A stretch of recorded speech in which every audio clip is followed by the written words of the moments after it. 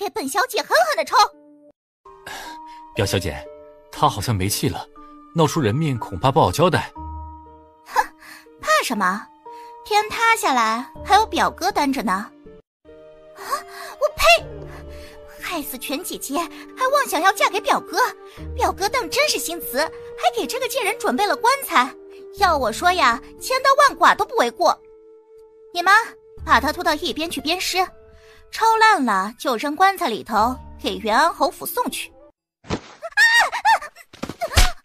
几分钟前，他还是22世纪暗榜上有名的毒液猎手，在任务途中被流弹炸死。一个和他同姓名的少女冤魂将他扯到了这里。我送你重生，要你替我得偿所愿，嫁给誉王，在他面前洗刷冤屈，否则我咒你穿肠烂肚，比前世惨死之状更甚几分。冤魂凄厉的声音仿佛还在耳边回荡。南洛清倒吸一口凉气，周身传来的剧烈疼痛让他两眼发黑，一些杂乱的记忆也零星浮现。原主乃是当今元安侯嫡女，亲娘早逝，若不是外祖一家显赫，她也不会安然长大。元安侯继世不敢动原主，便就捧杀她长大，因此养的性子有些骄纵。见过誉王一面后，发誓一定要得到他。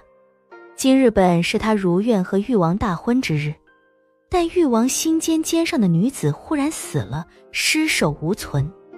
誉王压根就没细查，只因原主爱慕纠缠，又与那女子不和，加上婢女指认，就直接武断惩罚，令原主被活活打死。可在原主的记忆里，他根本就是被诬陷的。你们还愣着干嘛？赶紧把这个贱人给我拉下去打死！别过来，不然我弄死他！你这个贱人，你要是敢对我怎么样，我表哥一定不会放过你的！吵死了！闭嘴！贱人，小老蹄子，我一定会让表哥伤！南洛清眼神冰冷，一个手刀将他劈晕后扔进了一边的棺材里。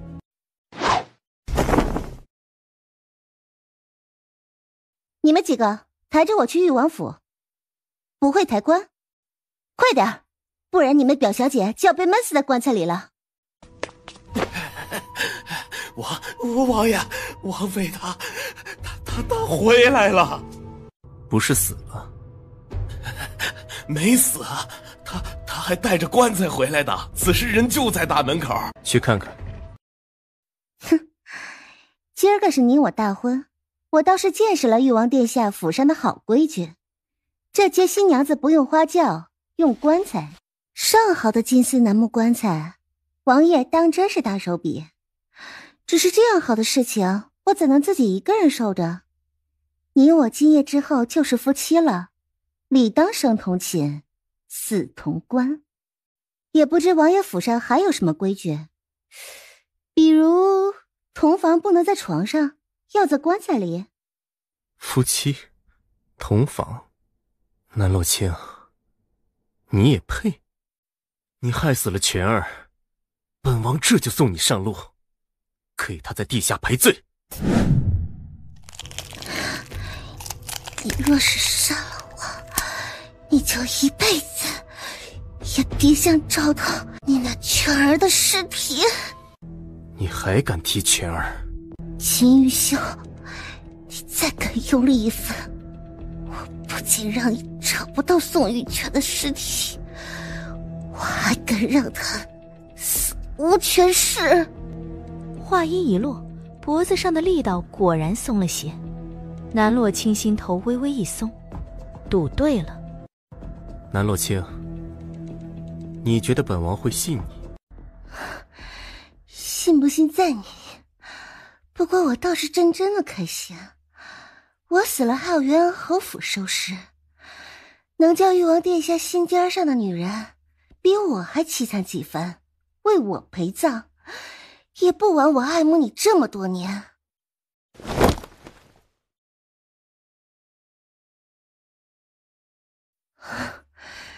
别急着恶心啊！你若是想找到他的尸体，我要你和我照旧举行婚礼。既然你这么想嫁给本王，那本王成全你，召回宾客，把他拖进去，大婚依旧。滚开！我有腿，自己可以走。李管家，表小姐还在棺材里。什么？还不赶紧把表小姐放出来！你们都干什么吃的？现在才说！这誉王是怎么回事？今天不是他与元安侯府嫡女大婚吗？怎么将王府布置成了这个鬼样子？阴气森森的，还有个棺材，哪像是成婚呢？不是办丧事吗？嘘，你小声点儿，叫誉王听去，你小命不保啊你！别看他如今残疾了，但手中兵权可不是开玩笑的。他怎么安排，我等就怎么做就是了，别管那么多。我知晓，就是元安侯府的这嫡女，恐怕日后在京城都要抬不起头来，沦为笑柄了。吉时到，王爷身子不适，拜堂就不来了。王妃，这堂就委屈你自己拜了。随意，拜就拜。南洛清淡淡摆手，他的目的已经达到，管秦玉修来不来。没想到你这个贱人这么不要脸，哪怕是沦为笑柄也要嫁给表哥。哟，这不是表小姐吗？怎么，棺材还没有睡够？你给我等着，我可是给你准备了一份大礼呢。是吗？那我可就拭目以待了。哼，拜堂王爷不愿意来，洞房王爷倒是积极啊，这路才走了一半呢，就迫不及待来接我了。你不配进本王的院子，今夜你就去全儿的灵堂好好忏悔。你们等会儿进去，那个小贱人可是高门贵女，便宜你们了。嘿嘿嘿，多谢周妈妈，我们兄弟仨肯定会好好疼爱她的。去吧，做得好，表小姐是重重有赏，我就不进去了。南洛清心中一凛，楚薰儿准备的大礼来了。没给楚薰儿反应的时间，南洛清直接出手敲晕了他，然后扛着人回了灵堂。这么大的礼，他不还给楚薰儿可惜了。周婆子不是说人在这里吗？哪儿去了？不会跑了吧？不可能，门口有周婆子守着呢，指不定是躲哪儿了，找找。啊！你们是谁？嘿嘿，原来在这儿呢。小娘子别怕，哥几个好好疼疼你，保管让你知道做女人的乐趣。哼，不愧是高门贵女，瞧瞧这细皮嫩肉的。正准备离开的时候，小腹处忽然涌起了一阵热流，那迷香太过霸道，他哪怕只吸入了一点儿也中了招。药效上头，南洛清脸颊发烫，脑子晕晕乎乎，身上仿佛也有许多蚂蚁在爬，万分难受。这楚薰儿到底用了多猛的药？药效越来越明显，南洛清明白，今晚不找个男人，怕是要遇烛火焚身死在这里。一不做二不休，南洛清直奔秦玉修院子而去。反正秦玉修欠他一次新婚夜，不如干脆睡了他。他要是找别的男人，指不定原主的冤魂怎么折腾他。夫君，春宵苦短，今夜是你我的新婚夜，不如我们一起共度良宵，如何？不是叫你在全儿的灵堂前守灵忏悔吗？忏悔了呀，这不是忏悔完了吗？滚出去！夫君，我都说了，春宵苦短，这是个男人都不该拒绝啊。还是说，夫君，你不行？一瞬间，秦玉修气血翻涌，一张俊脸阴沉的可怕。他咬着牙，伸手想掐住身上小女人的脖颈。哼，被掐了一次脖子，还能被你掐第二次不成？南洛清摇了摇头，趁着男人不备，一颗小小的药丸塞进他的嘴里。这是他从楚轩儿房内顺过来的，也是催情之物，效果不如他种的药，但也够用。你给本王下药？下药是为了你好，别一副被强迫了的真烈模样。我一个女人都没你这么矫情。不知廉耻，不想死的话，滚下去！你也怪不得我也中了药了。更何况这种事情怎么能用死来形容呢？说完，南洛清再也没了理智，送上自己的红唇。秦玉修的理智也在一瞬间消失殆尽，他迅速掌握了主动权。不是双腿残废吗？昨晚折腾他倒是够狠。表哥，表哥，你可一定要为我做主啊！表哥，你一定要杀了那个小贱！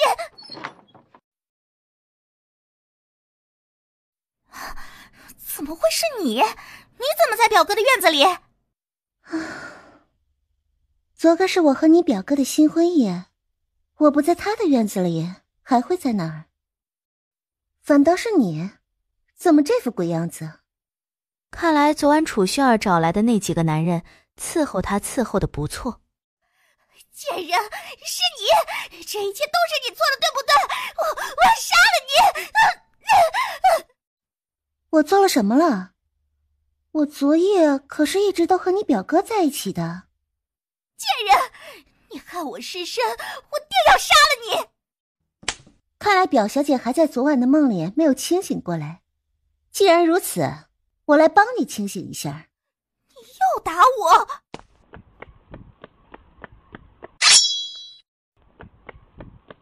够了！表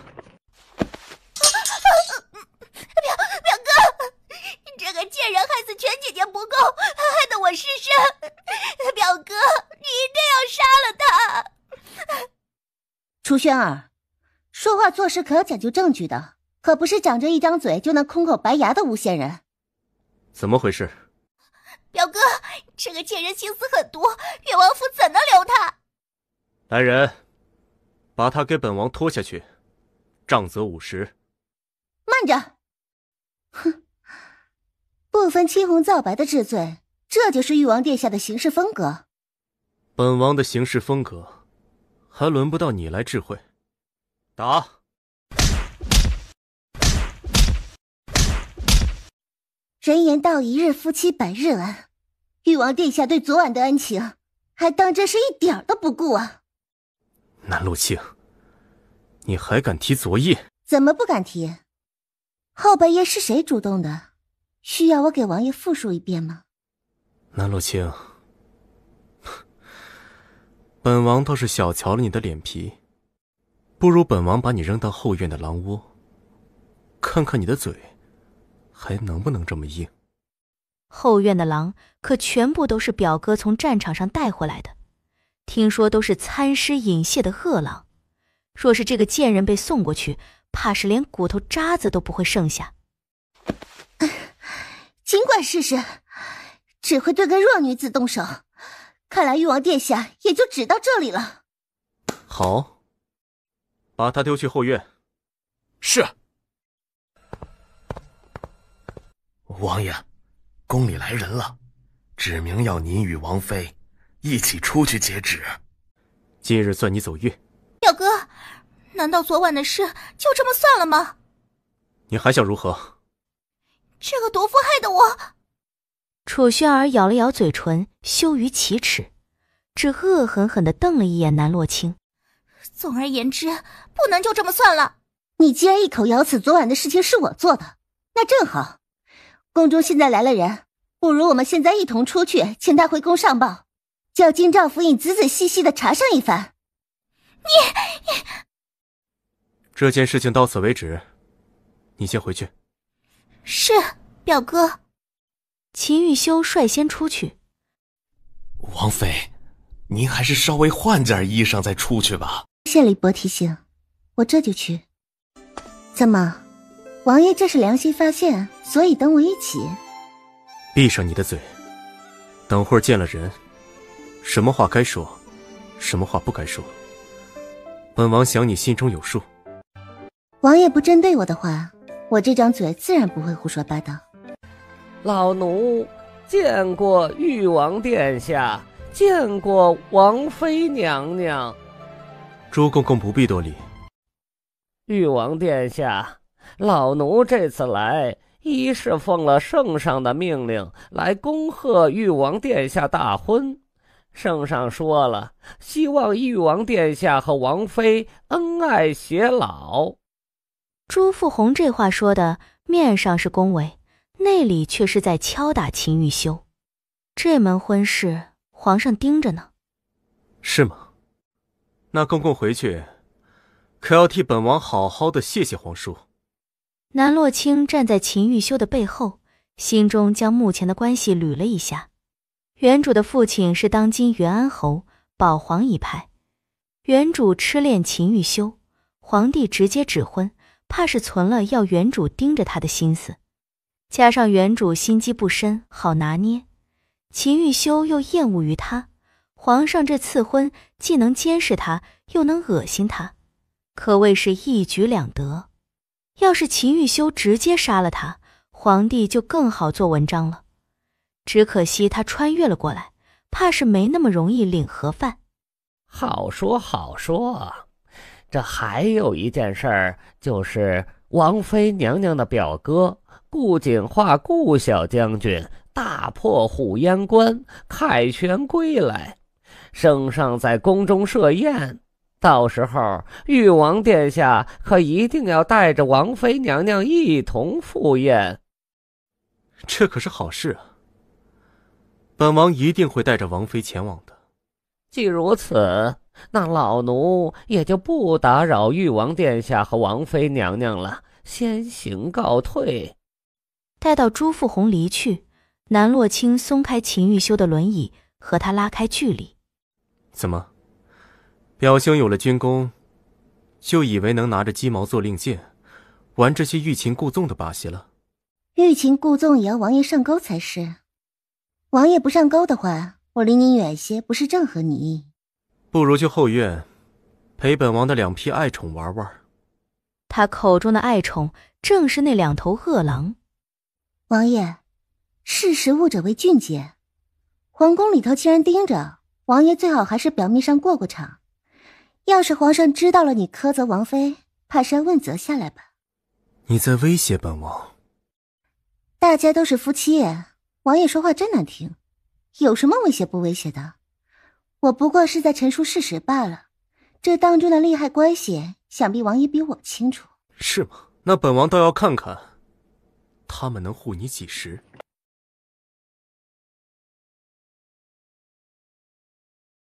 王妃娘娘，您要用早膳吗？李伯，不知我可有院子？总不能叫他一直睡宋玉犬的灵堂，或者还是去找秦玉修吧。王妃娘娘，老奴已经给您准备好了，随老奴来吧。李伯，你可比那秦玉修靠谱多了。王妃娘娘是言呢。知道了。秦玉修那个狗男人真是没脑子，痛死我了。骂完秦玉修，他的心情也一点没放松，因为他在自己的胸口看见了一个如同蛛网一般红色印记。虽然只有指甲盖大小，但南洛清清楚，这是原主留下来的诅咒。要是不能完成他的遗愿，这蛛网会越长越大，等到包裹住心脏，他就会如同原主诅咒中所说，穿肠烂肚而死。一瞬间，南洛清只觉得万分心累，他真是造了个大孽。还是现代好啊。正在他感慨万分的时候，忽然表情一凛，有血腥味。他前世作为独一猎手，对血腥味绝不陌生。这味道是秦玉修院子那个方向传来的。我靠！哟，我这来的不凑巧啊，看见了王爷这么狼狈的一面。哎呀！你这么看着我干嘛？想杀了我灭口？滚！你安慰呢？秦玉修嘴唇现在已经开始隐隐泛着乌青，他知道他中了毒。昨晚在亲密接触之后，南洛清就已经有所察觉，秦玉修的体内中了一种慢性毒，恐怕已经有数十年之久。这种毒每个月都会发作一次，且一次会比一次痛苦。主子，属下无能，剩下的那个刺客逃走了。见人就要打要杀，是你们誉王府的传统吗？王爷果然是御下有方啊，交出来的暗卫跟自己一个样。放肆！你怎敢与主子这么说话？喂，你管不管你手下的暗卫了？指望明天皇帝质问你怎么纵容手下杀了自己的王妃是吧？他说完，安宇一愣，这是王妃。趁着安宇愣神的空档，南洛清一个漂亮的花腿狠狠地踹在了他的胸口上。啊！你干什么？你不是南洛清，说，你究竟是谁？就在南洛清大脑飞速运转思考该如何糊弄秦玉修的时候，身上的男人眼眸倏然变得通红起来，两人贴得极近，南洛清能感受到男人的呼吸滚烫，嘴唇上的乌青色也更浓，眸色血红，是发狂之势。秦玉修毒发了！不好，主子毒发了！安宇，快去拿陆神医的药箱！杀了你！他小手摸到男人精壮的后背，在某一处穴位上狠狠一点。完了，安凤，陆神医留下来的药没了。陆神医去找药材给主子制药，他分明说主子下个月才会毒发，这突然提前，存药也没了，怎么办？我现在去找陆神医。你知道陆神医在哪吗？怎么找？赶紧想想办法，哪里还有信得过的大夫？就算你们现在去找大夫，回来也准备给他收尸吧。秦玉修这毒因为运了真气冲撞，导致提前发作，来势汹汹。要是得不到压制释放，不出3炷香就会直接嗝屁。你在这里胡说八道什么？再敢咒主子，我怎么就咒他了？我是实话实说。你们要是想要你们主子活的话，赶紧把这房间的尸体处理了，再去准备热水。说着，南洛清蹲下身去，在安宇丢掉的药箱里成功找到了一副银针。你要干什么？还能干什么？给你们主子压制毒素啊，不然我拿银针把它扎成筛子嘛。都什么时候了，你还这样胡闹？行，那现在你有什么更好的办法吗？你主子这个情况，横竖都是死，不如死马当活马医嘛。更何况，比起你们，我更不希望他死。南洛清这话说的可是比珍珠还真。要是秦玉修死了，原主的诅咒没地方完成，他也要跟着死。那就请王妃竭力一试。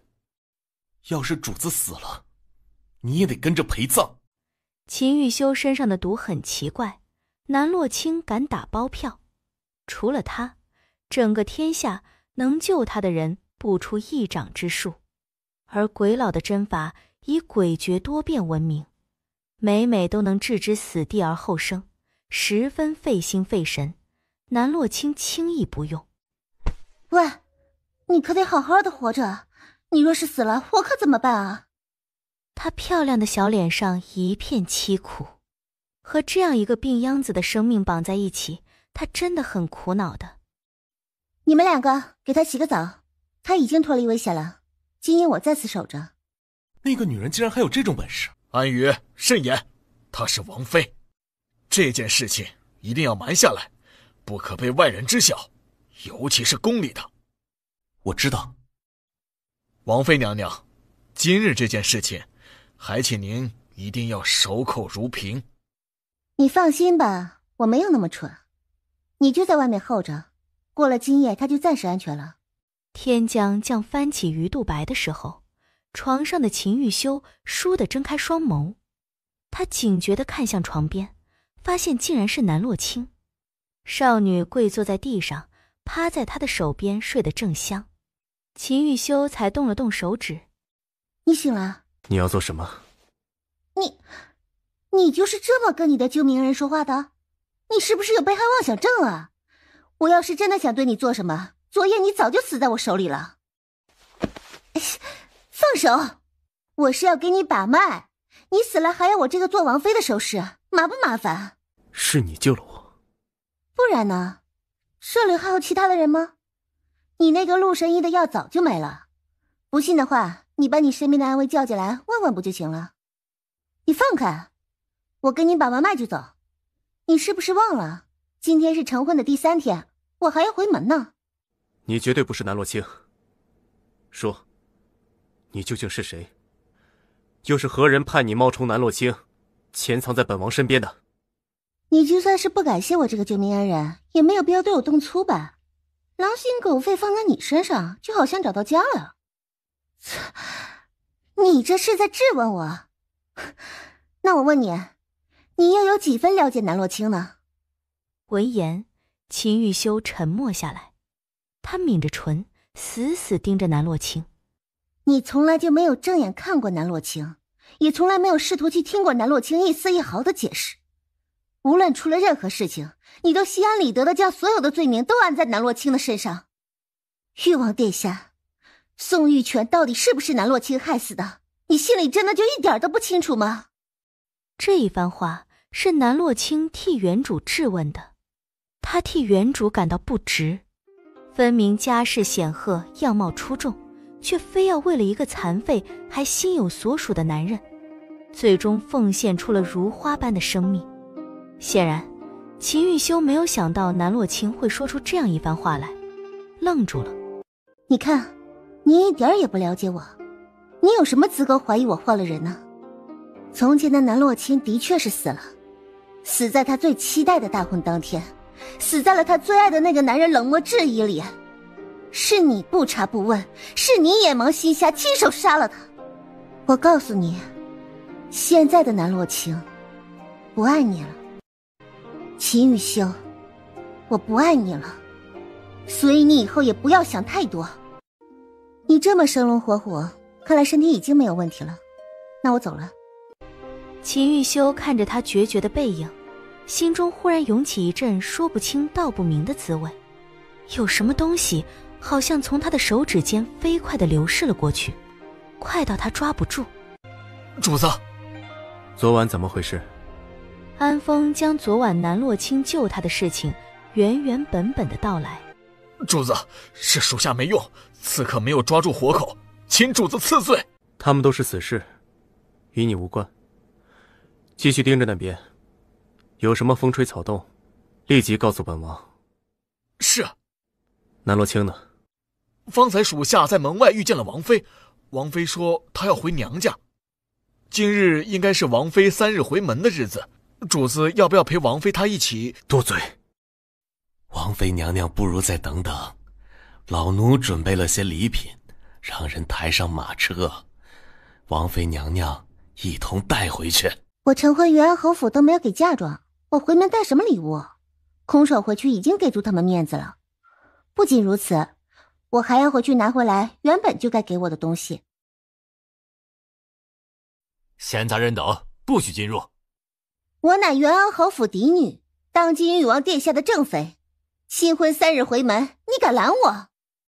你说你是我就信啊！一般新婚夫妇回门，哪有一人的道理？誉王陛下呢？你这个骗子，赶紧滚一边去！他当然认出来了南洛清，只是他一早就被警告了。倘若誉王殿下一同回来，就赶紧恭恭敬敬迎接进去；倘若只有南洛清一人回来，那就直接拦下。什么东西？正好本王妃也不想敲着元安侯府的大门，怕脏了手，用你这蠢猪的身体正好。哟，我当是谁呢？原来是你回来了呀？怎么，被誉王殿下扫地出门回娘家，还要闹出这般大的动静？嫁出去的女儿泼出去的水，你当还在娘家任由你作威作福呢？南洛清在记忆中搜寻了一下，找出这人的身份，正是原主父亲南德海那娇滴滴的妾室赵氏。原主母亲去世没多久之后，南德海就急不可耐地将养在外头的赵氏接了回来，顺便还带回来一个只比原主小1岁的女儿南玉薇。好狗不长道，滚一边去！你敢打我？打你又如何？在南家论，我是正房夫人所生嫡女；在皇室论，我是誉王明媒正娶的正宫王妃；在顾家论，我是一品诰命夫人的嫡亲外孙女。你不过是区区一个姨娘，敢拦我的路，我还打不得你了。你给我等着，我这就去告诉老爷去。都一大把年纪了，还搞告状这一套啊！大小姐，您可算是回来了，您快去看看唐月姐姐吧。唐月是原主身边的丫头，对原主忠心耿耿。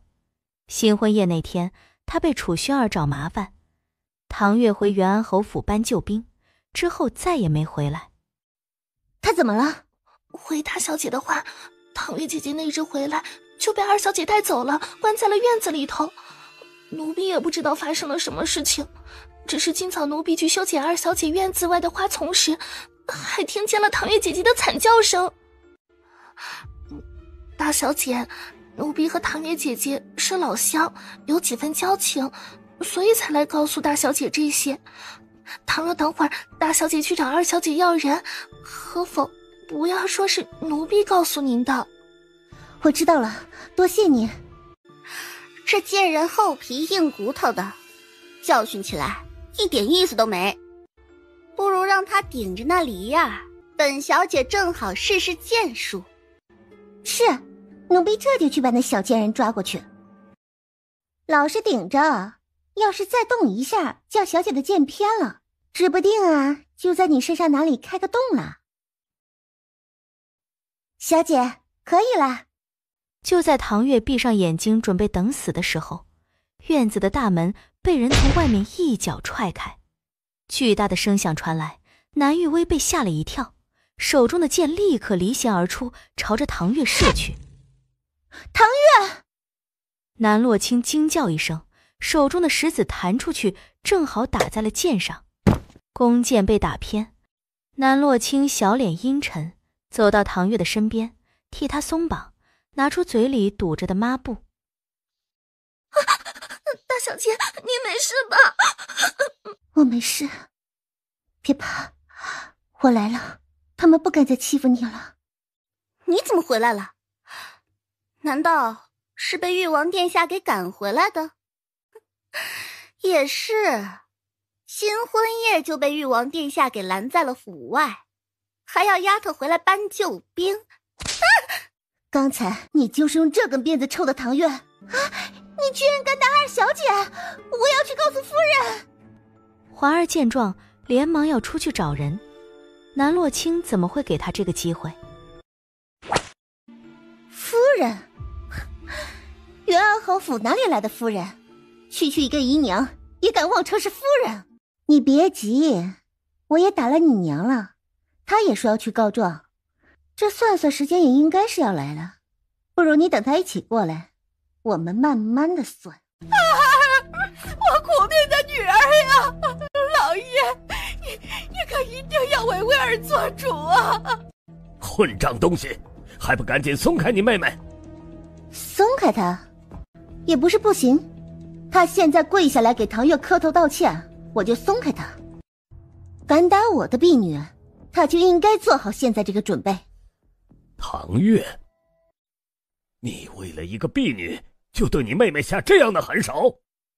是，唐月自小与我一起长大，和我情同姐妹，说她是我妹妹我也认。至于南玉薇嘛……南洛清轻哼，脚下的力气更大，冲得南玉薇惨叫不止。我娘可并没有给我生什么弟弟妹妹，一个上不得台面的外室之女，也配和我姐妹相称。爹，救我！爹，老爷，妾身自诩这么多年来没有对不起过大小姐，这没有功劳，那也是有苦劳的呀。大小姐就算是不喜欢妾身，妾身也认了。可大小姐为何要针对薇儿呀？薇儿做错了什么？逆女！你果然是反了天了！来人，请家法！南洛轻笑了，他狠狠踩断南玉薇的手骨，一脚将人踹到赵氏的身边。为了一个姨娘和庶女，要对嫡女动家法，袁恩侯好大的威风啊！你是我的女儿，我想打就打，关他们什么事？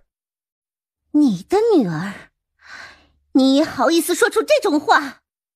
你从来就没有尽过一丝做父亲的责任，你也配说我是你的女儿？更何况，我现在先是誉王王妃，论理袁恩侯见到我是不是要行礼啊？你果然是疯魔了！誉王殿下对你如何？这门婚事怎么来的？你自己心里清楚。现在还敢拿誉王正妃的身份来压我？今天我家法用定了。还能动吗？大小姐，现在要怎么办？你别怕，等会儿你就跟紧我。和听不懂人话的东西打交道，就得先把他们打趴下，然后再来说道理。反了！竟然敢这么说你父亲！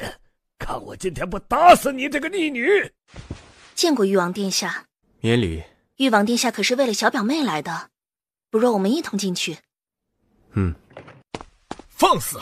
誉王殿下驾到，袁恩侯府竟然没有一个人出来迎接，莫不是不将誉王殿下放在眼里？没有，只是侯爷在忙。忙什么？连出来迎接王爷都没时间吗？另外，王妃娘娘去哪儿了？王妃娘娘她王妃娘娘应该是去二小姐的院子了。二小姐扣留了王妃娘娘的婢女，方才侯爷和夫人也着急忙慌的赶过去了，小的也不知道发生了什么事情啊！带路。住手！哎呀，誉王殿下怎么亲自来了？莫不是这个逆女是偷跑出来，给誉王殿下添麻烦了？我这就好好教训这个逆女。哎，她手上的东西是什么？是咱们侯府的家法。王爷还没说什么呢，你就武断小表妹是偷跑回来要教训她。论身份，袁安侯现在怕是没有资格教训她吧？你区一个小辈，怎么敢这么跟我说话？她是我的女儿，回门打了自己的母亲和妹妹，还给誉王添了麻烦，我教训她又能如何？哦，母亲、妹妹，我姑妈乃是将军府嫡出的长女，我祖母又是一品诰命夫人，你拿着一个下贱坯子，妄图取代我姑妈的位置，还叫她的下贱女儿与我的小表妹平起平坐。南洛清看着挡在自己身前的少女，心底一阵暖流划过。逆女，你还不出来说句话？誉王殿下都亲自来了，赶紧跪下来道歉。青儿，早上本王只是不许你贪嘴，多吃糯食，担心你积食。你怎么就与本王闹脾气，还自己一声不吭地回了娘家？在场的众人都愣住了。南洛清像是看见鬼一样看了秦玉修一眼，这狗男人是怎么回事？别不是昨晚他给他扎针扎错了，把他脑子扎坏了吧？这是玩的哪一出？快过来，你看，不等本王一起回来，是个阿猫阿狗的都能欺辱你，叫外人瞧见，还真以为是本王失了势，连自己的王妃都护不住，能叫人随意作践。南洛清依旧没动，他实在是猜不透秦玉修葫芦里是卖的什么药啊。你呀，祖母从前就说你任性，现在成了婚，怎么还因为一些糯食跟夫君置气呢？袁恩侯，你可知罪？请誉王殿下明示。一些上不得台面的东西，青儿打就打了。你不问是非，胆敢越俎代庖，教训本王的王妃，这是罪一。大婚当日，你袁恩侯府礼节不足，私吞嫡女嫁妆，比穷苦人家嫁女儿还要寒酸，一点都没有把本王放在眼里，这是罪二。余下的还需要本王一一为你列出吗？是我误会了王妃娘娘，但嫁妆可是王妃娘娘自己不要的呀。胡说八道！姑妈在的时候，我顾府就为小表妹准备了一份丰厚的嫁妆，小表妹怎么可能会不要嫁妆？你不要嫁妆？南洛清当即明白过来，这个狗男人怕是良心发现，就是来给他撑腰要嫁妆的。当然不是，只是父亲说这些嫁妆都是给南玉薇的，说玉王殿下家大业大，看不上这点东西，所以父亲叫我大方些，还说他是我爹，嫁妆如何处置，何该他说了算。我也不敢违抗父亲的命令。哼，好大的脸面！元安侯府出不出嫁妆，我没办法管，但我顾府给小表妹出的嫁妆，又岂能被一个下贱坯子吞了？哎，小表姐，你千万别这么说，到时候父亲又该生我的气了。刚才他还说要用家法打我呢。你这个逆女，在胡说八道什么呢？分明是你将那些嫁妆送给了芳儿和玉薇。是啊，我一个孤女，在元安侯府长大，后院姨娘当家，姨娘和她的女儿讨我要，我若是不顺着不讨好一些，我该怎么活？他这些话半真半假吧？嫁妆东西确实是赵氏和南玉薇瓜分了，只不过是原主蠢笨被骗走了罢了。元安侯，你好大的本事，竟然叫一个庶女骑在本王的王妃头上。本王谢你在5天之内把嫁妆还回来。顾府当初为小表妹准备的嫁妆单子还在，等我回府找来，送到元安侯府上。若是少了一件东西，玉王殿下可要为小表妹做主啊！方才就是他们2人欺负你。南洛清一愣，下意识地点了点头。很好，欺辱王妃，来人，掌嘴50。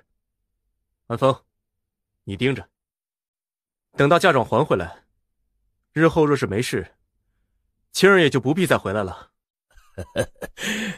王爷不留下来吃顿便饭，哪有回门不吃饭的道理啊？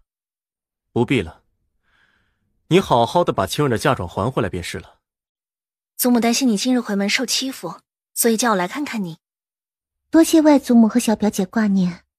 对了，玉王殿下，祖母的意思想让小表妹回顾府一趟，不知玉王殿下……本王自然是陪同。小表妹，你要回去看看祖母吗？祖母很想你呢。我当然愿意。那走吧。哎，等等，恰好安风这个时候出来。你帮我把唐月送回去，找个大夫好生照看着。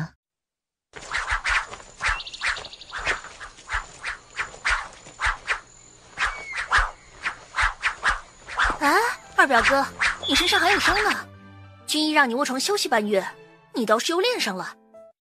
别听太医瞎说，不过是一点小毛病，不足挂齿。再说，剑一日不练，可就荒废了。怎么能算是小毛病？那支箭只差分毫就穿透了你的心脏，你的命是军医9死1生捡回来的。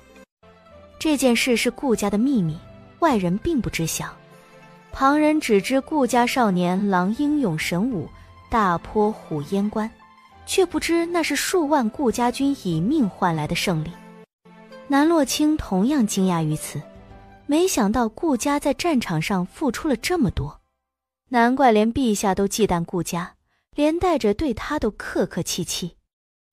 二表哥，表妹她今日回门就想来看看祖母，最近祖母的病情越来越重了，或许见过表妹以后，祖母的病就会好起来。祖母哪次病情加重不是被他气的？南洛清为了与顾家重修于好，掏出一个瓷瓶。二表哥，这是上好的金疮药，能加速你伤口的愈合。顾景化惊诧地看着他，就像是见了鬼似的。南洛清这辈子第一次向他示好。你要是喜欢陛下赏赐的金银珠宝，直接说就是，没有必要这样拐弯抹角。我等下让管家挑几样给你送去。南洛清满头黑线，他不是这个意思。啊，表妹，你别放在心上，二表哥这个人性子比较直。好心当做驴肝肺，看来你和顾家的人关系很糟糕啊。彼此，你和你家人的关系也好不到哪儿去，你就别50步笑100步了。先帝是秦玉修的爹，但皇位却被皇叔秦红叶给占了，并且迟迟不将皇位拱手相让，双方的关系同样水火不容。王爷，可不要着凉了，我们去屋子里吧。唉，许久没听你叫我一声祖母了，我这不是怕你回侯府受欺负，就让蓉儿去帮你，没想到你还愿意来见祖母一面。我这身子骨啊，只怕是见一面少一面了。不会的，祖母定会长命百岁。祖母要是想我了，我就经常来见祖母。你都已经嫁人了，怎么还是小孩子脾性？出府不得问你夫君同不同意？夫君对我宠爱有加，定然会同意我出府的。祖母要是不信的话，那就问夫君好了。我们正准备要孩子，恐怕是不能经常走动了。那是好事儿，你们的事儿要紧，不要管我这老人家。干什么呢？一个个的。二哥，你来的正好，你看南洛清干的好事，他不仅将全部的窗都打开，让祖母受寒风吹，竟然还在祖母头上扎满银针，太过分了！他简直就是顾家的扫把星。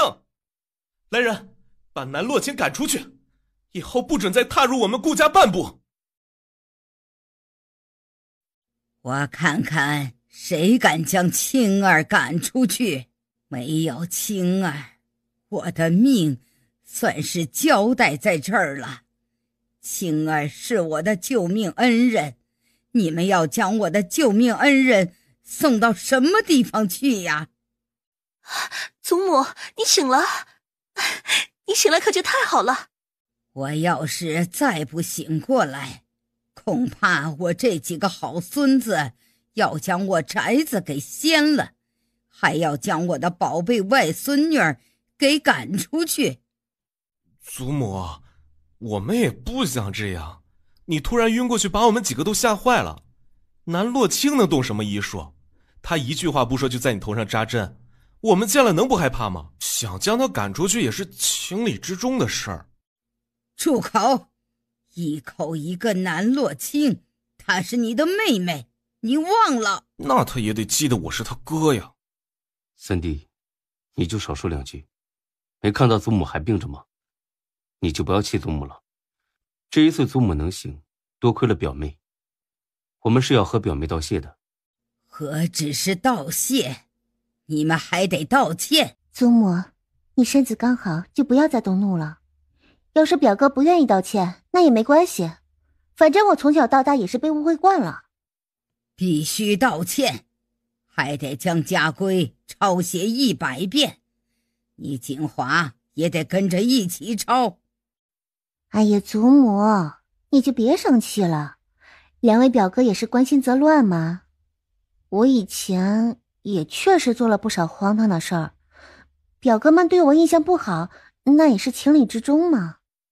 再加上祖母，你想要让我们兄弟姐妹几个相处的好一些，那就更不应该罚他们了，要不然到最后他们记恨的还不得是我呀。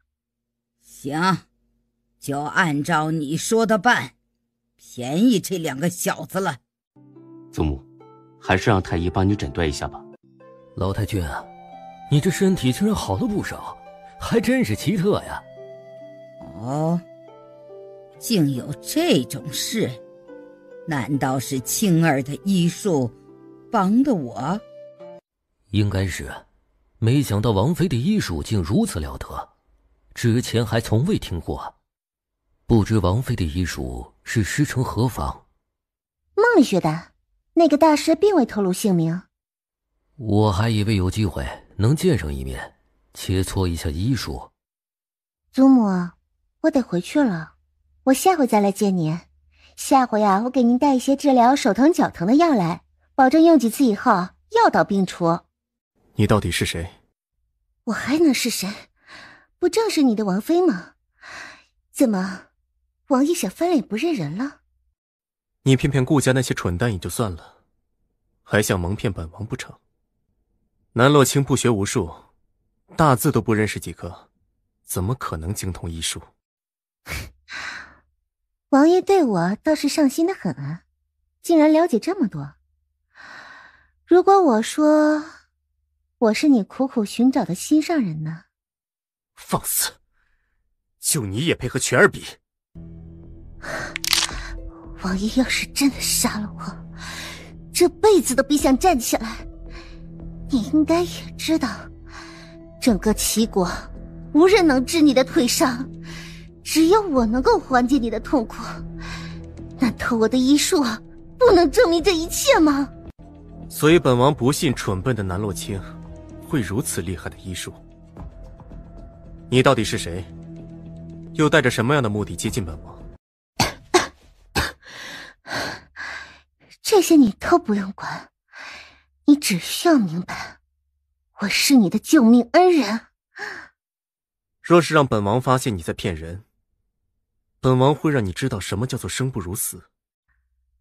王爷最好对自己的救命恩人，也就是我，客气一点，要不然下个月毒发的时候，你可得受了不少的苦啊！到那时候你的嘴就没有这么硬了。我现在的确是动不了你，但能动你在意的顾家。你想对顾家做什么？顾家祖孙3代都是武将，为齐国立下了不少汗马功劳，但功高盖主。陛下已对顾家动了别的心思，本王想要动顾家轻而易举的事情。我不准顾家出事。那我就要看王妃的诚意了。王爷腿上的毒并不是不能治，只不过有些麻烦，一共需要12味药引，每个月换一次。要是效果好的话，可以缩短换药的时间。第一个药引就是天山雪莲，那东西皇宫7宝塔中有。王爷要是有本事弄来，我就有本事给王爷治。一次药换王爷保护顾家一次，不亏。王爷这算盘打的，怕是邻国都听见了。不然呢？顾家上下多少口性命，本王还觉得亏了。难不成你是想本王坐地起价？南洛清那个贱人呢？你们进去，把里面的人给我丢出去！你这个贱人原来是躲在这儿呢。你那侍女和你一样贱，被打死都是活该，哪有什么资格住这么好的院子？连你在誉王府之中都是一条人人瞧不上的狗，你那奴婢更是连狗都不如。你们还愣着做什么？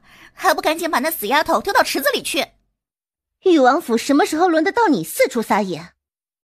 哎呦，天杀的！王妃打人了！王妃又打人了！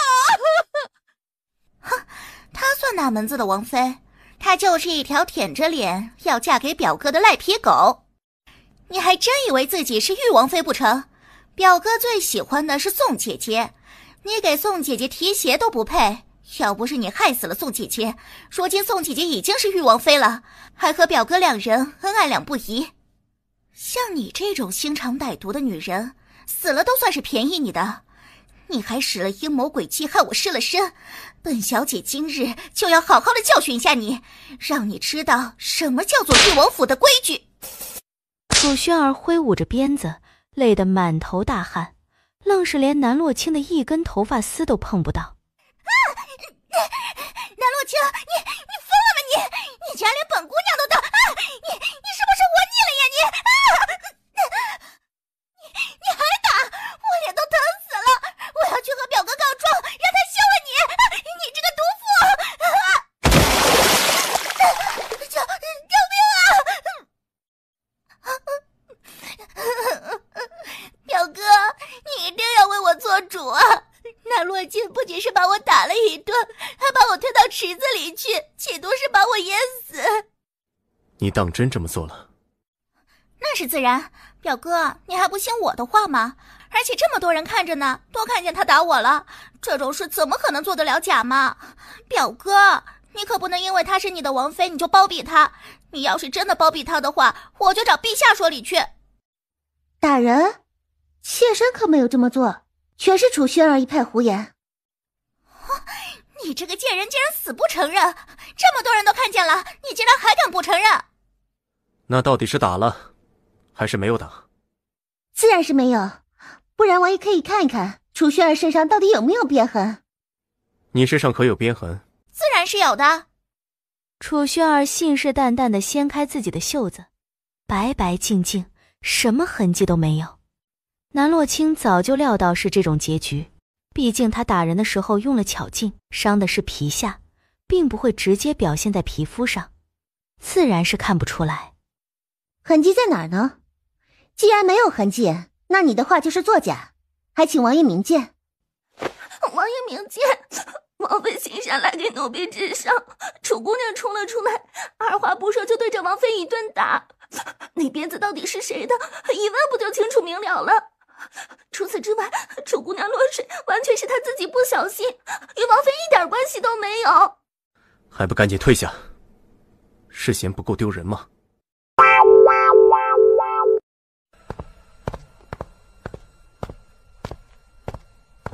本王帮了你，你不谢一句，就这态度？这怎么能算是王爷帮了我？明明是我帮了我自己。行，你要是这么有能耐，今天就自己去宫中赴宴。参见王爷。王妃呢？回禀王爷，王妃已经独自前往宫中。进宫。救命啊！救命啊！有人掉到沼泽地里去了，快来人啊！南洛清本着一颗医者仁心，也顺着人潮过去看看，就看见一个5、6岁的粉雕玉琢的孩子，半个身子都陷入到泥沼之中。小孩一开始还不知道发生了什么，直到周围人的反应，他才意识到自己恐怕是碰见了了不得的危险，但他表现得比旁人淡定得多。南洛清竟从他的身上看到几分自己小时候的模样，倔强又不服输。他拆了一处门板，提着门板往泥沼地快速而去。这女人是疯了不成？竟然自己往泥沼里跑，不要命啊！可能是想逞英雄吧，就连大内侍卫都没有办法将那孩子救出来，他凭什么本事能将人给救出来啊？这话又说回来了，这孩子面生的很，恐怕不是什么高官名门之后，死了也就死了，没有必要费那么多的心思，为了救这个孩子将命搭进去，大可不必。你们可别说了，还是看看南洛清那女人是怎么丢脸的吧。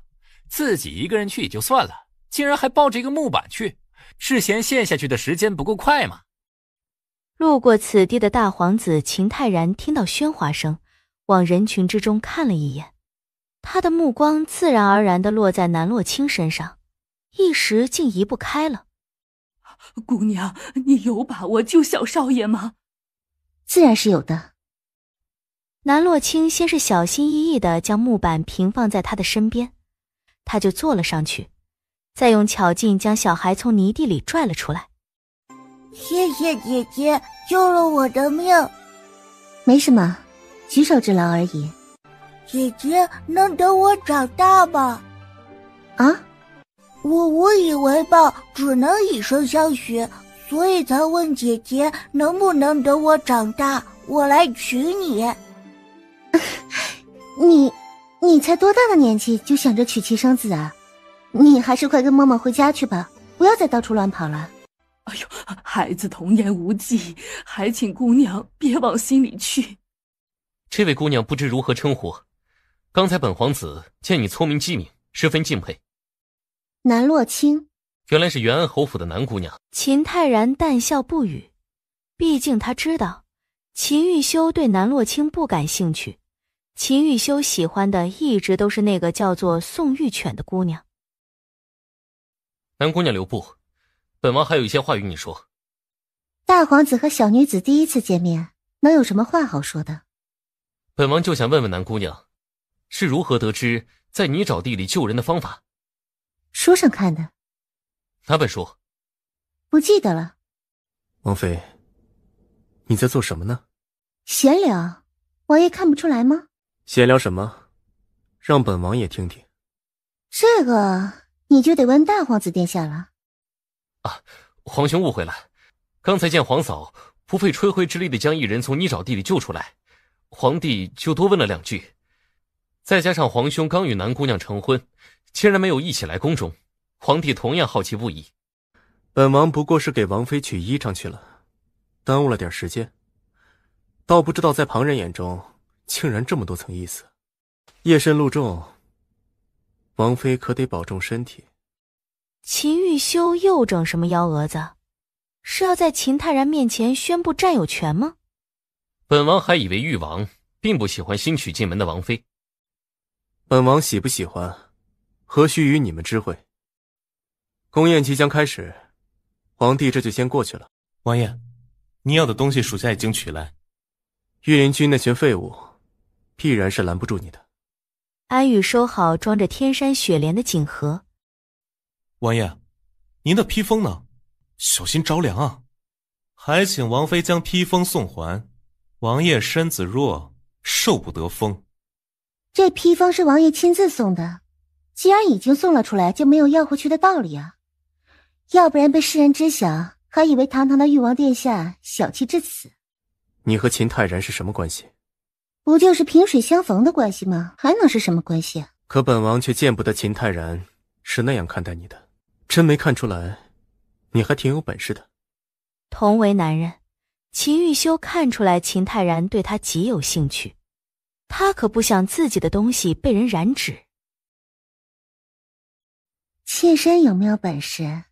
那天晚上，王爷难道不知道吗？记住你的身份，最好安分些。那就要看王爷的表现了。你真以为秦泰然会看得上你？王爷这是吃醋了？是觉得自己比不上其他的男人？哎，上次你说的能够让我在学院举办的狩猎比赛中夺得魁首的事儿，是不是真的？喂，我和你说话呢，你有没有听见啊？这里可没有叫魏的人，顾三公子谨慎开口。你这又是想耍什么花招？之前不是你问我的，说我若赢了比试就来找你。那也得看我们之间的交情啊！你叫我魏的话，我们之间可是一点交情都没有。你要是叫我一声小表妹呢，那我们之间的交情不就深了吗？南洛清说完，顾景柏竟觉得十分的有道理，好像的确是这样。于是顾景柏乖乖地叫了声小表妹。你上次说的送我弓箭，可还算话？自然，过几日就给你送到府上去。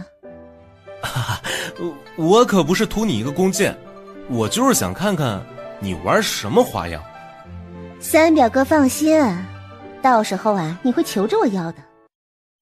钟爱卿品酒也累了，看看歌舞解解乏。不过为了让大家看得尽兴，本宫添了个彩头，也就是百年难得一见的龙血汁，是疗伤圣药。本宫一直珍藏着，舍不得拿出来。既是高兴，就不存在什么舍得和不舍得的。钟爱卿高兴最好。那龙血汁可是治王爷腿上的第二个药引，过了这个村可就没有这个店了。既然是第二位药引，就得你去取来。为了让比试更加的公平，本宫邀请了楚国的皇子来当评委，想来最公平公正了。如果没有异议的话，现在就可以开始。众人不必猜测妙楚国皇子在何处，他就在那帘幕之后。你们虽看不清他，但他却是可以一清二楚地看到你们的。如果大家准备的差不多了，就可以上来表演，不分先后。龙血汁本王势在必得，你要是拿不回，那么誉王府你也别回了。王爷未免太高看妾身了吧？妾身有多少能耐，王爷难道不知道吗？让我上台，这不仅会输了比赛，到头来王爷脸上也无光啊。你说那龙血只是第2位要引，若是弄不来，难不成让本王等死？若是本王死了，你也得跟着本王陪葬。无论如何，今天这比试你都必须得上，而且只能赢不能输。萱儿，你不是最厌恶南洛清那个女人吗？如今她倒成了你的嫂嫂了，如今你天天与她在府中相处，难道就不会难受得很吗？你以为本小姐想和她相处不成？明明表哥最喜欢的是宋姐姐，那个女的抢了宋姐姐的一切，我见她就来气。要是宋姐姐还在的话，本小姐也不用受这么多的委屈。南玉薇不愧是上京第一才女，这一首琵琶弹得技惊四座。陛下所言极是，玉薇除了琵琶弹得好，也极有才华，而容貌也是上层，就是不知道时候是谁家的公子有幸娶了她。元侯与朕说过多次，这种事还得皇后娘娘多用点心。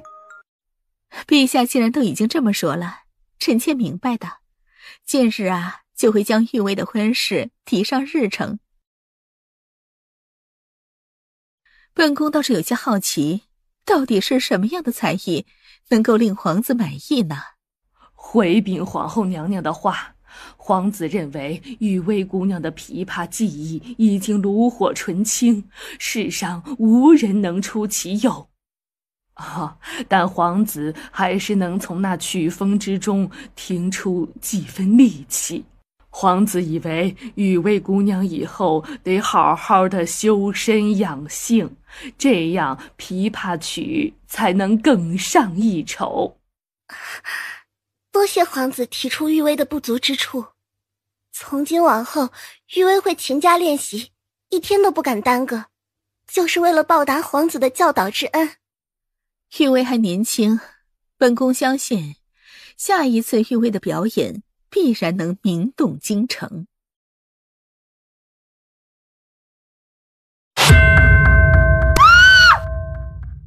荒唐，竟然敢在殿前失仪，是不把皇家放在眼里了吗？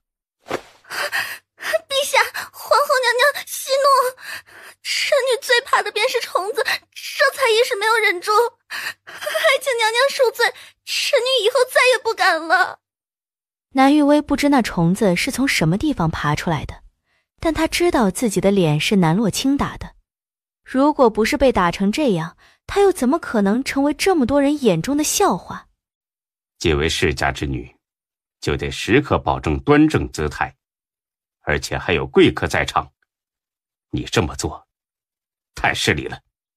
爱卿请起，此事就到此为止，这也觉得无伤大雅。你还是好好的带他去诊治一下，这脸为何会变成这样？回禀陛下，是小女过敏才会如此，过一段时间就好了。既然如此，还是好好回去休息，不要来参加宫宴了。看来比试已经到了尾声，应该所有的千金都上来表演过了，那么就得评选出魁首。显而易见，魁首就是慢着，誉王，你是有什么事儿要说吗？比试还没有结束，还有一个人没有上场。王爷，你可别乱来，有些话就像泼出去的水，收不回来的。本王的王妃还没有比试，怎么能算是全部都比试完了呢？我没听错吧？我那琴棋书画样样不通的小表妹也要上台比试？太丢人了！我现在恨不得找个洞钻进去。三哥，你注意言辞，哪有长他人志气灭自己威风的道理？不管怎么说，洛清也是我们的小表妹，我们得给她助威才行。南洛清到底有多少能耐，你又不是不知道。这么多年她丢脸的次数还少吗？你何时听过她会唱曲儿还是会弹琴呢？我就知道小表妹是将那誉王殿下给得罪惨了。誉王殿下宁愿自损800，也要伤敌1000啊！我倒不这么认为，誉王殿下对小表妹倒是挺好的，上次在元安侯府，就是誉王殿下出面帮了小表妹。那你说誉王殿下为什么要让小表妹上台出丑？不就是为了给她难堪吗？之前我就听说誉王殿下对这门亲事十分的不满，如今看来那些传言一点错都没有。誉王殿下哪是对这门亲事不满，他根本就是对南洛卿恨之入骨啊！可是，哎呀，你就别可是了，你就信我一句吧，毕竟这世上只有男人最懂男人。这死丫头还真以为自己有本事与玉薇叫板了不成？也不掂量自己有几斤几两。哼，有南洛卿当垫背的，旁人很快就会忘记女儿刚才所出的糗。刚才那事你也别放在心上，这段时间你就先在闺阁之中不要出去，等时间久了，风波过了，旁人也将此事忘得一干二净后，你再出来。到那个时候，你还是名震京都的第一美人。多谢父亲，父亲的心意，女儿都明白的。不知道誉王妃要表演什么才艺？南洛卿可不喜欢被人嘲讽，既然话都已经说到这个份上了，他可不会一味的退让。他猛地站起，冰凉的视线落在秦玉修身上，而他的手从侍卫安宇的腰间抽出了一把佩剑。你是恼羞成怒，打算杀了本王？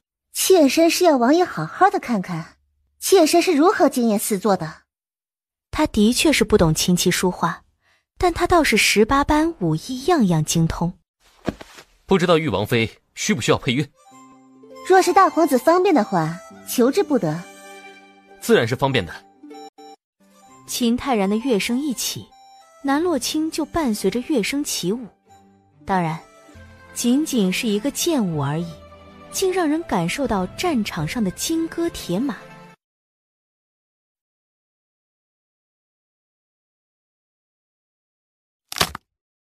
唉，王爷心情不好，拿什么东西出气都行，为何偏偏拿着重金打造的轮椅出气啊？这个女人哪来的能耐？我之前怎么从未听说她会什么剑舞？难不成往常是在扮猪吃老虎？哼，她这个女人心机果然是深沉，要是不把她除了，以后后患无穷。本姑娘算是着了这小贱人的道，既然对其掉以轻心，要是以后让她发展起来了可还行？要弄她，必须得短时间内解决了她。三哥，你看到了吗？小表妹七擒四座呢，就连南玉薇的琵琶都比不上小表妹的剑舞。小表妹真的做到了。哎，瞧见了，小表妹还真是字字令人惊喜啊！不知道下一次还能碰到什么样的惊喜。剑舞结束，皇后娘娘例行询问楚国皇子的意见。皇子觉得如何？誉王妃能拿个什么样的成绩？就在众人期待楚国皇子的回答时，一个粉雕玉琢的小娃娃从太师椅上跳下来，将自己的小手挤到他的掌中牵着，众人惊得下巴都要掉下来了。楚国皇子竟然是个屁点大的小孩，难怪要待在帘幕之后。而这样一个小孩竟然能听出来乐声才艺的好坏，还真是稀奇。姐，我觉得假的都配不上你了，你的剑舞是我这辈子见过最好看的。我就是知道。皇子与誉王妃之前认识？前不久，小殿下在泥沼地里出现了危险，四周无人敢上前一帮，只有誉王妃娘娘愿意出手相救，小殿下这才得以脱困。泥沼地可不是一般人能进的，就算能将人救出来，也是九死一生。没想到誉王妃还有这种能耐。不过是碰巧在书上见过，陛下谬赞了。好了，既然比试已经结束了，总得评出最好的表演。不知楚国皇子心中最好的成绩是谁呀？誉王妃甲等，自然是誉王妃胜出。既然是玉王妃胜出，这些彩头都送到玉王的府上。之前还从未听过玉王妃会剑舞，怎么藏着掖着这么多人？回禀陛下，其实洛清的剑舞是微臣教的，毕竟微臣是个武将，也经常在家中舞剑。洛清看久了，耳濡目染之下，自然就会了。陛下误会了，元安侯哪有什么舞剑的能耐？若是真要和元安侯学，恐怕学的也只是如何阴奉阳违、宠妾灭妻之道。南洛清，你别忘了本侯是你的亲爹。原来元安侯记得我是你的女儿，那怎么连女儿的嫁妆都贪呢？你要的东西，明日就会送到府上。本侯那不是贪你那点嫁妆，本侯是担心你年纪小，管理不好那些财物。这样啊，侯爷放心就是。娘亲留给我的东西，就算是烂在我的手中，那也是我的，绝不可能被旁人夺了去。爹爹可看清南洛清这女人到底有多么的恶毒了吧？当着这么多人的面，根本不顾爹爹的情面。从今以后，爹爹可别再心软。就算你将她当女儿，她可并未将爹爹当作父亲。爹哪知晓这丫头现在变得如此厉害，是一点亏都吃不得。既不是从元安侯身上学习的剑舞，你一个小姑娘，是从何所学？回陛下，臣女外祖家乃是顾家，顾家满门忠烈，耳濡目染之下，自会学一点剑舞。说的也是，若不是顾家，这一场战役还没有胜算。顾家重赏。玉王殿下，你要的东西妾身已经帮你弄来，作为交换，我要的东西还请务必交给妾身。你想要什么？我要那宋玉犬身边的侍女。为了解除诅咒，必须得查明死因。准了。秦泰然竟追了上来。此嫡子与皇嫂有缘，就想赠与皇嫂。皇帝是觉得我们玉王府连一只玉笛都没有不成？再说，本王的王妃收其他男子的礼，不合适。啊，皇兄说的极是，是在下欠考虑了。秦泰然对你倒是上心。秦玉修从未觉得秦泰然如此惹人厌过。并不是所有人都像王爷这样冷心冷肺。你是觉得秦泰然比本王好？王爷怎的如此没有自信啊？南洛清这个女人就是淫荡，竟然敢当众对表哥做这种事，她到底有没有羞耻心？话虽如此，可玉王殿下也没有避开呀，所以说玉王殿下也是十分享受的。享受什么享受？是干净纯洁的表哥被那个女人给玷污了。你刚才在做什么？若不是妾身，那天上雪莲就被人发现了。王爷不感谢妾身就算了，怎么还质问上了？你不是说那味药是用来做药引，怎么就这么吃了？最好激发药效的办法当然不是这种，可事态紧急，这样吃了也是一样的。而妾身的后槽牙还藏着好几种药呢，自然是妾身来吃才能喂王爷啊。在马车上，南洛清给秦玉修的腿针灸了一番，又放出点毒血。秦玉修竟觉得腿上阴寒沉重的感觉轻了很多。在给他施针的时候，南洛清离他很近，秦玉修的视线就不由自主地落在他的红唇之上，他的喉结不由得滚动一下。让开！玉王爷，妾身好心给你施针，你没必要把我当杀父仇人吧？去哪儿？睡觉啊。王爷好兴致不想睡，妾身可困得要命。王爷不用如此心急，等时机到了，妾身自然会为你医治的。天山雪莲还没有完全消化，就直接用融雪汁的话，只会适得其反。王爷是否觉得王妃太过于奇怪？她那剑舞并不像是随便舞的，反而更像一种奇特的武功。的确如此，她身上藏着不少秘密。王爷，属下担心他是陛下安插在王爷身边的人，属下就是担心王妃给王爷用的药有问题。那药若是有问题，最先毒死的不应该是他吗？王妃的刻意亲近或许是伪装，目的就是为了获取王爷的信任，所以关于王妃的事，属下认为不得不防。那就派人盯着，看他能搞出什么花样来。皇后娘娘有令，传召玉王妃入宫。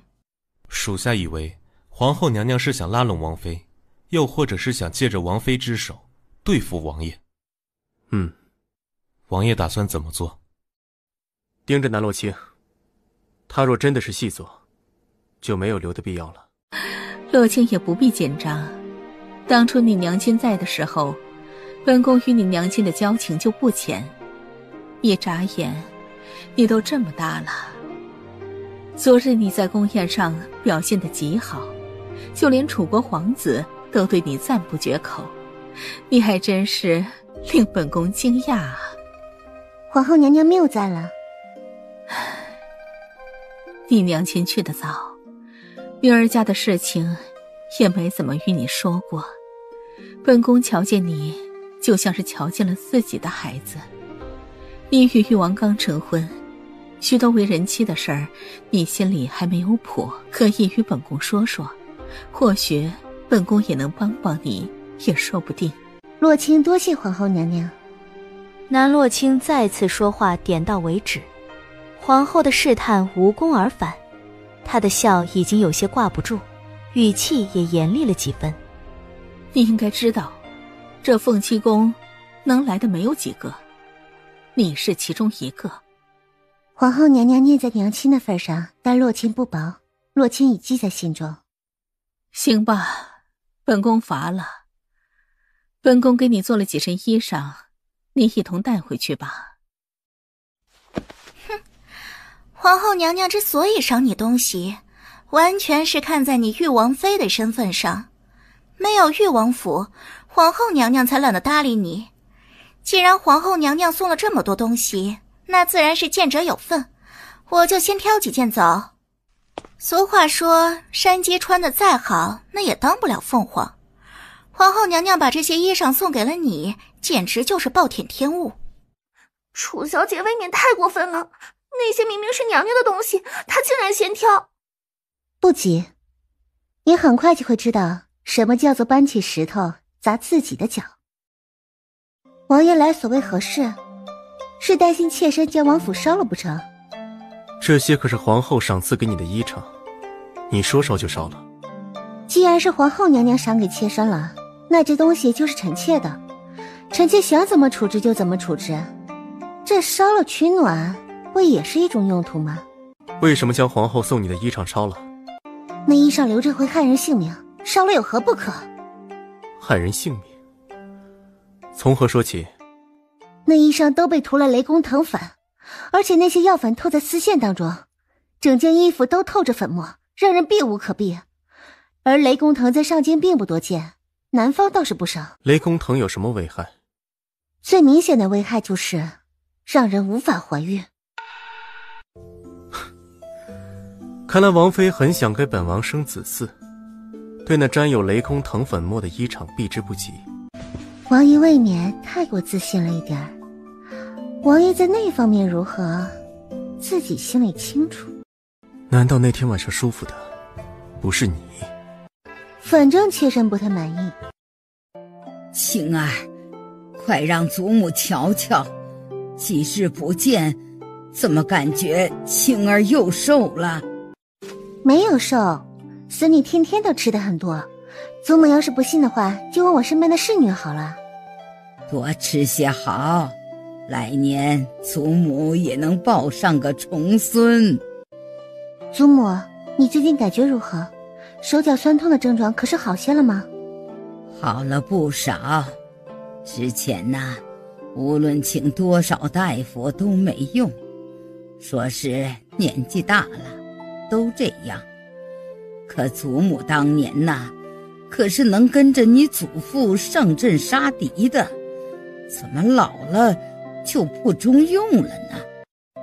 听说昨日你参加宫宴，一场剑舞名动上京，之前却不曾听你说你会剑舞。嗨，舞剑那东西只要用心就会学会的，我背地里也花了时间偷偷的学过，就盼着有朝一日碰见了危险，能够靠着用剑来救自己一命呢。你若是找不到人学剑就与你二表哥学，他要是敢不耐烦教，你就说与祖母听，祖母肯定扒了他的皮。可祖母得先将身子养好，孙女才能够安心的练剑啊。上了年纪后腿脚越发的不方便起来，但说来也奇怪，被你的银针扎完后，竟然能起来走2步。等孙女给祖母治好了腿，祖母想去什么地方就去什么地方。真能起来走动？自然是能的。现在祖母的腿不就比以前好上许多了吗？来啦，怎么不和你表妹多说说话？祖母，10余年我都没有与南洛清有什么话说，现在更是没有什么话说。青儿能来一趟，就说明心里记挂着我们顾家。你以后看见青儿，可别再丧着一张脸，也别把青儿当作你军营里的那些兵。祖母，你不觉得南洛清突然变了个性子，很古怪吗？有你这样说表妹的吗？青儿来了这么多次，可有求过你帮什么忙？难道不是青儿帮我们解决了很多次麻烦？顾景话一滞，这一点他也想不通。你去祠堂跪着，想明白再出来。祖母，去跪着。南洛清，这世上怎么会有像你这般歹毒之人？你看看我的脸，都被你给毁了。你还要脸呢？我还以为像你这样不要脸的人，不在乎脸会变成什么样呢。你这个贱人，哪有资格骂我不要脸？你还是承认了，我的脸就是你捣的鬼。王妃小心！我的手！你的脸是你自己作的，与我有何关系？不是你还能是谁？我就是从你的院子离开之后，脸才开始发痒的。你不承认有什么用？我可有碰你？可有和你说过一句话？是我让你来我的院子的吗？你的脸和我无关。你还想狡辩？我不就是拿了你的衣裳后，脸才开始肿起来的吗？这事儿你总归是赖不掉的。衣裳是皇后娘娘赏赐的，宫里人将衣裳放在院子以后，本王妃可没有随意动过。你若是因为那衣裳伤了脸，那就更不应该来找我了，而是应该去宫里找皇后娘娘，去问问皇后娘娘到底在衣裳里加了什么东西，害得你的脸毁成了这副模样。一时间，楚薰儿一句话都说不出来。吵什么？表哥，你看，南洛清这个女人歹毒得很，趁你不在的时候就对我动手动脚，我的脸也成了这副样子。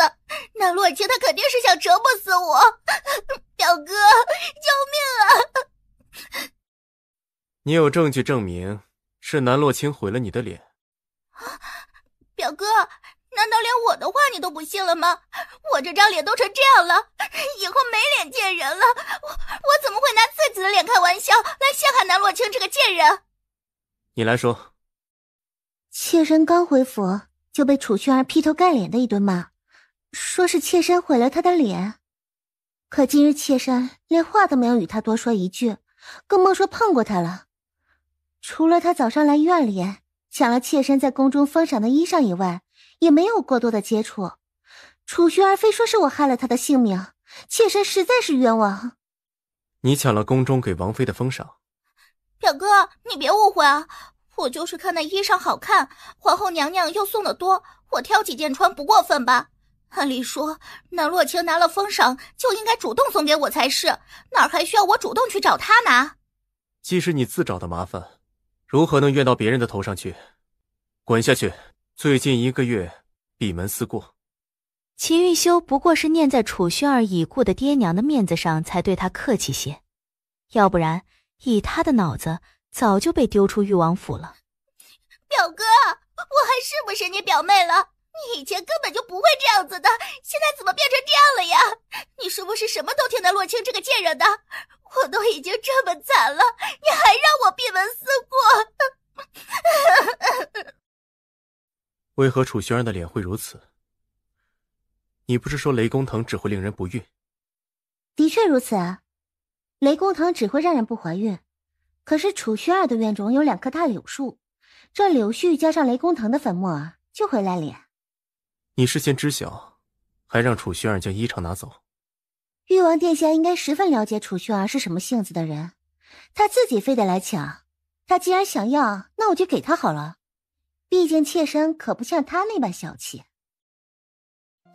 慢着，干什么去？既然事情已经解决了，这儿应该不需要妾身留下来吧？秦玉修习惯了南洛清经常围着他转的日子，如今南洛清连正眼看他的次数都不多，令他心中憋闷得很。怎么？作为王妃，你不应该伺候本王？王爷这是舍不得妾身了，不过是分开一小段时间，王爷就忍不了了。你得意什么？你之前要的全儿身边的侍女不要了？自然是要的，现在妾身就跟着王爷去领人。没想到这阴晴不定的誉王殿下还有如此深情的一面。可是既如此深情，他为何不早早的娶了宋玉犬呢？王妃有所不知，并不是王爷不想与宋姑娘成婚，而是宋姑娘一直不答应与王爷在一起。哦，南洛清的确是不知道这件事，毕竟在原主的心目中，秦玉修是谁都配不上的存在，又怎么可能在宋玉犬这儿屡屡碰壁呢？奴婢查到的所有消息的确是这样的，就是宋姑娘总是有借口拒绝誉王殿下的提议，所以2人相处了5年，却一直都没有实质性的进展。这秦玉修也有今天，那宋玉犬肯定不是简单的人，要是一个普通的姑娘能得到秦玉修的青睐，早就迫不及待地爬上他的床了。王妃这么说王爷，恐怕有些不好。你以为你是谁？真以为嫁给誉王殿下就能成为誉王府的主人吗？你给宋姑娘提鞋都不配。哦，看来你这丫头心机不浅啊，对宋玉犬还算是忠心。那既如此，本王妃倒是要看看你是不是真的忠心耿耿。王妃娘娘请坐。唐月，狠狠的打一巴掌，王妃送你一片金叶子，然后打一下还得问一遍，到底本王妃好还是宋玉犬好？王妃您就放心好了，奴婢定会完成，不辜负王妃的托付。你们除了屈打成招，还能有什么招数？像宋姑娘就绝对不会这样对待下人，难怪王爷看不上你。说，到底是我们王妃更好，还是你那宋狐狸精更好？你以为打了我就会害怕不成？我对宋姑娘的忠心日月可见。我们家王妃美艳动人，宋狐狸精除了会勾引男人以外一无是处，你眼睛瞎了，觉得宋狐狸精更好？宋姑娘自然是好的，至少宋姑娘心地善良，不会像你们这样非打即骂。又是干脆利落的一巴掌。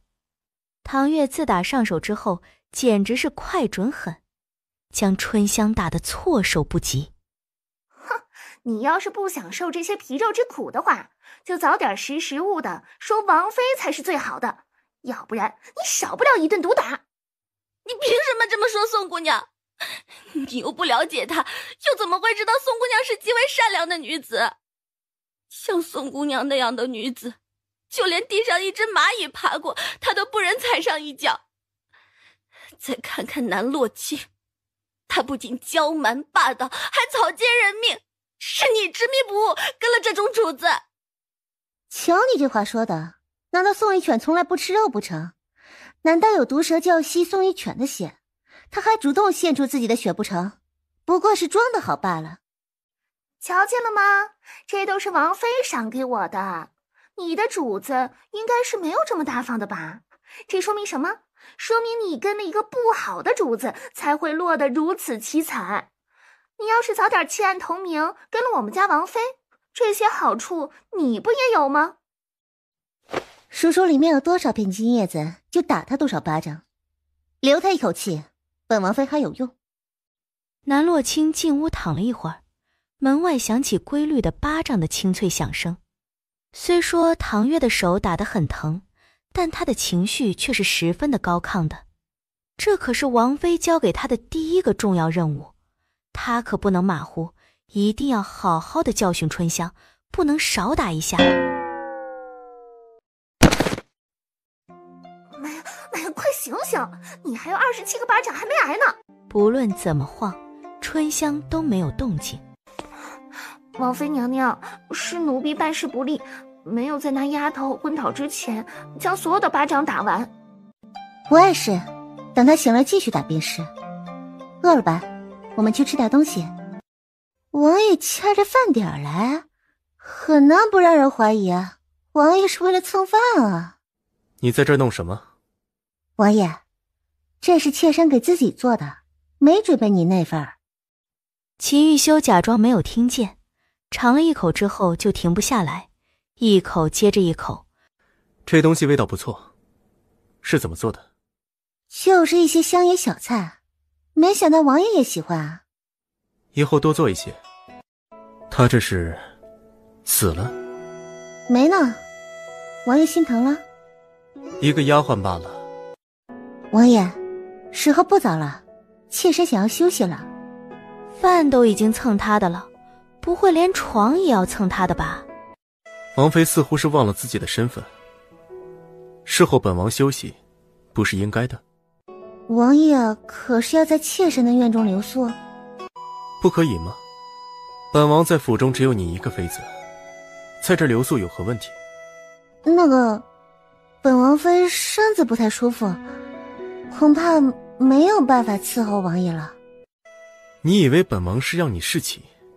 本王不过是想让你用第二味药罢了。既是用药，王爷会自己院子即可，何必说得如此暧昧？你干什么？我要进去伺候王爷，你别碍事。哼，这句话应该是我问你才对吧？你一个大男人进去破坏王妃和王爷的感情做什么？你到底想不想王府添小世子了？这和小世子有什么关系？王爷是找王妃治腿的。那就只能说你脑子不太灵光。王爷什么时候治疗腿都可以，为什么偏偏要等夜深人静的晚上？难道不是为了发生点什么吗？哼！再说了，像王妃这么美艳的一朵娇花在王爷的面前晃悠，王爷若是一个正常的男人，就应该将我们王妃吃干抹净。你一个女子怎么能说这种虎狼之词？说这些东西怎么了啊？难道这不是事实吗？你要是真为了你家王爷好，既不要进去横插在王爷和王妃之间。再说了，他们两个人感情好了，王爷的心情自然就好啦。那么王爷不就不折腾你们这些人了吗？龙血汁暂时还不能用，还得等几天。妾身先简单的帮王爷排一下毒，这过程可能会有一些疼，王爷忍着一些。南洛清施针的动作一如既往的认真与轻柔。秦玉修一开始还在看着南洛清施针，看着就泛起了困，便不知在什么时候就睡着了。南洛清一直忙碌到后半夜才将一部分毒血放完。做完这一切后，他困得不行，就直接趴在床边睡着了。王爷救命！南洛清的奴婢非打即骂，求求王爷看在宋姑娘的面子上，救救奴婢！你不是一心寻死吗？这样不正合你的意？春香惊恐地望着秦玉修，她没想到这种话竟然是从王爷口中说出来的。明明当初王爷是对宋姑娘那般体贴的，爱屋及乌之下，王爷对她也是极好的，怎么能因为南洛清那个女人嫁进来以后，一切都变得不一样了？王爷恕罪，昨天是奴婢说错了话，还请王爷救奴婢一命。你既已是王妃的丫鬟，就得听王妃的，而不是念着旧主子。王爷，难道你不念着宋姑娘吗？宋姑娘才离开多久，王爷就已经将宋姑娘忘得一干二净了吗？你是什么身份，与王爷说这种话？你别以为爬上了王爷的床就能高枕无忧了。宋姑娘会永远在王爷心中的位置，你根本取代不了她的位置。南洛清懒得与这傻子争，只让唐月将昨天的27个巴掌还上。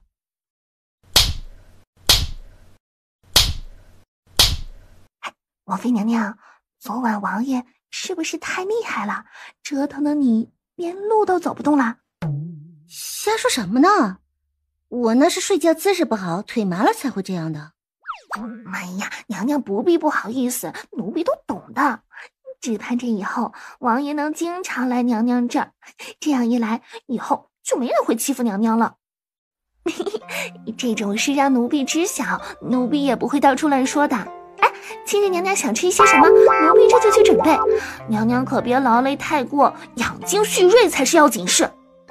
南洛清意识到怎么解释都行不通后，他也不在这个话题上继续。随便吃点就好，反正这院子里只有我们2个人。宋玉泉的死因一日不查清楚，他饭都吃不香。王爷不会如此绝情，王爷对奴婢是有感情的。王爷若不对奴婢有感情，为何之前对奴婢百般照顾？这帕子是王爷的贴身物件，本王妃有幸见过一次。你是宋玉犬的丫鬟，收藏王爷的帕子是什么心思？南洛清没有忽略春香望向秦玉修时眼中浓烈的爱意。如果说春香对秦玉修一点兴趣都没有，他是绝对不信的。奴婢的确只是个婢子，身份低微，但王爷是人中之龙，奴婢不过是仰慕王爷，有什么错？所以你和宋玉泉喜欢上了同一个人，也就是誉王殿下。于是你就怀恨在心，找机会将宋玉泉给除了，又栽赃到本王妃的身上，你倒是乐得逍遥自在。奴婢没有杀宋姑娘，当奴婢发现宋姑娘时，她就已经断气了。谁知道她是怎么死的？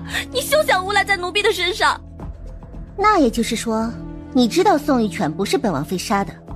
你在本王妃看见宋玉泉的尸体之前，你便已经知道她已经死了，但你还是将这一切都推到我的头上，让我来当那替罪羊。不是的，奴婢不是这个意思。奴婢知道凶手是谁，凶手就是王妃。奴婢就是一时着急，说错了话而已。可说出去的话就是泼出去的水，你再想狡辩也无用。安风，你可听清楚了？属下这就与王爷禀报此事。同样都是做奴婢的，你怎么就如此贪心？主子锦衣玉食的养着你，你竟然和主子抢男人！王爷不该与妾身道歉吗？你还是第一个有胆跟本王要道歉的人。妾身帮王爷解腿上的毒已经卓有成效，王爷也得答应妾身做一件事来当做补偿。你想要什么？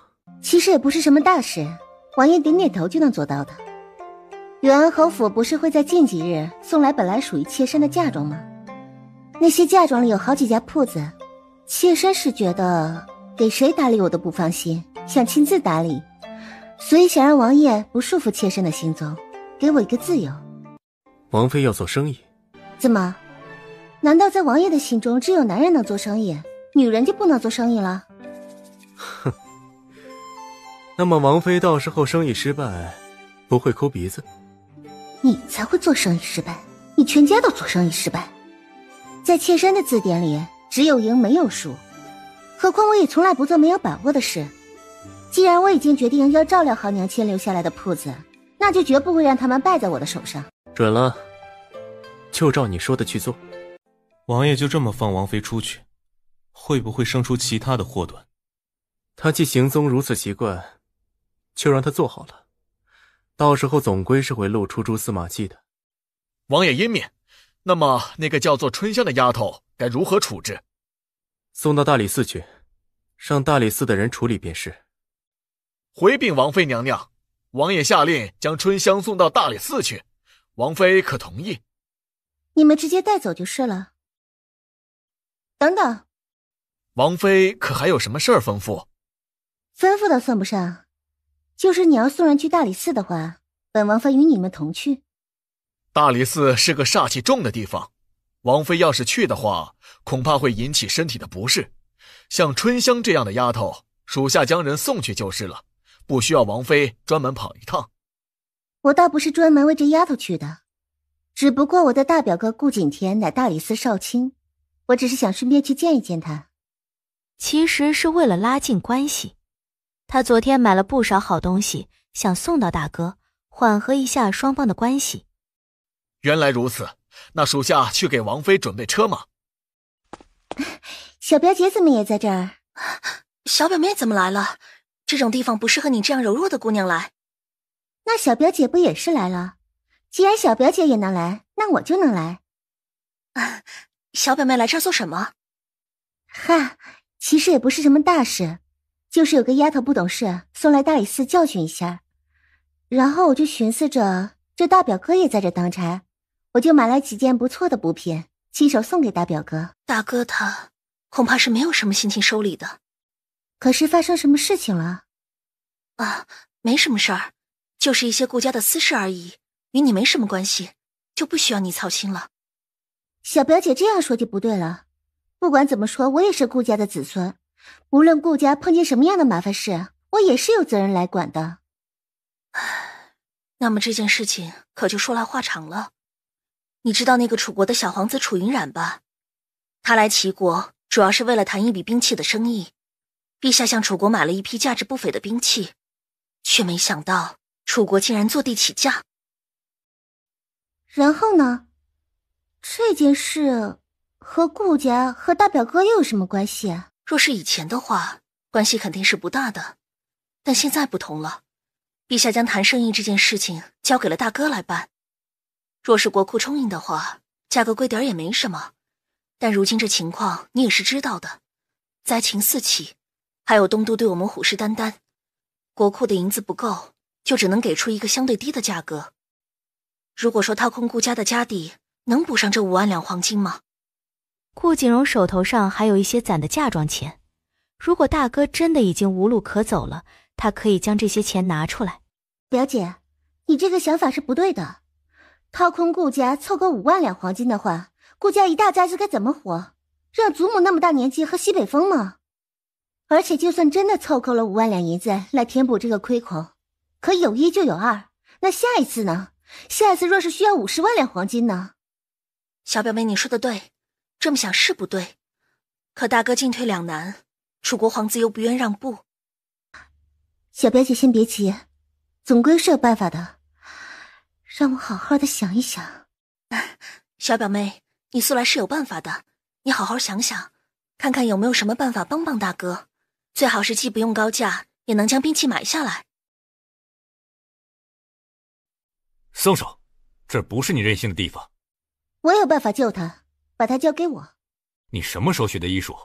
你别乱来，他是楚国皇子，身份尊贵，要是在你手上出事，你这辈子就完了。我自然知道其中的利害关系，但是楚云冉若是真的在大理寺出了事，大表哥也脱不了干系。既然结局都不可能会好，大表哥为何不信我一下？万一我真的有办法救楚云冉的命呢？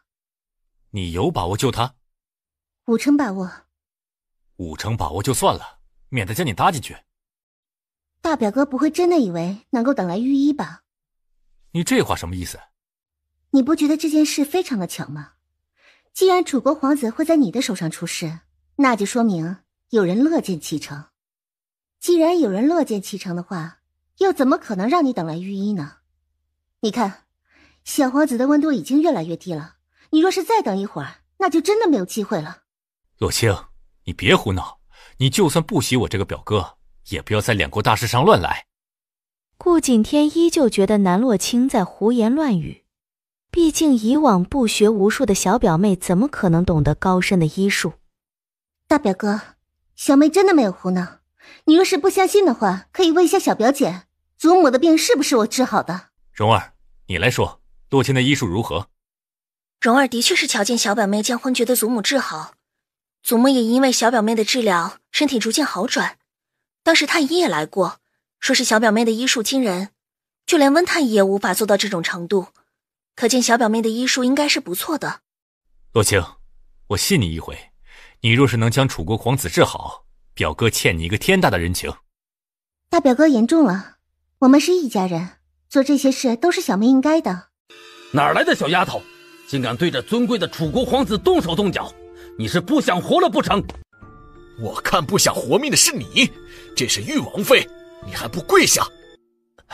顾大人，下官这是有眼不识泰山，不知玉王妃大驾光临，只不过此事关乎楚国皇子，自是体大，您可得三思而后行啊，不能让玉王妃的冒失害了大家呀。此事无需你担心，不论出什么事，都有本官罩着。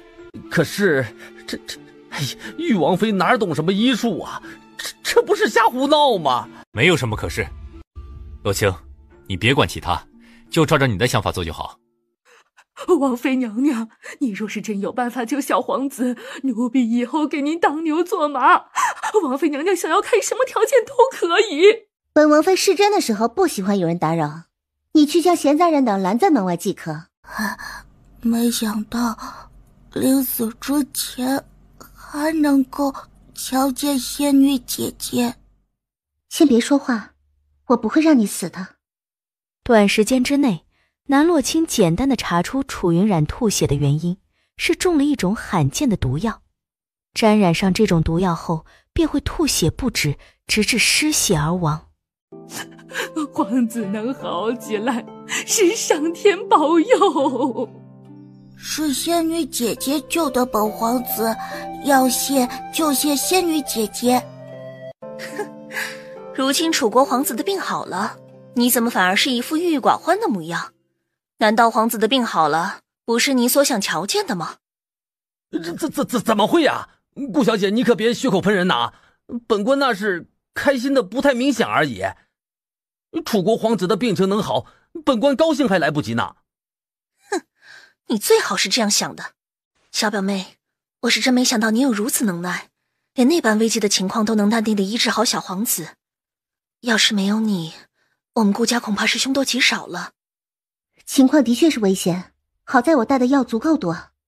这楚国皇子好端端的，为什么会吐血呢？可是吃了什么东西？出事以后，本官就封锁了大理寺，将所有人都控制住，就连一只苍蝇都飞不出这儿。要想查清事情的来龙去脉，给本官一点时间。是谁派你来的？你这么做又是有什么样的目的？没人派我来。既然你不愿意说，那就压下去，酷刑伺候。为何杀了凶手？他这样的人死有余辜，这么多人在这儿看着，大人你可千万不要妇人之仁，只有让这妇人死了，才算是给楚国皇子一个交代。可本官没有问出来他的幕后主使是谁，你就动手杀了他，难不成你是想包庇他背后之人？哎呀，大人冤枉下官了，下官怎么敢有那种心思啊？下官这么做完全是一时糊涂，脑子一热就这么做了，根本就没有想太多。而且下官这么做也是有好处的，好处就是这个凶手不会再做出什么伤天害理的事情来，楚国皇子是安全的。鬼扯！来人啊，给我将这妇人身上好好的搜。四正搜了一圈，从夫人的手臂上发现了一个青色的印记，这个印记属于东渡国的杀手，可见这一次的刺杀是东渡国阴险的手段。大表哥，小妹觉得这大理寺丞并不简单，当时那妇人连连看了他好几眼，似乎是认识的样子。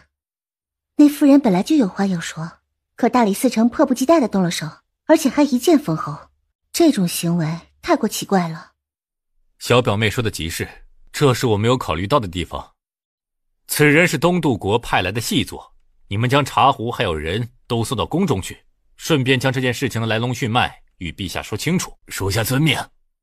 下官就说嘛，这细作留着万分危险，还是早些处理为好。下官这可是立了一件大功啊！还有下一次的话，你就滚出大理寺。顾大人，你这么说未免太过于霸道了些。下官这么做为了什么？不还是为了楚国皇子还有您的安危吗？万一这人又对你们出手，该当如何？谁叫你的可以随便对俘虏动手？幕后主使都还没有问出来，你就将人杀了，难不成是要杀人灭口？大人，您这就是冤枉我了。我可是一颗心都向着齐国和大理寺，一颗心可招日月。再说了，这个细作到底是谁的人，不是很清楚明了了吗？他不就是东渡国派来的人吗？他一个细作是凭借什么本事进的大理寺？难道没有内应吗？本官还没有将内应问出来，你就急不可耐地将人杀了，你这不是做贼心虚是什么？若是大人都是这么想下官的话，下官的确是无话可说。皇子，你要么去内殿休息一会儿，买兵器的事儿我们可以等来日再商量。仙女姐姐慢着，本皇子有话和你说。小皇子可还有什么要说的？仙女姐姐又救了本皇子一次，本皇子不知要如何谢仙女姐姐。要么仙女姐姐和我提一个要求，不过这个要求必须是本皇子力所能及的，这样才好报答仙女姐姐的救命之恩。让你帮我个忙？你这么问的话，我一时间可还真没想到让你帮什么。仙女姐姐和这个大哥哥是亲人吗？是啊，怎么了？如果大姐姐不介意的话，本皇子愿意把那一批兵器送给你。啊？可以如此草率？本皇子说话一言既出，驷马难追。既然本皇子决定把那些兵器送给仙女姐姐，那么本皇子绝对是好好考虑过的。小表妹，你是怎么想的？小表妹，你既有能力解决顾家的燃眉之急，求求你千万不要拒绝。这批兵器对于顾家来说太重要了。大表哥是怎么想的？这批兵器我们齐国势在必得，可国库拨给我们的银子没有那么多，就只能与楚国讨价还价。可谈了好几天，还是不见楚国皇子让步，还以为楚国皇子在大理寺受了伤，这笔生意是谈不成了。倒是没想到楚国皇子对小表妹你如此依赖。小妹懂你的意思。你若是真的愿意将那些兵器无条件的送给我，那我也会帮你一个忙。你怎么会知道？这可是我们皇族的秘密。因为我把过你的脉，这样一来我们也不算是谁亏欠谁的，如何？南洛清在给楚云然把脉之时，意外地发现他身上还藏着一种不治之症。对于当下的大夫来说是不治之症，但对于南洛清来说却不是什么疑难杂症，只不过是需要费点功夫而已。那我们说好了，仙女姐姐帮本皇子治病，本皇子帮仙女姐姐解决燃眉之急。兵器的事儿算是谈妥了吗？姐姐你就放心吧，等下你们弄个文书，本皇子签字即可。这皇后楼的厨子都有读心术吗？竟然能猜到我喜欢吃的是什么菜色。小表妹这就误会了，其实是大哥一直都记得你的喜好，这么多年都没有忘记。好了，不过是一点小事，不足挂齿。倒是小表妹今天帮了表哥一个大忙，请你吃一顿饭是不够的。我们都是亲兄妹，说什么谢不谢的，未免也太见外了。堂兄，您就别取笑小女了。小女的才学在大皇子面前就是班门弄斧，哪有卖弄的必要？哎，堂妹，你这么说可就太过于谦虚了。纵观整个上京都城，你的才学是众人有目共睹的。你若是敢认第二，可就没人敢认第一。小女也就只有在堂兄眼中才学还算不错。哎，此言差矣。除了在下之外，大皇子同样觉得你的才学十分的好啊。等下刚好有花灯会，堂妹不如露两手，让大皇子更加深入了解下你。哈哈，南姑娘的才学的确极好，就连本皇子都自愧不如。大皇子不必谦虚，小女子就十分仰慕大皇子的才学，就盼着有朝一日，大皇子能点拨小女子一二。参见大皇子殿下。你们不必多礼，既然是在外面，就不需要这么多的繁文缛节，叫本皇子秦公子即可。姐姐怎么也在这吃饭？不得不说，小女子十分羡慕顾公子还有顾小姐。小女子与姐姐是亲姐妹，姐姐待我却不如你们亲厚，不知道小女子做错了什么，惹姐姐生气了。南玉薇，你自己是什么样的人，你自己心里难道不清楚吗？有你这么对妹妹的吗？玉薇好声好气的与你说话，你无端的凶她做什么？我既是她的姐姐，教训她那就是天经地义之事，轮得到你一个外人插嘴？大皇子，一切都是小女子的错。姐姐之前便不喜欢小女，是小女惹姐姐生气了，是小女的错。不是你的错，还能是本王妃的错不成？我在这儿好好的吃着饭，你非得上前阴阳怪气的，难不成是觉得你有赵文这个废物当靠山，就可以无所畏惧了？你既是长姐，就不能让着妹妹点儿？洛清是我的妹妹，你若是想为了你的妹妹教训我的妹妹，我也不会客气。顾大人，我就是随口说说，没有其他的意思，你别往心里去啊。堂妹，你点的菜肴都要凉了，快些落座。没想到皇嫂还是如初见时那般英姿飒爽。大皇子谬赞了。哎，小表妹，你有没有感觉到大皇子一直在盯着你看？他要是喜欢看就看好了，反正我又不亏钱。小表妹，你近来的性子果真是愈发有趣起来，与你说话呀，我总是不自觉的开心。小表妹，你的医术是从什么地方学的？之前怎么从未听说过你会医术啊？你把小表妹当成什么了？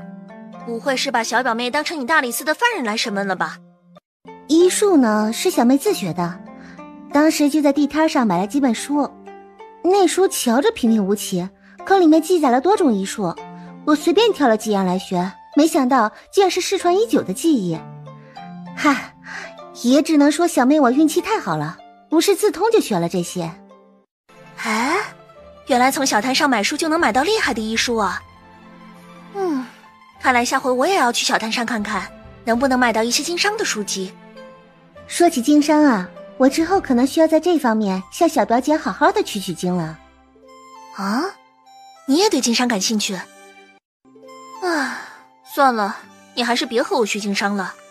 你也知道，在齐国商人是最末等的，你要是学了经商，可没有机会出人头地。我已经是王妃了，何须要出人头地来证明自己？南洛清倒是被他的说法给逗笑。他之所以想经商，完全是为了赚钱，毕竟一分钱难倒英雄汉，这世上也就只有无比清高的人才看不上银子。既然小表妹想学，我肯定会知无不言，言无不尽的。对了，洛清，你与楚国皇子到底是怎么认识的？南洛清又将在宫中碰见楚国皇子，并且意外救了他的事儿给说清楚。宫中那边泥沼地已经有不短的一段历史了，只不过许多人不知道如何处理。先皇又说那地方其实是个福地，不能随便用沙石给填了，就一直荒废在那儿。大多数人是不会去那儿游玩的，也就只有像楚国皇子这样不懂事的孩子才会跑到里面玩耍。还好你将他救了出来，要不然我们齐国可摊上麻烦了。也对，楚国皇子若是在齐国境内出的事，楚国必然不会善罢甘休的。如今齐国看着强大，其实早就已经内忧外患了。若是再被楚国摆上一道，齐国的处境怕是会更加困难。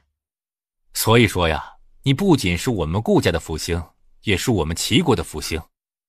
其实以前小妹做了不少荒唐的事情，好在大哥没有放在心上，这过去了也就过去了。小妹在这以茶代酒，和大表哥道歉。好，一笑泯恩仇。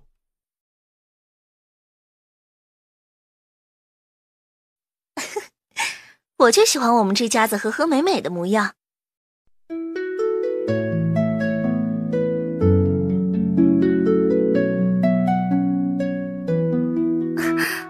皇子殿下，小女子有些头晕，大皇子能不能送小女子回府？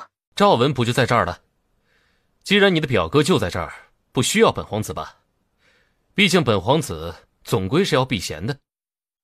大皇子说的是。皇嫂，好巧啊，我们又见面了。大皇子怎么只和小表妹打招呼？我们几个人难道都不配得到大皇子的问好吗？只不过是与皇嫂更加亲近些，就先问皇嫂了。顾景天又与秦泰然寒暄了几句，就提出要送南洛清回府。我一个人回去就好了，我们两个府邸之间距离太远，大表哥又忙了一整天，没有必要专门送我一程的。你一个姑娘家走夜路不安全，还是让大表哥送你回去吧，我们多绕一些路没什么的。唉，我有侍卫的，那这个安风就是王爷给我的贴身侍卫，他武艺高着呢，回去的路上安全得很。大表哥，你就随我的意思吧，我真的可以一个人回去，不需要有人陪的。而且这里誉王府也没有多远的距离，能有什么不安全的？那好，你路上小心。其实皇宫与誉王府的方向是一致的，本皇子可以送皇嫂回去，绝对安全的很。小表妹，既然大皇子提出送你回府，你意下如何？不用了，这么晚大皇子还是早些回去吧，不用送我。大皇子，既然小妹她都这么说了，那就随她心意即可。皇嫂是在担心什么？本皇子难道会对皇嫂做什么不好的事吗？我可没有担心什么，只是不想平白欠别人人情罢了。哎呦，好妹妹，你这是做什么？为了南洛清那个贱人哭，值当吗？凭什么大皇子对南洛清那个贱人青睐有加？明明我比南洛清那个贱人好那么多，为何大皇子眼中就不能有一个我？哎呀，表妹你先别急，男人就是这样的，越是得不到的越是感兴趣。其实啊，就是一时的新鲜劲儿。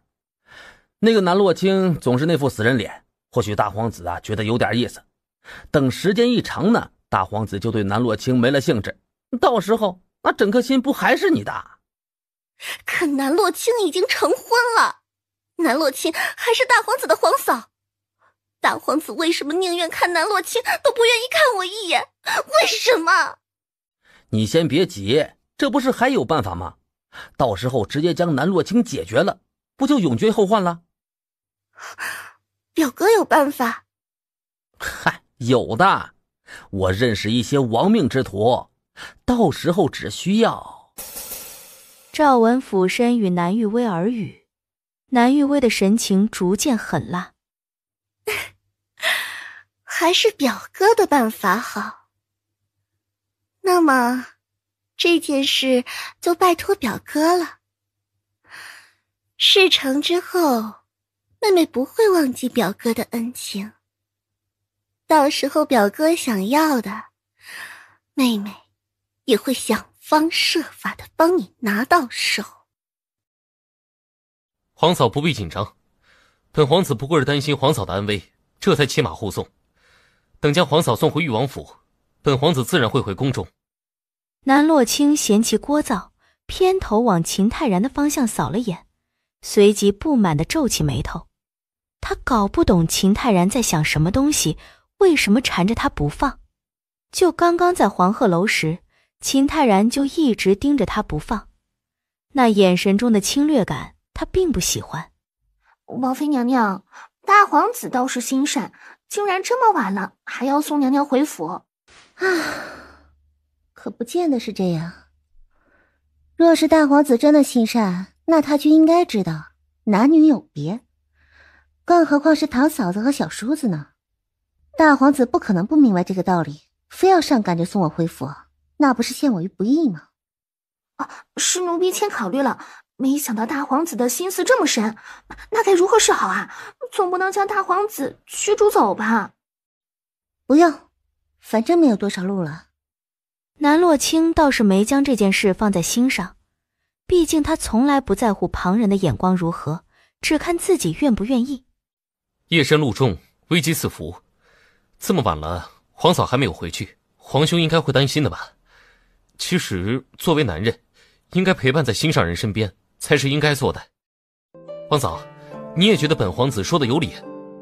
大皇子平时都这么闲吗？连别人的私事也感兴趣？倒也不是闲，本皇子其实对旁人并不会涌现出这种想要窥探的欲望。除了皇嫂令本皇子十分好奇以外，本皇子还从未对谁如此过。看来大皇子认识的人还不够多呀，应该多认识一些，就会有不一样的感受。可上京众多女子，可没有几个人能有像皇嫂这般英姿飒爽。殿上的一舞剑舞，令本皇子念念不忘。大皇子此言差矣，这上京上千名千劫，会舞剑的不在少数，未必是本王妃舞得最好。这倒是皇嫂不知情了，就算旁人剑舞舞得再好，也比不上皇嫂的一根头发丝。所以说，大皇子殿下和南于威也是说同样的话。皇嫂肯定误会了，本皇子从来不会对旁人说这种话。再说，本皇子对玉薇并没有什么其他的感情。你们两个人的关系，大家不是有目共睹吗？要不然怎么会一起来黄鹤楼呢？其实，并不是玉薇邀请本皇子来的，是玉薇的表哥赵文所邀请。在邀请之前，本皇子也不知道玉薇会来，但都已经来了，自然是一起吃一顿。若是皇嫂觉得本皇子与玉薇吃饭，皇嫂不高兴，那么本皇子下一回便不与他们一起。大皇子想和谁在一起，那就和谁在一起。我这个做堂嫂子的哪有资格指指点点呀？殿下还是用心看路吧，免得跌了跟头。其实本皇子与皇兄相比并不差，就不知道皇嫂为何对皇兄执迷不悟。殿下为什么要问我这样尴尬的问题？若是大皇子真的想知道答案，不如去问玉王殿下。想来玉王殿下是很乐于告诉你真相的。皇嫂说笑了，听说皇兄不喜欢热闹的场面，过几天的花灯会，不知道皇嫂愿不愿意来看。若是皇嫂喜欢的话，本皇子愿意代替皇兄照顾好皇嫂。不必。娘娘，可是发生了什么？有刺客。娘娘不必担心，这有奴婢呢，只要奴婢还有一口气在，奴婢就不会让娘娘出事。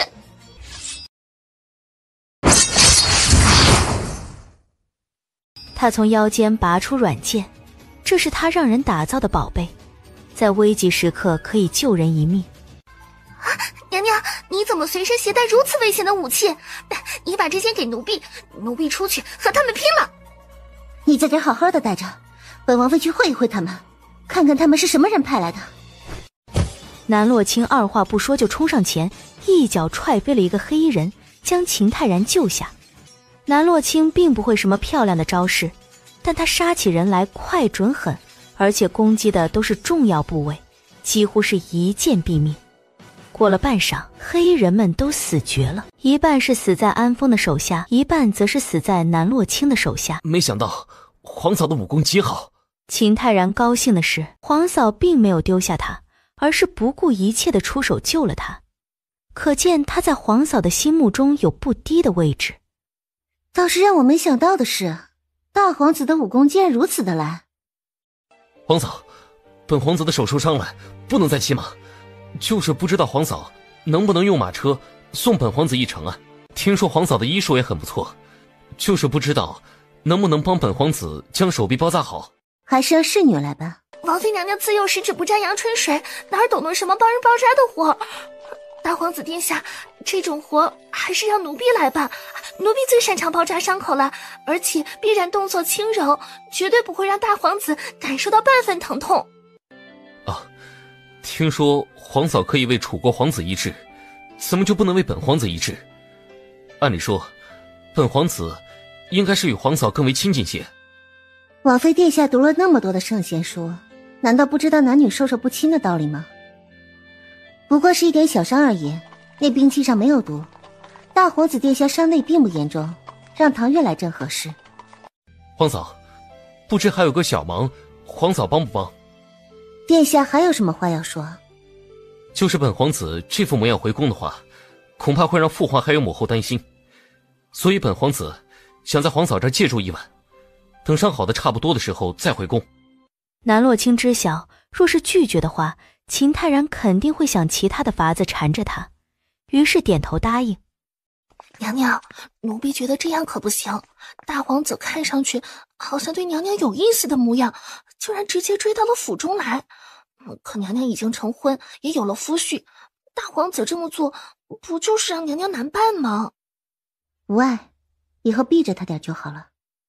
王爷这么晚了，怎么还不回去休息啊？这儿就是本王休息的地方。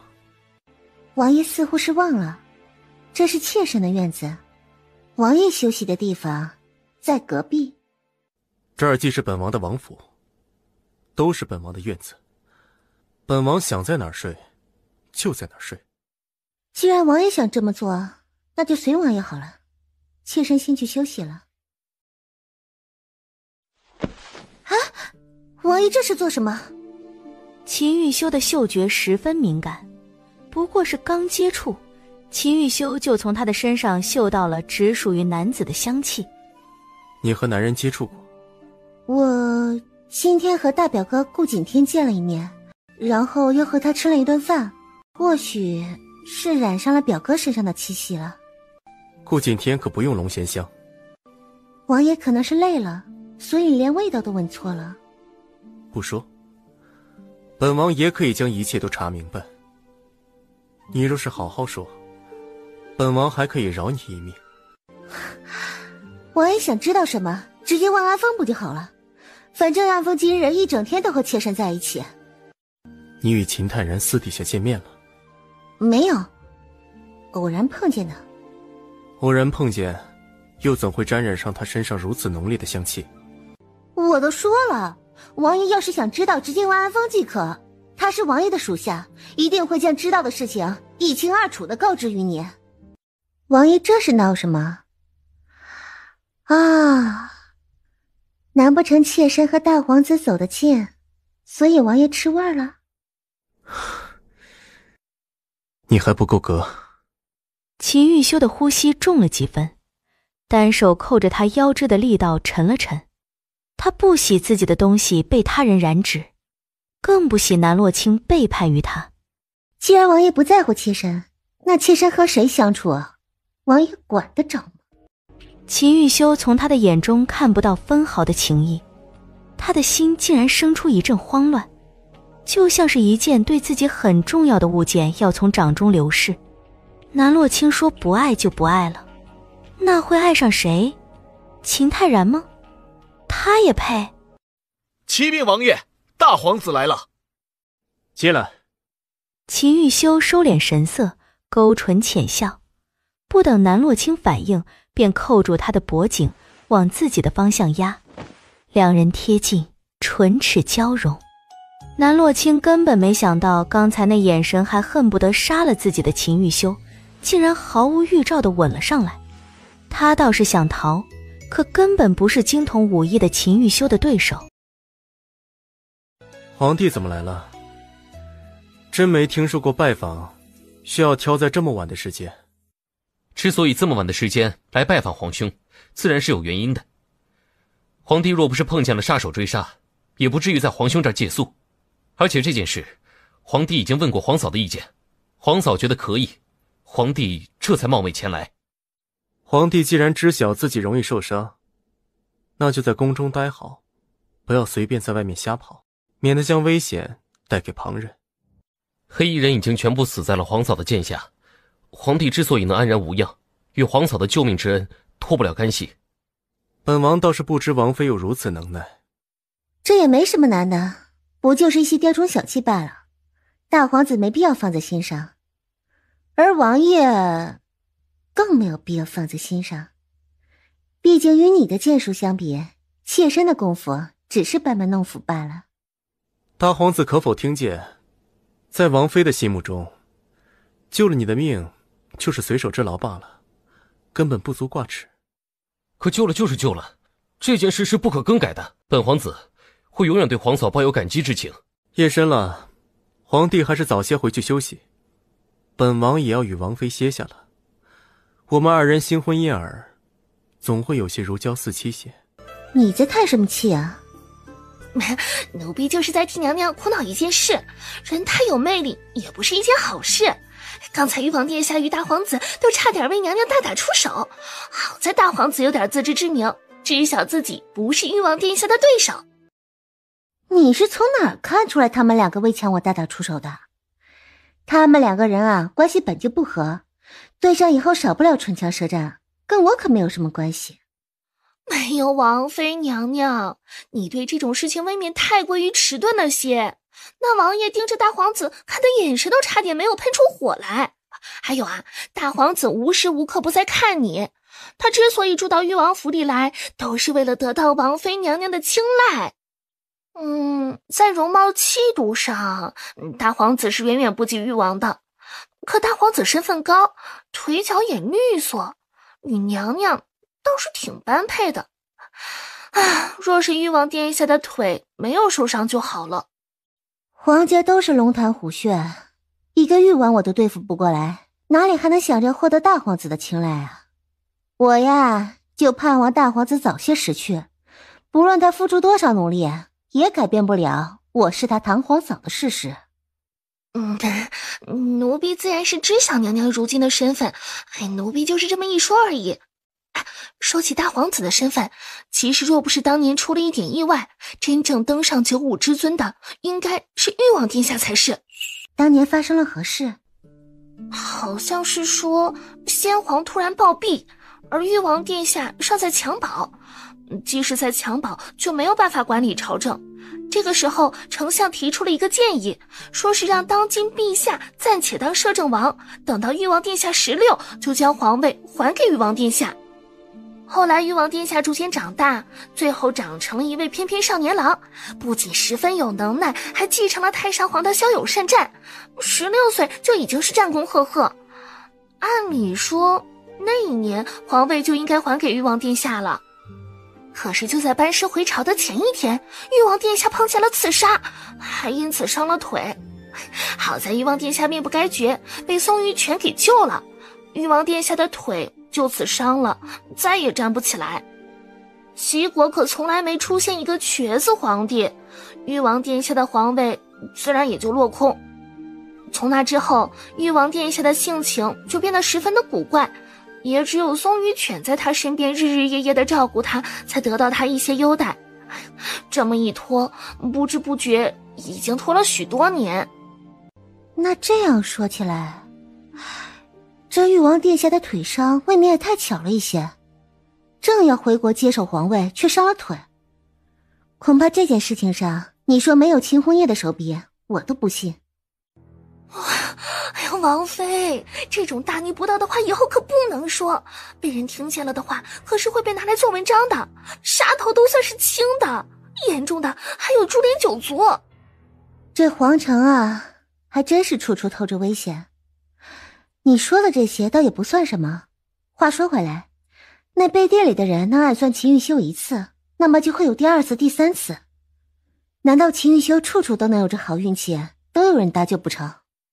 南洛清意识到问题的严重性，自己若是一直跟在秦玉修身边的话，难保不被人算计。都说明枪易躲，暗箭难防，他若是被人算计，总有马失前蹄的时候。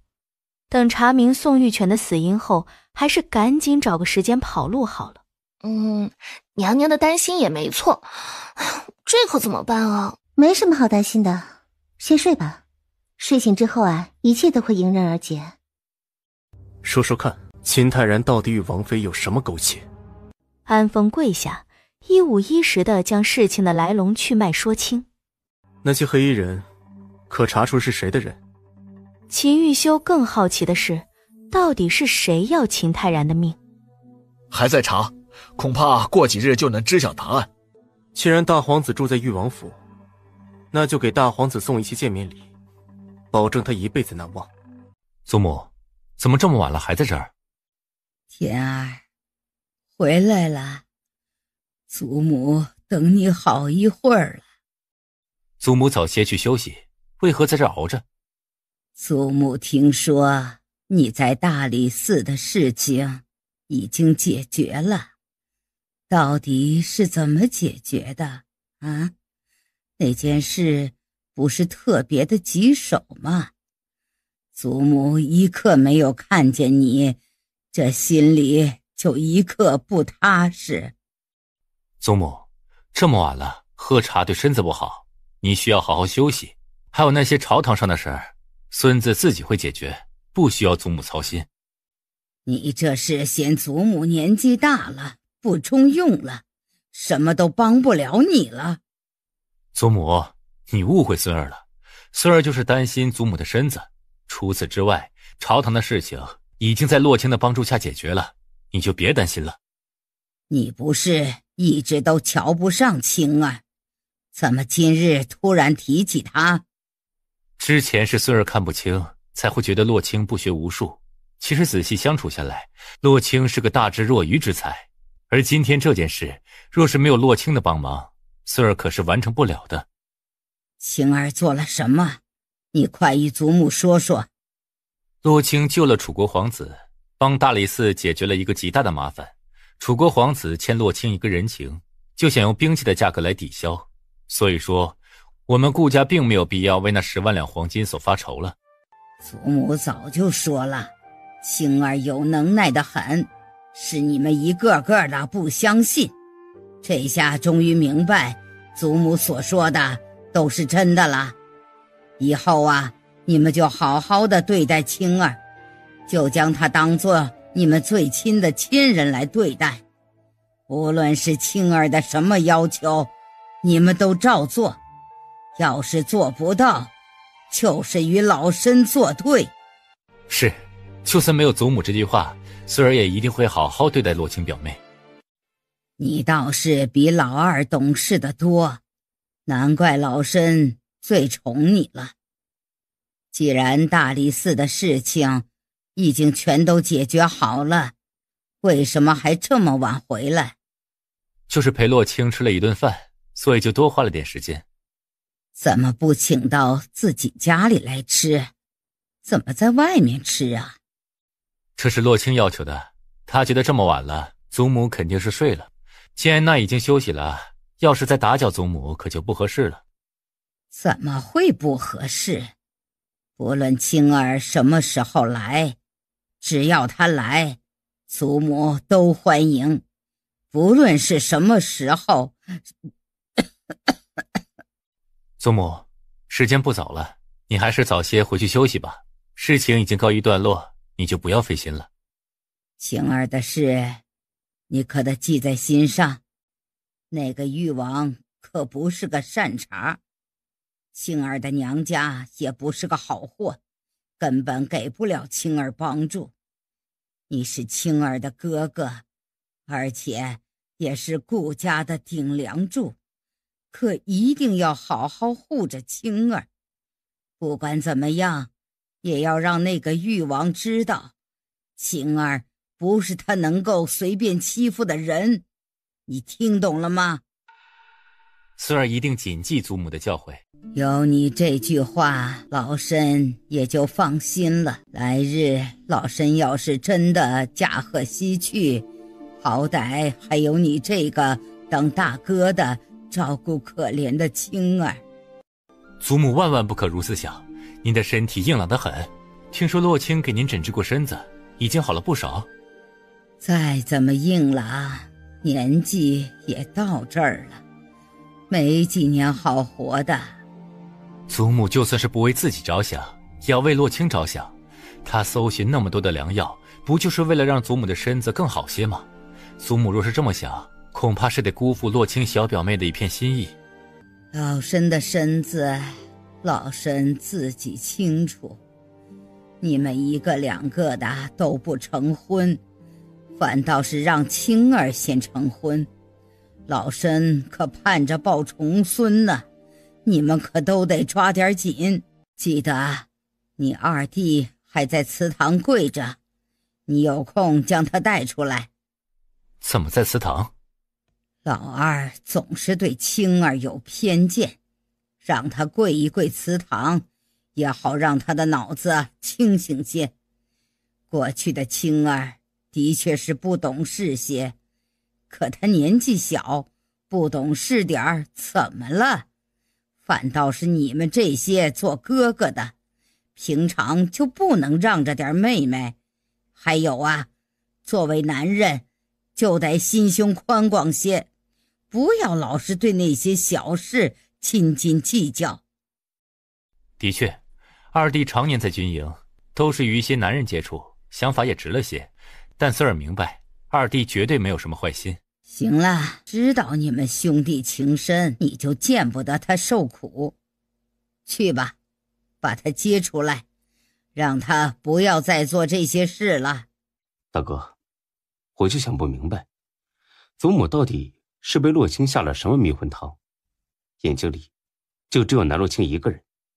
我不过就是说了句实话，祖母就雷霆大怒，还罚我在这跪了整整1天。我猜啊，在祖母眼里，只有南洛清一人是他亲生的，我们几人都是被他抱来的。你可少说2句，洛清表妹人不错，你以后就不要对她有偏见了。若是还有下次，我也不会对你客气。大哥，你开什么玩笑？你之前不也讨厌南洛清，觉得他的存在总会给我们顾家惹不少的麻烦吗？怎么现在说话又变了？弟弟我只听说过女人的想法最是善变，倒还是没有听说过男人的想法也和女人的想法一样善变。算了，你先回去休息，我也回去了。娘娘，这种粗活怎么能你来干？还是交给奴婢来看吧。别动，这些草药有毒，你若是真的胖了，恐怕连怎么死的都不知道。啊！既然这些药草有毒，娘娘可别再把弄了，赶紧让奴婢将这些丢出去。这样一来，王妃娘娘就不会有危险了。胡说什么呢？这些可都是宝贝，是我花了大价钱买来的，可不能就这么随随便便的丢了。娘娘，你这么说的话，奴婢可就不理解了，怎么就成了宝贝了？它们可是有毒的药草，不知不觉会要人命的。昨晚的刺杀，你现在想起来可会害怕？吓人。奴婢觉得娘娘应该与王爷说清楚事情的来龙去脉，再让王爷给娘娘准备几个武艺高强的侍卫。若是天天被侍卫跟着，那我还有什么自由啊？说的也是，娘娘不喜欢被人跟着，那么以后我们就不要随便出门好了，这样一来也就不会碰见什么不得了的危险。不用，等这些草药长成啊，就能制成很辣的药粉，10人之下能立刻毒倒。哇，娘娘还真是有远见。皇嫂，你听我解释。大皇子殿下和我解释做什么？殿下，你跑这么快做什么？奴家都追不上了。你们到底是从哪儿冒出来的？本皇子根本不认识你们。我们是红楼院的歌姬，专门来伺候大皇子您的。还有，昨晚大皇子可主动了，怎么今日又这副拒人于千里之外的模样？本皇子根本不知道你们是从什么地方来的，本皇子何来的主动？哼，殿下可能不会是想不认账吧？昨晚你还拉着奴家的手，说是今日要封奴家当个妃子，这么快就翻脸不认人了吗？是啊，昨晚这么多姐妹都听见了，大皇子可不能说话不算话呀。昨夜姐妹们将殿下伺候得舒舒服服，殿下怎么睡醒就不认账了？行吧，若是妃子的份位没有了，怎么着银子也得给姐妹们算一下吧，要不然姐妹们忙活了一晚上，难不成1分都捞不着？皇嫂，你听本皇子解释，其实本皇子并不是这样一个人，不过是酒后乱性罢了。皇嫂，殿下解释这些做什么？我根本就不在乎这些。娘娘，大皇子这副模样，我们是不是要出手帮一下啊？你觉得我能帮大皇子做些什么？就是想问问娘娘，愿不愿意帮大皇子将这银子出了？唐月，你有没有听过一句话？哦，娘娘请说，奴婢洗耳恭听。那就是心疼男人倒霉一辈子，为男人花钱倒霉3辈子。调资这种东西就应该让未来的大皇子妃来付，若是我付的话，岂不是愚蠢至极？娘娘说的极是奴婢想的简单了。大皇子，一大清早的，这是闹什么？皇兄，这些女人到底是怎么回事？他们是本王给大皇子安排的，毕竟这是大皇子第一次在本王的府邸做客，本王又怎么能不好好的招待大皇子？原来是皇兄设计陷害本皇子。昨晚大皇子十分享受，这是提上裤子就不认人了。本王让大皇子舒服了，大皇子倒是认为是本王的不是。王妃可还是觉得大皇子非常好。妾身何时说过大皇子的好？还是说王爷在面对其他男人的时候总是这般的不自信？别忘了你是本王的王妃，贬低本王对你有何好处？的确没什么好处啊，可妾身高兴。听说昨晚你遇刺了，是不是誉王干的？怎么不说话啊？难道是昨晚的刺杀太过于吓人，竟然将你吓傻了不成？母妃别急，昨晚的刺杀并不危险，凶手是谁的人，儿臣正在查，想来过不了多久就能够得到答案。刺杀哪有不危险的？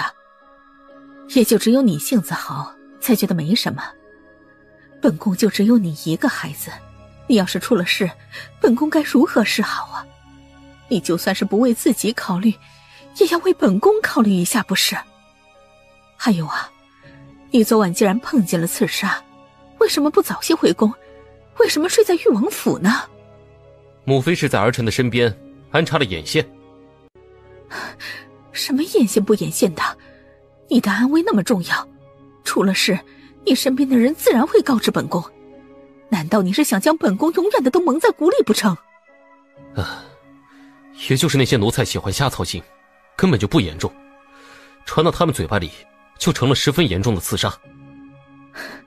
对方派了8个人来，但是你身边并没有护卫，要是有个什么3长2短的，岂不是便宜了钱玉修那人？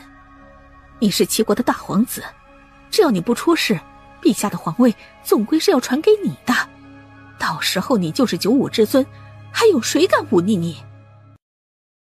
誉王腿伤严重，近来伤腿疼得愈发厉害，好几次都差点没熬过去。每一次腿伤复发，从誉王府端出来的都是大盆大盆的污血。哼，誉王能不能活到明年还未可知呢，母后担心的太过了。哪是本宫忧思太过，实在是你太不懂得这人心险恶的道理了。就算不知誉王能不能活到明年，反正他在意时，你这位置就坐得不稳当，本宫的心里也不踏实。母后就不要为了这种小事所操心了，要不然老得快。你看，额头上多了好几条纹路呢。本宫若是多了条皱纹，也绝对是被你气的。好端端的去那誉王府待着做什么？誉王府中哪个是善茬呀？什么时候被吃的连骨头都不剩了，恐怕连你自己都不知道。儿臣不就是想探查一下誉王的虚实吗？也想看看誉王府有什么秘密。行了，下去休息吧。瞧你这副模样，本宫也心疼得很。参见皇后娘娘，娘娘有何吩咐？你是本宫亲自挑选，从小培养到大的大内侍卫，更是大皇子的左膀右臂，也知道你给大皇子解决了不少的麻烦。可昨日夜里还是发生了刺杀，后来他又住进了誉王府，到底是有什么猫腻啊？当时殿下碰见誉王妃，两人聊了一路就碰见了杀手，再后来殿下为了感谢誉王妃的救命之恩，便住进了誉王府。下去吧。那个南洛卿是怎么回事啊？既已嫁给了誉王，为何还与泰然牵扯不清？泰然只字不提南洛卿，看来是处处护着这个心机颇深的女人。他贸然接近泰然是图什么？难道是图那太子妃的位置？奴婢瞧着那南洛卿不是个善茬，大皇子又秉性纯良，奴婢以为南洛卿会把大皇子玩弄于股掌之间。所有对泰然不轨的女人都是本宫的眼中钉。看来给泰然选妃的事儿得提上日程了。先去将消息放出去，下个月的百花宴，本宫要好好的挑个儿媳，给泰然当正妃。奴婢明白，这就去安排。哦，对了，到时候再将南洛清请来，本宫要好好的敲打他一番。娘娘可谓是为大皇子操碎了心，大皇子要是知晓娘娘的良苦用心，必然在政事上会更加勤勉。本宫就这一个儿子，能不为他着想吗？既然王妃娘娘都查看过了，没有问题的话，老奴就先退下来。慢着，本王妃怎么记得除了这些物件以外，娘亲还留下不少铺子、地契呢？都怪老奴年纪大了，记性不好。这些地契是夫人早就让老奴准备好的。早就准备好，怎么会忘？那么老奴就回去复命去了。慢着，谁和你说这些嫁妆没有问题的？王妃娘娘，这些嫁妆都是夫人反反复复清点过多次的，绝对没有问题。本王妃记得娘亲留给我10间铺子，为何只剩3间？你们随便拿了3间位置最差的铺子来糊弄本王妃不成？王妃娘娘，这件事是不是个误会啊？夫人交给小的地契就只有3张，根本没有10张。就算王妃今天将小的杀了，小的也只能拿出3张啊。既然赵氏交给你的就只有3张，那就说明他在上面动了手脚。走吧，本王妃和你一同回府，和赵姨娘好好的算一算。娘娘出门可别忘了奴婢。你先别跟着我去，我还有重要的事情交给你做。洛清怎么来了？肯定是知晓今日是侯爷的生辰来送贺礼的。洛清，你还真是孝顺。南洛清冷冷地扫了赵氏一眼。怎么这么看着娘亲呀？难道娘亲有什么地方说的不对？没错，我的确是来给元安侯送一份大礼的。哼，本侯还以为你心里没我这个爹了。你平日要是有玉薇1半懂事，本侯也不会被你气得不行。现在你就去给玉薇道歉，上次你就……南洛清，你又发什么疯啊？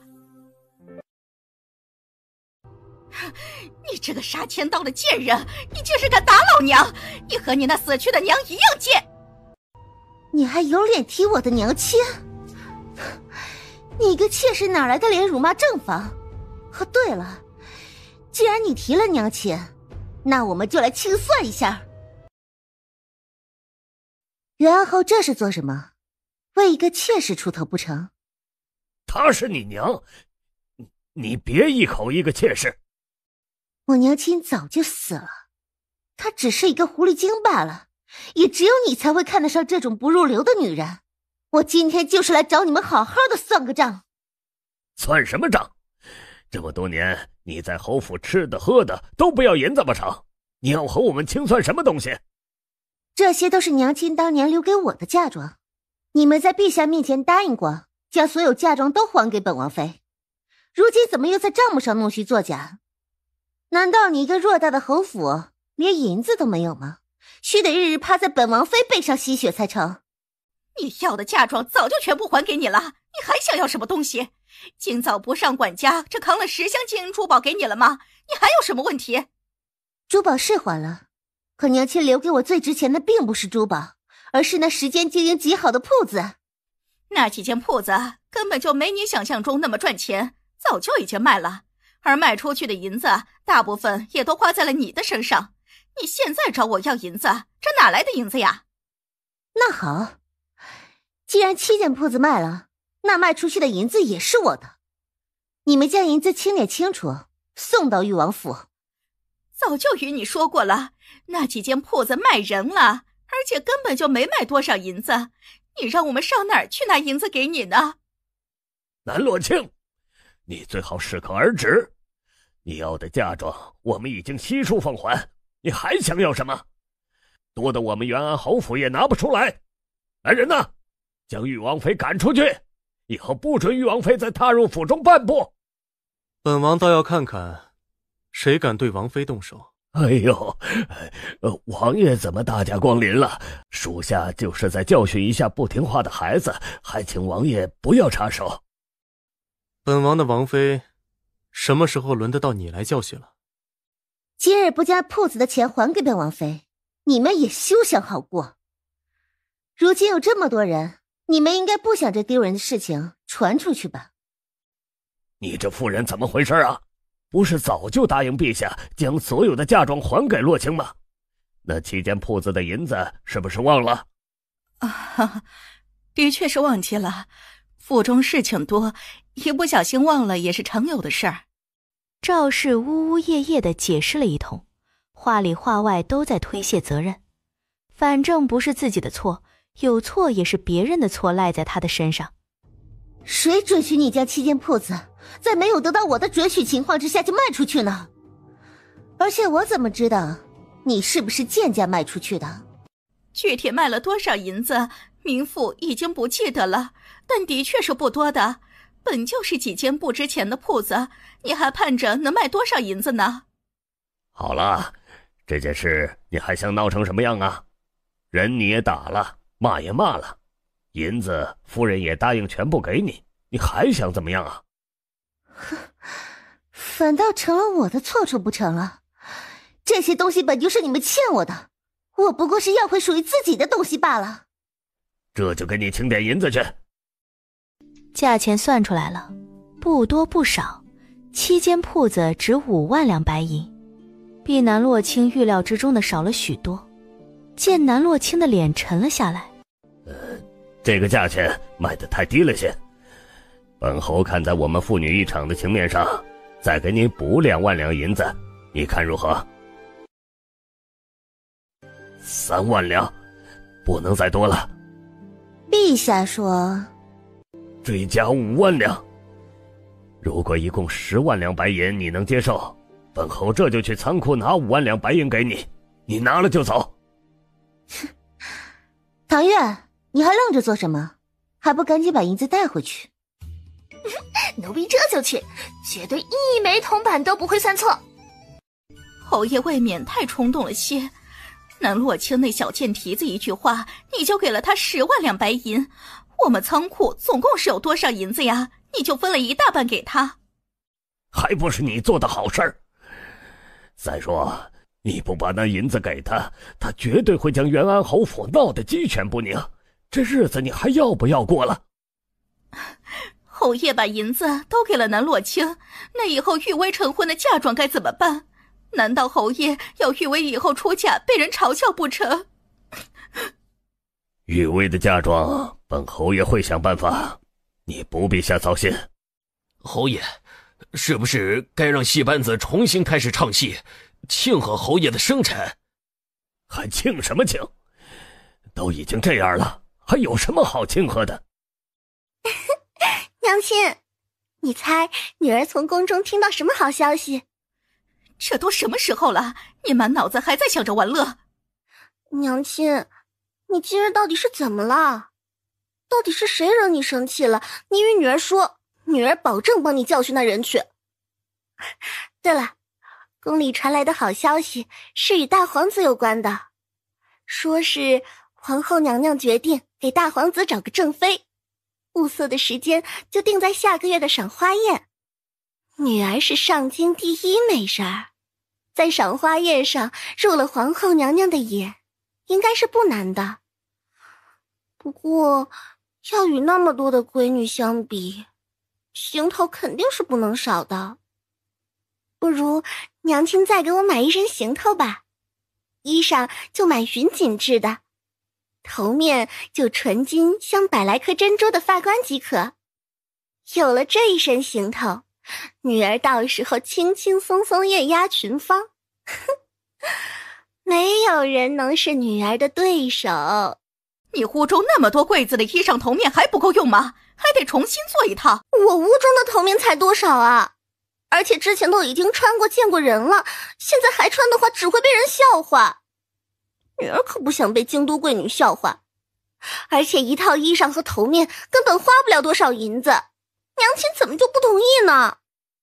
南洛清刚才来要走了家中10万两白银，你的衣裳和头面还不贵？怎么会这样？南洛清这个贱人怎么能来打娘亲？他眼中还到底有没有王法？这仇来日娘亲必然要他血债血偿。南洛清那贱人凭什么？他算个什么东西？凭什么在我们元安侯府耀武扬威？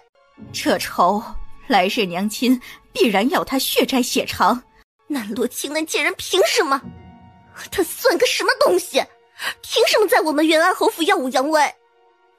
哼，还不是仗着有一个誉王给他撑腰。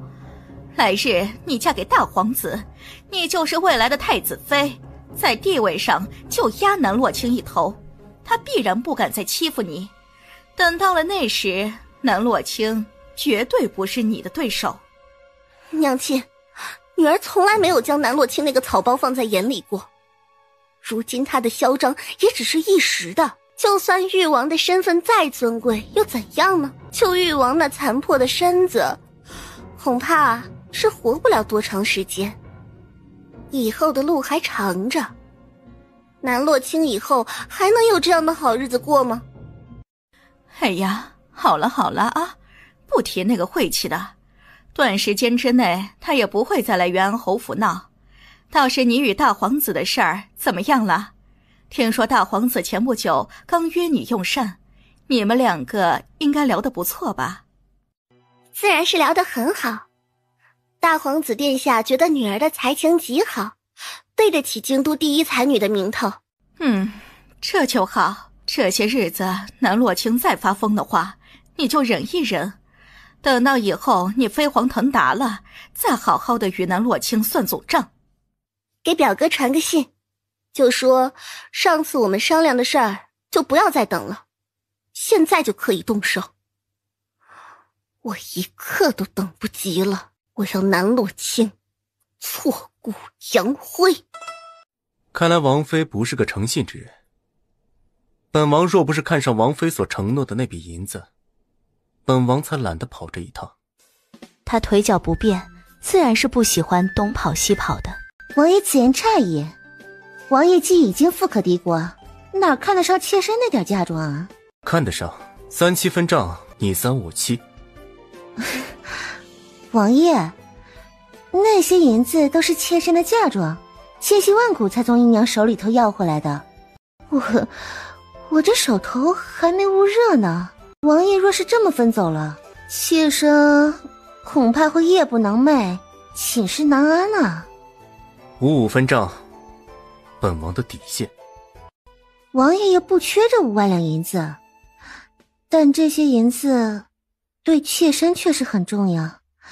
妾身还有3间铺子要打理，若是没有这银子，这铺子的生意又怎么能好起来？银子不要了。哎，那个便是本王妃的铺子，趁热打铁过去看看。你们先回府吧。之前唐月就将铺子的大致情况都调查清楚，3间铺子分别是药铺、胭脂水粉铺和一家兵器铺。按理说，这3间铺子应该不会生意惨淡才是，可惜被赵氏经营得一塌糊涂，生意自然是一落千丈。现在这3间铺子完全是凭借着位置好才吊着一口气，但已经入不敷出了。小姐，可算让奴婢找到您了。银子都送回去了？都已经送回去了，娘娘不必担心。而且奴婢在仓库里面来来回回数了好几遍，一点错都没有，就是10万两整。不得不说，还是娘娘厉害，竟然还能从抠门的赵氏手里弄来这么多的银子。弄来这些银子还只是我们的第一步。你看，那些赵氏的铺子是什么来历？南洛清可不记得朱雀街上有什么赵氏的铺子，而且很巧的是，姨娘赵氏就是姓赵，这几间铺子也是姓赵，两者是不是有什么关系？唐月歪着脑袋盯着那铺子看了半晌，总觉得很眼熟，但是一时之间又想不起来在什么地方见过。对了，小姐，奴婢想起来了，这铺子不就是以前夫人的铺子吗？怎么现在叫做赵氏了？所以说赵氏将娘亲的铺子卖给了自己的娘家人。小姐你看，从铺子里出来的那人不就是玉燕小姐的表哥吗？他就是赵氏的亲侄子。他既然与这家铺子有关系，那就说明铺子与赵姨娘有关。小的手里拿的这几个都是铺子里最好卖的。哼，这些胭脂水粉也是最贵的吧？当我们家小姐是冤大头？这位小姑娘的性子还真是直爽。不瞒你们说，这胭脂水粉不能卖便宜了，不然脸烂了，可是有很多银子都换不回来的。再说了，小的乔姑娘这身衣裳首饰，应该不是个缺银子的主。小的若是拿了这些残次的胭脂水粉来，你们会不会觉得小的是在看不起姑娘呢？我们家小姐喜欢的可不一般，那些旁人都追捧的大众货色，我们家小姐根本就瞧不上。你少拿这些东西来忽悠我们家小姐，我们不吃这一套。小姑娘，你这话可不是这样说的啊！既然是受京都夫人贵女们追捧的，就说明我这铺子的东西是着实是好，那银子自然是花了不冤的。你就拿这些货色来应付本小姐？那姑娘喜欢什么自己看，小的还有其他事要忙。他这人什么态度啊？见我们不上当就给我们摆脸色。姑娘若是不喜欢这些胭脂水粉呢，小的再给你找下来。您看看你喜欢什么样的，是显得气色好，还是曲细纹的？姑娘别觉得自己年纪不大，曲细纹的有些尚早，时间呐，可是过得很快的。姑娘现在就用我们家的珍珠霜，保证年年都是28年华的模样，美死了。我可不喜欢那些上不得台面的烂货。你们这家铺子谁开的？若不是有名望的人士，本小姐可不敢拿这些不知名的东西往自己的脸上涂抹。这一点姑娘完全可以放心，我们赵氏胭脂铺绝对不是那些随便开的铺子。不知姑娘可有听说过元安侯府？就是那个元安侯府的夫人。南洛清的神情又冷了几分，收了钱袋，一句废话都不多说，转身就走。奸商，这些铺子果然都被赵氏给换走了。我们今天拿到的18两银子，不及这些铺子的9牛1毛。小姐，你瞧见了吗？生意这么好的铺子，怎么可能会缺钱？的确，赵氏这几间铺子混的是风生水起，每一件都能赚不少的银子。可他们的辉煌也只是暂时的，再等一段时间，我必让他们笑不出来。小姐英明，奴婢相信小姐肯定能好好的教训他们。没死算是你的运气。姑娘，你没事吧？那女人是谁？为何如此嚣张？是苏家的大小姐苏灵儿，更是皇后娘娘的亲侄女儿。她亲爹是骠骑大将军，全家显赫。她行事乖张，当街纵马伤人的事儿十分常见。那她为什么伤我？她伤人都是随意的，完全看心情。有的时候若是真的将人伤得半死，他们苏家肯定会花银子摆平。不过听说苏灵儿爱慕玉王殿下，前不久玉王殿下成婚了，苏灵儿心情不好，伤人的次数变多了许多。姑娘听我一句劝，以后走在朱雀街上要小心一些。以后若是没事儿，姑娘还是不要随便出府的好，外面太过于危险了。姑娘以后多加小心，小生就先走了。多谢公子救命之恩。姑娘不必客气，见义勇为是应该的。我送你去医馆吧，正好治一下伤。不必了，我就是一个医者，这点小伤回去随便处理一下就好了，姑娘费心了。你是个医者，怎么过得如此落魄？小生没什么能耐，愧对列祖列宗，一身本事却无用武之地。这些银子你收着好了，就当做你救命的报酬。姑娘使不得，救姑娘的命就是举手之劳罢了，小生不是为了银子。我自然知道你不是为了银子，可你救了我的命，我就应该给你报酬。你若是不要的话，那就是看不起我。姑娘可别这么说，君子爱财，取之有道。不论姑娘怎么说，小生都不会要这笔银子。公子若是不要，就是看不起我们家小姐。我们家小姐最不喜欢的就是被人瞧不起了。你应该不想小姐生气发火吧？姑娘们还是不要为难小生了，这银子小生不会要，无论姑娘们怎么说，小生都不会同意。不过姑娘们的好心，小生会牢记在心中。那总得让我表达一下谢意吧。不如这样，你跟着我来。那当然啦，我家小姐可是京都第一美人儿。哦，难道姑娘是元安侯府的南玉薇南姑娘？这还真是令我这铺子蓬荜生辉呀！切，蓝玉薇那个女人怎么能与我家小姐相比？她给我们家小姐提鞋都不配，就是个狐狸精妾室生的小贱人，怎么配当京都第一美人儿？这些都是京都瞎传的，能有几分真实？再说姑娘这般美，肯定是南姑娘比不了的。给这位公子做几件衣裳，春夏秋冬各2套，还有那件成衣也随便改一改，先给这位公子换上。姑娘未免太破费了，若是给小生买衣裳1件即可，没必要这么多件。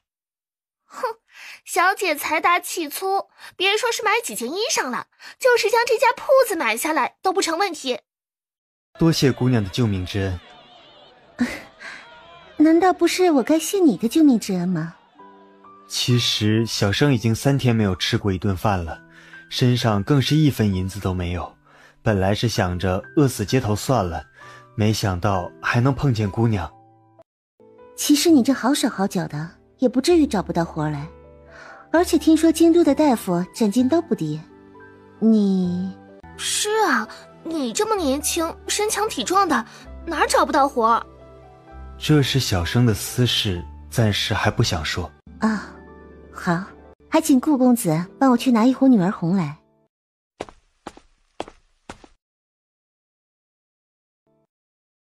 这位公子可是要拿药？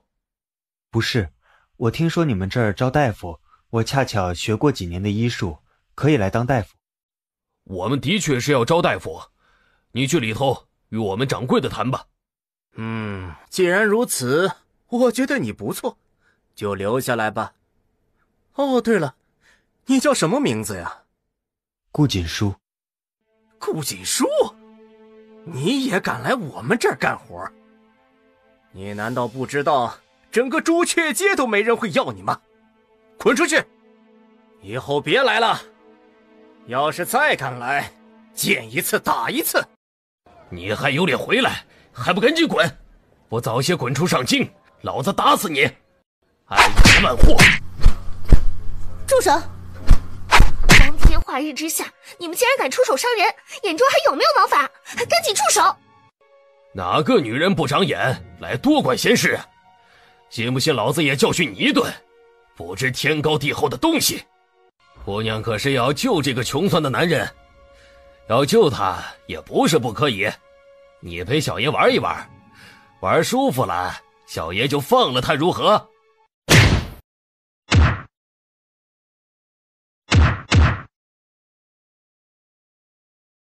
杀千道胆，你到底是从哪儿冒出来的女人？在这条街上也不去打听打听老子是谁，你竟然连老子都敢打，你就等死吧！南洛清嫌赵天成聒噪，命唐月拿块臭布将他嘴堵上。你还好吗？姑娘，怎么是你？若不是我家姑娘，你早就没命了。还真是奇怪，怎么次次碰见你，你都这么倒霉？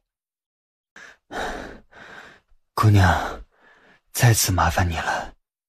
你与这家铺子有什么渊源？其实，小生曾经是这家正兴堂医馆的掌柜，从我的祖辈开始，就已经在正兴堂当大夫。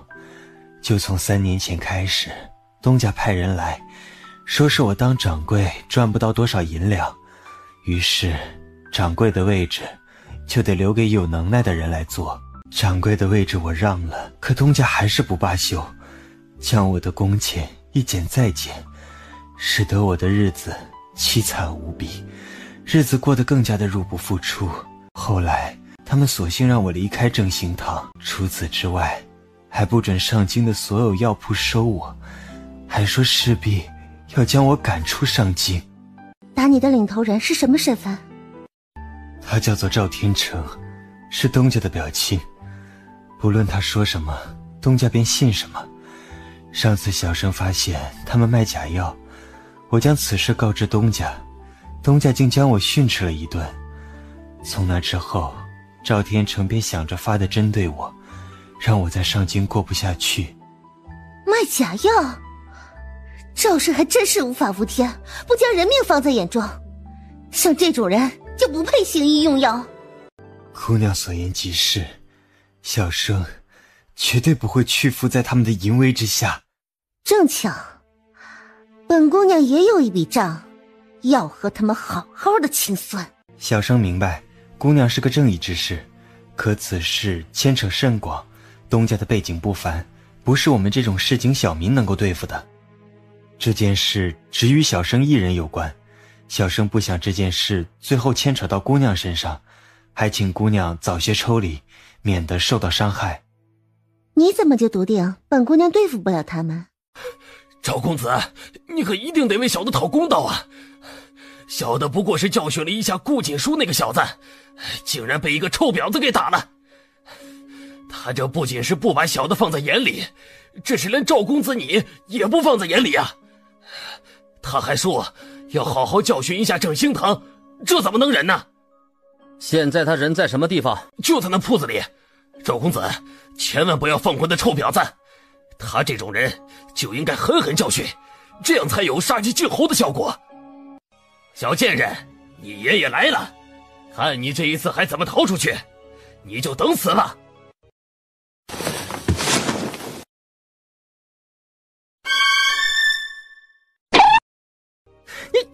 你惹谁不好？你惹这个姑奶奶做什么？啊，赵公子，你这话什么意思？小的可没有惹这丫头，是这丫头上来就和我们正兴堂过不去啊。赵文，你躲什么？见到本王妃还不行礼？拜见玉王妃娘娘，就是不知道哪阵风将娘娘吹到这儿来了。可是身子不适，若是身子不适的话，可得早些回去休息，在这儿待着没什么好处啊。顾锦书愕然地张着嘴，玉王妃？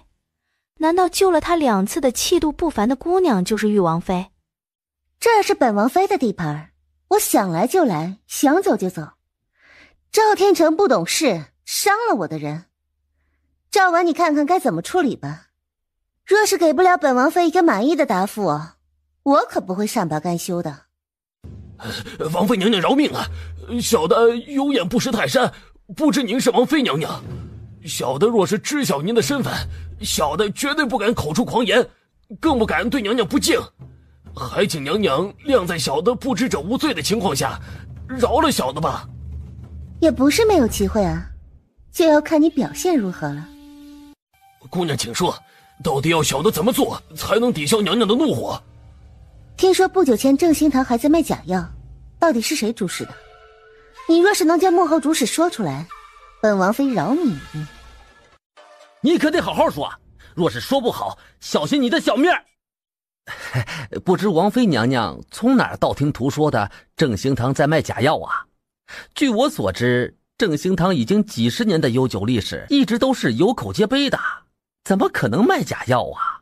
这说来也巧啊，你们赵氏也有一家药铺，正兴堂的生意远不如你们赵氏的。这若不是正兴堂卖了假药失了百姓的心，又怎会生意惨淡到这副模样？娘娘这话是什么意思？是话里话外觉得我们赵家动的手脚不成？若要人不知，除非己莫为。到底你们赵氏有没有在背后耍手段？本王妃一查就明了。哼，这赵某你们倒是动了不少的手脚，吞了不少银子吧？那姨子去了什么地方？赵天成，你应该比我更了解。在账目上弄虚作假，可是要流放到塞外的。我瞧着赵掌柜这身子骨儿，恐怕还没有到塞外，怕是已经一命呜呼了。姑娘饶命啊！小的就是一时犯糊涂而已，小的根本不想这样的，只是一时鬼迷心窍，还请娘娘给小的一个机会。其实啊，你也不是没有将功赎罪的机会，你只需要将卖假药的指使者给供出来，然后再将账目上的亏空全部补齐。本王妃会和大理寺好好的帮你说两句，到那时候保证你一点事儿都没有。赵天成，你最好好好思考如何选择，你要是选错的话，最后会有什么样的结局，你应该很清楚。赵公子，你又何必这样说呢？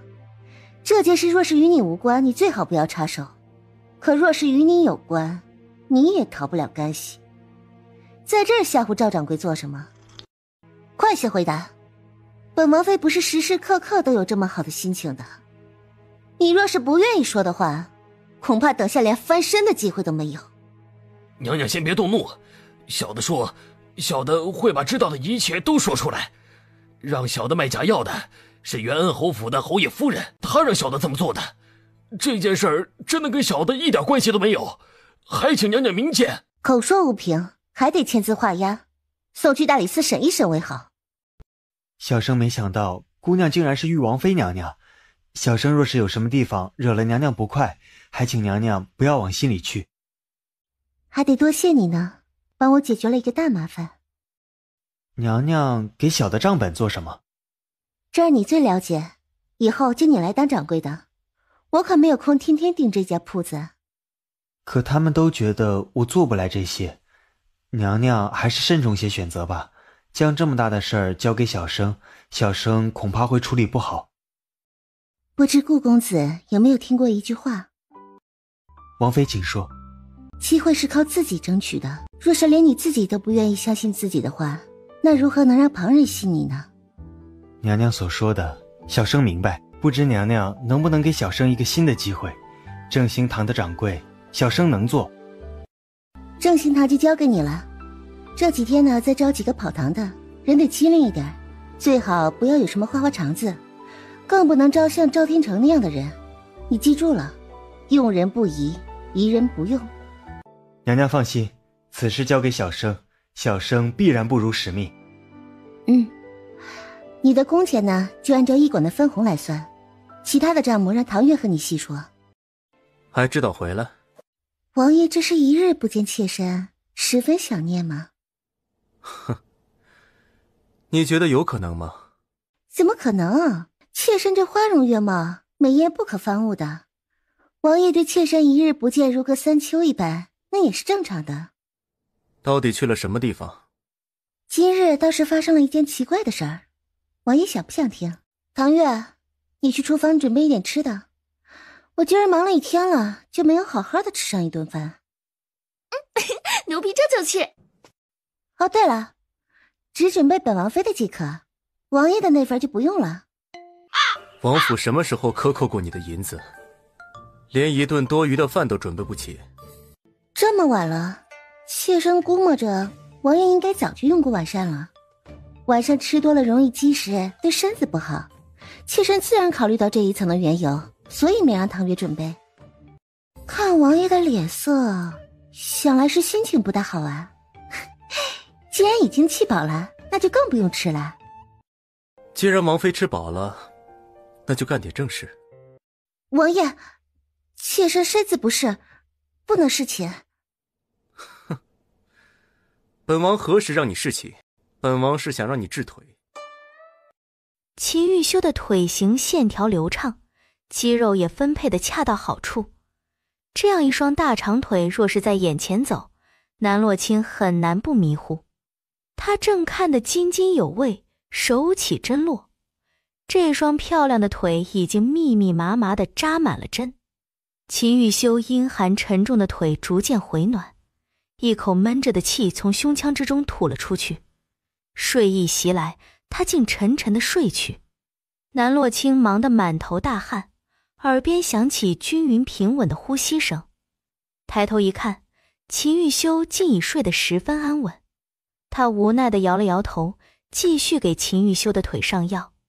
就在这时，他的腿的某一处血管竟动了下，他赶紧出手，在他的周围又扎了几针。南洛清微眯眼眸，手起刀落，直接在他的膝上划了一道大口子，那虫子就直接从伤口处掉落在地上，喷洒而出的还有浓黑带着腥臭味的血。你要谋杀本王？妾身若是要害王爷，为何不直接一刀封喉，反而划伤膝盖呢？再说了，王爷不先看看这地上是什么东西，然后再下定论？这东西是从本王的腿里取出来的。不然呢？王爷你看，这虫子可是被王爷养得油光水滑的，看来吸了王爷不少的血。这是什么？王爷难道不想知道这是什么东西吗？这是西凉皇室养的毒虫，会潜伏在血液里，它会不停地吸食血液，渐渐的毒虫越来越大。再后来，当血液已经无法维持它生存的时候，这毒虫便会蚕食人的五脏六腑。恐怕到那个时候，王爷已经油尽灯枯了。既已去除毒虫，是不是意味着本王的腿不日便可痊愈？那王爷未免想得太轻松了。由此毒虫说明王爷身上中的毒不止一种，这想要解毒的难度嘛，也就更上了一层。你没辙了？那怎么可能？就算全天下都没辙，本王妃也有的是办法。既然已经发现，解起来也就有眉目了。你说这毒虫是西凉皇室所有的？的确，毒虫是西凉人下的，腿伤呢是因东都人得的。看来王爷得罪的人不少啊。表哥，我要告发南洛清私通。和谁私通？昨日我的侍女瞧见南洛清在外面和男人勾肩搭背，那就是妥妥给表哥你戴绿帽子呀！如此不守妇道的女人，表哥你还是早些把她休了，再请出笼，要不然誉王的面子往哪儿搁呢？本王的事儿还轮不到你来指手画脚。你若是当真这么闲，就回去抄写佛经，抄到心静为止。表哥，你怎么能不信我的话？我是你的妹妹，怎么可能会骗你吗？你不会是被南洛清那个女人给蒙蔽了吧？滚回去！你要是再不回去，今年就别想出誉王府。楚轩儿被吓得眼睛一红，转身离开，又撞上南洛清种植药草的药盆。他不满地踹了一脚，药草上的花粉粘在他的裙摆上，他也没注意，就快步离开。秦玉修还得上朝，没有与南洛清多言。要么奴婢将这些药盆收起来吧，免得被人给糟蹋了。表小姐太过分了，走路就不能看着点吗？你呀，就别气了，那是一棵竹毒草，最毒的就是上头的花粉了。若是不触碰还好，可若是碰上了，免不了3天的上吐下泻，恐怕连床也下不了。还是娘娘高明，若是有人想要动娘娘的药草，反倒是搬起石头砸自己的脚。不知王爷为何要在朝堂之上处处与本将军作对？哼，这就得问问苏将军的好女儿了。爹，那个女人不过是个没人要的丑八怪罢了，你管她死活做什么？苏将军一怒之下甩了苏灵儿一巴掌。你往常胡闹也就罢了，惹那誉王府的人做什么？陛下御赐的砚台你也敢砸？砸了又如何？爹爹要打尽管打便是。你对誉王妃当街行凶还不知悔改，那誉王在朝堂之上对我百般针对，你爹我这张脸的面子今日算是丢尽了。若不是南洛清百般勾引誉王殿下，他又有什么资格当上誉王妃？誉王殿下不过是短期内受他蛊惑罢了，时间长了，誉王殿下便能明白我的好。人家既已成婚，你还念念不忘地作践自己干什么？南洛清死了不就好了？这样一来，玉修哥哥就是我一个人的了。你还嫌这一次的事情闹得不够大吗？那南洛清不过是擦伤了点皮，誉王就能在朝堂之上让我下不来台，那南洛清真有个什么三长两短，后果你负啊！怕什么？爹爹是骠骑大将军，一人之下万人之上。我的亲姑姑是皇后娘娘，谁能奈我何？禁足3日，好好反思。没想明白，休想出门。娘娘还真是厉害，一锅就将赵氏和赵天成给端了。这样一来，元安侯府短时间都缓不过来，只能缩衣节食，日子可就没有这么好过了。走，带你看戏去。来之前怎么也不提前知会一声，我也好专程等你啊。这是我自己种的参，想拿来给大表哥尝尝。顾景天尝了口，药味浓郁，是品质极好的参，难为小表妹有心了。怎么还自己在院里种参？可是银子不够用了，不够用就和表哥说，表哥给你几张银票花花。这院子里种药材是我的乐趣。今日小妹来，还想问问赵氏的案件受理的如何了？已经处理了。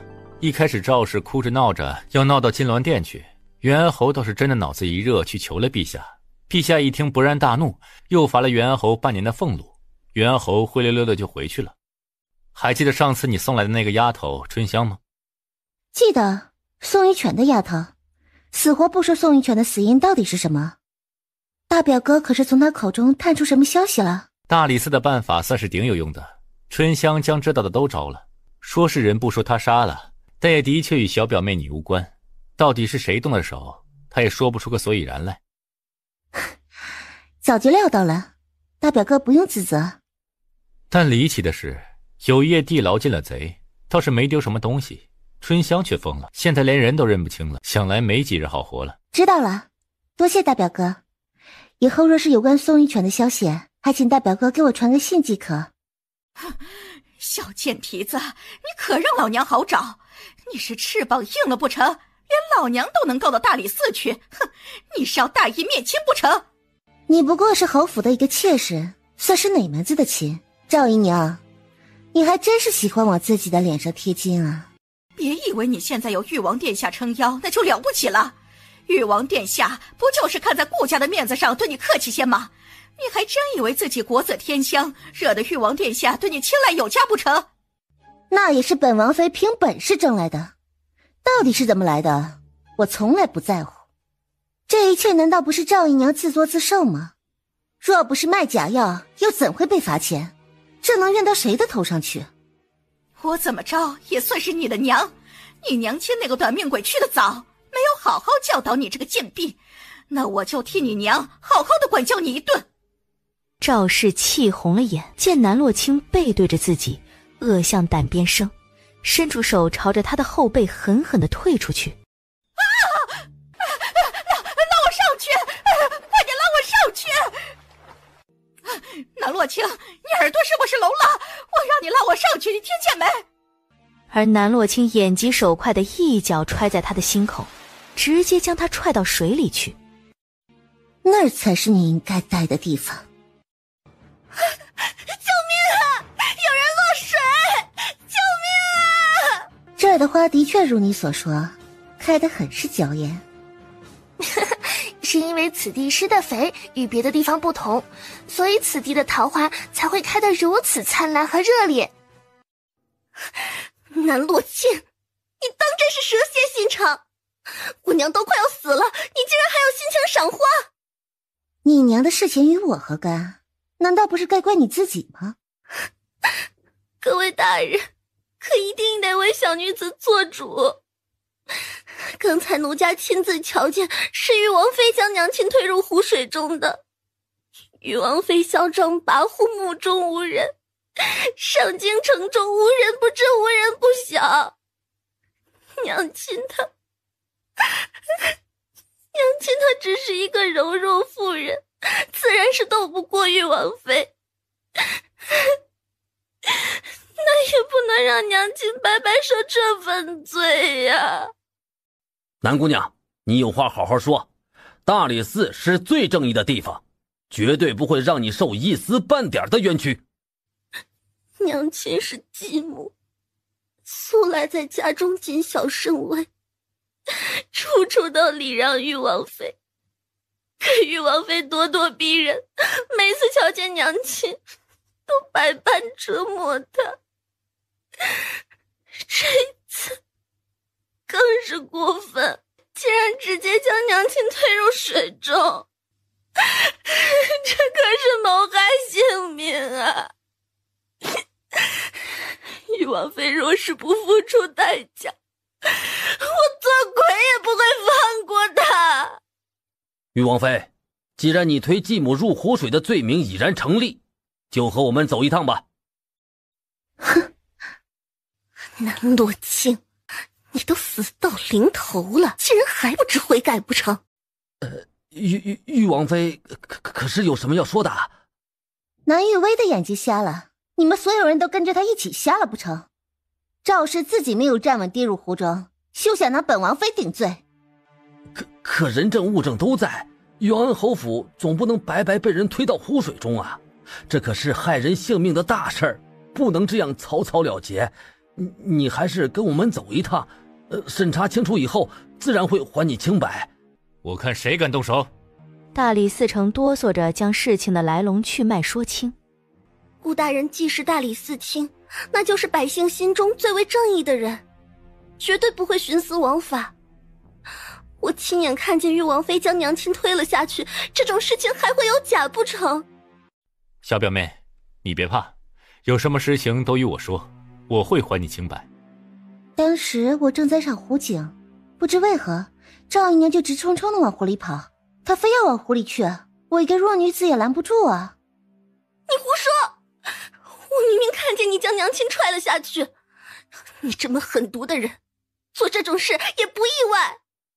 那是你眼花，明明本王妃当时是想拉赵姨娘的，你看我这手上还有一条因为没有把她拉成功留下来的疤呢。玉安侯夫人的确是自己跌落湖中，与小表妹没有任何干系。顾大人，你与玉王妃关系好，就可以这么包庇她，就不怕百姓们戳你脊梁骨吗？既然顾大人喜欢徇私枉法，那么奴家就只能将这件事状告到金銮殿去。不论你是告到陛下面前，还是告到皇后娘娘跟前，结局总归是一样的。小表妹没有动手就是没有动手，与你和谁告状没有关系。你们看地上的痕迹，这一条拉扯的痕迹就是元安侯夫人跌落湖水的痕迹，就是这么直直的冲下去，连停顿都没有。而小表妹的足迹在另外一边，离她的距离也远，根本构不成将她推下去的距离。你们还有什么话要说？大理寺当差的人怎么可能连这么简单的常识都不懂？你还有什么话要说？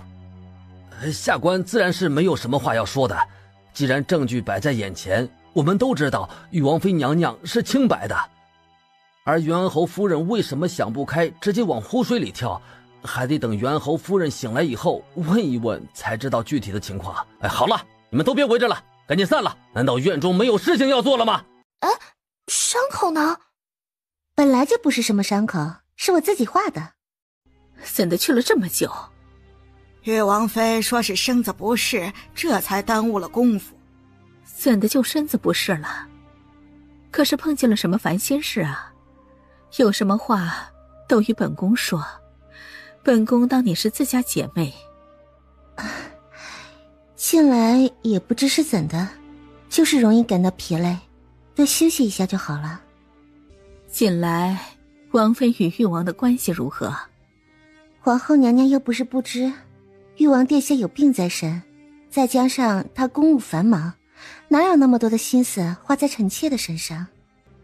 有什么话你直说就是了，本宫会为你做主的，断然不会让你受委屈。有本宫给你撑腰，没什么好怕的。皇后娘娘若是有什么话直说便是了，您这样说，杏儿着实听不懂。看来你还不知道实情，但这件事本宫也不想瞒你，就是上次刺杀你与大皇子的凶手已经查明了身份，就是玉王身边的贴身侍卫程毅。背后真凶是谁，应该不用本宫解释了吧？怎么会这样？王爷他怎么可能做这种傻事？刺杀大皇子是什么罪名？天子犯法，自然是与庶民同罪。陛下大怒，已经将誉王关进了天牢，但陛下仁慈，明白这件事情与你没什么关系，再加上本宫求情，这件事不会牵连到你。可王爷未免太傻了一点，为何要伤害大皇子呢？大皇子无论怎么说也是王爷的堂弟，而且伤了大皇子也无济于事，不是吗？谁知道誉王是怎么想的？坊间传闻，誉王就是个阴晴不定、杀人不眨眼的杀人魔，他会做这种事也不稀奇。你也别太难过了，若是誉王出事了，你还有家可以回。等过几日殿审，你就说几句实话就行了。娘娘指的是什么样的实话？不就是你所听见看见的誉王天生嗜杀的真相吗？也就是将他的罪名给坐实。你若是不想和这件事扯上关系，到时候就在殿审上将事情推脱得一干二净即可。你若是想不开，非要护着誉王，到时候会产生什么样的后果，本宫可就不敢保证了。皇后娘娘的教诲，青儿谨记在心。姑娘可是病了？倒也不是病，而是皇后娘娘在茶水里动了手脚，茶水里放了迷惑心智的药，吃多了就会变成傻子，任人摆布。啊，皇后她上次是送染毒的衣裳，这一次是给娘娘喂药，下一次还会有什么样的花招？恐怕没有下一次了。若是秦玉修就此倒台，那本王妃以后就没有了靠山，不需要皇后动手，我自会过得无比惨淡。皇嫂可是为了誉王的事而进宫。的确，誉王的事情想必大皇子已经知道，这具体发生了什么，大皇子能与我说说吗？哎呀，本皇子之前也不知道皇兄竟然是这种人。他对我动手我能理解，当时他可是连皇嫂你都没放过。俗话说一日夫妻百日，皇兄的心还真是狠呢。誉王出事以后，我又该何去何从呢？这有什么难的？等到誉王被斩，本皇子就好好护着你，以后你就跟着本皇子。可本王妃是大皇子的皇嫂，这皇嫂又怎么能和小叔子在一块儿呢？这是要被世人戳脊梁骨的呀。皇嫂大可放心，名正言顺的位分本皇子的确是给不了，但保证皇嫂衣食无忧，荣华富贵一辈子，绝对是没有问题的。大皇子还是不要口出狂言的好，事情还没有一个定论，这种话若是被誉王听见了，大皇子今后的日子恐怕不会好过。皇嫂，此事已经是板上钉钉的事了，证据确凿，若是没有变数的话，3日后就会宣判结果。谋杀皇子可是大罪，就算他是誉王又能怎么样？皇嫂是个当机立断之人，想来不会在这种事情上犯糊涂。而且誉王他连你都杀，想来是没有将你放在心上，皇嫂又何必对他念念不忘呢？你还有脸来？你不是去皇宫了吗？你不是把表哥供出来了吗？你来这儿装什么装呀？是想来看我的笑话，还是想来看表哥的笑话？都怪你，都怪你！与秦玉修关在一起的安风与安宇也眼神不善地盯着南洛清。看什么笑话？我们都是一条船上的人，唇亡齿寒的关系，你能有点脑子吗？哼，我看是你太能装了吧。当时刺杀大皇子的人你就是见过的，今日朱嬷嬷又把你请到宫中去，皇后娘娘没有与你说什么吗？不然这王府上下就只有你安然无恙的自由自在，你肯定是把一切的罪名都推到表哥的身上，然后把你自己摘干净。这些都是你的臆想，你要是有能耐就将王爷救出去，要是没有能耐你就闭嘴。你以为你是谁呀？现在大家都落了难，你又能有什么好日子过？像你这样出卖表哥来谋取荣华的人，有什么资格站在表哥面前？南洛清轻扫了他一眼，舒服地叹了口气，耳边终于清静了。本王妃做事并不需要和你报备，你若是想活的话就乖乖地待着，若是作死没有人拦着你。王爷身子不适，王妃还是不要折腾王爷的好。他怎么了？王爷毒发了，现在正发着高烧。病了怎么不早点说？他那身子能熬得过去吗？还好他身上带的灵药足够多，一颗接着一颗的往秦玉修的嘴里塞。秦玉修高烧迷糊，死活不吃南洛清喂的东西，他只好将药放入自己口中，扣住秦玉修的下巴，以接吻的方式将药丸塞到他的口中。似乎是嗅到熟悉的香气，秦玉修终于不抗拒，接连吃了10几颗药。你来做什么？没有我，王爷早死了。都已经这样了，你还不走？我呢，嫁鸡随鸡，嫁狗随狗喽。你是说本王是鸡还是狗？我可没有这个意思，王爷倒是喜欢对号入座。誉王府就此倒了，你为何不离得远远的？妾身是誉王妃，誉王府倒了对妾身来说没有什么好处。再说了，妾身想要再找一个像王爷这样姿容的夫君，那可不容易。秦玉修突然翻身将他压在身下，勾起他的下巴，略带侵略的视线描绘他的阴唇。王爷的病不严重了，还这么折腾？躲什么？不是说对本王的容颜难以自拔吗？他柔弱无骨的手掌钻进秦玉修的里衣内，摸了把他的腹肌，指尖继续在他的身上游走。你是想在这天牢被人看成一场活春宫？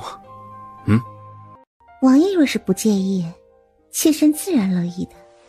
秦玉修推开他，继续保持一开始靠墙的姿势，缓缓闭上了眼。看在你救了本王的面子上，饶你一命。若有下次，小心你的小命。王爷还是不要说大话的好，能不能活着出去才是重要的。要不然王爷头上会不会绿，妾身可不敢保证。你敢？只要锄头挖得好，就没有挖不到的墙角。这怪只能怪啊，妾身太过天姿国色，让他们无法自拔。恐怕也就只有王爷眼睛下，放着妾身这种大美人不爱，去爱一个干巴巴的小豆芽。这天牢其实也挺好的，王爷还能在里头好好的修身养性，妾身自然会想办法帮王爷洗刷冤屈。你能想到什么办法？怕是得将自己的命也搭进去。想不到大表哥的琴艺竟是如此高超。修身养性罢了，以后你若是想住，就一直在顾家住着都行。难道大表哥也觉得誉王回不来了吗？隐约听说过一些传闻，说是誉王派人追杀大皇子，当时你也在，好在一切有惊无险。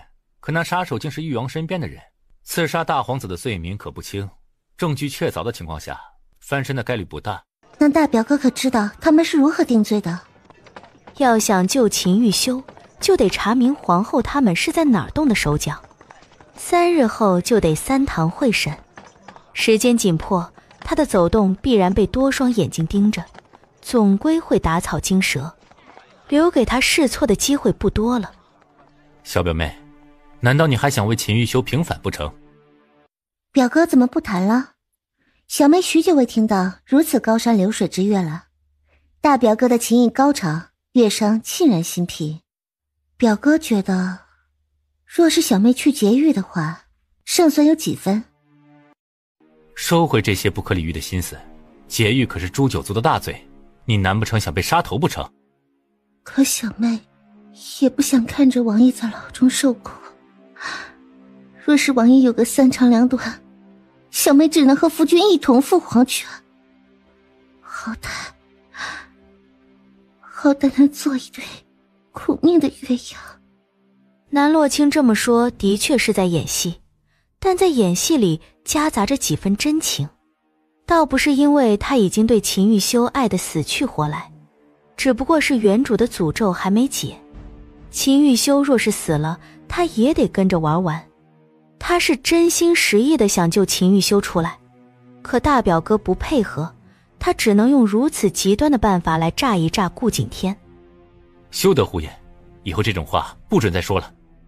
以前上京所有的案件都会交给大理寺受理，可这一次因关乎到大皇子，也就是未来储君的性命，陛下亲自处理3堂会审，就算大表哥想帮你，也没能耐插手。他们说凶手当中有一个是王爷的贴身侍卫，所以才断定是王爷动的手。小妹能不能去看一眼那贴身侍卫？不行，必须有陛下的口谕才可以见他们。但在这紧要关头，陛下又怎么会让你见如此重要的证人呢？除了陛下，除非大皇子能同意。知道了，大表哥放心吧，小妹不会做傻事的。本是想派人去接你的，但我们的关系还是暂时不要让人知晓的好。母后那人就是喜欢小题大做，我担心他会阻止我们的交往。南洛清嘴角挂着一抹浅笑，既不承认，但也没有否认。他若想拿到证据，最快也最有效的办法便是从秦泰然身上入手，再加上秦泰然对他存着别样的心思，他办起事儿来更加的方便。大皇子的心意我自然明白，只是没想到这样的事情会发生在我的身上。本来我只是想过平淡的生活而已。话可不能这么说，这件事根本就不是你的错，而是皇兄他欺人太甚罢了。父皇给他的绝对不少，他还有什么不知足的？竟然还派人来刺杀我。皇兄的杀人成性，性子也不好，能娶到洛清你这样的姑娘，简直是他8辈子修来的福气。大皇子客气了，我哪有你说的那么好？不，你比任何人都好，你都不知道你有多么的特别。你和那些养在深闺的世家千金全然不同，你勇敢无畏，想法也新奇，而且还有能耐。你跟了本皇子，在本皇子身边出谋划策，本皇子还愁着江山坐不稳吗？南洛清佯装娇羞地将手抽了回去。女子在这世道本就不好活，大皇子可愿给我名分？若是没有名分，我岂不是成了众人耻笑的对象？你是本皇子的女人，谁还敢嘲笑你？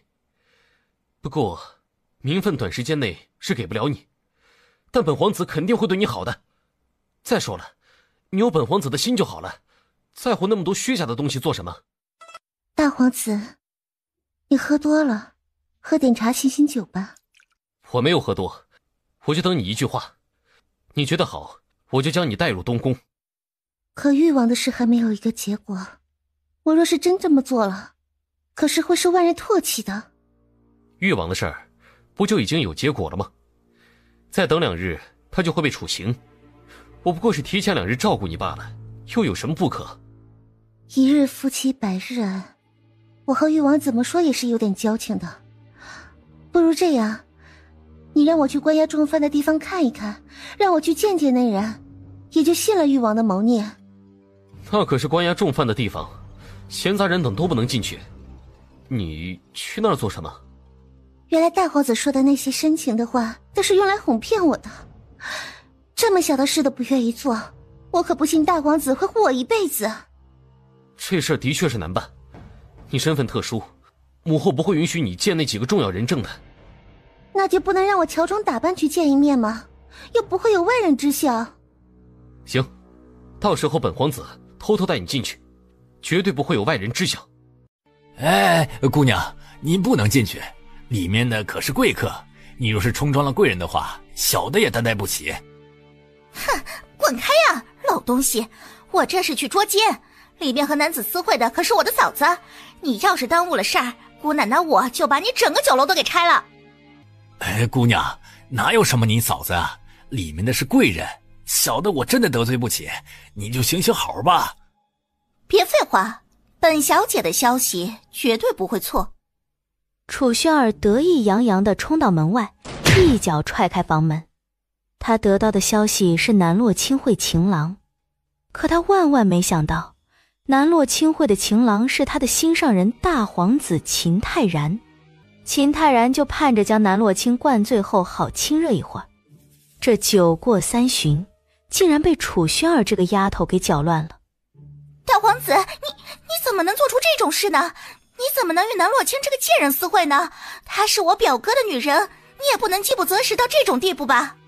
你别胡言乱语，我与洛清是清白的关系，再说了，本皇子的事儿，什么时候轮到你来管了？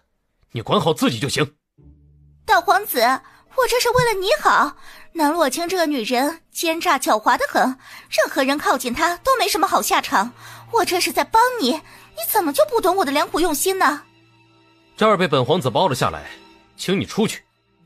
大皇子，你怎么能对我这么狠心？而且还是为了南洛清这种女人，她到底是有什么好的？她有的我也有，她没有的我也有，我比她好上1000倍。表哥受她蛊惑也就算了，怎么大皇子你也受她蛊惑了？竟然敢诅咒本皇子，岂有此理！既然出了这等事，我还是先回去了，免得对大皇子名声不好。表哥，你知道南洛清那个女人在外面背着你做了什么事儿吗？她真的在外面私会情郎，而且情郎你还认识，就是大皇子。你和大皇子是堂兄弟，南洛清竟然也敢与大皇子勾勾搭搭，多恶心呀！这不是明摆着离间你们兄弟之间的感情吗？你说南洛清私会谁？就是大皇子呀，我今天亲眼瞧见的。我早就与表哥说了，南洛清长着那么一副狐妹子的脸，肯定是不甘寂寞的。表哥，你前脚刚被抓进天牢，后脚他就和大皇子勾搭上了。他把你当什么了呀？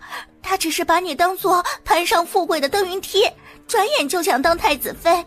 这一次你被陷害，肯定是有他的手笔。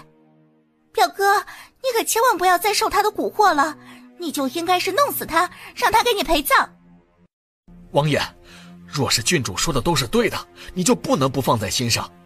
昨日王妃刚说会救你出去，转眼又和大皇子腻歪在一起，这是根本就没有把你放在眼里。看来王妃很早就和大皇子是一路人了。哟，这么热闹，都在说本王妃的坏话。你怎么在这儿？你都能来，本王妃怎么就来不得了？你干的那些龌龊事，我全都告知表哥了，看你怎么脚踏2只船。眼见未必为实，你怎么就能确定你的眼睛没有瞎呢？不过你这脑子蠢倒是真的。哼，表哥，你看他这一副恶毒的嘴脸，你一定要休了他，让这种肮脏的女人滚出誉王府。滚出去！南洛清，听见没？表哥让你滚出去，这辈子都不想看到你，这就是你红杏出墙的代价。我会让你在上京颜面扫地，休想风光的嫁给大皇子。本王说的是你，滚出去！表哥，我这么长时间不见，王爷是越发的俊朗了。尝过本王这般山珍海味，秦泰然那货你也下得去口？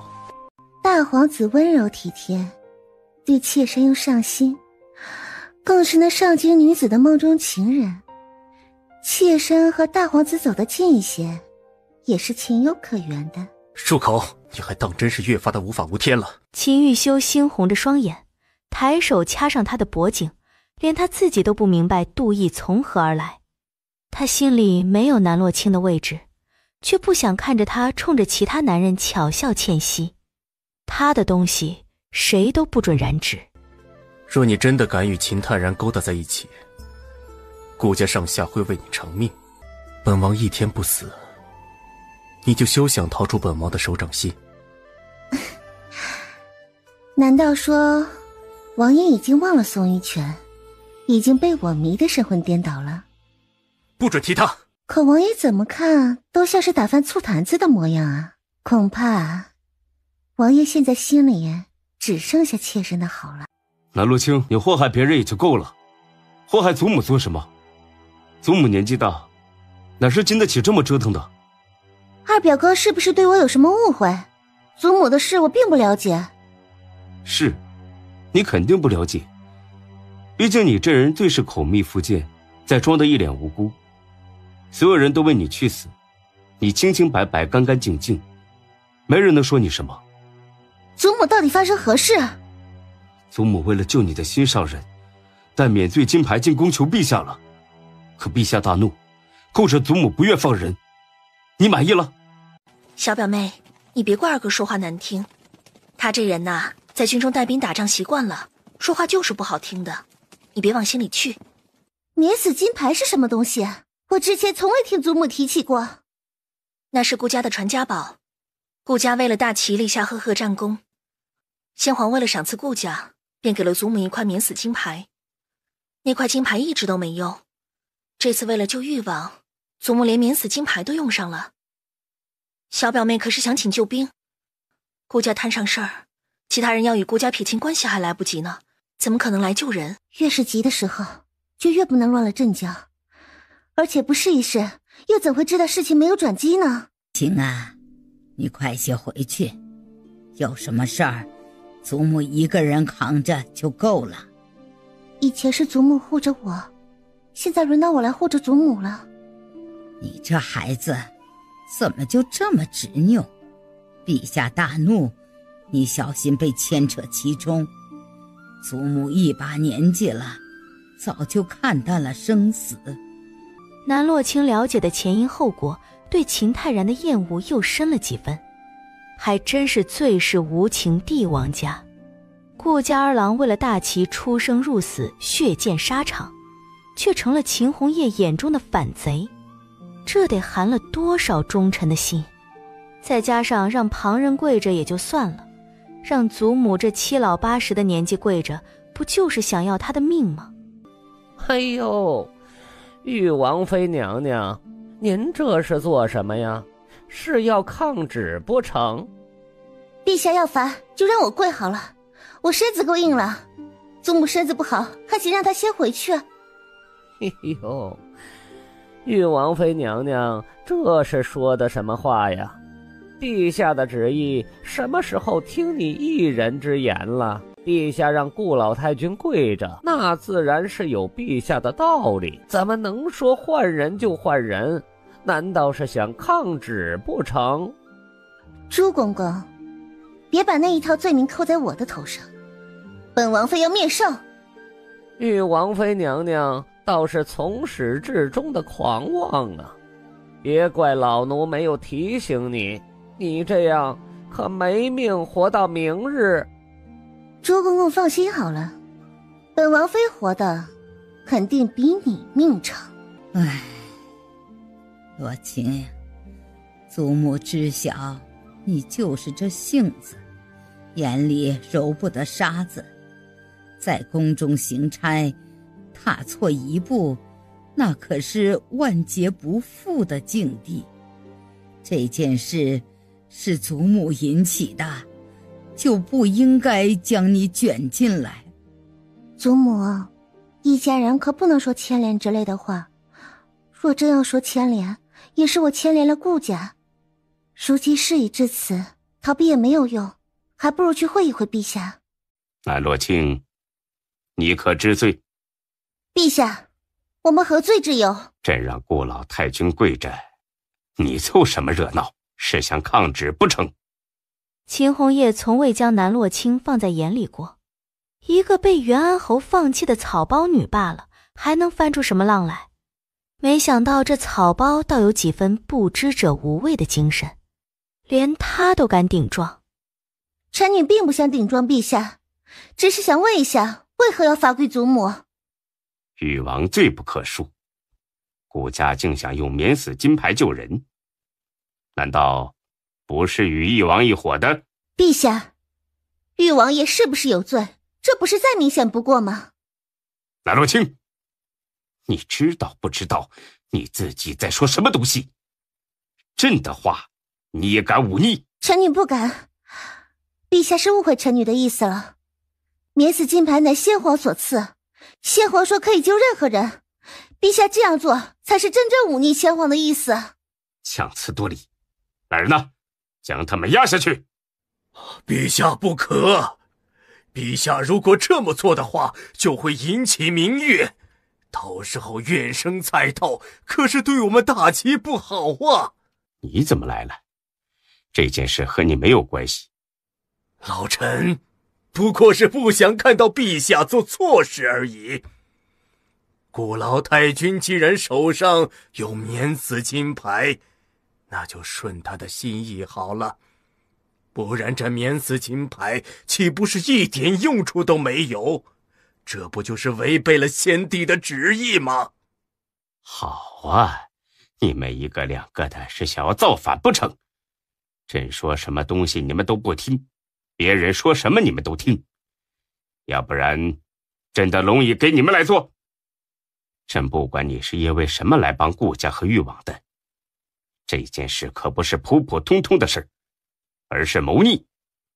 大皇子差点就没命了，你让朕怎么放过他们？陛下可能是误会老臣的意思了。其实并不是来为誉王求情，而是想为顾家说上两句话。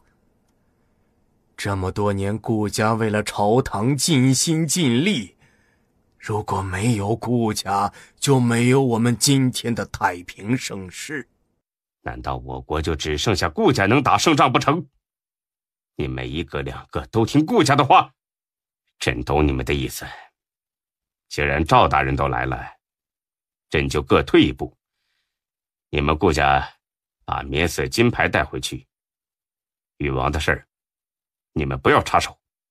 陛下一言既出，驷马难追，我现在就将祖母带回去。若不是赵大人及时赶来，恐怕老身没办法全身而退。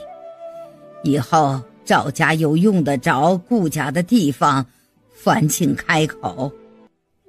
老太君误会了，老夫不仅是看在两家的交情上来相助，还是因为誉王妃写了封信，说是能帮在下大忙，老夫才舔着老脸上来劝上一劝。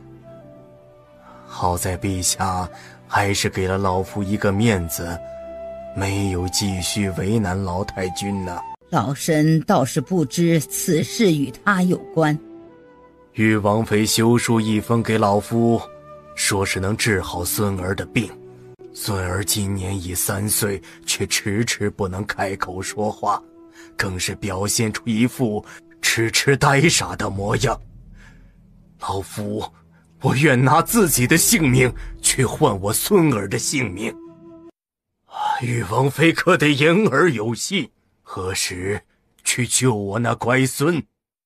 今日即可。这年头哪有女子当大夫的？赵大人没有将实情告诉夫人吗？这种事情没必要说，能将孙儿治好就行。瞧你说的轻松，从古至今就没有女子当大夫的。这位姑娘能治什么？这不就是将我家的孙儿往火坑里推吗？你能舍得，我是万万舍不得的。人家誉王妃都已经来了，怎么着也得让人家试上一试。是什么事？一个女大夫能有什么能耐？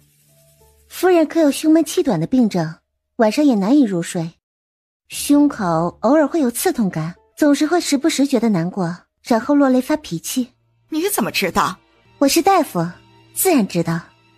可你并没有给我诊脉。别人可能需要，但是我不要。你当真这么有本事？你真的能救好我孙儿？可以，夫人放心好了。不知道小公子在什么地方？我带你去。孙儿怎么了？怎么突然就晕过去了？小孩子到处乱动会影响治疗，那堂我加了一点安神的药，小公子没有事的，就是睡一觉而已。等他醒来以后啊，自然就好了。南洛清拿出银针在他的耳上扎针。孙儿有问题的是嗓子，你怎么在耳朵上扎针呢？小公子的问题从来都是耳朵，并不是喉咙。他之所以不能开口说话，是因为他从来都没有听到过外面的声音，自然不知该如何开口。不过你们放心，他很快就能好的。南洛清施针1个时辰，小公子终于醒了过来。你这算是哪门子的大夫？什么都不懂还胡说一通。我看在顾家的面子上不责罚你，但也请你出去。誉王妃，那就请您还是先回去吧。誉王妃的医术举世无双，赵家小公子能得誉王妃救治，是他的福气，你们怎可翻脸不认人？你们不伤了钱儿，我都烧香拜佛去了。出去，不准你们再碰钱儿一下。赵夫人浑浊的双眼含着泪，心疼地拍着赵钱的后背，小孩黑葡萄似的眼珠四下张望，嘴巴一张，狂风骤雨似的哭了起来，嘴里咿咿呀呀地吐出几个音节。钱儿的喉咙这是好了。钱儿，你再说一句，给祖父听听。赵钱再次被吓到，这一次哭得直打嗝，这是之前从未出现过的。赵夫人，你是长辈，哪有您归我的道理呀？若不是你治好了钱儿，他这辈子可就毁了呀。刚才是我口不择言，你别往心里去啊。赵大人也帮了我一个大忙，这样说的话，我们之间算是扯平了。小公子的病在耳，我施针以后，他便可以听见声音，只要耐心的教，便和常人无异。你治好了我的孙儿，那就是我们赵府永远的恩人。有什么需要帮忙的，尽管提。如果有需要的话，我自然不会客气。赵家小公子久不能言，世人都会觉得问题出在喉咙，为何王妃觉得问题在耳？我们交谈的声音并不小，可是小公子只顾着把玩着玩具，连头也不回一下。那这就说明他听不到声音，而且是先天性的失聪，所以他自然不知如何开口说话。原来如此。你为何要当街撞死？你这样的年纪死了岂不是可惜了？我若是不死，就要被姓苏的禽兽给糟蹋了。女孩惊恐地回头一扫，说曹操就到。他口中姓苏的男人正是皇后娘娘与苏大将军的亲弟弟苏龙。幼年时与人打斗伤了腿，性情乖张变态，喜欢折磨妙龄少女为乐。因其身份高贵，京中无人敢得罪他，对其所犯之事大多是睁一只眼闭一只眼。小娘们儿，逃？你能逃到什么地方去？还是乖乖的跟小爷我回去，保证让你爽得找不着北。哟，今儿运气不错，还能一箭双雕。美人儿，你也跟小爷我回去爽爽。南洛清抬脚踹上他的腹下3寸，他疼得在地上打滚。大胆刁民，竟连苏大人都敢伤，活得不耐烦了。睁大你的狗眼看看，本王妃岂是你们能随便动的？南洛清取出烫金令牌，差点闪瞎几人的眼。令牌上赫然写着玉王妃3字。苏大人，此人不是普通人家的姑娘，而是元安侯府的嫡女，玉王的王妃，我们动不得。玉王府又如何？明日之后世上再无玉王，到时候我一定要把你弄到手上，折磨得你求生不得，求死不能。你现在猖狂又有什么用？到最后还不是得乖乖跪下来舔小爷的血？明日的事谁又能说得准？万一明天苏家就得为你收尸了呢？娘娘怎么出门这么久？大皇子的人已经等候多时了。走，汇回去。这是一套侍卫的衣裳，已经完全更改为娘娘的尺寸。等娘娘将衣裳换完，就随在下一起去见大皇子，剩下来的事儿大皇子自会安排。这身衣裳很适合你，以后你入了东宫，就能一直穿着这衣裳陪在本皇子左右，这可是皇子妃都得不到的待遇。多谢大皇子出手相助，时间不早了，还是去地牢看看吧。别急，我好不容易见你一面，上次的饭还没有吃完呢。这一次我们安心的吃上一顿，我再带你去地牢。大皇子，我们之间时间多的是，以后安心的一起吃饭不好吗？去地牢看那些证人是小女子的心结，若是见不到他们，这饭我是一口也吃不下。既然大皇子不愿意带我去，那我就不耽误您的时间了。慢着，我何时说了不带你过去了？行，我这就带你去地牢看看那几个证人。不过下一顿饭可得安心的与我吃完。皇后娘娘有令，闲杂人等不能入内，你一个小小的侍卫，去看重犯做什么？他是本皇子的人，本皇子命他查验证人，这种小事你也要管？小的不是那意思，实在是证人太过于重要，皇后娘娘专门吩咐过，若没什么事儿，还是不要接触证人，恐怕有变故。哼，本皇子的事儿，什么时候轮到你来指手画脚了？你的意思是，本皇子要见一个证人，本皇子还得专门去一趟凤栖宫通报不成啊？大皇子息怒，小的不过是秉公办理而已。母后那边，本皇子自然会处理。滚开！地牢里放了下冰床，几具尸体摆在上面，目的是为了不腐败。南洛清先是看了眼他们的胸口，的确是留有剑伤，是那日他们几个留下的。人没有错。他看向几个人的脸，因放着冰块，他们的尸体没有一点腐烂的痕迹，五官还是十分的清晰。对于其中几人，南洛清有印象，曾经在秦玉修身边见过。这几个人都是秦玉修的亲卫，难怪说他们几个都是听了秦玉修的命令来刺杀大皇子的。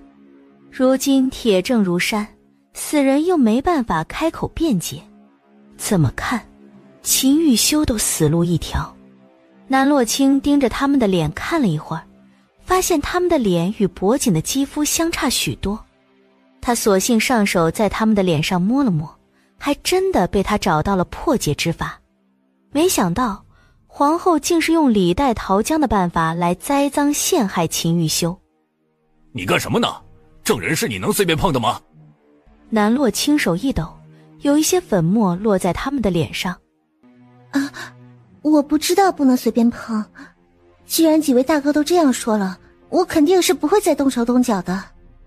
好了，时间差不多了，还不赶紧出来？若不是看在大皇子的面子上，你休想踏进这里半步。洛清，既然你人也见了，那么什么时候跟着本皇子去东宫啊？大皇子着什么急？心急吃不了热豆腐。我如今还是你的皇嫂，若是真的这么做了，传出去对大皇子名声不好。洛清说的是，等明日3堂会审尘埃落定之时，本皇子定来娶你。明日之事，那就等明日再说。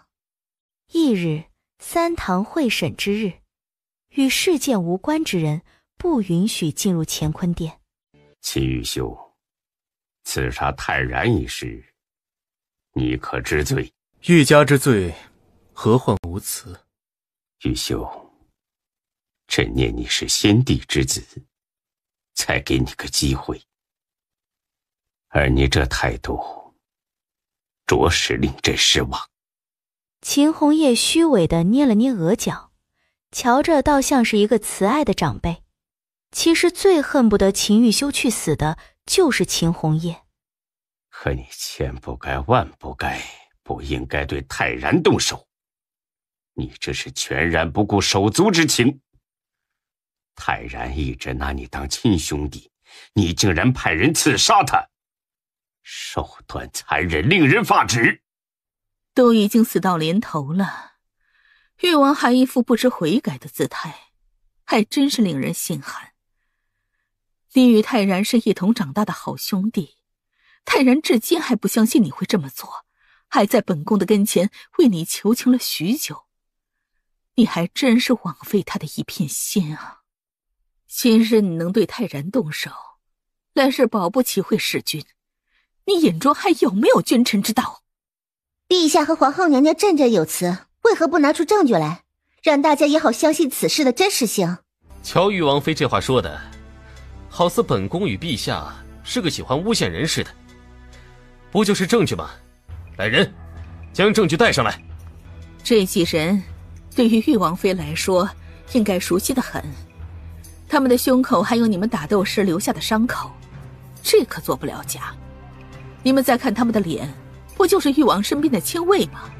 铁证如山，你们休想继续狡辩。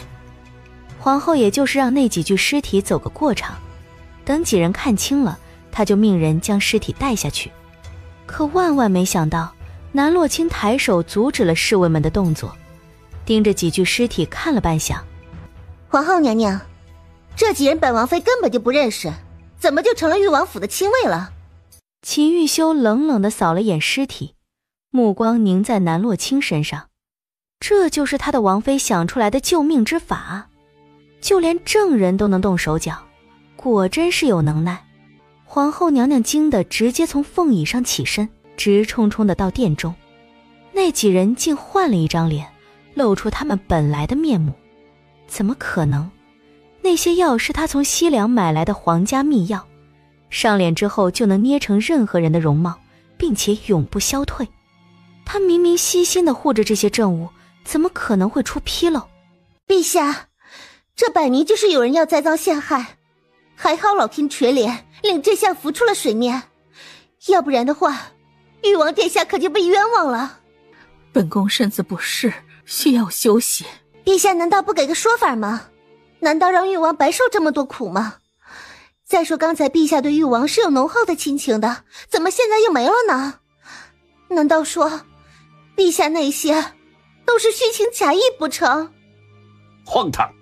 朕何事哪轮到你一个小丫头片子来智慧？我不过是为誉王抱不平罢了，毕竟谁会愿意被冤枉呢？谁愿意因此受了这么多罪呢？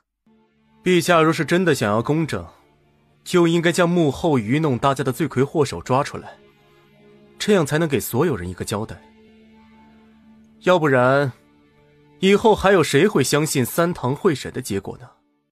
誉王妃别急，朕理解你的心情，事情的来龙去脉朕必然会查清楚，给你们一个交代。皇后身子不适，三堂会审到此为止，你们回吧。回禀陛下，这几人小的认识，就是苏大将军府上的，之前小的见过他们，也交接过几次。信口雌黄，你一个小小的侍卫能懂什么？见过一两次就能证明他们是国舅身边的人不成？再说了，国舅是泰然的亲舅舅，国舅会害自己的亲侄子不成？皇后娘娘此言差矣，当时你们就是以亲卫作为证据来给誉王定罪的，怎么这件事情轮到国舅爷的身上，皇后娘娘就如此态度呢？这不是愚弄大家吗？皇后，此事若真的与国舅有关，朕也会秉公处理，绝对不会寒了百官的心。趁着百官都在，陛下直接将幕后真凶揪出来，让整件事情尘埃落定，也好给先帝一个交代。齐国从始至终都不允许如此阴险狠辣、阳奉阴违的人逍遥法外。这幕后真凶不仅要害大皇子的性命，最后还想将所有的罪名都扣在本王的头上。其心险恶，若是让他再活跃在朝堂上，恐怕会危害到江山社稷。苏将军可知罪？朕问你，为何这么做？为何要害大皇子和誉王？你是不是与敌国有所勾结？这些侍从下官早就已经送给了苏龙，下官没想到苏龙的心思如此歹毒，竟然连皇嗣的主意也打。南洛清与秦玉修知晓苏龙不过是被拉出来当替死鬼的，但想要一下子扳倒苏勇，可没那么简单。这个结果他们也能接受。来人，将苏龙关押进天牢，秋后问斩。可誉王白白的受了这些罪，陛下怎么说也得给些补偿吧？金银珠宝加官进爵，你们选一样。王爷身份尊贵，要是再加官进爵的话，也没有什么好加的。而金银珠宝王府中也并不少，不如赐块封地如何？那就湖州办。多谢陛下。对了，这件事情很可能与皇后娘娘也有关系，陛下可得好好的查查皇后娘娘，不要让同样的事情再次发生。皇后娘娘在宫中静思己过。陛下，国舅可能是一时被迷了眼，才做出这种蠢事，但国舅如何与臣妾无关？陛下可一定要相信臣妾呀！苏龙是他的亲弟弟，如今苏龙要处死，他心痛万分，可他只能祈求这个男人不要牵扯上他。你们眼中可还有朕？你们苏家是想要只手遮天不成？母后，你怎么能做出这么蠢的事儿呢？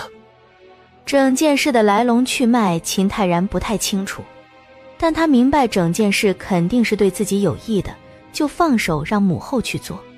何曾想过最后会赔了夫人又折兵，落了个凄惨下场。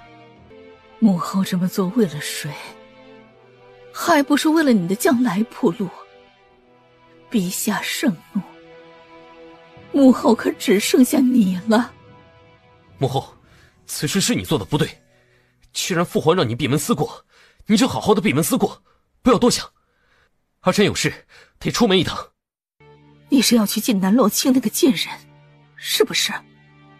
洛卿并不像你说的那么低贱，她其实是个不错的姑娘，母后了解她以后也会喜欢她的。喜欢她？本宫为何要喜欢誉王府的人？你听仔细了，太玉修是与你竞争皇位的第一人，他若是不死，皇位未必能轮得到你来做。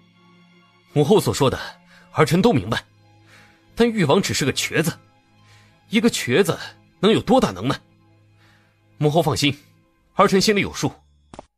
给本宫查，这段时间到底是谁对朕舞动了手脚？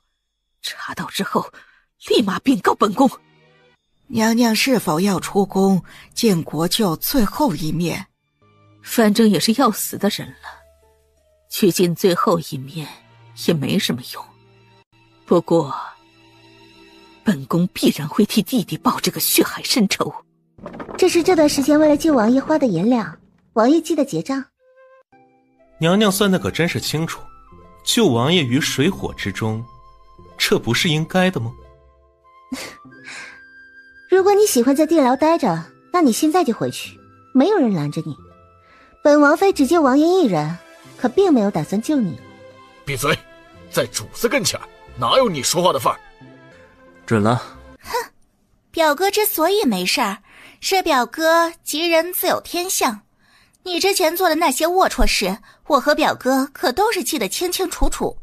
你休想就这么算了，等表哥身子好些，必然会找你算清。那个时候，自然就是把你赶出誉王府之时。哼，你笑什么呀？也是，你现在还有机会笑，到时候被赶出府去，连哭都来不及。我可是王爷的救命恩人，把你赶出去都不可能赶我出去。你狂什么？你做出那么多对不起表哥的事，还妄想着表哥会对你好不成？哪个男人能够受得了自己女人在外面勾三搭四？你是想昭告天下你的清白已经不在了吗？你一个还没有出嫁的女子，连清白都没有，还有谁会要你？你凭什么打我？你算什么东西啊？我要去告诉表哥，让表哥来惩治你。你要搞清楚，本王妃才是誉王府的女主人，你不过是个寄人篱下的蛀虫罢了。你有什么资格在我面前大呼小叫的？你一个肩不能扛手不能提的米虫，还有脸大肆花费王府的钱，谁给你的勇气？本小姐好歹是个郡主，花点银子怎么了？你还没进府之前，本小姐就是这么花银子的。想要用银子也不是不可以，自己去赚。楚轩儿身边一个人伺候就够了，那么铺张浪费做什么？你们比约每月的银子只有10两，若是超过了的话，让楚轩儿自己去赚。誉王府有南洛卿这个妖孽，就一日不得安宁。我一定要想个办法除了他。王妃，王爷请你去一趟。做什么？要是没有要紧的事儿，我不去。王爷并未说是什么事儿，只是让属下请王妃去一趟。那就不是什么要紧的事儿。王爷刚从地牢出来，需要休息，就别折腾了。回禀皇后娘娘，关押死囚的地牢，属下已经盘问过，这段时间无人接近，除了大皇子殿下。太然怎么可能与本宫作对？你可查清楚了，没有什么纰漏。大皇子嫌地牢气味重，并没有进去，反倒是他身边的小太监进去了。那小太监长得与誉王妃有8分相似，属下怀疑誉王妃便是那小太监。证人之所以有问题，都是拜誉王妃所赐。岂有此理！太然是被这个女人迷晕了头了，连地牢都带那个女人去，本宫费尽心思给秦玉修设下的局，就这么被破了。娘娘切莫气坏了身子，大皇子可能是无心之过，最为恶毒的当属南洛卿。这个女子欺骗单纯善良且拥有赤子之心的大皇子，才会令事态走到这一步。若是南洛卿不除，恐怕大皇子还会被他耍的是团团转。下月的白花样就不用按照往常的规矩来办了，所有人都随本宫去行宫住一小段时间。以往南洛卿绝对是没有资格来参加的，这次隆重的邀请他，让他有命来没命回。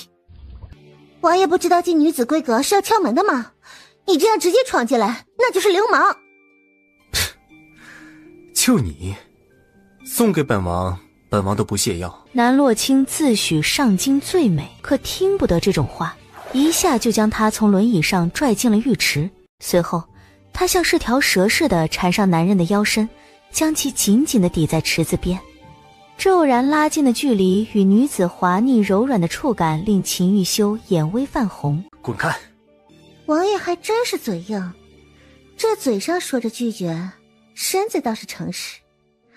若是王爷不欣赏臣妾的话，身子为何如此之烫？秦玉修受不了他那清冷又娇媚的眼神，稍一用力就将他扣在池水边，随着荡漾的水波吻上他樱粉的唇。南洛卿倒是挺享受与秦玉修的接触，毕竟这么俊的一张脸，还有8头身的健硕身材，很难让人不着迷。秦玉修心中欲望攀上顶峰，抚上他的大腿。南洛卿有所感应地从他怀中退出，并且以迅雷不及掩耳的速度穿好里衣。难道这就是王爷所说的送上门也不像样吗？妾身劝王爷以后啊，还是诚实一些好。南洛卿，秦玉修用内力回到轮椅上，还将衣裳烘干。他面色阴沉的仿佛能滴出水来，哪个男人都忍不了中途停止，可话已经说出口，自然是收不回去。王爷找妾身所谓何事啊？这刚从地牢里出来，王爷就不能好好的休整一下？你是如何看出皇后的破绽？你说的是那几具尸体？那些尸体皇后准备的毫无破绽。你是如何在短短的3天之内就解决了政务？王爷未免太小看妾身了，那点雕虫小技不足挂齿。表哥，你可一定要为我做主。南洛卿他欺人太甚，你一定要把他给休了，然后再给他进猪笼。闹什么？表哥，南洛卿一回府就耀武扬威的，根本就没把你放在眼中。我屋中的东西怎么能让他随便碰呢？他竟然把值钱的东西全都给我搬走了，就连太妃娘娘赏赐的贵妃椅他都给搬走了。难道是让我去睡土炕吗？还有那个女的还说让我卖身去赚钱，我好歹是个郡主吧，怎么可能和南洛卿一样去犯贱，是个喜欢爬床的贱婢？闭嘴！南洛卿是王妃，岂是你能一句贱婢一句犯贱的叫她？表哥，你变了。以前宋姐姐在的时候，你是绝对不会对我这么凶的。再说那些是我的东西，南洛卿她凭什么拿走？她嫁入誉王府不就是为了银子吗？她得连走多少财物才满足啊？你屋中的东西的确是本王妃搬走的，你自己做了什么事情，心里不清楚吗？你凭什么动我的东西？表哥，你看，他都承认搬走我的财物了，你可一定要为妹妹做主。妹妹除了你，可就什么东西都没了。表哥，不过就是些小钱，你帮我付了不就行了吗？那还需要搬空我的房子来抵这些账目呢。再说这些东西又不是只有我一个人买的，里面还有宋姐姐喜欢的金银首饰，这些银子难道不应该让表哥来出钱吗？你这话说的还真有意思。宋玉犬是王爷什么人？凭什么他的吃穿用度需要王爷来买账呢？再说这宋玉犬已经死了，你若是觉得那些银子不是你花的，你大可以去地府找他要钱，本王妃也拦不着你。你这是咒我去死，我和你没完！既是你自己在外面乱花的账，王妃做的没错，也算是给你一个教训。要是再闹，你就分府出去住。这才过了多久，表哥就已经把宋姐姐忘得一干二净了吗？枉费宋姐姐当年陪着你，可怜宋姐姐被南洛清给害死，王爷还和这个女的勾搭在了一块儿。你到底是如何对那些政务动的手脚？王爷若是想知道也可以，那就是楚轩儿的那些东西都归妾身所有。准了。这就是楚国王室的秘制膏药易容膏，若是没有独特的解药的话，这药膏就像天生的一样，完全看不出来破绽。试试自然可以，只不过要试在谁的身上呢？就安风吧。秦玉修可见不得自家王妃对着其他男人的脸捏来揉去。请王妃收回陈面，属下完不成任务。既然王爷想试，那就试试好了。你易容的是谁？怎么，王爷是觉得自己的容貌和此人相比，自愧不如？哼，本王的容色如何，你不是最清楚吗？你若不是垂涎本王的容貌，你又何苦费尽心思来当这玉王妃？这张脸才是妾身所垂涎的。王爷若是想查，就去查好了。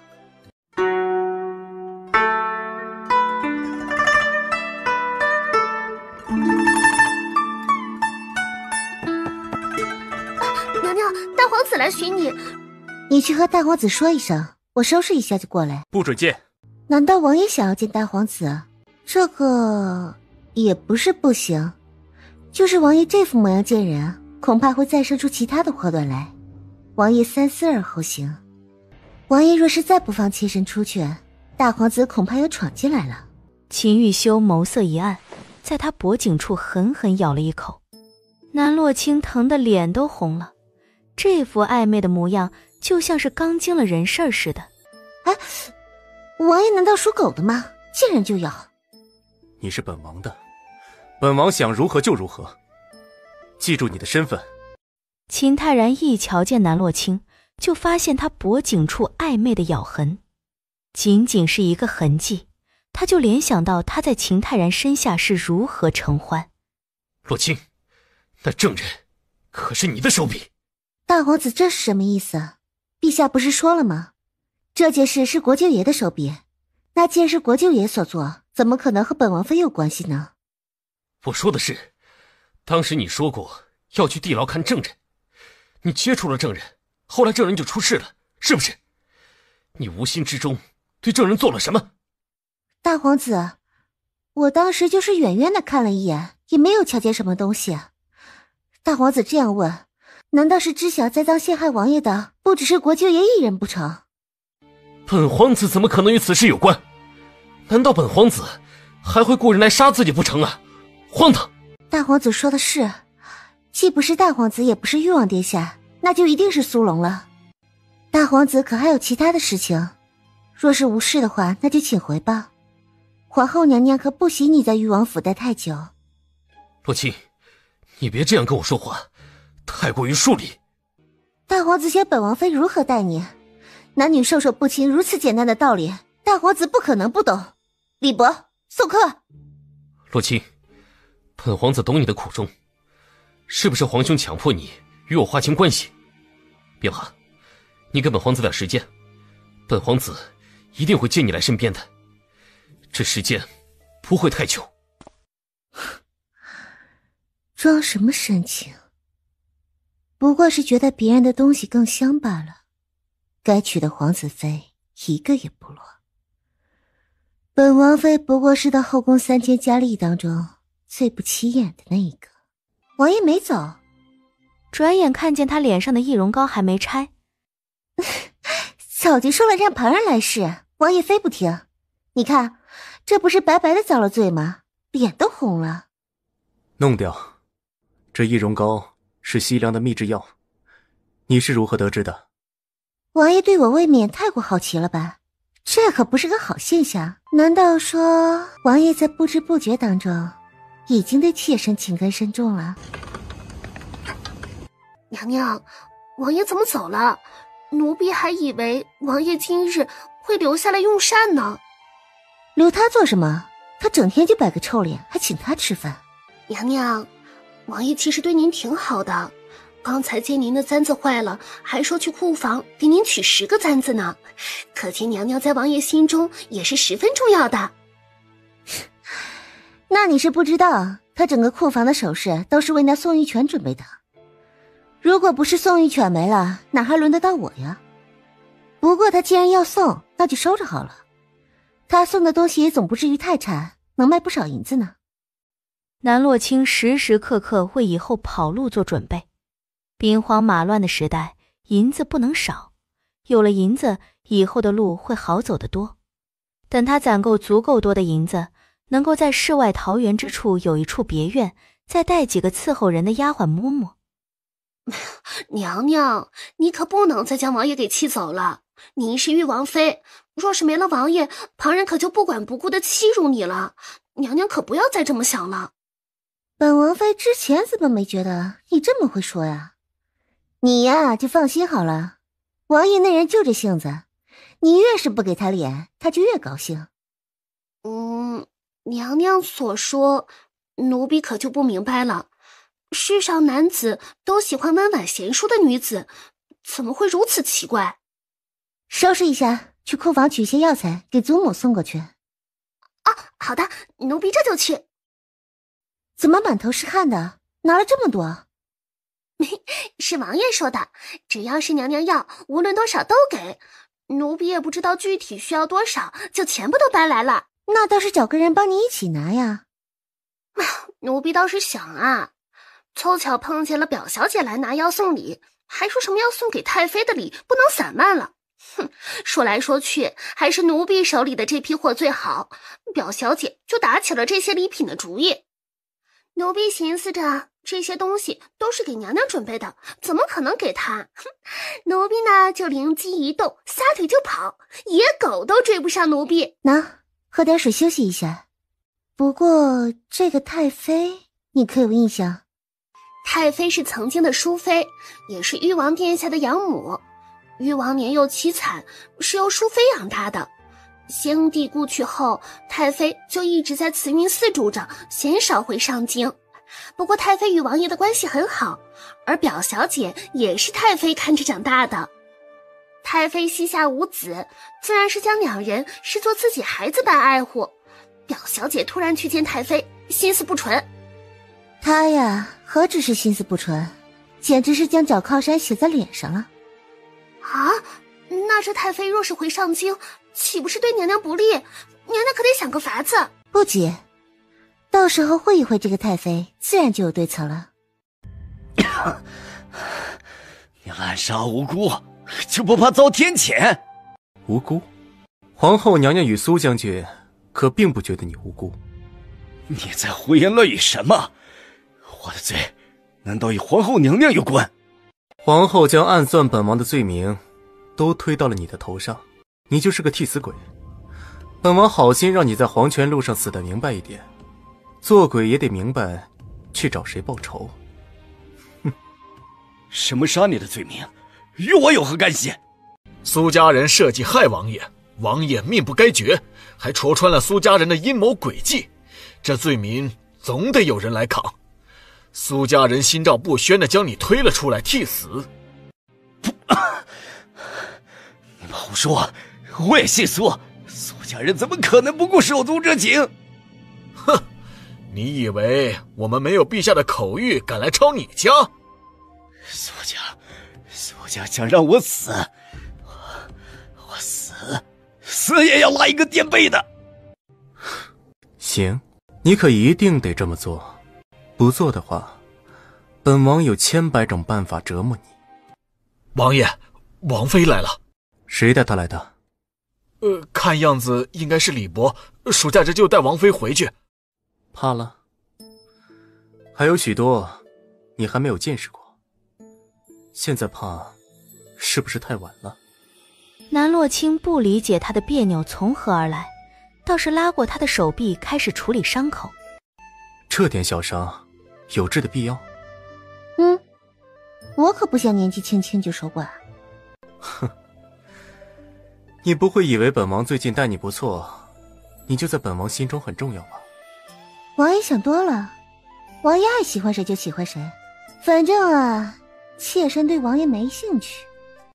按理说，秦玉修听见这话应该是高兴才对，可他不仅不高兴，心里还堵着一团火，扣住南洛清下巴，欺身上前。秦玉修压着南洛轻滚到软垫上，突如其来的接触令秦玉修冰冷的身体变得火热起来。对本王没兴趣？王爷这是做什么？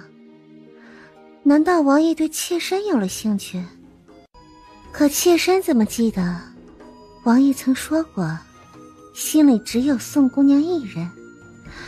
既然只有宋姑娘，又怎么会对妾身感兴趣？该死！你以为你是谁？秦玉修盯着他一张一合的红唇，大手扣在他的肩膀，五指收紧，不顾南洛清的感受。松手！看着南洛清衣衫凌乱的姿态，秦玉修眸色渐深，眼底是一片赤红。苏龙的话响在他的耳边，说他一个瘸子怎么能给女人痛快爽利的鱼水之欢？作为他的女人，却硬生生的要守活寡。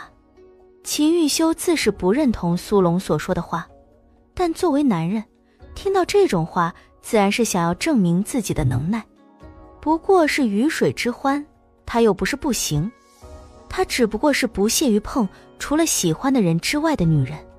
秦玉修回味起曾经与南洛清的接触，那10股滋味很难让人忘却。欲火从腹部烧上了脊髓，他再看南洛清的眼神已经变得不再清白。不感兴趣？你是本王的王妃，哪有资格说出这种话？对于这种事，南洛清倒是从善如流，可秦玉修就像是发狂了似的，不折腾的他够呛誓不罢休。在马车外守着的安风与安宇倒是听得面红耳赤。怎么觉得王爷是真心稀罕王妃？要不然怎么能如此动情？曾经宋姑娘在的时候，王爷同样是疏离且克制，也就与王妃接触时，才会从寒冰烧成一团火。你难道不觉得是王妃故意勾着王爷吗？这可是马车上，还是大白天的，白日宣淫可不是什么好话。再说王爷身子本来就不好，这么折腾可遭得住？你还没有娶媳妇儿，自然不知这个中滋味。再说王妃是王爷明媒正娶的，两人也是极为正常之事。王妃和王爷两人恩恩爱爱，长长久久的才好呢，少来那些谣言贱货，破坏王爷和王妃伉俪情深的感情。再说了，王爷在天牢里日日与你们待在一处，肯定憋闷得慌，碰见娘娘这样的娇媚美人，肯定是把持不住的。你属狗的！你再说一个字试试。疼！秦玉修的目光软了几分，一言不发地拿起药瓶给他上药，清凉的触感令他舒服地嘤咛一声。秦玉修咽了口口水，再次将他压在身下。表小姐喊小的所为何事？你知道吧，本小姐被南洛清那个女人逼得没办法了，只能去找太妃可怜可怜我，再收留我。表小姐所言属下明白，王妃做的的确过分，明明她才是个外人，又有什么资格送表小姐走？楚轩儿为了达成自己的目的，往前2步，轻拥上安宇的脊背，脸贴着他的胸膛。表小姐这是什么意思？难道也对他有意不成？可他只是一介武夫，又怎么能照顾得好表小姐这样金尊玉贵的人？可我走定了，这段时间只能麻烦你帮我盯着南洛清。听说表哥最近和南洛清走得近，2个人还同房了。你知道的，表哥以前和宋姐姐那么好，表哥也说这辈子只会爱宋姐姐一个人。宋姐姐尸骨未寒，那南洛清就爬上了表哥的床。按照这个趋势，以后誉王府岂不是由他说的算了？那还有我们什么立足之地？你之前也不喜欢南洛清，对他的态度也好不到哪儿去。南洛清这个人呢，最是小肚鸡肠，等他得势，眼里又怎么可能会有你呢？到时候啊，也是寻个由头把你赶出去。是了，将你赶出去那还算是好的，就怕呀，连你的命都不放过。我这不是心疼你，怕你走了我的老路吗？据我所知，王爷并不是那种不分青红皂白的人。虽说如今对王妃有点意思，可应该不至于没了基本的判断。那你未免也太低估南洛清这个女人了。表哥之前哪儿都好，对我也是极好的，可南洛清一进门，一切都变了。这不，连誉王府都没我待的份儿了。南洛清那狐妹子有的是法子勾得男人神魂颠倒。今日是表哥，明日就是大皇子，再过几日，谁知道又有几个奸夫？你若是不信我所说，直说便是，我这就走，不碍你们的眼。表小姐误会了，属下不是这个意思。以属下对表小姐的情谊，你说什么，属下便信什么。表小姐觉得王妃心怀叵测，属下便绝对不信王妃所言。这还差不多，那你可一定要说到做到。既然你觉得南洛清这个人不可信，你不应该要做点什么表示一下吗？夜色朦胧，连装都懒得装一下。反正这二愣子根本不会察觉到有什么异样。安宇喜欢他，楚轩儿一直都明了，只不过一个侍卫的喜欢，他根本不会放在眼里，大多时候还觉得恶心。恕属下愚昧，并不懂表小姐所说的表示一下是什么意思。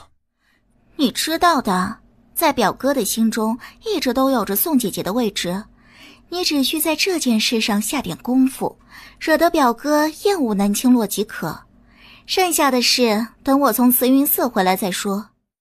可这么做恐怕会惹得王爷不快，属下是王爷的贴身侍卫，这么做有些不厚道。哼，男人都是一个样，说的倒是好听，让你做点什么就推三阻四。你既不愿，直说便是，我可以让别人来做。我还以为我在心里总归是有些不一样，没想到你在乎的还是你的锦绣前程。表小姐，属下不是那个意思，你误会属下了。属下就是觉得事关宋姑娘，事情恐怕没有那么好控制。毕竟宋姑娘是王爷的逆鳞，若是没掌握好度，王爷的身子恐怕会……你是个男人吗？你若是男人，就拿出男人该有的气概。本小姐最烦的就是娘们唧唧的人，磨磨蹭蹭的，什么事能做好？表小姐先别生气，我不过是要考虑的周全些，免得牵连了表小姐。就照我说的做，若是想对付南洛清，就得下猛药。那些七零八碎的事儿，可没办法让表哥对南洛清彻底死心。只有事关宋姐姐，表哥才会看清楚南洛清的真面目，以后我们才会有安稳的日子过。属下一定会按照表小姐所说的做，只不过属下有一件事想不明白。但说无妨，这儿就只有我们两个，没什么不好说的。表小姐所说的以后，是我们的以后吗？没有南洛清的以后，才算是我们的以后。你的心意我都知晓，可如今并不适合谈这些。要是南洛清知晓我们之间的关系，肯定是会百般的阻止。你应该也不想我被他们要求随便找个人嫁了吧？若是那样的话，我们肯定都没有以后的。知道了，属下一定会好好解决问题，不择手段。你能这么想就最好了，不枉费我对你的一番心意。时间不早了，还是回吧。你出来太长时间了，表哥可是会起疑的。你早些回去，早些把南洛清处理了，我们的未来才会逐渐好起来。属下还是送表小姐一程吧，要不然下一次见，不知道是要在什么时候了。如今你可不能与我走得太近，会被南洛清给盯上的。这一段路我自己走即可。王爷也太不懂得怜香惜玉了，娘娘这么漂亮的背，受这种罪。南洛清深表赞同的点头，那鲁莽的倒不像是经验丰富的男子，但也强势的不像是断了腿的瘸子。好几次他受不住差点晕过去，若不是底子还在，恐怕是受不住他的折腾。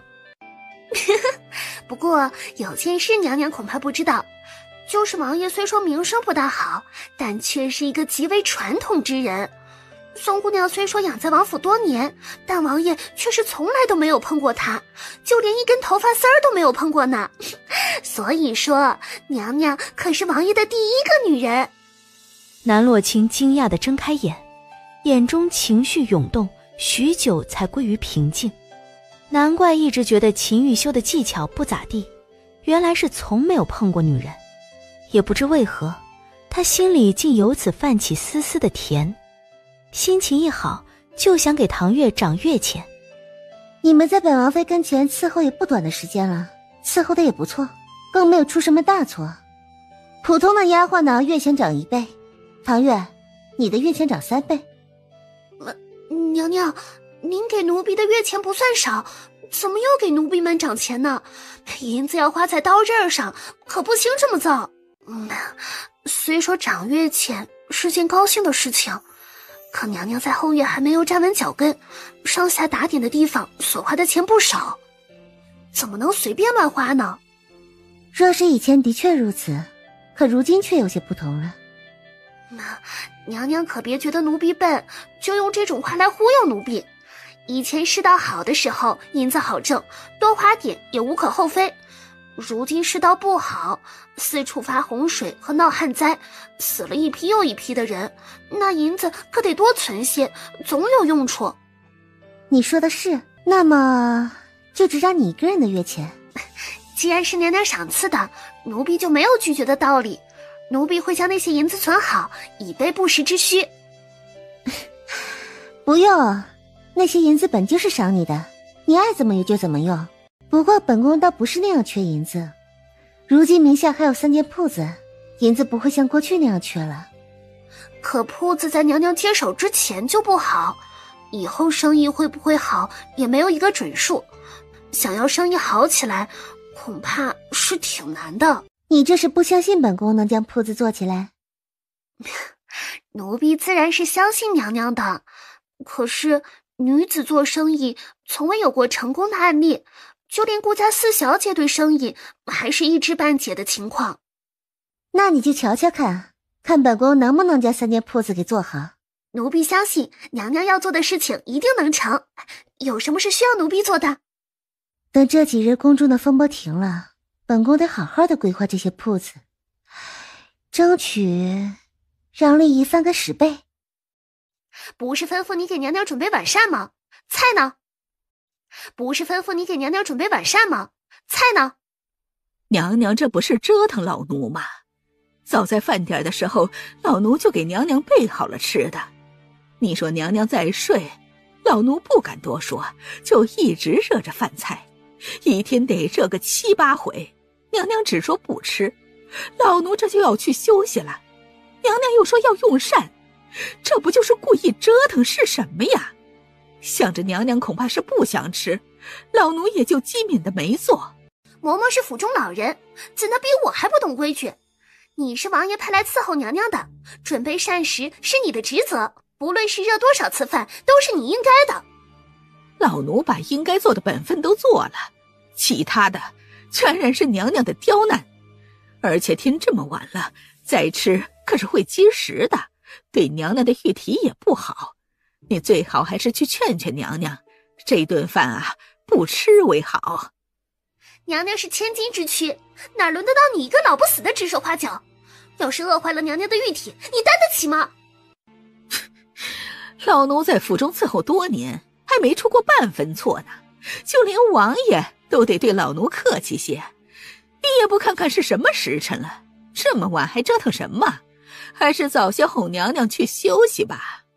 娘娘，主院送来的那几个侍从太过于阳奉阴违，居然把奴婢的话当成耳旁风，他们还仗着自己是府中老人的身份，对娘娘指手画脚。本宫的院子可容不得这些人乱来，等明日我精神了再做处置。都听娘娘的。这么早娘娘就歇下了？娘娘要见人吗？娘娘若是不见的话，奴婢这就将人赶出去。人都来了，见一面也无妨。好，娘娘还未睡下可正好。王爷给娘娘送了些御厨做的吃食，生怕娘娘胃口不好。若是娘娘饿瘦了，王爷可是会难过的。都是些什么？本宫瞧瞧。哎呀，娘娘放心好了，都是您爱吃的，而且是御厨的手笔，就没有不好吃的。娘娘慢用，小的还得去王爷那复命呢。慢着，王爷既送了本宫一顿丰盛的晚宴，本宫也得送王爷一样物件，全当是礼尚往来了。南洛清打开药箱，拿了一个白玉瓷瓶交给秦管家。娘娘当真体贴入微。哦，对了，还有一件事，把你们送来的李嬷嬷带走。她既不服从西院的管教，那就去别的地方，别在我跟前碍眼。可是那李嬷嬷惹得娘娘不高兴。问本宫做什么？你该去问她。南洛清不想沾染后宅之事，但可以借秦管家的手除了不听管教的下人。娘娘息怒，都是小的伺候不周，才让那老东西脏了你的眼。小的这就将他带来给王妃谢罪。秦管家，你怎么来了？是不是带我出这火坑啊？我和你说啊，你都不知道这地方有多恶心人。那新来的王妃本事不大，要求倒是格外的多，一会儿要这个，一会儿要那个的。她以为她是谁呀？不过是个不受宠的妃子罢了。要不是她巴巴的缠着王爷，王爷能娶她吗？你这老不死的，你什么身份？哪来的胆说娘娘的不好？来人，掌嘴！秦管家，你这就不厚道了。我又没有做错什么，你凭什么打我呀？再说了，你以前不也觉得王妃是个不受宠的，让我们随便糊弄一下就好了吗？现在这又是什么意思啊？睁大你的狗眼看看，谁是奴才谁是主子。再说王爷不宠王妃，怎么会深夜命人送御厨做的吃食给娘娘？这不就是生怕娘娘饿着吗？你竟敢忤逆娘娘，我看你也是活得不耐烦了，等一下就把你逐出府去。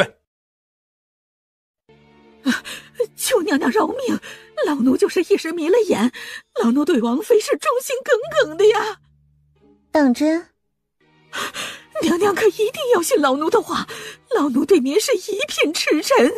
既然你都说了对本宫忠心耿耿，那本宫便要看看你的心到底是不是红的。娘娘息怒，老奴知错了，就算是被赶出府去，老奴也是心甘情愿的。娘娘，秦管家，你可听清楚了，是他自愿要被赶出府的，和本宫无关。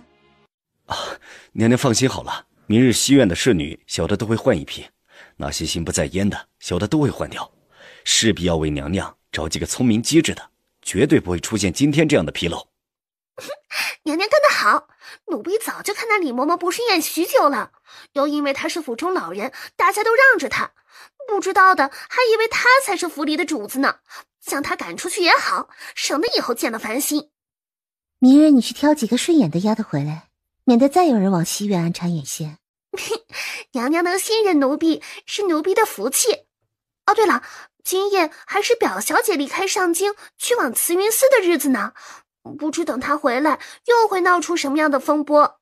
哎，娘娘，我们是否也派人去拜访下太妃？兵来将挡，水来土掩，不急。既然楚萱儿喜欢蹦跶，那就让她蹦跶，到时候再来个釜底抽薪，她岂不是更生气？娘娘说的是。王爷对娘娘越来越好，想来以后可就没有什么人敢欺负娘娘了。如今身在誉王府，的确要和誉王处好关系。这是王妃特意给王爷的，尽快交给王爷过目。娘娘可有什么话带给王爷？娘娘倒是没特别嘱托什么，就是命小的将这瓷瓶送来。瓷瓶里是什么物件，小的也不明白，但看在娘娘对此的珍视程度，想来是什么顶宝贝的东西。下去吧。王爷，这是娘娘送来的瓷瓶。怀着疑惑的心情打开瓷瓶，里面是一股浓烈的甜腥味儿。他阴沉着脸将盖子盖上，里面装的正是补阳的鹿血丸。无论多么虚弱的人吃了这药丸都能生龙活虎，还能在床上再战几个回合。而南洛清送着药来，显然是不安好心，是嘲讽他虚。好样的，他记住了。传令下去，让王妃搬来主院住。这么晚了，娘娘已经歇下了，安丰侍卫有什么事儿，明日再找娘娘说。王爷有令，命王妃即日搬出西院。什么？王爷要将娘娘赶出去？何时说要将娘娘赶出去了？不是你说王爷有令要将娘娘赶出西院吗？王爷说的是让王妃搬出西院，去主院住。啊，太好了，王爷终于想通了，终于让王妃回去住了。秦玉秀又闹什么新花样？娘娘，这可是天大的喜事，王爷让您从西院搬出来住到主院去。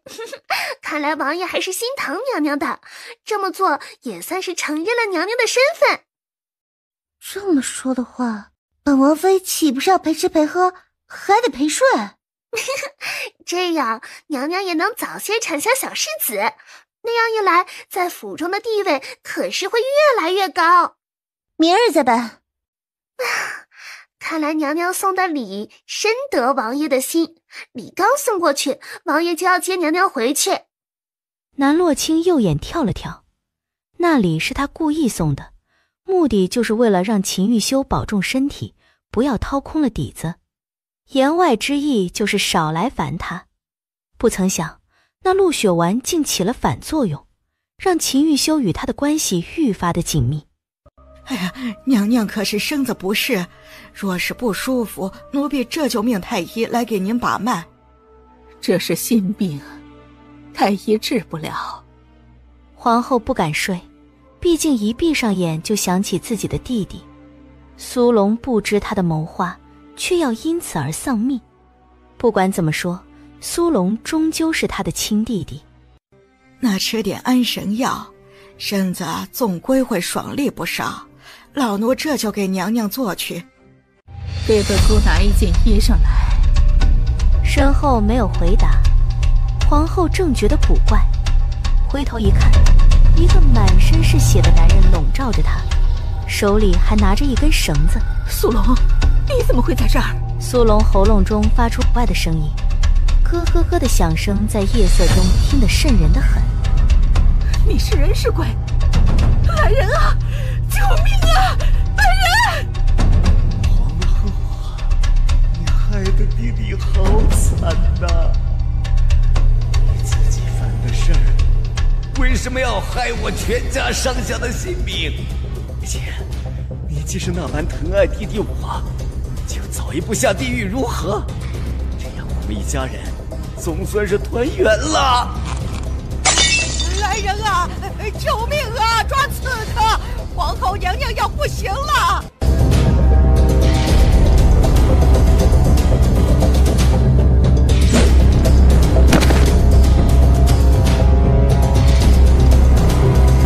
母后，没事吧？苏龙怎么会在这里？不对，你怎么亲手杀了你舅舅？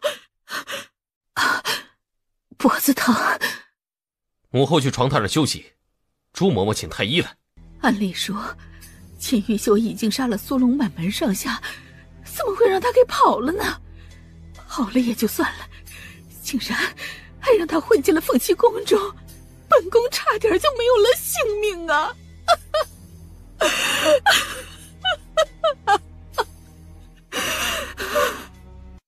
皇儿，这一切都是秦玉秀的阴谋，你一定得找个机会除了他。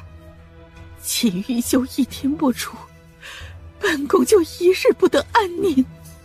母后还是好好养病，不要思虑过重，要不然病可好不了。若是除了秦玉秀，本宫的病自然就好了。秦玉秀一日不除，本宫就一日难安。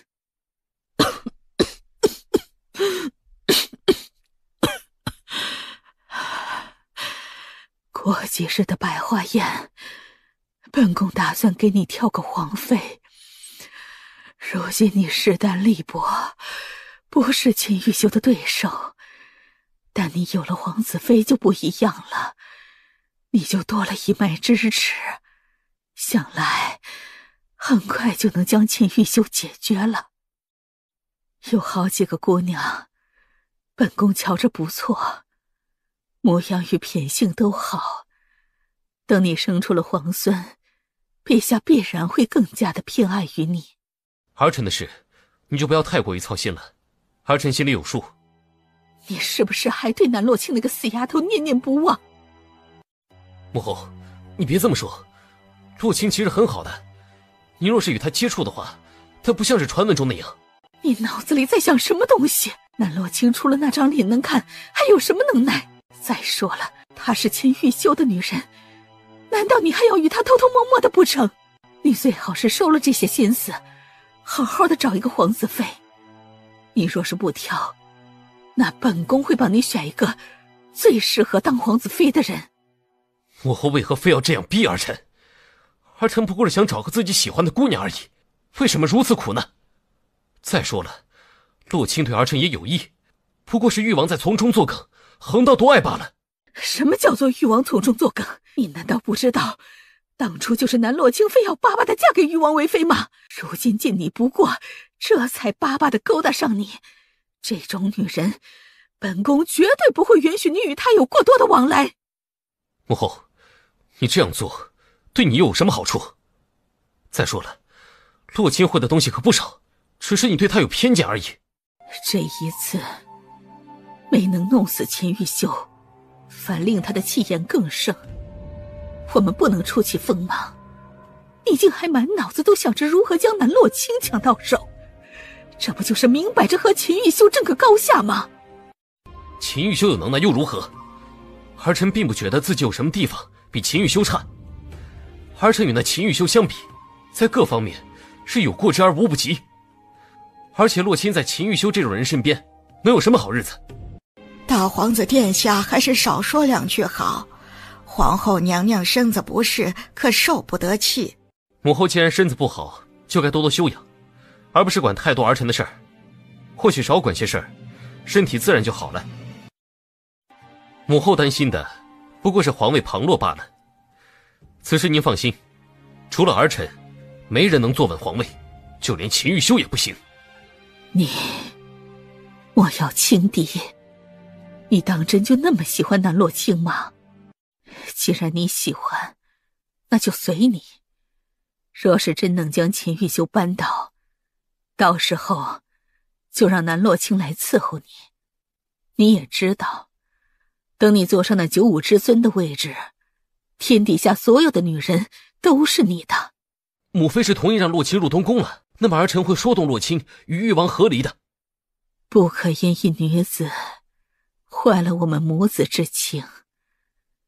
一个南洛卿罢了，几时都依你。不过得等百花宴后，等本宫给你安排一个正妃之后。继南洛卿的事儿上，本宫依了你，正妃的事儿得本宫做主。母后好生歇息，等明日儿臣再来请安。秦泰然刚离去，皇后立马就变了张脸。南洛卿非杀不可，留给你的时间不多了。百花宴之前，他必须得死。你去安排。皇后娘娘英明，如此一来，既不会伤了娘娘与大皇子的母子情，又能解决了一个大麻烦。老奴觉得绝佳的动手机会就是百花宴，那时人多眼杂，最好浑水摸鱼，又不会怀疑到娘娘的身上。王妃又去什么地方野了？王爷有所不知，今日王妃来了主殿，与张嬷嬷起了冲突。张嬷嬷是太妃身边伺候的老人，在府中更是伺候王爷多年，都没有出过什么差错。可王妃来了以后，先是对张嬷嬷用了刑，还辱骂张嬷嬷。除此之外，王妃还说不稀罕来主院，就回她的西院去住了。安峰听这话觉得不太舒服，瞪了安宇一眼，希望他收敛一点，不要在王爷和王妃的事情上面嘴碎。可安宇就像是瞎了一样，根本看不见安风的眼神，只顾着一个劲儿地说：他又闹什么脾气？王爷息怒，其实我们早就应该知晓王妃就是这种性格，而且还有一件事，属下不知当讲不当讲。说。王妃不仅回西院居住，还在院子门口挂了一个牌子，写的是王爷与狗不得入内。那还愣着做什么？还不赶紧把他抓回来，本王要亲自质问他。王妃竟然还有心情吃着呢。你自己不想吃，也不能阻止别人吃吧。今夜管家来，所谓何事？王妃刚从外面回来，身子不舒服，如果不是什么要紧的事的话，还是改日再说吧。娘娘现在需要的是休息。这可不是小的说的算的。王爷说要问罪娘娘，娘娘还是去主院一趟吧，小的也不敢耽搁太多时间，免得被王爷怪罪。秦管家阴阳怪气地瞪着南洛清。昨日他的恭敬不过是因为南洛清得宠，只是没想到王妃的福气这么薄，这才1天的时间就失宠了。可惜他昨天为了这个王妃忙前忙后。问罪？难道王妃自己不知道自己做了什么事吗？门外的牌匾写了那么清楚的几个字，王爷怎么可能不知道呢？小的劝王妃还是不要挑衅王爷的尊严，要不然可没什么好果子吃啊。王妃就别再耽误功夫了。我怎么就不懂王爷和王妃之间的关系了？王爷是主，王妃是仆，王妃得听王爷的命令，又有何错？如今王妃竟敢公然唤王爷为狗，王爷又怎能忍下这口气？今夜王妃恐怕是活不到明日了。你可别忘了，前不久王妃刚救了王爷的性命，对于王爷来说，王妃是王爷的救命恩人。你觉得王爷会因为王妃的一句话就要了他的命？救命恩人，就算没有王妃相帮，王爷也不会有事。这件事你也是知道的。王爷的腿疾多年未好，若不是王妃，王爷得多受多少罪。从这一方面来看，难道王妃不是王爷的救命恩人吗？谁知道他用了什么把戏来治疗王爷的腿疾？或许一切都只是他说的大话呢？你到底是王爷的属下，还是王妃的属下？你为何处处都在维护那妖女？我懂了，你之所以处处维护南洛清，就是因为你也被那个妖女所迷惑，也着了她的道。王妃是主子，可不是你一口一个妖女能叫的。你最好清楚自己的身份，这样才能在诡谲的京中捡回来一条命。我去请王妃，你回去。你对管家做了什么？秦玉修就是这样教你规矩的。你一个侍卫，竟然敢对娘娘动刀，不想活了不成？那属下也想问问娘娘，为什么对秦管家动手？他又做错了什么？秦管家出言不逊，娘娘不过是浅浅的教训了他一下，还仁慈的留了他的性命。听你的语气，难道你是想为秦管家打抱不平？王爷让娘娘走一趟，为何娘娘还没有动？本王妃也得吃饱喝足才有力气去见王爷啊。再说了，不过是迟了一些，有必要这样催吗？南洛清起身，安宇还以为他终于要出门了，没想到他竟然是转身去了浴池。你做什么？我可不能这样风尘仆仆的模样去见王爷，自然是要梳洗打扮一番啊。难道你是想王爷体验感不好？那么还请王妃快醒。小侍卫，你怎么在这儿？是王爷派你过来救我的。王爷看你久去不回，就命我来找你。你这东西从什么地方得来的？自然是从你额头上拔的。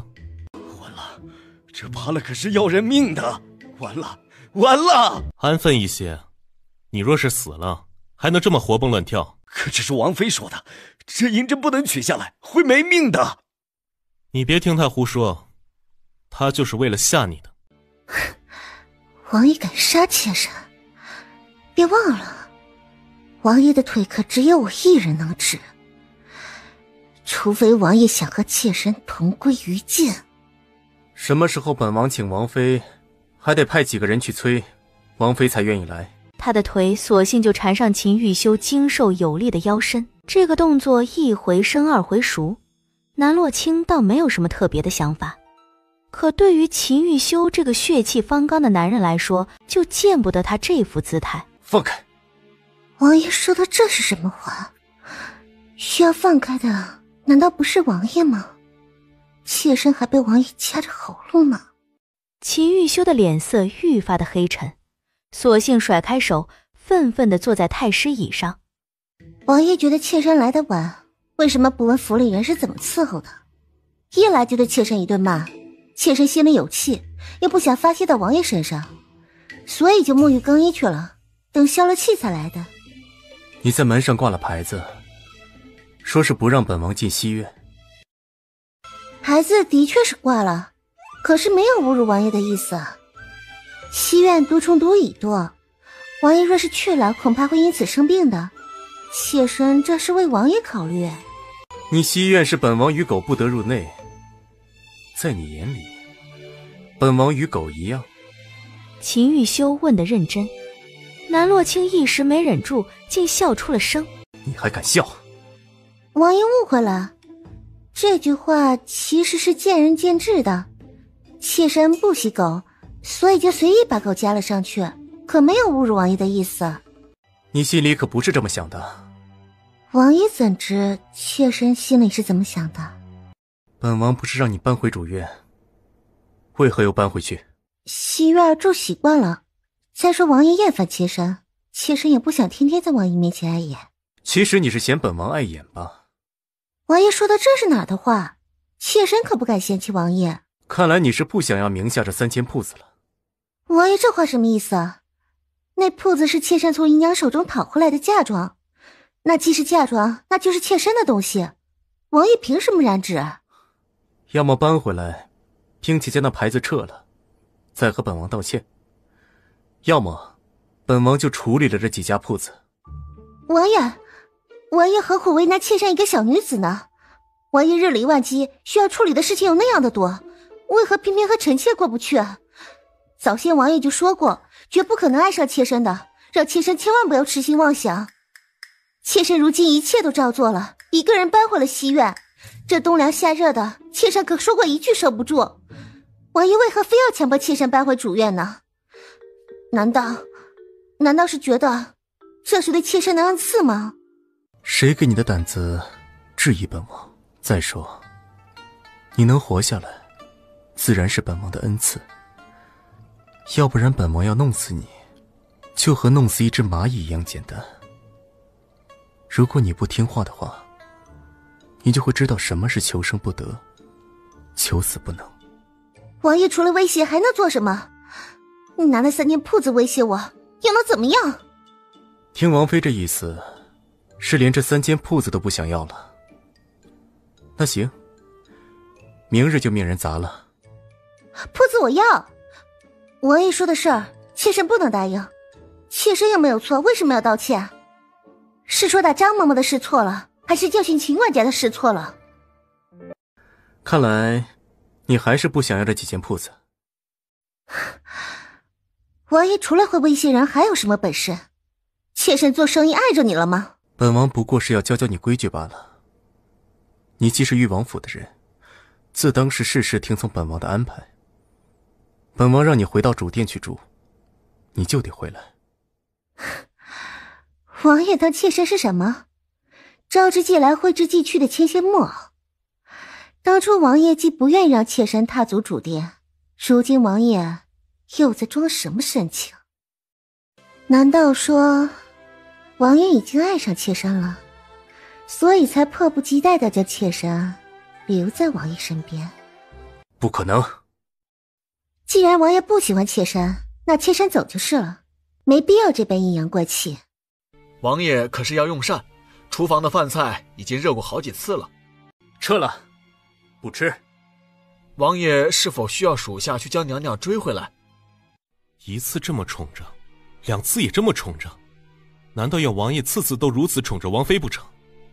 在大齐只有女子听男人的命令，可从来没有男人听得女儿的命令这一回事。若是王爷此次低头了，王爷的面子往哪儿搁？王爷可有什么话要与王妃说？属下可以帮忙传话。行，你去与他说。他若是再这么僵着，那就随他所愿。王爷应该狠狠地惩罚王妃，要不然王妃可经不住王府中的规矩。你是主子，还是本王是主子？去受罚30军棍。属下领命。娘娘，西院呢？我们应该是没有走错吧？齐玉修是疯了吗？他把我西院给拆了。王爷为什么将院子拆了？唐月寻思着，这不会是王爷想要娘娘搬回去主院住的办法吧？可见王爷的脑回路太过于奇葩。对于其他男子来说，哄姑娘的法子不都是送宅子？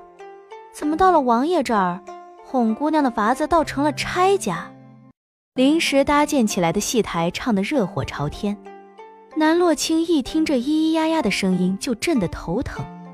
他立在秦玉修前，刚想质问他为何拆了西院，秦玉修拉着他坐在腿上听曲儿，南洛清睁不开，便随了他。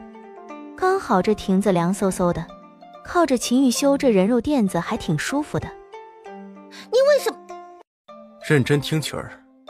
南洛清听得直犯困，好不容易打起精神来，就瞧见戏台上的当家花旦一个劲儿地朝着秦玉修抛媚眼，没一个扭腰与甩袖，似乎都是为了挑逗秦玉修。更可气的是，秦玉修还看得挺起劲儿。王爷可听过女子无情，戏子无义？王妃这是吃味了。妾身来找王爷是为了正事。南洛清瞥了花旦一眼，花旦吓得连步子都迈错了。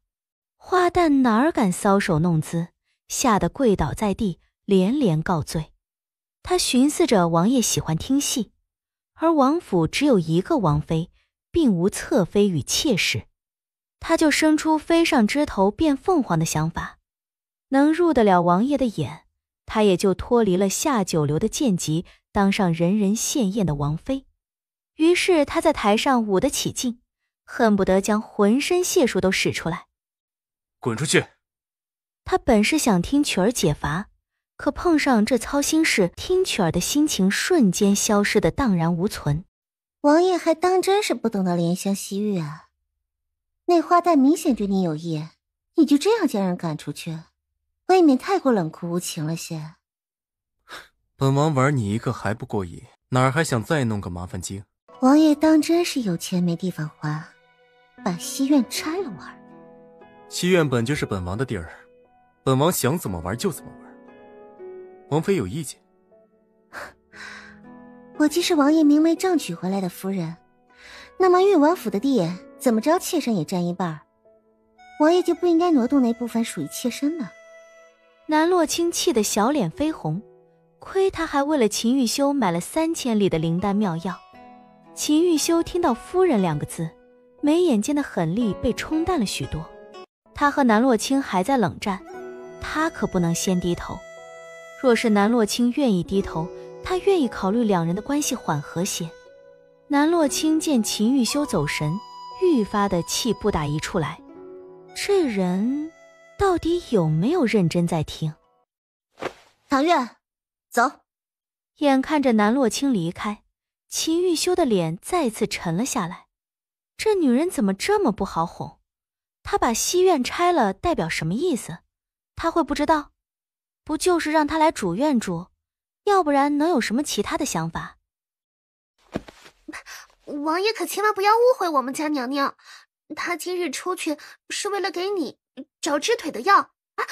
这幽檀鲜花是娘娘花了大价钱买下来的，娘娘一心只记挂着王爷，王爷可千万不要误会了娘娘的好心。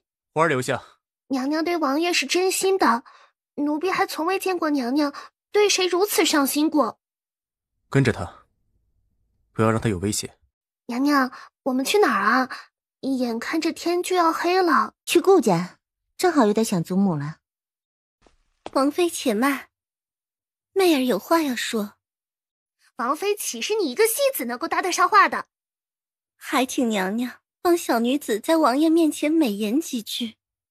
小女子万分感谢。你若是有话要和王爷说，那就自己去说，来找本王妃做什么？娘娘误会奴婢了，实在是小女子与王爷之间颇有渊源。王爷待小女子极好，小女子也给王爷唱了好几次的戏。小女子没想到会冲撞了王妃。你在台上搔首弄姿的，就没想到冲撞到本王妃？还是说你本就喜欢脱衣服给男人看？娘娘误会小女子了，小女子哪敢当着娘娘的面对王爷有心思啊？小女子就是因为此次失误，才导致被戏班子责罚。以后应该是没机会上台了。听说王妃是个心善之人，还望王妃能把小女子从水深火热之中救出来。只是王妃能不能将小女子带在身边当个侍女？小女子什么都会，肯定能将王妃伺候好。啊，什么玩意儿？你竟然还要和我抢饭碗？你除了会勾引人，还会干什么？我看你就是会发骚。娘娘明鉴，小女子只是为了在娘娘身边伺候罢了。既然是王爷喜欢你，那你就去王爷面前献殷勤。本王妃可不吃这套。你们这一个两个的呀，都仔细着点儿。王妃的话可一定要听，王妃让你们怎么做，你们就怎么做，可千万不要偷奸耍滑，惹得王妃不高兴，要不然有你们好受的。这女儿想爬王爷的床，本王妃给她个机会，让她好好的唱个够。盯住了，别让她停下来。她若是敢停下来，就用长箭射穿她的心脏，让她死在戏台上。南洛清对绿茶可没什么好脸色，在他跟前装柔弱，他可不会买账。王妃误会小女子了，小女子根本就没有要冲撞王妃的意思，更没有想着要与娘娘抢王妃。小女子不过是觉得娘娘一人伺候不来王爷，小女子便寻思着帮娘娘减轻点负担罢了，还请娘娘宽恕小女子。瞧你这话说的，本王妃倒成了坏人了。不过我的用心良苦是你不懂罢了。不是喜欢勾引男人吗？你不脱得一干二净的，该怎么勾引呢？本王妃不过是顺道帮了你一把，你若是真当上了侧妃啊，那也是你的本事。哼，别以为自己足够不要脸，就胆敢与王妃比。我家王妃可是天仙似的人物，你充其量就是一个跳梁小丑，给娘娘提鞋都不配。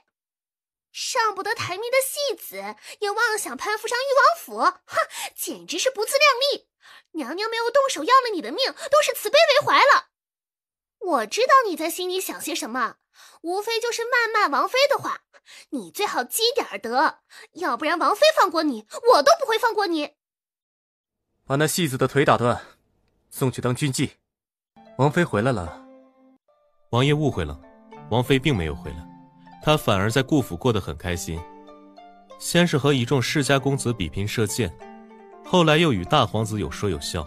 属下还听到大皇子邀请王妃去东宫坐坐。安宇又偷偷地看了眼王爷，发现他不仅是衣上有点绿，头上也有点绿，就连脸都是绿的。他敢！让他回来。安宇恨不得他在外面玩就别回来了，反正回来也是惹王爷生气。你下去领20军棍。王爷，属下可是做错了什么？秦玉修挥了挥手，连理由都不给了。哼，这才半年不见，怎么这副为情所困的样子？你都不知道我这半年走遍大江南北，才给你找来这治腿的药，能保你初一15不会疼得晕过去。不会说话就把嘴留下。许久未见，你不感谢就算了，还对我下杀手，你这脾气怎么比半年前还要臭啊？容我猜猜，难道是病情更严重了？还是说因为女人？怎么哄女人？我没听错吧？你不会是被精怪上身了吧？竟然问出如何哄女人的话来。没想到你也有被女人拿捏的一天。让我猜猜是谁呢？总不能是宋玉犬吧？这女人也死了有一段时间了，难不成是苏灵儿？那女人脾气差是差了点儿，但长得还行，对你也是一片真心。就是他们苏家上上下下呀，不是个省油的灯啊！难道说你已经对新王妃情根深重了？若是这样的话，我可得好好认识认识她。能让誉王殿下牵肠挂肚之人，必然非同寻常啊！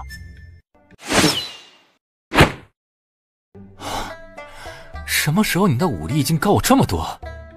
还记得半年前，他因为腿伤，内力散了一半，武力自然倒退了一半不止。可刚才那2招，武力远高于他。这半年在秦玉修身上到底发生了什么？一直如此。秦玉修勾了勾嘴角，近来他逐渐发现自己身体的变化，不仅偶尔能站起来走2步，腿疼的次数越来越少，可见南洛清的治疗是有显著效果的，站起来如过往一般行走，指日可待。你不说要哄哪个姑娘，我又如何帮你啊？玉王妃，哄姑娘有什么难的？不就是说些好话，送些礼物，不就哄好了吗？秦玉修眉头紧皱，好话不是说过了，礼物不也送过了，半个库房的东西都送到他院里去了，还不算是求和？博弈透过他微妙的神情读懂了他的心思。好话说尽了，礼物送过了，王妃还是没有回心转意。你送的什么礼啊？说的什么话？秦玉修简单的说了这段时间的所作所为。还真是有你的。既然想求和，将人家宅子拆了做什么？人家姑娘只会觉得你厌恶她，不回娘家还留在你眼前丢人现眼不成？当下怎么做？当下自然是好好哄着，送她喜欢的东西，再表明自己的心意。本王对她可没什么心意。事到如今你还嘴硬。滚！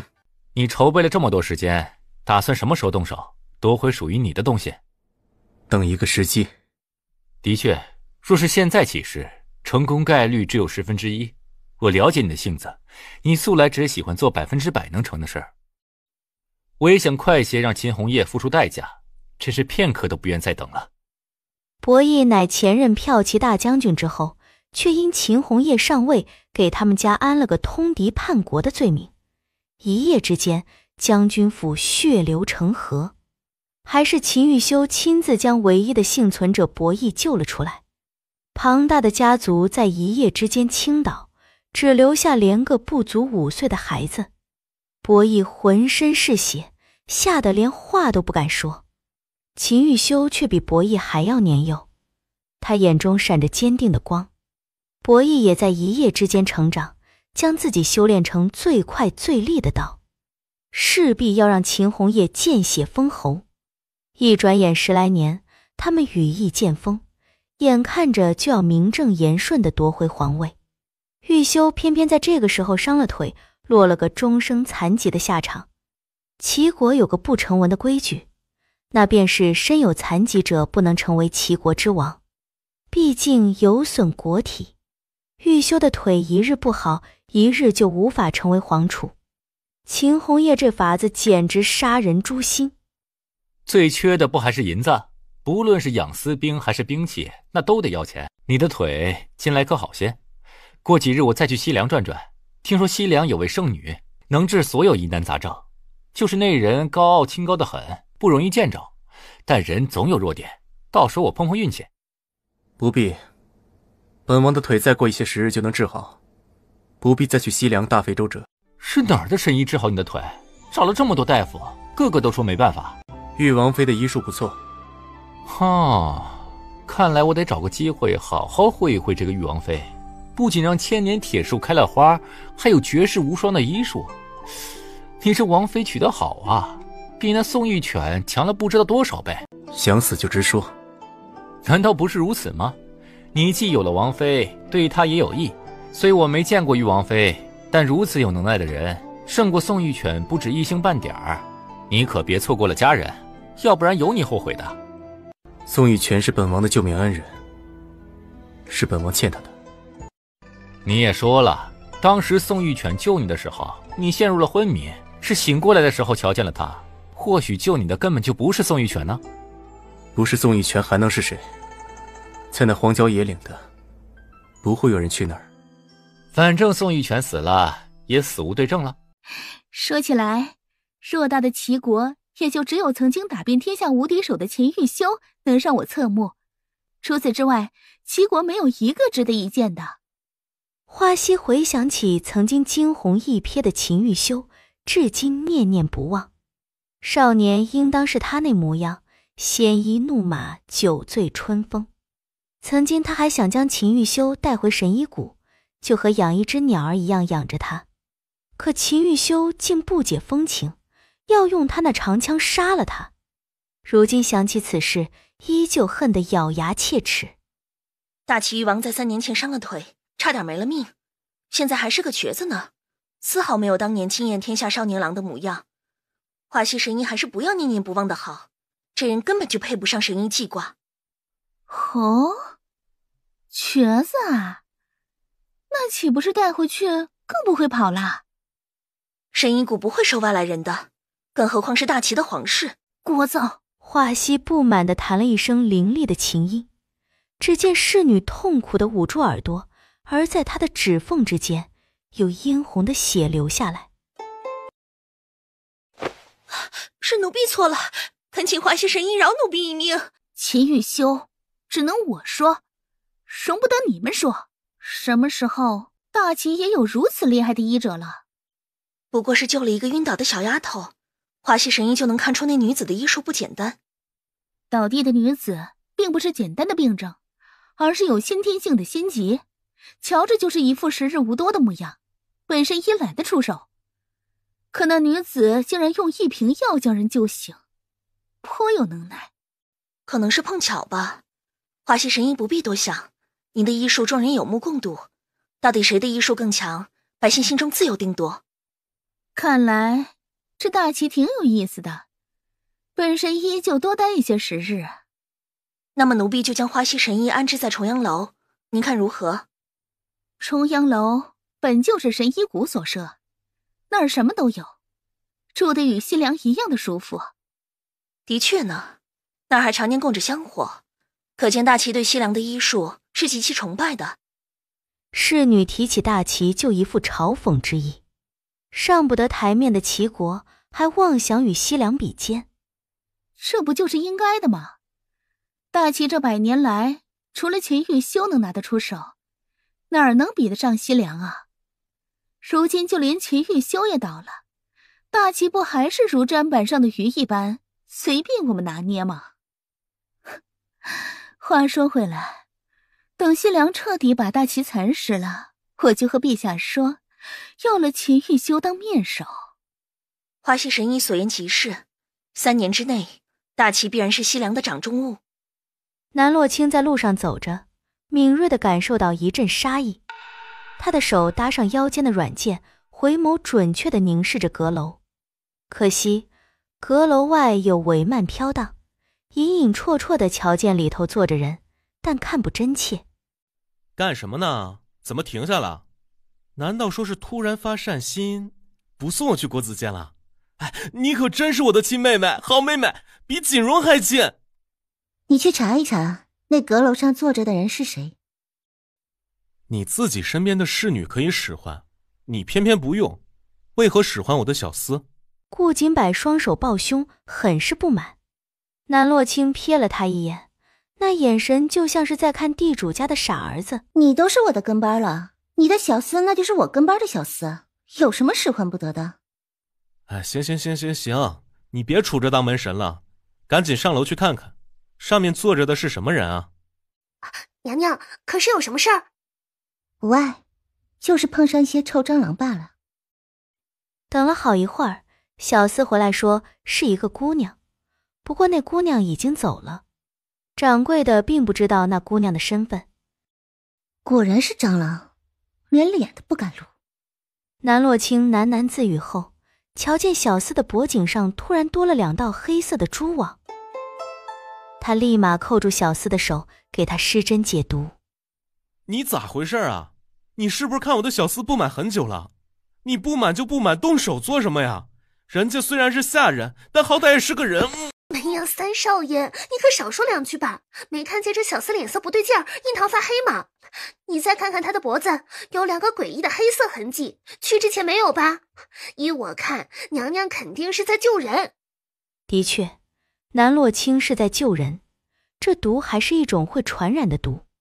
若是不出手救，他们3个也会被这蜘蛛毒所传染。花费了1刻钟，南洛清终于将小厮身上的毒逼出。此毒凶险又少见，沾染上恐怕不止死1个人，而且还会快速传染。那女子明摆想让我们所有人不好过。那人未免太阴毒了些，小厮与他无冤无仇，他竟然直接下毒。再说了，小厮根本没有瞧见他人，他是怎么下毒的？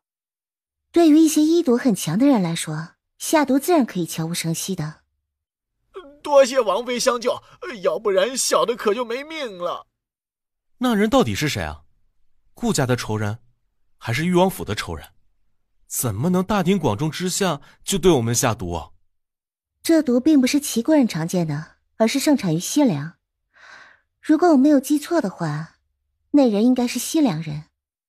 可我们与西凉也还算和平，西凉人为什么追杀到此地啊？谁知道呢？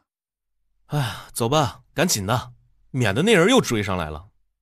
各位爷，可曾听说明日的比试，就是赵氏铺子的东家南玉威与振兴堂的东家南洛清比试？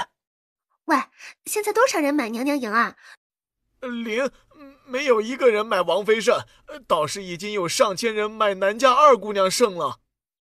欺人太甚，这不是根本就不把我小表妹放在眼里吗？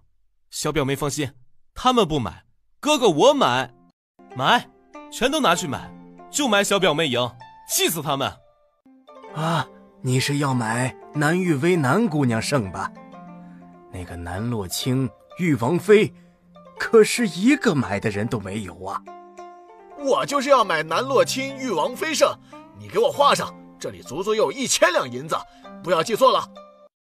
哎呦，这都是什么事儿啊？竟然有人傻的来送钱，1000两银子，是哪个脑子不好的公子哥呀？有钱没地方花呀！玉王妃比南玉威不知道强上多少倍，你们到底有没有长眼睛啊？是谁家公子银子多得烧得慌啊？赌玉王妃赢，这银子岂不是和肉包子打狗似的，一去不复回啊？哼，你可真别说，这些有钱公子哥们儿的想法呀，就是奇葩，非得赌一个毫无胜算的人赢。哎，你们说，那玉王妃到底哪来的自信跟玉薇姑娘比试啊？就这么不怕丢人吗？那玉王妃还有什么脸面剩下？她自己都不怕丢人，我们还替她担心什么？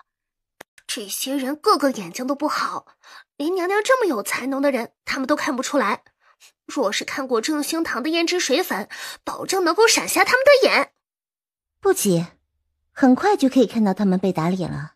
小表妹，你好好的医术不钻研，去学什么胭脂水粉啊？想来三表哥是没有听过这样一句话。什么话？自然是这世上啊，女人的钱最好赚。可说实话，上京长得俊俏的姑娘没几个，她们自己长得不咋地，怎么可能花心思在胭脂水粉身上？这就是你的不懂了。这世上啊，只有懒女人，可没有丑女人。如果再加上出神入化的装束，就算再普通平凡的脸，也能化成天仙的。你当真有这能耐？依我之见，你要是有这通天的能耐，以后上京城所有的银子都会流向你的口袋。表哥错了，区区的上京城啊，我可瞧不上。你可别说大话，要不然到时候啪啪打脸的就是你了。听说三表哥最近手头紧，零花钱也被祖母克扣了不少啊。哎，可不是嘛，都是因为那讨人厌的国子监孟夫子与祖母说了我的坏话，祖母便认为我玩物丧志，就克扣了银子。但你也别觉得三表哥我对你不好啊，唯一剩下来的1000两银子都投到那赌局里了。反正这些银子就没指望拿回来，哄小表妹开心，值了。那表哥可记好了，这1000两银子，明日能10倍帮你赢回来。你知不知道你自己在说什么？1万两白银，唾手可得。当然知道，不能吗？唐月，把我们全部家底都投进去，等到了明日，记得雇人来收银子。我投誉王妃省。唐月低着头找银票，掌柜定睛一瞧，苦口婆心地劝着：小姑娘是不是说错了？赢面大的是玉薇姑娘，玉王妃根本就不是那块料，你可别浪费银子了。等到明日一切揭晓，你就明白我的良苦用心。哼，谁说玉王妃不是那块料的？你瞎胡说什么？你见过玉王妃吗？你知晓正兴堂的胭脂水粉有多少吗？你既然什么都不知道，为什么敢下玉王妃一定会输的结论？外人都这么说，你爱信不信。你非要买玉王妃省，那就买呗，反正到时候所有银子都亏进去的人是你又不是我。我要买玉王妃省，你为什么无视我？你这小丫头还真是敬酒不吃吃罚酒，知不知道我这算盘什么价儿？赶紧赔钱！哼，赔钱可以，但你必须得和玉王妃道歉。道歉？为何要与玉王妃道歉？我哪句话说错了？难道不是玉王妃自己不自量力，非要与玉薇姑娘比试吗？若是玉王妃当真有那么大的赢面，为什么全城的人都投玉薇姑娘胜？难道全城的人都眼瞎了不成？哼，可不是吗？可不就是全城的人都瞎了眼吗？可不就是全城的人都受了南玉薇的蛊惑，才全都买她胜？你要是不赔这算盘的银子，我就拉你去见官。掌柜的，别因为一个没见过世面的丫头气坏了身子，既然损坏了我们铺子里的物件，就抓她去见官。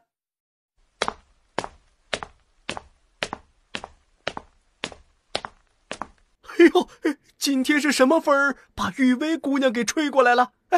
里头请。好生没素质！难道洛清姐姐往常就是这么教你的？玉薇姑娘说的姐姐可是玉王妃？可不就是嘛！那玉王妃刁蛮任性，次次都与玉薇小姐作对，这一次更过分，还妄想与玉薇小姐比试。没想到丢人的是她自己。你说什么呢？比试还没有开始，谁赢谁输还不一定。你没有必要这副高高在上的赢者姿态。哼！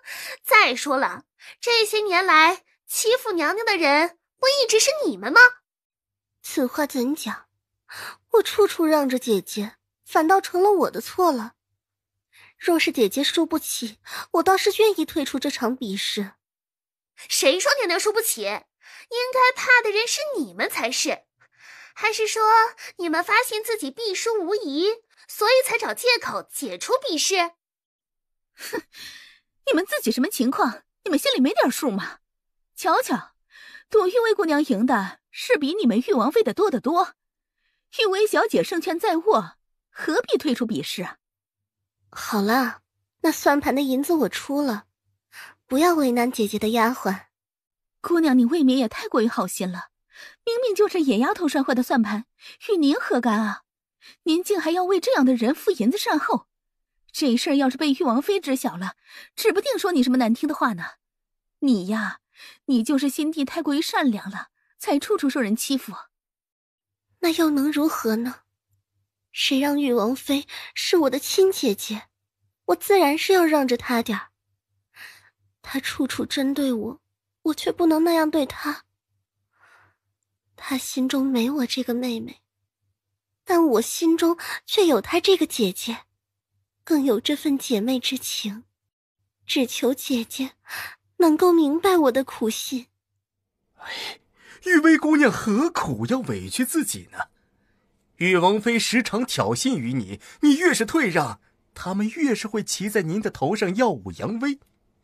玉薇姑娘如此贴心懂事，小的着实是感慨万千呐。呸！你这脏东西可别来沾边！一口一个姐姐的，谁是你姐姐啊？王妃是元安侯府嫡出的姑娘，而你只是一个妾室所生，就是一个庶出的。娘娘宽宏大量，不与你这不上台面的庶妹计较，反倒是你总是在各方面打压娘娘，来彰显你的能耐，真恶心。你一个下作的胚子，哪来的脸说玉薇姑娘的不是啊？这些话肯定都是从玉王妃的嘴里流出来的，才使得你敢在姑娘跟前放肆。本王妃的人你也敢动？姐姐别生气，要怪就怪妹妹管教不好身边的丫鬟才会如此，姐姐可千万别往心里去。妹妹一直很敬重你的。姑娘何错之有？要怪就怪这丫鬟口无遮拦，竟然如此的羞辱姑娘，奴婢一时看不下去才会动手。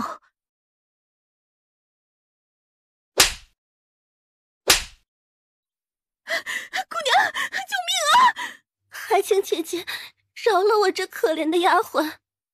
可怜？若不是本王妃来得及时，唐月怕是也要被你们教训了。我不过是以其人之道还治其人之身罢了，万事的起因是你们挑衅在先，还不滚出去！南洛清，你别欺人太甚啊！人家玉薇姑娘都已经道歉了，你还想怎么样？苏家好歹是将门之后，怎么连个娇弱女人的剑都拦不住啊？看来苏家也是徒有其名嘛。可笑至极，苏公子还盼着能在玉薇姑娘面前露个脸儿，看看能不能得到玉薇姑娘的芳心，不曾想倒让自己成了个笑话。恐怕此刻呀，玉薇姑娘心里对他是恨极了。俗话说得好，没有金刚钻，别揽瓷器活。没那本事，逞什么英雄？姐姐若是有什么火气，冲着妹妹来就好了，不要为难旁人。南玉薇冲着苏公子一笑，多谢公子，千错万错都是我的错，姐姐不会有错的。玉王妃就算身份尊贵，也应该讲讲道理，不应该当街对人大打出手。玉薇姑娘能有什么错？不过是在赌局上比玉王妃有人气而已，玉王妃怎么能借此发难呢？我们这儿可不欢迎玉王妃这种人，你还是赶紧离开，不要再欺负玉薇姑娘了。你们一个两个眼睛都是瞎的不成？一开始不就是南玉薇身边的丫鬟对唐月冷嘲热讽，后又想对唐月动手，如果不是南玉薇允许的，彩云敢动手吗？归根结底，这件事就是南玉薇怂恿的，怎么就和他没关系啊？再说，他如今不就是怂恿你们为他出头吗？你们可得想好，要不要为了这个虚伪的女人和玉王府、顾府作对？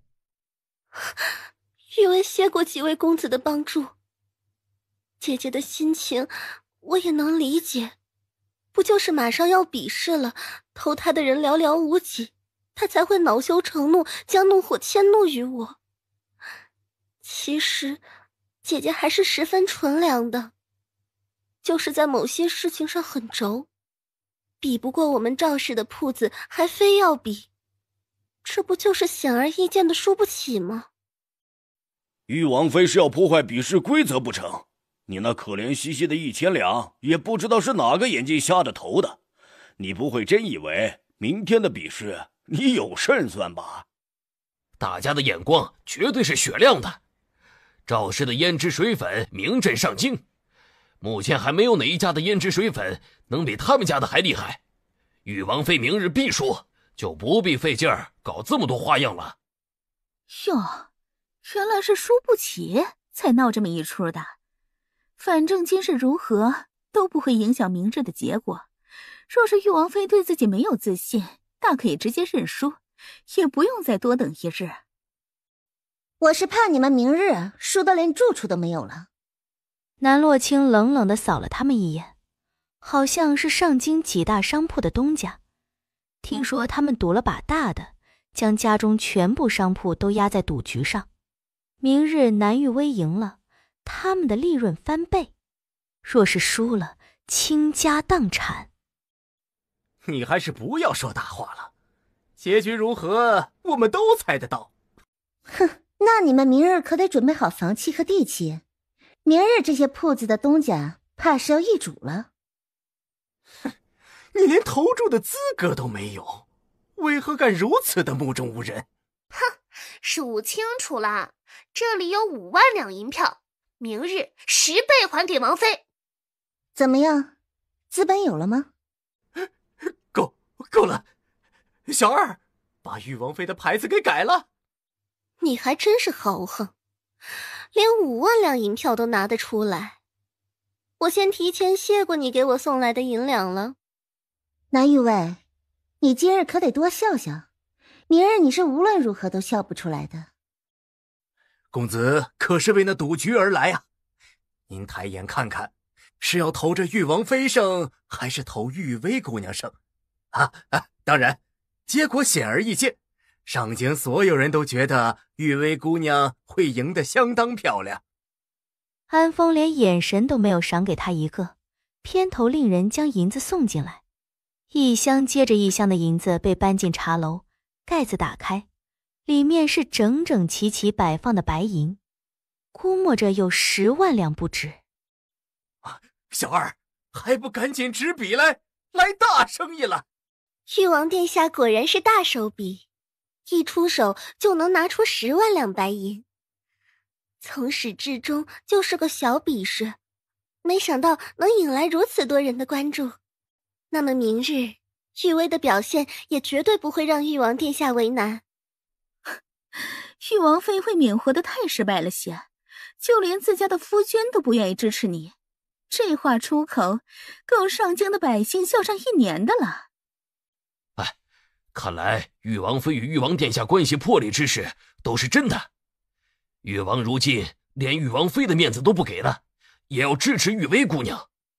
可不是嘛，玉王素来如此，做出这种事还真是一点都不惊讶。不过话说回来，当年不就是玉王妃缠着玉王才得到王妃的位分吗？可见玉王的心根本就不在他身上。说起来也奇怪，玉王妃长得如此貌美，任何一个男人见了都把持不住，竟然还不能打动玉王殿下的心。玉王岂是一般人能比的？听说玉王早就有心上人了，只可惜那心上人香消玉殒。从那之后，就再也没有人能入得了玉王殿下的眼了。就算是南洛卿再美貌又如何，还不是被玉王殿下弃之敝履？10万两白银，全押王妃胜。南玉薇呀，南玉薇，你的算盘落空了。如今看来，我的资本比你多得多。明日你若是再输的话，那从今以后，这上京谈论的可都是你可笑的事迹了。姐姐既然准备好了，明日的比试我拭目以待。姐姐可别输得太惨，丢了元安侯府的脸面。大难临头了，还在嘴硬。王爷就是担心娘娘在外面受了委屈，便命属下带10万两白银来给娘娘撑一撑场面。好在来得及时，娘娘并没有受人欺负。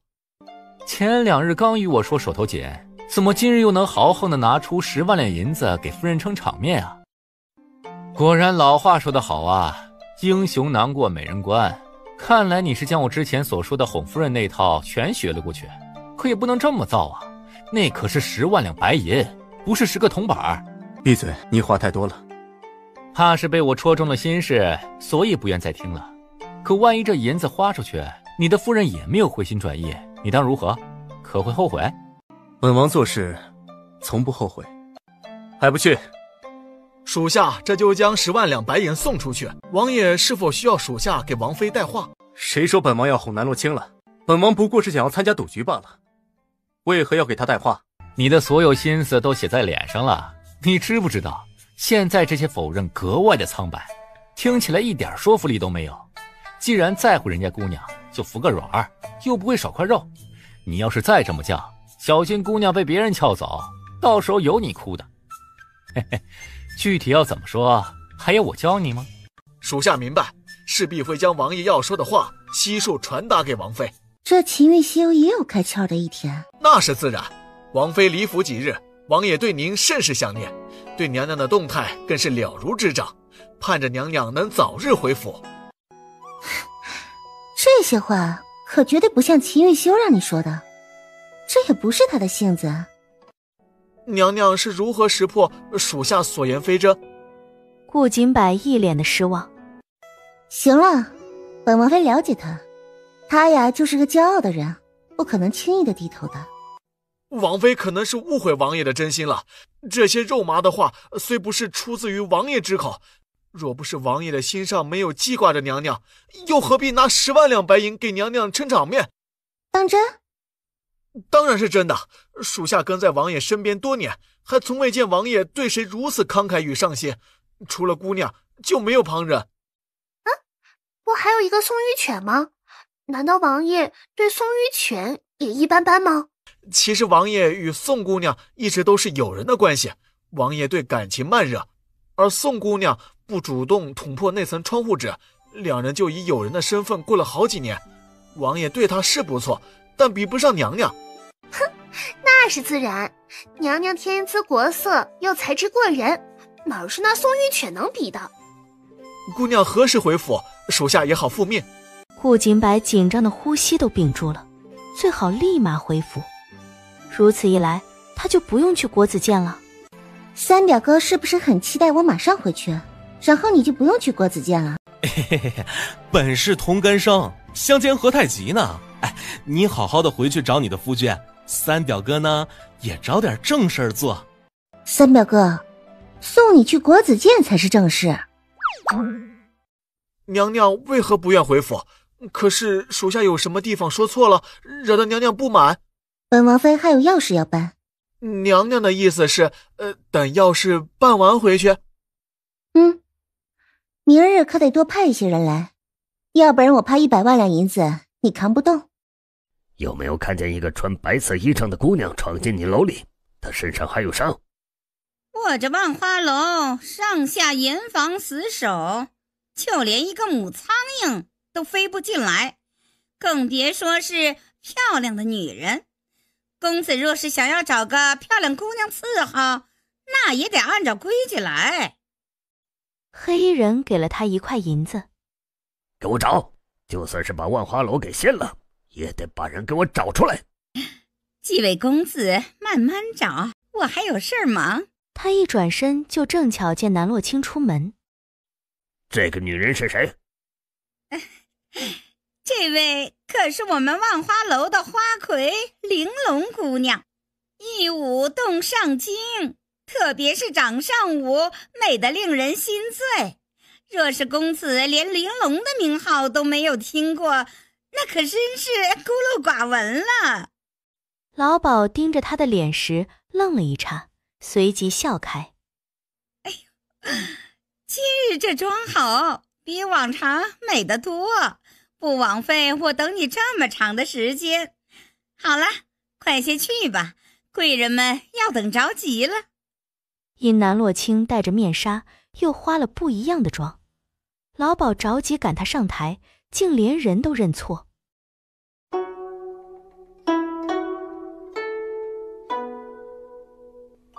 玲珑姑娘不错，给她赎身，送到偏院去。玲珑姑娘，本王包了。公子说是要包了玲珑，哎呦，那可是玲珑的福气，就是玲珑从小就跟着我，我可不能没了她。若是公子将玲珑带走，我可怎么办呢？多少银子？报个数。银子？玲珑在的话，也能帮我赚，倒不是银子不银子的事儿，实在是舍不得这么好的一个女儿。没想到你也喜欢一个青楼女子，我还以为你心中已经有人了。这个姑娘我倒是挺喜欢的，不如你让给我。有何好让的？你若想要，就出价高于我。秦玉修什么意思吗？真把她当货物买卖了？不过是个女人罢了，让给我有何不可？而且我们也不要因为一个女人而影响了兄弟之间的感情。哎呀，我们家玲珑可是有福气，竟然得了2位公子的青眼。只不过我也不该为玲珑选怎么样的东家，只能是价高者得了，不知这位公子能出多高的价钱呢？若是给不出，就只能让玲珑跟这位公子走了。我再追加一座山庄，够吗？哎呦，那就银子加山庄，将我们家玲珑姑娘带走吧。不过今夜可得留在我这望花楼中，等明日我瞧了公子的山庄后，再将玲珑这丫头双手奉上。不曾想皇兄也是个极尽风雅之人，为了个青楼女子，竟连成交别院都能送出去，当真是令人惊奇。可惜台上的姑娘脸上戴着一块面纱，面容瞧不真切，不然还真想看看到底是什么样的天姿国色能令皇兄坐不住。本王愿意也就做了。哼，既然皇兄今夜宿在这儿，那我就不打搅了，毕竟春宵一刻值千金嘛。你们万花楼的姑娘气性都这么大，本王花了千金万两来为你赎身，你还这态度？那还不是您自个儿愿意？誉王殿下，听说誉王已经有王妃了，怎么还留恋着烟花之地呀？你吃醋了？奴家什么没见过，又怎会吃醋呢？当真什么人都见过，本王倒是还没见过王妃你这般风尘的模样。你既早已知晓是我，为何还要飞那山庄？本王倒是好奇，王妃为何会对青楼女有兴趣？我这哪是有兴趣啊？我这根本就是迫不得已。南洛清掀开袖子，玉臂上有几道触目惊心的伤疤。谁弄的？顾府就是这么照顾你的。早就和你说了，不要在外面乱跑，非不听。谁知道那杀手是不是冲你来的？我这伤啊，是因为你而受的。秦玉修从怀中拿出伤药帮他涂抹。别动。就上个药嘛，我自己可以。你背后也有伤，难道也能自己上？怎么不行？你未免也太小瞧人了吧。秦玉修懒得与他争辩，扯开他的衣裳，上手涂抹药膏。秦玉修指尖就像是点了一团火似的，心底某些渴望便喷涌而出。南洛清抓着裙摆紧了紧，手又松开，寻思着还是找个时间跑了算了，要不然他真不知道如何与秦玉修共处一室。还想跑？我这怎么能算是跑？我本来就不是玲珑。再说了，你让我守在这儿，那也不是个事儿啊。皇兄，你睡了吗？我在隔壁听见皇兄您的房内有争执声，我便想来看看。难道我们在床榻上如何，你也要看？这是大皇子的什么特殊爱好？有陌生男子在，不着寸缕的南洛清往秦玉修的怀中缩了缩，他差点要被秦玉修的行为气死，明知有人进来还扒他衣裳，生怕旁人瞧不见。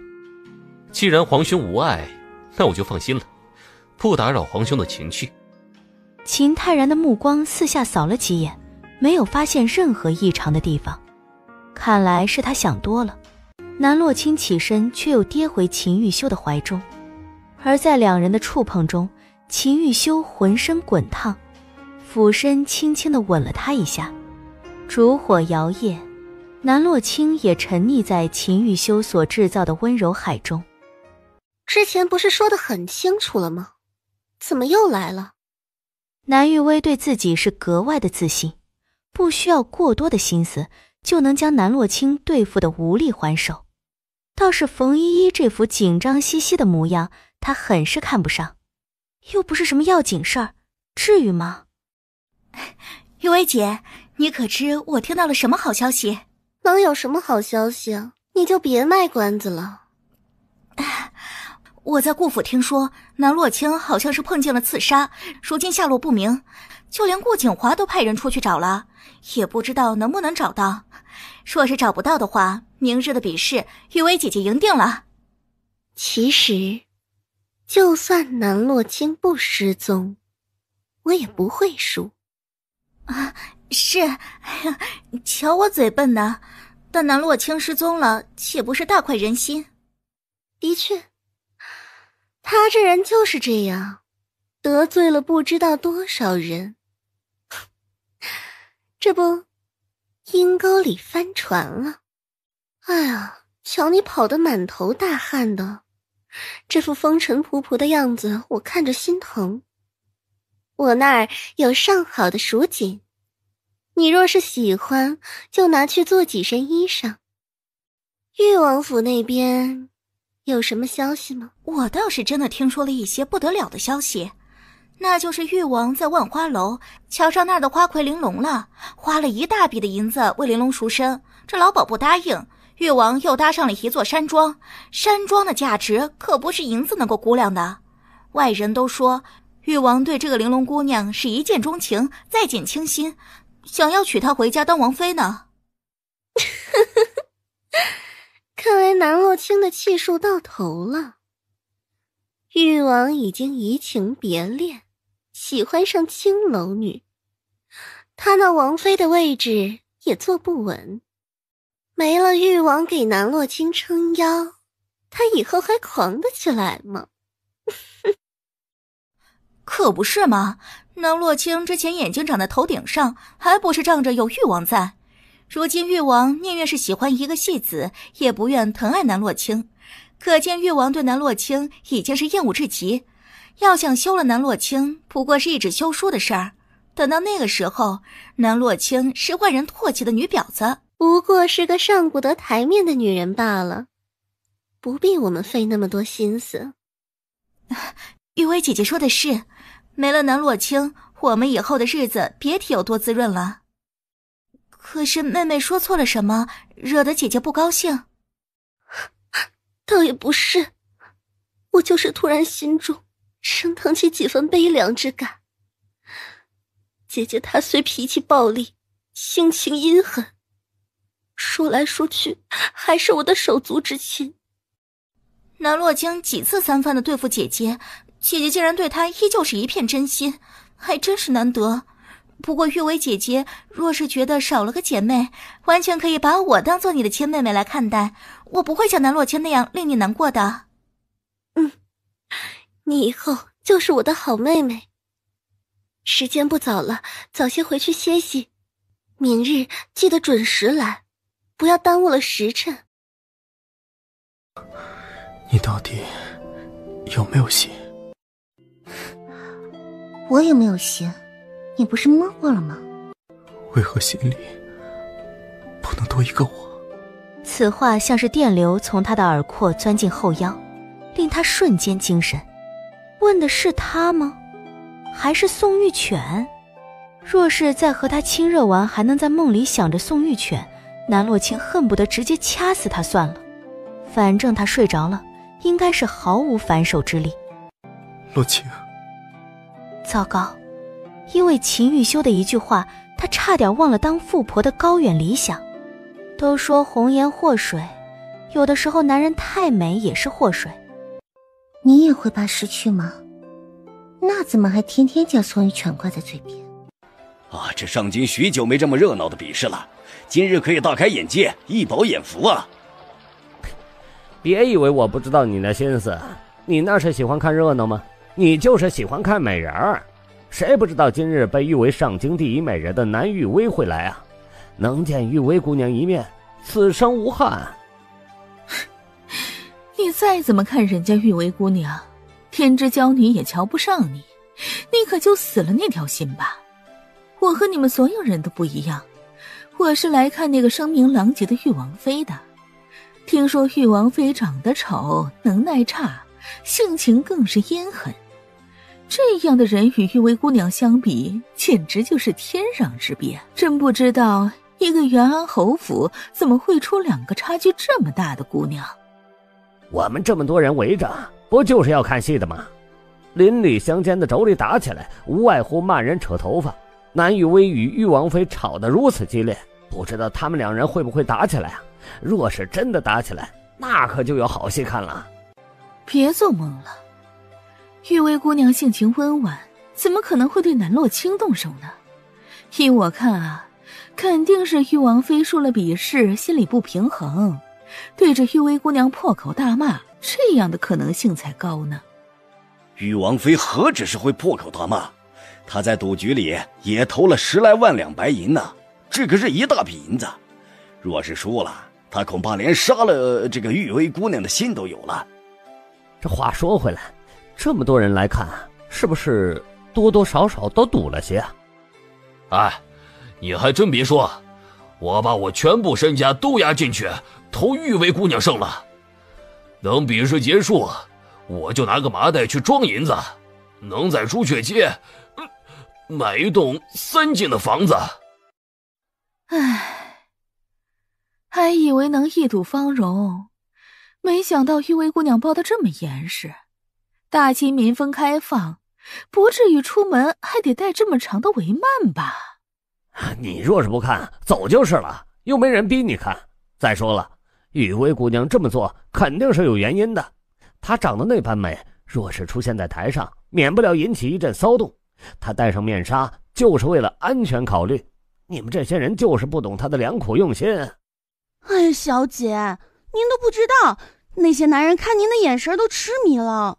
不过奴婢有一件事儿不明白，小姐如此美貌，为何要让这纱幔挡住您的美貌？那些人怎么配天天看本小姐的美貌？让他们看一眼就够了。小姐说的是奴婢没有考虑周全。怎么就顾姑娘一人，没有瞧见青洛姐姐？不知姐姐准备的怎么样了？还不露面，是有什么压轴的玩意儿吗？哟，打探敌情来了呀？怎么对自己这么没有自信？顾姑娘还会说夫家吧？嘴上要是这么得理不饶人的话，可就没婆家要了。你可别怪我说话直接，我这是为你考虑。你最好还是注意这些。今日来了许多王孙公子，你可别错过机会。哼，你以为谁都和你一样，整天想着怎么攀龙附凤和当男人的玩物？我与你不同，我志存高远，不屑于玩那一闸那一套。这些话都是南洛卿教你的？哼，你急着对号入座做什么？还有啊，你若是有能耐，就把上京所有的王公贵族都嫁一遍，这样也好知晓哪个男人伺候得你舒服。一双玉臂万人枕，一点朱唇万人尝。南玉薇果然是好姿色。放肆！我家小姐岂是你能污蔑的？你得跪下与我家小姐道歉。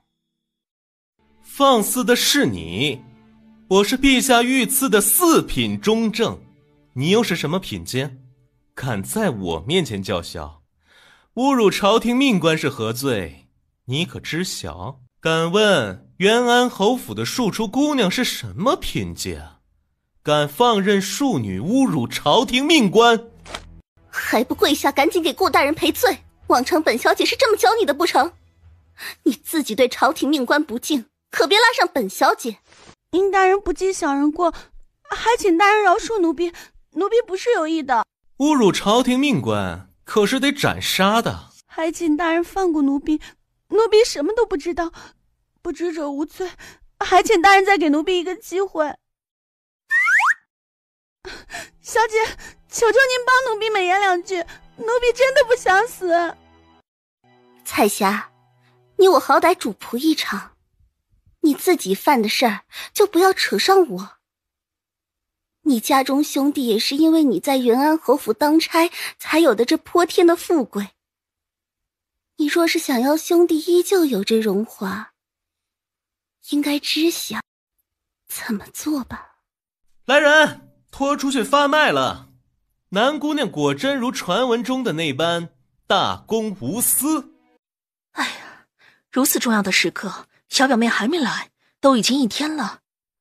没有消息传回来就是好消息啊，不是吗？说明小表妹目前并没有什么危险。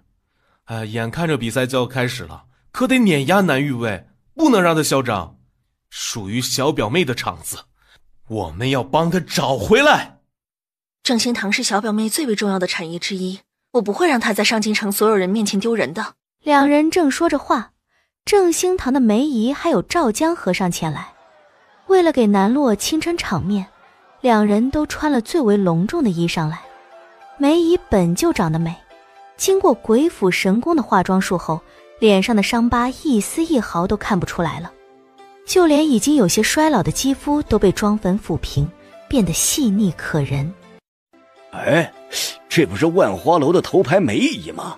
之前是名动京城的舞姬，想要见她一面，须得黄金万两呢。今日是值了，不仅能瞧见上京第一美人，就连曾经的上京第一舞姬都能瞧见，这一趟不亏。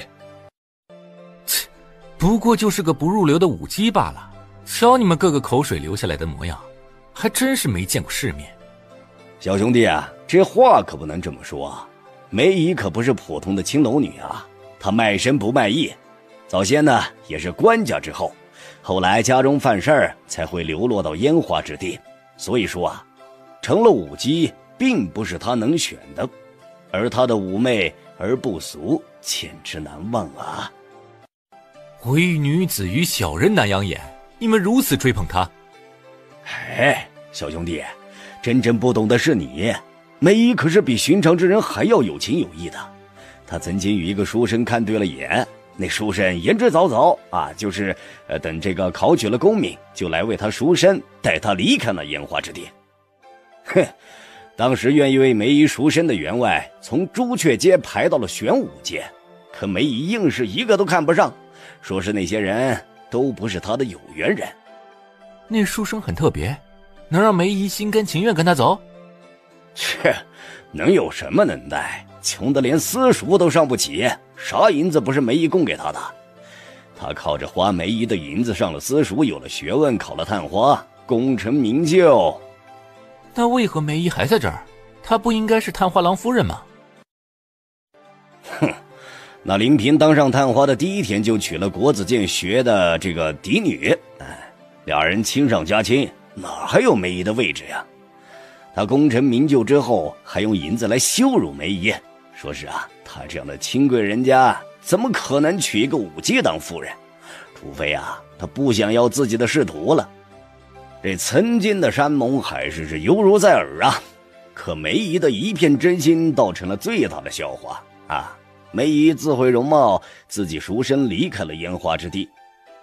再后来呢，就再没听过她的消息了。一晃呀，已经过去许久了。没想到还能在这儿见到梅姨呀！你说她毁容，她皮肤白皙的就像是剥了壳的鸡蛋，哪像毁容的模样啊？这毁容嘛，的确是毁了，要不然万花楼不会轻易放她离开了。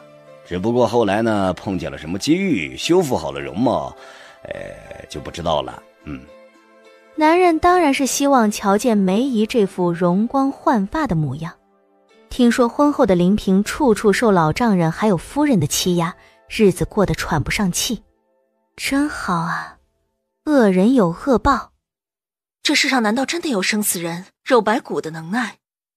你们还不知道吧？梅姨正是振兴堂的掌柜，而振兴堂的东家是南洛清。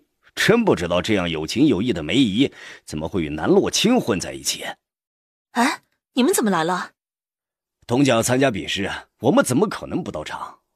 怎么没看见东家呀？小表妹有事来不了了，比试有我在场即可。一个小小的南玉薇，不需要他出手。你们先落座，我去看看后台他们准备的怎么样了。之前已经排演过好几次都没有问题，就是不知道碰见这么大的场面，他们会不会怯场。我跟着东家学了不少上妆的能耐，你若是觉得我行，可以让我跟着去看看。有梅姨的帮助，必然是事半功倍的。您就随我进去瞧瞧吧。赵叔，和我说说怎么和小表妹认识的呗？她手里头到底有多少银子啊？一出手就是3000两，买个没人要的钻石也要好几千两。我怎么记得姑姑留下来的嫁妆也没那么多啊？就算当年姑姑留下了不少银两，可被赵氏夺走了那么久，能剩下来的必然是寥寥无几啊。我并不是非要这些银子，可玉王妃的性子，我若是不收，她倒是生起气来。她又是我的东家，她的话我不能不听啊。嗨，小表妹将银子给你，自然是有她的道理，而且也不是平白无故的给你。而是与你交换。幽檀鲜花我倒是听说过，是个能治百病的灵药，已经有上百年没有见过它的踪迹了，还以为再也没有机会见到，没想到你家竟然有这玩意儿，卖几千两也是应该的。不过那钻石原石我有些理解不了，如今大家要的不都是金银玉石，那钻石不就是个透明的珠子，有什么了不得的？还不如一颗南海珍珠呢。当真是令人惊艳，就算是在烟花之地，我也从未见过如此绝美的妆容，个个都和仙子似的。梅姨的夸赞完全是发自肺腑的，一想到她铺子里就有卖这些巧夺天工的妆粉，她整个人都显得激动起来。压轴的还没有上场，等到比试过半，我才会亲自给朵儿上妆，免得太早将饰品和妆容拿出来，出了什么变故。顾姑娘考虑的周全，理应如此。南玉薇心思狠辣，为了赢更是无所不用其极。像她这样的人，若是提前知晓我们的压轴是什么，必然会出手捣乱。我们还是谨慎些好。唉，我的手还是比不上梅姨您的巧，我还是跟着小表妹学过不短的时间呢，却还是经常弄混这些妆粉的作用。多用用自然就会了。上半辈子我就天天的与这些妆粉胭脂打交道，接触的久了，自然就知晓其作用。而顾姑娘天生丽质，就算是不施粉黛，也美得清新脱俗，自然不必了解这么多改善妆容的物件。我手上这个就是东家所说的散粉，用来定妆，不论是出油出汗，都能够让妆面服服帖帖的。那另外一盒呢？这一盒呀，叫做高光。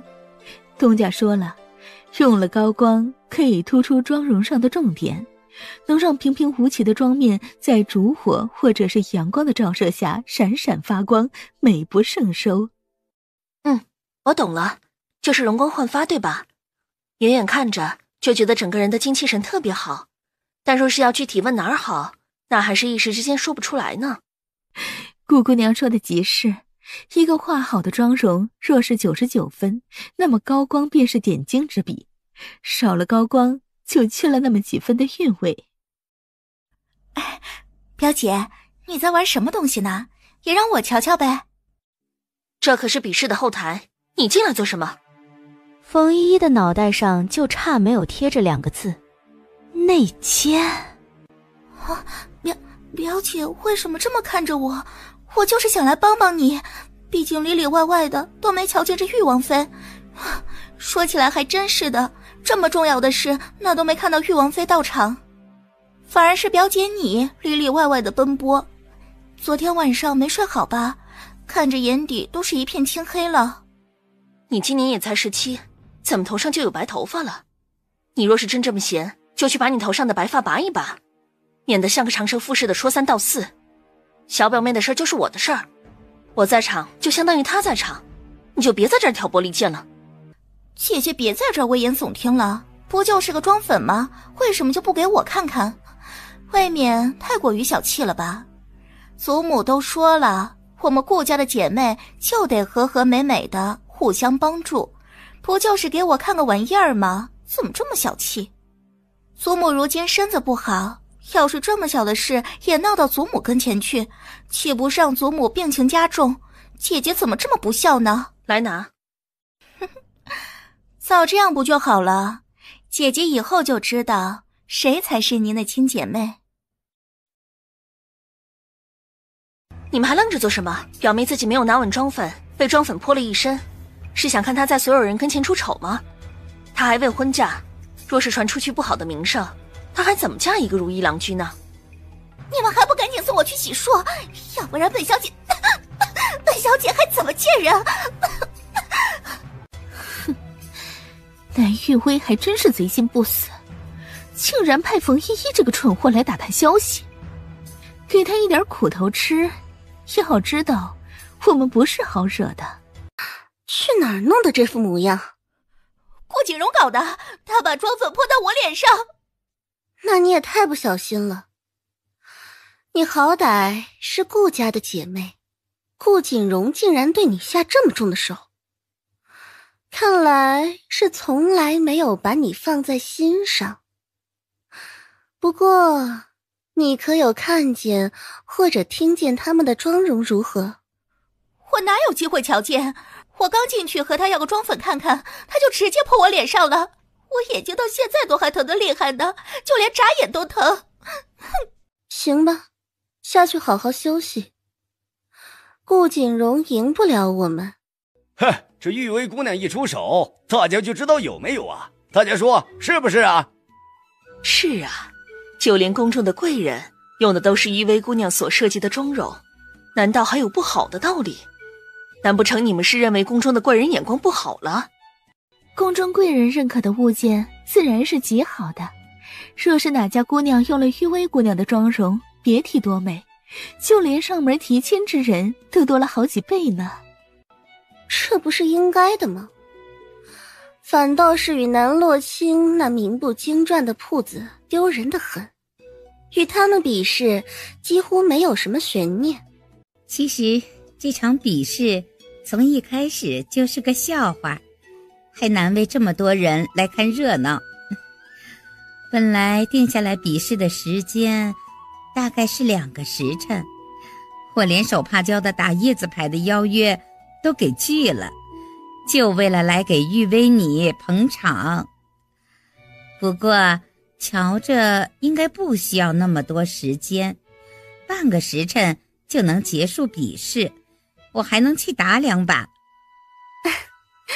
杨夫人，你能来是玉薇的荣幸。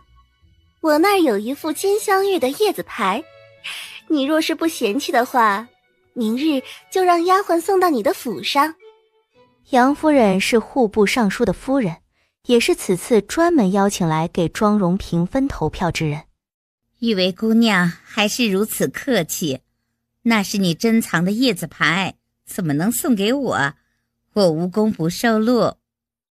杨夫人是赵氏的常客，能如此经常地光顾我们的生意，我对你感激不尽。当初瞧见叶子牌的时候，我就觉得呀，你应该会喜欢，就一直给你留着，等着有机会送给你。不过是个小礼物，杨夫人不必记挂在心上。你都这么说了，我等下不给你家铺子投票，都有些说不过去了。夫人凭心而动即可，觉得哪家好就投哪家。我那金镶玉的叶子牌也不是为了让杨夫人投票我才送的，我就是想和杨夫人交个朋友。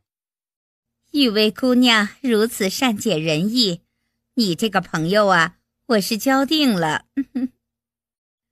玉薇姑娘年纪轻轻就有如此心胸，还真是难得，你们赵氏不赚钱都难。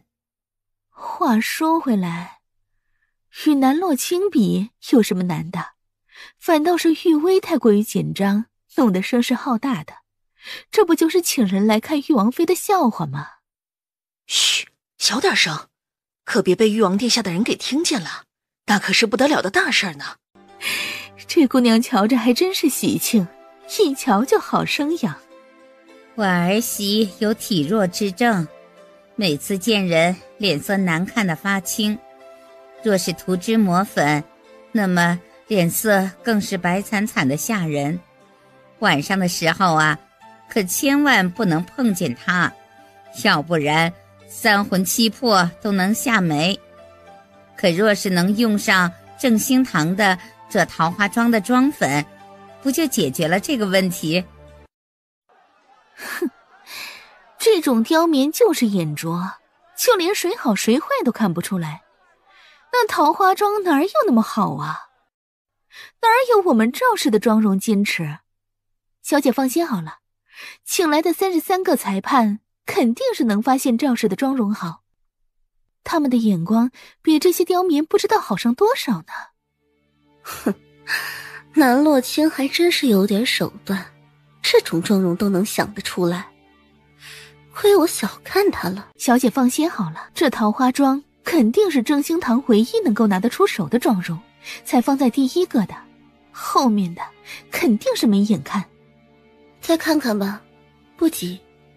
若是南洛清当真有点手段，那就只能用杀手锏了。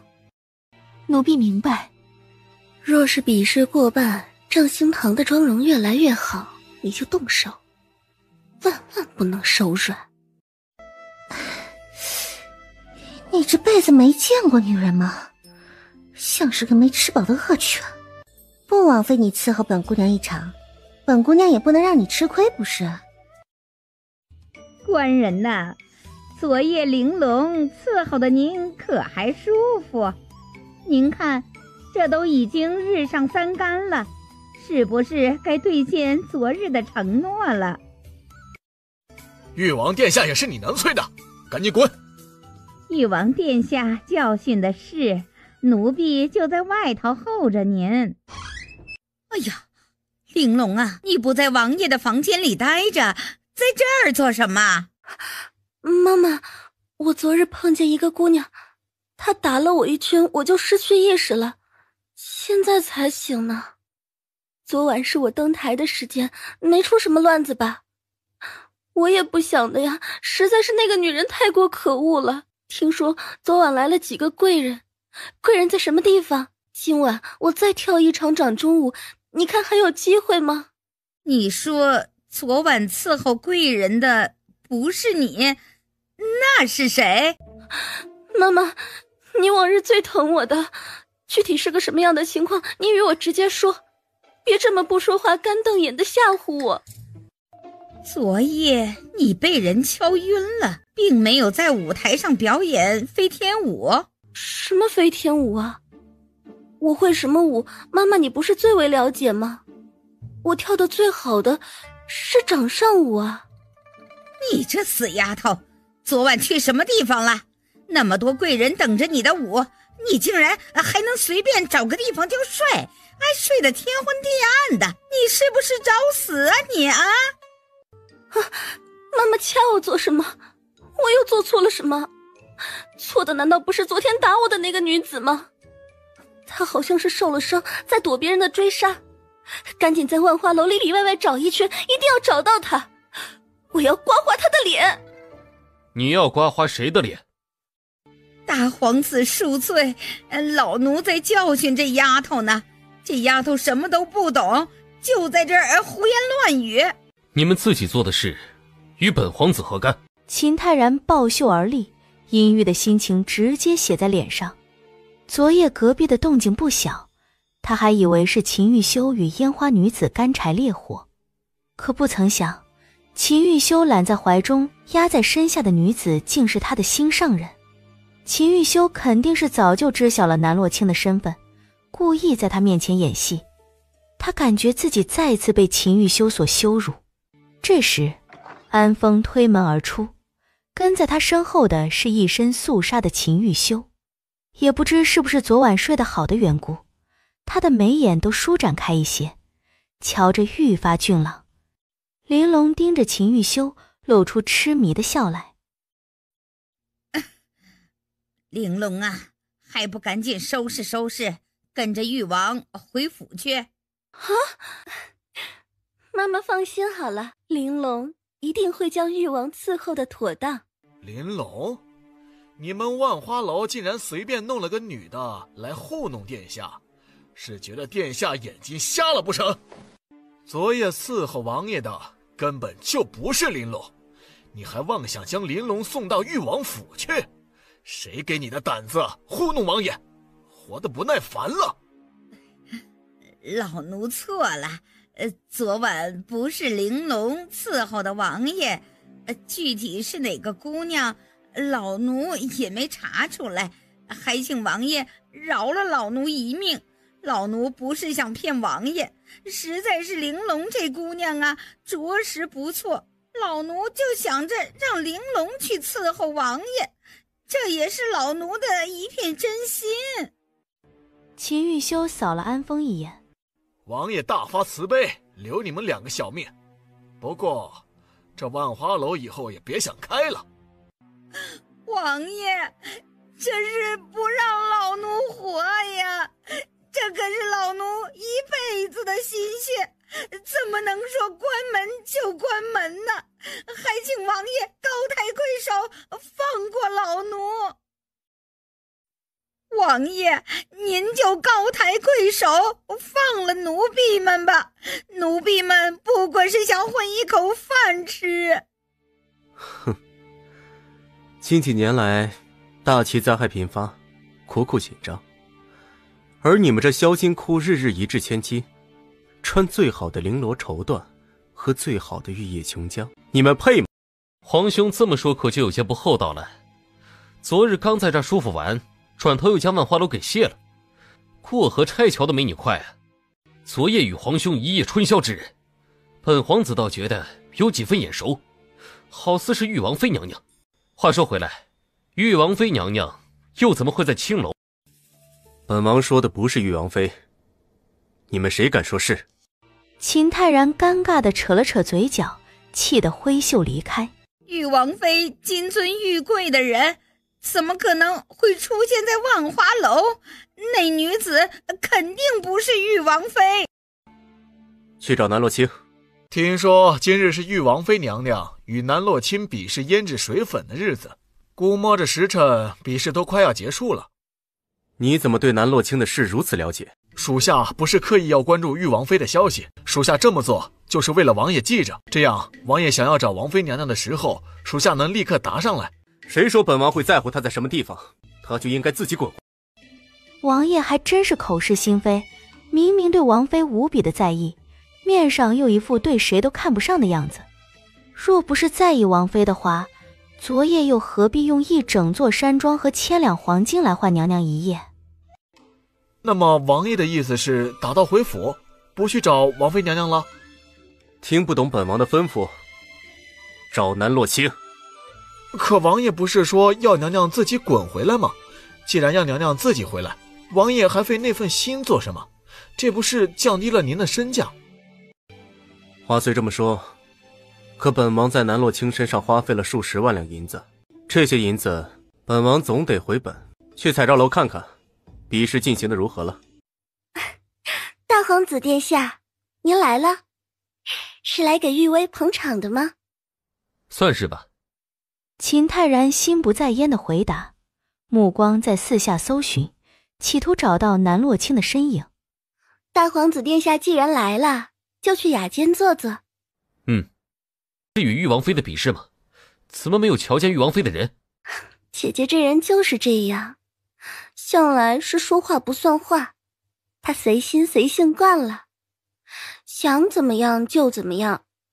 比试是她约的，最后见不着人的也是她。其实姐姐这种言而无信的人，我也早就习惯了，难为大皇子殿下还记挂着她。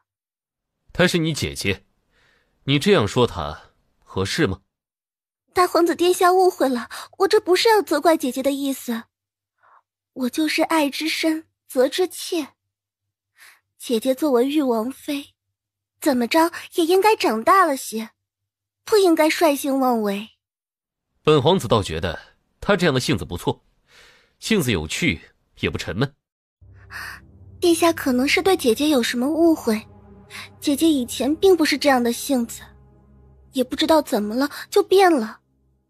要不是她还是顶着一张姐姐的脸，奴家都怀疑不是同一个人。以前的姐姐就很好，从来不会与奴家针锋相对，可自从姐姐嫁到玉王府之后，整个人都变了。殿下觉得其中是不是有什么蹊跷？比如说中了什么邪术？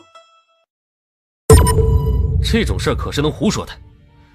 洛清这一生过得太苦，以前在元安侯府就是寄人篱下，过得小心翼翼，如履薄冰，又怎敢表露出来真性情？反倒是你既是洛清的妹妹，为何在府中没有多多帮衬她？大皇子殿下可能是误会奴家了，奴家在家中人微言轻，做决定的也都是家中的长辈，奴家根本插不上话。倒是经常暗地里会帮姐姐。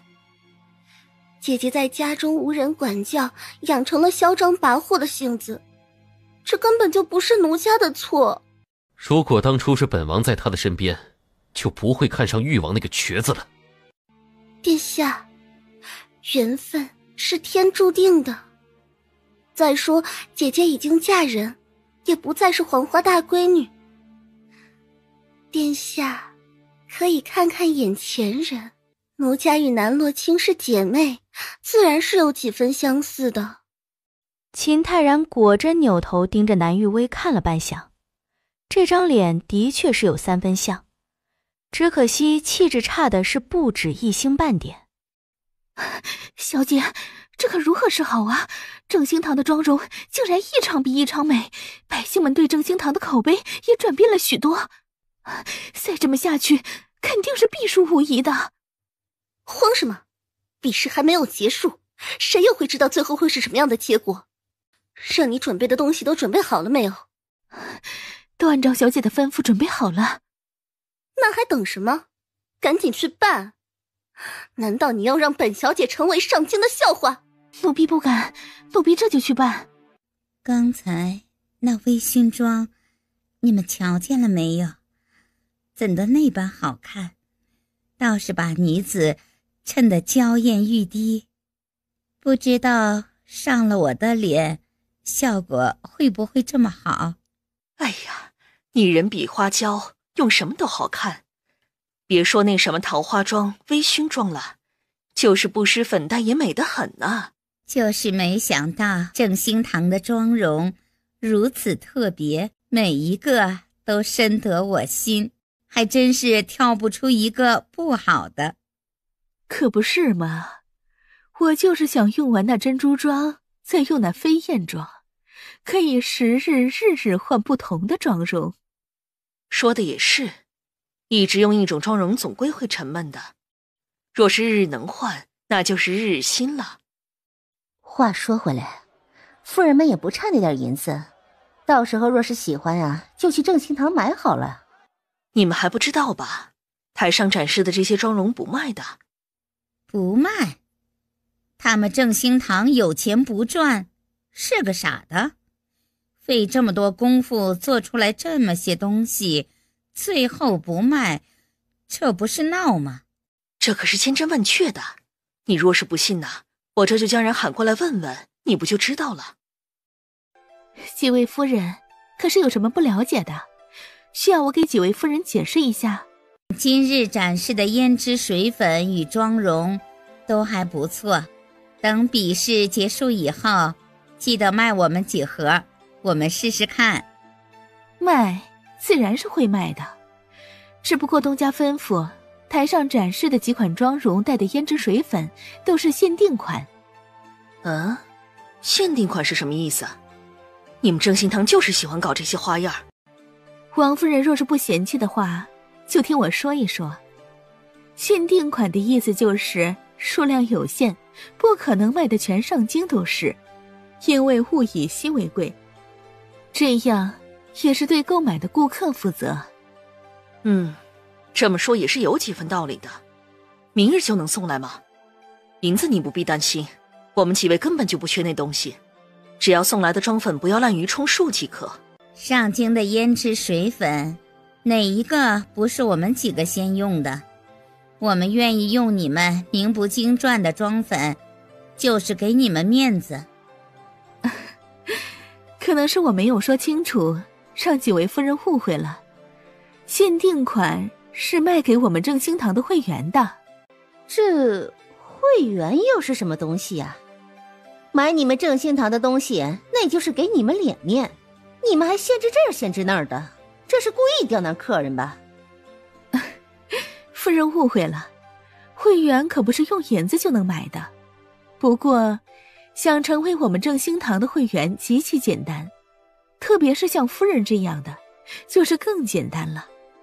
就是在今日的比试上，给我们正兴堂宝贵的一票，免费成为正兴堂的会员。今日展览的所有胭脂水粉，免费送一套。梅姨不忘拉票，虽说早就知晓南玉薇早已与这几位夫人说好，但从他手中将人抢走的感觉会更爽。哼，感情是想拿那些胭脂水粉收买我们。我们是玉薇姑娘请来的，与你家的玉王妃可没什么交情。投票的事儿，你还是别做梦了。夫人们可别把话说得那么决绝。再说了，难道那些胭脂水粉夫人们不喜欢吗？若是不成为会员，是没有办法买到的，只能眼巴巴地看着。听说几位夫人都是上京响当当的人物呢。女人嘛，自然是喜欢什么就一定要弄到手。那么夫人们见过如此惊艳的胭脂水粉后，还能够用得下去那些粗制滥造的货吗？我都替夫人们心疼，这么好的一张脸，可不能因为劣质胭脂水粉而毁了。罢了，既然你们正兴堂没有任何的诚意，我也不奉陪。你回吧。梅姨挑眉一笑，倒对他的反应不惊讶，而是拿出一块帕子来，沾了点瓷瓶中的水就擦拭着脸。你这是做什么？要在我们面前发疯？梅姨将手拿开，露出脸上狰狞的伤疤。夫人们可瞧见我脸上这道疤？这道疤就连最好的大夫都没有办法去除，我也因此差点轻生。可正兴堂的胭脂水粉给了我新的希望，那些妆粉可以完美地遮住我脸上的伤。就在刚才，夫人们能够看得出来我脸上的伤吗？应该是看不出来的。若是能看得出来的话，夫人们眼中也不会如此惊讶。所以呀，这妆粉可不是你们想的那么简单的。就连我脸上的伤都能遮得严严实实，让夫人们回春也是能办到的。梅姨又拿出妆粉，妆粉盒上有个小镜子，就对着小镜子将脸上的疤痕继续遮挡好。不一会儿的功夫，那张脸就白嫩的像是脱了壳的鸡蛋似的。这难道是什么法术不成？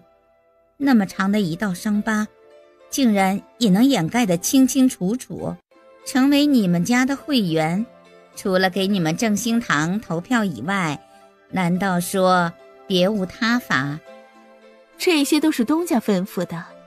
在今日的比试上，若是有夫人投了正兴堂，便是对正兴堂有恩，从此以后成为正兴堂的会员，那也是使得的。毕竟玉王妃娘娘并不缺银子，钱不钱的她倒是无所谓。她做这些妆粉出来，就是想要帮助和她一样的女子罢了。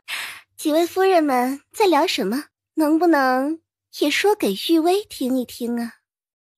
玉薇，你来得正好，我们正在和正兴堂的掌柜聊聊，让正兴堂的人都和你的赵氏学着点儿，要不然呢，这铺子开下去，迟早有一天是要倒闭的。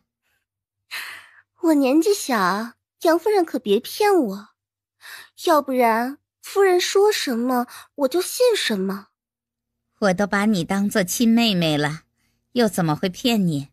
你若是不信的话，就可以问其他几位夫人，我们是不是在替你教训这个正兴堂的掌柜？你就把心放到肚子里去吧。正是，我们都在帮你教训正兴堂的人呢，让他们不知好歹，还是趁早认输的好。是我误会几位夫人了，在这坐久了，渴吗？我命人给你们泡了一壶上好龙井，你们尝尝。几位夫人说的那些我都记在心里，那我们就一言为定。什么一言为定啊？正兴堂的掌柜说话怎么和达雅弥似的？这我就不懂了。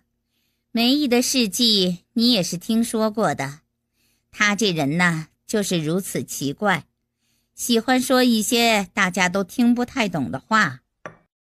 你这茶水倒是不错，在这儿待久了，倒有些闷得慌。比试即将结束，不知几位夫人觉得谁能赢呢？自然是赵氏，赵氏能赢，必然是毫无悬念的。是啊，刚才大皇子殿下也在我那儿坐了一会儿，他也觉得我们赵氏能赢，所以那梅姨不论是耍什么样的花样，都比不上我们赵氏。大皇子殿下的眼光毋庸置疑，既然大皇子殿下都觉得好，那自然是极好的。我们的看法与大皇子殿下一致。夫人们能这么想就好了，要不然梅姨耍点什么小手段，我心里真的没底。话说回来，玉薇呀，你与大皇子殿下已经走到哪一步了？我们都已经这么熟了，你不会连我们都要瞒着吧？南玉薇神情缓和，娇羞地低头一笑，此时一言不发，反倒是胜过千言万语。听说最近皇后娘娘要设立百花宴，目的就是为了给大皇子找个合适的正妃。玉薇，你不仅模样好，家世好，还得了大皇子殿下的青睐，以后有了好归宿，可别忘了我们几个。哎呀，还没有到那一步呢。夫人们这么说，我可就羞得慌。哎呀，还是不要说了，要不然我要不好意思了。这有什么的，反正你是女人，总有那一天，早一步晚一步又有什么分别呢？不得不说，大皇子的眼光是真的好，一眼就相中了你。你如此优秀，是个男人见了你呀，都会被你迷得神魂颠倒。大事不好了！哎，三哥，出什么事儿了？朵儿不知道被谁推了一下，跌在石坑里了，脸都刮花了。别说是上台走秀了，就连能不能醒过来都难说。小姐，如果将朵儿送走，谁来走最后一场呢？我们这些人里，只有朵儿最适合最后一场的妆容和风格。若是换成旁人，不仅时间不够了，效果也会大打折扣的。人命关天，先送他去治伤吧。他这副样子，我也不放心让他上台呀。当时有谁在场？有谁瞧见是谁将朵儿推下去的？当时我去拿首饰，回来的时候就看见朵儿倒在地上，还有个女人正打算离开。奴婢不知那人是不是害得朵儿跌下台之人。可有看清他的脸长什么样子？奴婢不敢乱说，但瞧衣裳有点像南玉为姑娘身边的侍女彩云，不过没有瞧见她的脸，奴婢一时之间也没有办法确定她到底是谁。南玉薇，哼，竟然使用如此下作下三滥的手段，眼看着比试就要输，就弄伤我们的人，他还能再贱一点吗？锦荣，素来是你办法多，快想想办法，把这最后一个空缺的人补上啊！如果你们都不行的话，我也愿意牺牲一下，毕竟他们都觉得我人比花娇。然后你再看我这高大的身材，必然是穿什么都好看。哎，赶紧的，不要让人看笑话了。三哥，你别说笑了，都已经到了这个时候了，我们定然输了。顾家姐姐是碰到了什么麻烦事儿吗？妹妹我倒是想帮你个忙，就是不知道姐姐给不给这个机会呢？哼，你还有脸来？姐姐这话我就听不明白了。你的人受伤与我这个外人有何干系？还是说姐姐明知道自己要输了，心里气不过，就在言语上对我不客气？可我又何其无辜呢？收起你那副假惺惺的嘴脸，别人不知道你是什么货色，我可是清楚得很。不是你在背后用这种肮脏的手段，还能是谁？姐姐这么说，可就伤妹妹的心了。妹妹专程来见姐姐一面，就是来看看有没有什么地方能帮得上来的。可姐姐非但不领情，还见人就骂，真是伤人心。你当真以为你可以无法无天了不成？全天下的人都会被你耍得团团转。你的所作所为终要付出代价，不是不报，只不过是时候未到，你且等着。姐姐可别这么和我说话，惹我生气可没什么好结果。既然姐姐没什么地方需要帮忙的，那么妹妹就先走了。等下我们赵氏赢了比试，会在楼里大摆宴席，你要是喜欢的话也可以来。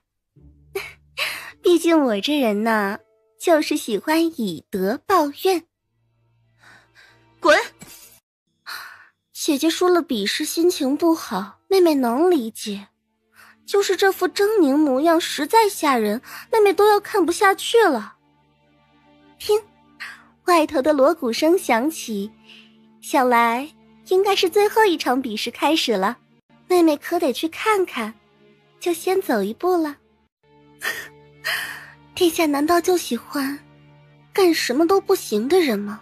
还是说殿下喜欢和别人睡过的？这还不简单？你以为本皇子和你想的一样？本皇子怎么可能是你想的那样？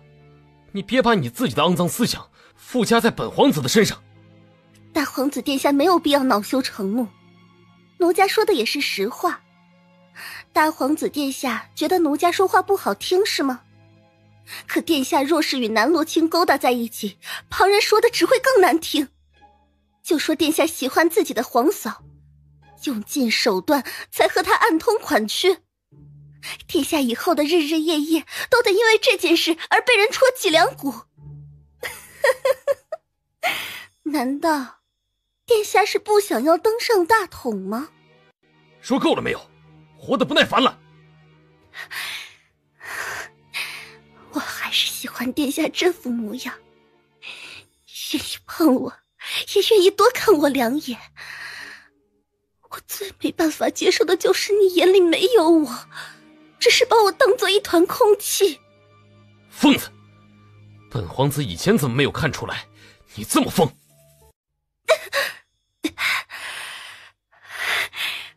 我之所以变成这副模样，殿下心里难道没有数吗？我如今这样，就是拜殿下所赐。我要是疯了，也是被殿下给逼疯的，也难逃其咎。南玉薇对秦泰然的心意，秦泰然又怎么会不清楚？可放着她这么好的姑娘在这儿，秦泰然不仅连正眼都没有看一眼，还不可救药地喜欢上南洛卿那个贱人。他哪儿比南洛卿那个贱人差？你与本皇子说这些，就是为了给自己找点痛快。可本王告诉你，本王如今喜欢的人只有洛卿，你还是趁早死了这条心吧。那殿下可曾想过，与南洛卿勾勾搭搭，你最想要的皇位，可能就此失之交臂吗？皇位？那位置除了本王，还会有什么人能够坐得稳呢？皇位和女人，本皇子全都要。恐怕没机会了，因为南洛卿他已经……最后两个字还没有落地，惊变也在这个时间发生。站台上突然响起乐声，有一抹倩影从高处飘落。他手上拿着一柄流光溢彩的折纸伞，出场的方式宛若九天玄女，众人不由得看呆了。彩照楼的掌柜站出来，就要将突然出现的女子驱赶出去。她不是闲杂人等，而是我们正心堂压轴出场的人。她怎么还活着？哇，这人不会是九天玄女吧？而且从天而降的模样，未免也太好看了。她身上穿的可是霓裳羽衣吗？如果不是的话，又怎么会闪着熠熠的光辉？哎呦，你们别争了，肯定是仙女，这一点毋庸置疑。哪有普通人能长得和她一样美了？你们可别和我抢，这一套装扮我要了，无论是首饰、耳饰，还有手镯，还有那套衣裳，我全都要。银子的话不必担心，我夫君有的是钱。可那衣裳你可穿不下，与你的身材不符，还是我合适。这一套啊，不论多少银子，我都要拿下。整场看下来，也就这件衣裳，本夫人挺满意的。你们若是喜欢，大可喜欢其他的几套，为什么还和本夫人抢？我们怎么会有与夫人抢的意思呢？不过是看见喜欢的东西就不愿意错过，到时候怎么卖还没个定数呢。杨夫人你先别急，先看看结束以后怎么说吧。那我丑话先说在前头，我们好歹是姐妹一场，就别闹得太难看，到时候不管是谁买到，大家还是好姐妹。那是自然。青儿果然从没有令本皇子失望过，每次出现都能惊艳本皇子许久。此言一出，站在他身边的南玉薇仿成了一个巨大笑话。他费尽心思的讨好不如南洛清的一面，只要南洛清一出现，他就会马上沦为陪衬。周遭不堪的讨论也纷纷钻进他的耳朵。如此看来，还是正兴堂厉害些，这一套亚胄极好，恐怕是这辈子都不会忘记。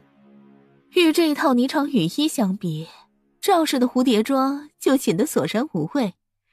这么一对比下来，赵氏输给正兴堂不止一点半点呢。你其实想说的是，南逸薇根本就不是南洛清的对手吧？唉，没想到名震上京的玉薇姑娘如此的不堪一击，就连那玉王妃那种草包都能轻松赢她，看来传言还是不可信的。都说袁安侯是个宠妾灭妻的主，又能教出来什么厉害的人来？以后南玉薇的名声恐怕会一落千丈，看来上京第一美人、第一才女的名声也该让主了。第一美人，明显台上的玉王妃强的不是一星半点儿，怎么之前从未听说过呀？有如此美人还藏着掖着，那可是真不厚道。还不赶紧把这些刁民赶出去，别在这污本小姐的耳。奴婢这就去办。慢着，把刚才那几个嚼舌根的人都毒哑了，让他们这辈子都说不出话来。王爷，这些卷轴如何用？是要上交给大理寺吗？不得不说，自从王爷与博弈公子取经之后，整个人仿佛是开窍了，竟然懂得曲线救国，明白短时间之内哄不好娘娘，那就先哄好小舅子。等下哪个不长眼的敢投赵氏上，就把这些给大理寺，让他们牢饭吃个够。王爷为了娘娘当真是煞费苦心，娘娘若是知晓王爷为她所付出的一切，定然不会再误会王爷，想必今日就会开心的回王府。谁说本王是为了他？本王不过是不愿意看见有人骑在裕王府的头上罢了。王爷的意思属下都懂，属下更不会去娘娘面前乱说。难道你也想和安宇一样被打一顿才舒服？接下来就请赵氏的东家南玉薇姑娘，还有正兴堂的东家玉王妃娘娘一同站在台前，来为自己所设计的妆容与首饰简单的解释一下。如此一来，众人才能更好地投出心目中最心仪的饰品。赵氏相信大家都耳熟能详，赵氏为了做出让大家都喜欢的妆容，费了许多心思，每一年都在改良，相信诚心你们也都看得见。其中我最想感谢的还是大皇子殿下，在许多次我想要放弃的时候，都是大皇子殿下在我身边帮助我，给我支持。所以今天的荣耀不仅仅是我一个人的，不单单是赵氏的，还是属于大皇子殿下的。不好意思，这些事情大皇子不想让我说出来，你们就当没有听见吧。接下来就由姐姐说吧。我没什么好说的，大家可千万不要说姐姐的坏话，我听见可是会很不高兴的。毕竟姐姐若是不愿认我这个妹妹，我倒是很愿意认姐姐当亲人的。若是你们说姐姐不好的话，那些话就像是针一样扎在我的心上。南洛清冷笑一声，上前2步，直接无视了彩照楼的掌柜，抬手就在南玉薇的脸上甩了一巴掌。南洛姐姐为何打我？就因为我抢了你的心上人吗？你看上的东西你就自己藏着玩吧，你这从小到大演技就不好，能瞧上什么好东西？你以为本姑娘看得上？哼，也就你自己藏着当个宝儿。姐姐为何打我？妹妹又做错了什么？你以前经常打我也就算了，怎么这么多人你还动手呢？打的就是你，见一次打一次。不论你有多少招数，尽管使出来，来碰一碰试试。哼，你真是粗鄙不堪，丢尽了我们元安侯府的脸面。还是继续投票吧，还有这么多人等着呢，一直让他们等，未免有些不太好。2位姑奶奶说是不是啊？掌柜说的是，不能因为我的事儿耽误了比试。姐姐就是这么个脾气，你们别怪她。这事的确怪不到本王妃的头上，谁让你欠打呢？要到洛清姑娘为正兴堂说几句，姑娘请说。我身上这一套首饰用的材料主要是钻石，整个天下也只有正兴堂才有这手艺。如果夫人姑娘们对钻石感兴趣的话，可以来我们正兴堂选购。而我身上这一套呢，整个上京城仅此一件，想必也有不少夫人小姐喜欢吧。你们若是真的喜欢，也不是没有获得的机会。怎么买你身上这套衣裳与首饰？开个价，夫人我不是差钱的人。本王妃身上这一套衣裳并不需要银子。不需要银子，难不成是白送？当然，白送。送给谁？怎么送？总得有个说法。所有今日给我们正兴堂投票的人都会获得一次抽奖的机会，谁抽到了，那这一身衣裳就属于谁。既然2家铺子该介绍的内容都介绍完了，可以开始了。不过规则得有些改变，从不记名，改为记名投票。大皇子殿下，之前早就与殿下说了，南洛清是个心狠手辣之人，眼中根本就没有任何的姐妹情谊。刚才当着那么多人的面都能对我动手，大皇子可要为我做主啊！你都多大年纪了，还是个在外面被人打了只懂得回家告状的小孩吗？你为什么被人打？难道心里一点数都没有吗？大皇子殿下，你怎么能这么说我？我才是那个受害者。我不过是关心一下姐姐，姐姐不仅不感激我，还对我大打出手。你既然被打，只能够说明你活该。大皇子殿下，你怎么……够了，本皇子有事找洛清，你退下吧。眼泪一点用都没有。你说，既然眼泪没有用，那什么东西有用呢？不如就让他们决裂，你觉得如何？小姐，你现在的状态不太好，我带你去看大夫。我很好，我的状态好得很，我从来没有像现在这一般清醒。得不到秦泰然的心又如何？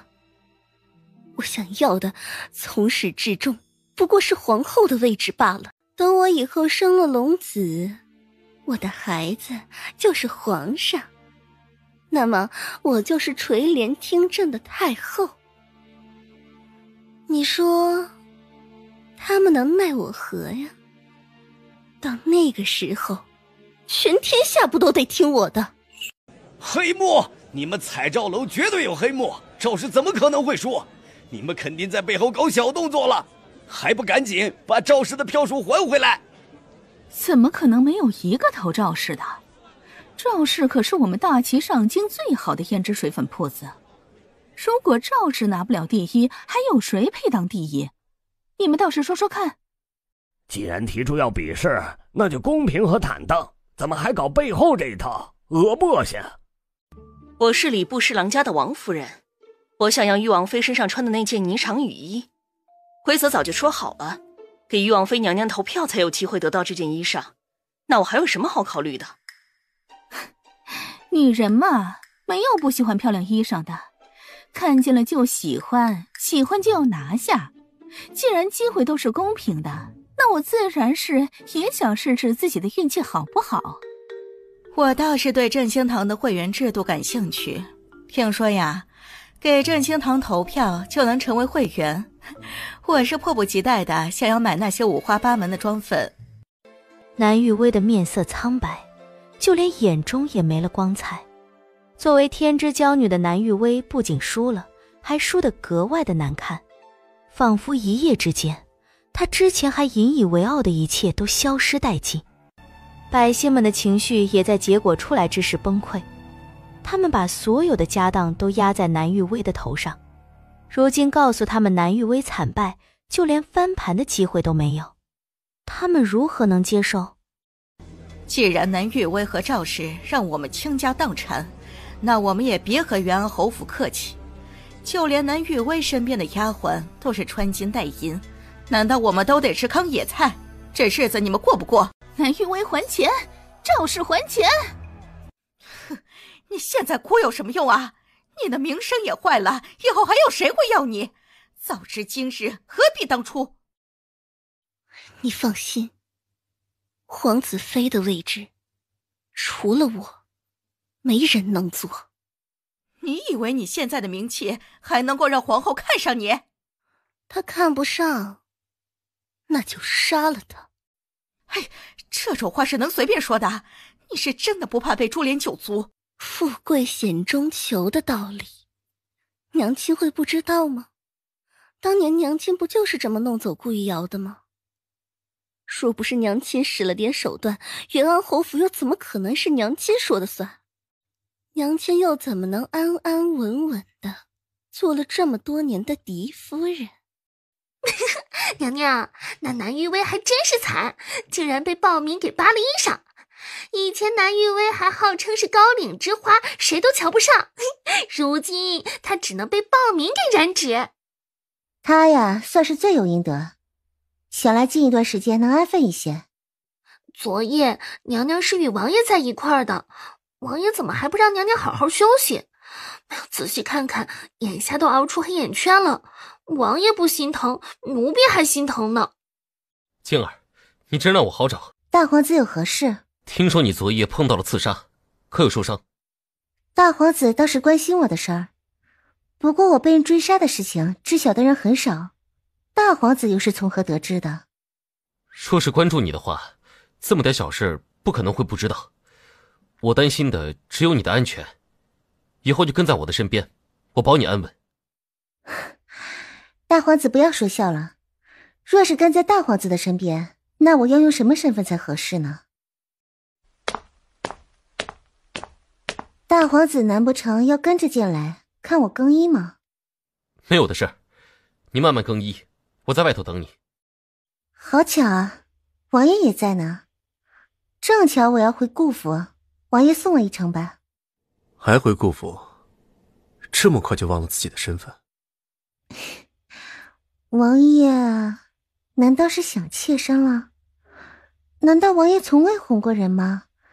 难道不知道想让我回府，先得好好的哄一哄才行？想你？你自己做了什么事情？你自己忘了？王爷是想问银子的事儿？其实王爷的能力也就值那么多银子，若是想要高价的话，那恐怕不行的。挑衅秦玉修的后果只有一个，那就是被秦玉修办得服服帖帖的。南洛清好不容易穿好的衣裳又被扯得稀碎。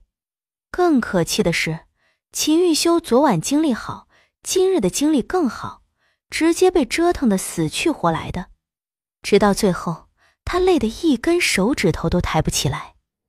到底行不行？我真的不行了。那33个人都投到正心堂，可是王爷的手臂。本王不过是觉得你输了会丢誉王府的脸面。不是吧？王爷可不见得是一个会在乎名声之人。您这么做，难道不是为了妾身？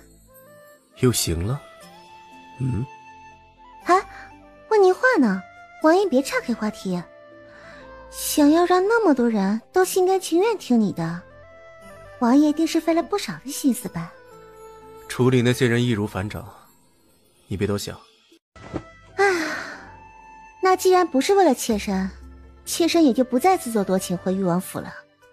反正誉王府也没有妾身的位置，我回去还做什么？别闹，在外面还没玩够。外面自然好玩，回来誉王府能有什么好玩的？本王还不够你玩的？那就要看看王爷想要怎么玩了。那试试看。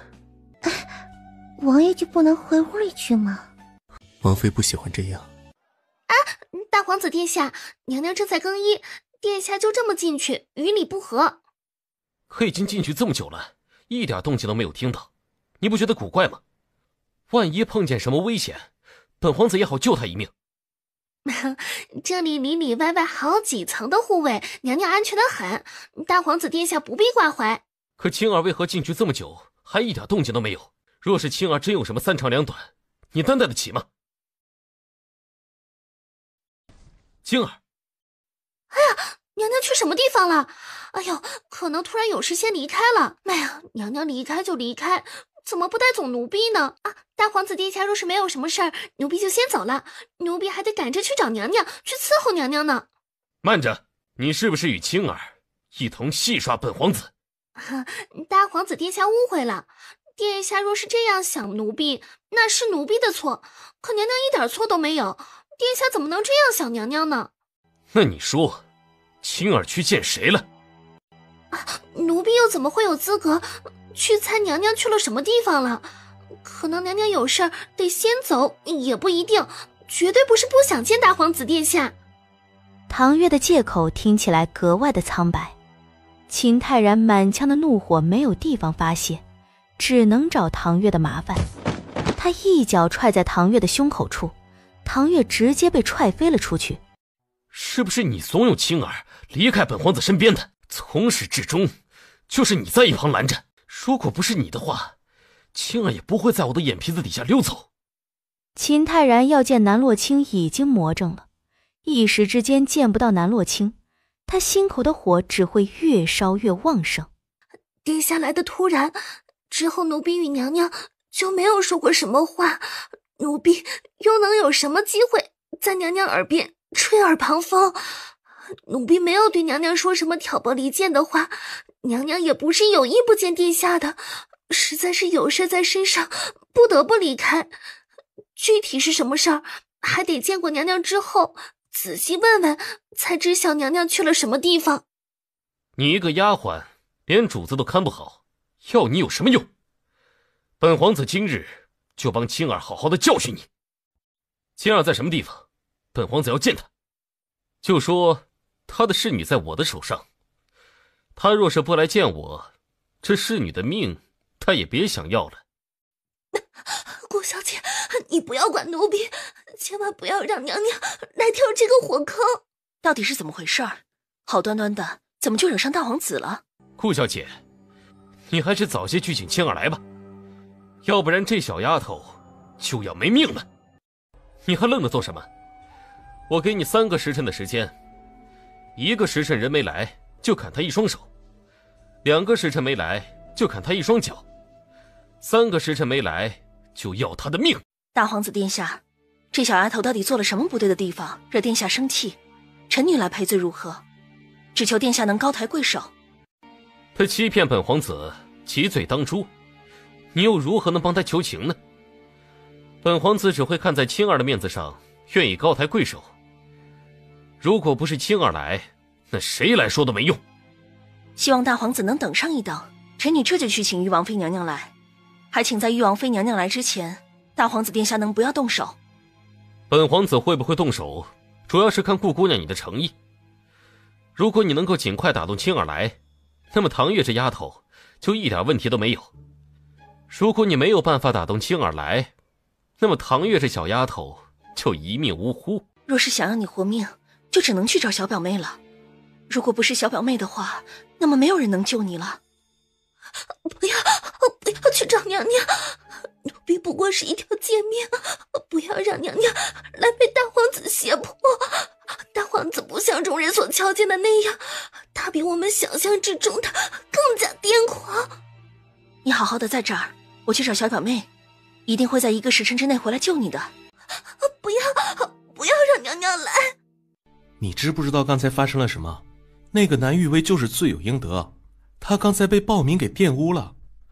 虽然没有发生什么实质性的事情，但是那么多人看着，他以后再上京可是要清白不保了。有没有看到小表妹在什么地方？我有事找她，人命关天的大事。什么人命关天的大事儿？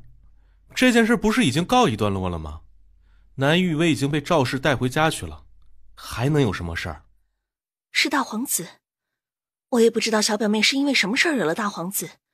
如今大皇子扣押了唐月来和我要人，说无论如何都得让小表妹去一趟，若是不去的话，唐月就会没命的。你也知道，唐月对于小表妹来说不是一个丫鬟，而是一个姐妹。这种情况虽说对小表妹是十分危险的，但我也得去找小表妹与她说一声。三哥，你有看见他人吗？你是说大皇子殿下来找小表妹的麻烦？誉王府中，南洛清正和秦玉修酣畅淋漓，根本就不知道外头发生了什么，一直从马车折腾到卧房。南洛清已经被他折腾得没力气骂他，秦玉修倒是越来越有兴致，根本就不知疲倦。他开始后悔不该把秦玉修的腿治得办好，要不然他也不会这么折腾。王爷，什么事？娘娘，顾家来人了，说是有要紧事见你，还说要尽快，吃了不妥。知道了，马上来。小表妹，我有事要与你说。什么事？表姐慢慢说。唐月被大皇子殿下抓了，说是得你亲自去才行，还说如果1个时辰内没来，那就砍掉他的手脚；如果2个时辰内没来，那就砍了他的双腿；如果3个时辰没来，那就要了唐月的命。你与大皇子殿下之间到底有什么渊源呢？为何大皇子非要这般胁迫你？什么？这个疯子！不过就是得不到就毁掉的疯批罢了，我去会一会他。啊，不会有什么危险吧？需不需要祖母出面？不用了，祖母年事已高，这么小的事不用叨扰他。那么这件事是不是要和誉王说一下？与他没什么好说的，这是我自己的事。娘娘，你怎么来了？奴婢是不想让你来的。南洛清用匕首划破他手腕上的绳索，将他救了下来。没事了，没事了啊！大皇子这是做什么？没做什么，不过是想要见你一面而已。只不过本皇子没想到见你一面竟然如此的困难，好在你还是心软的来了。怎么样才肯放我们走？南洛清护着唐月，打算为他抵挡所有的危险。当时从彩照楼逃跑的时候，他就打算带上唐月，只是唐月主动提议留下来牵绊住大皇子。若是连他也跟着跑了，大皇子很快又追来。当时南洛清还没发现秦泰然是个彻头彻尾的病娇，也就放心的离开。如今意识到秦泰然表面上温文尔雅，其实背地里偏执的可怕。他想要做成的事情若是没有达成，那么他将会不择手段的来完成他的目的。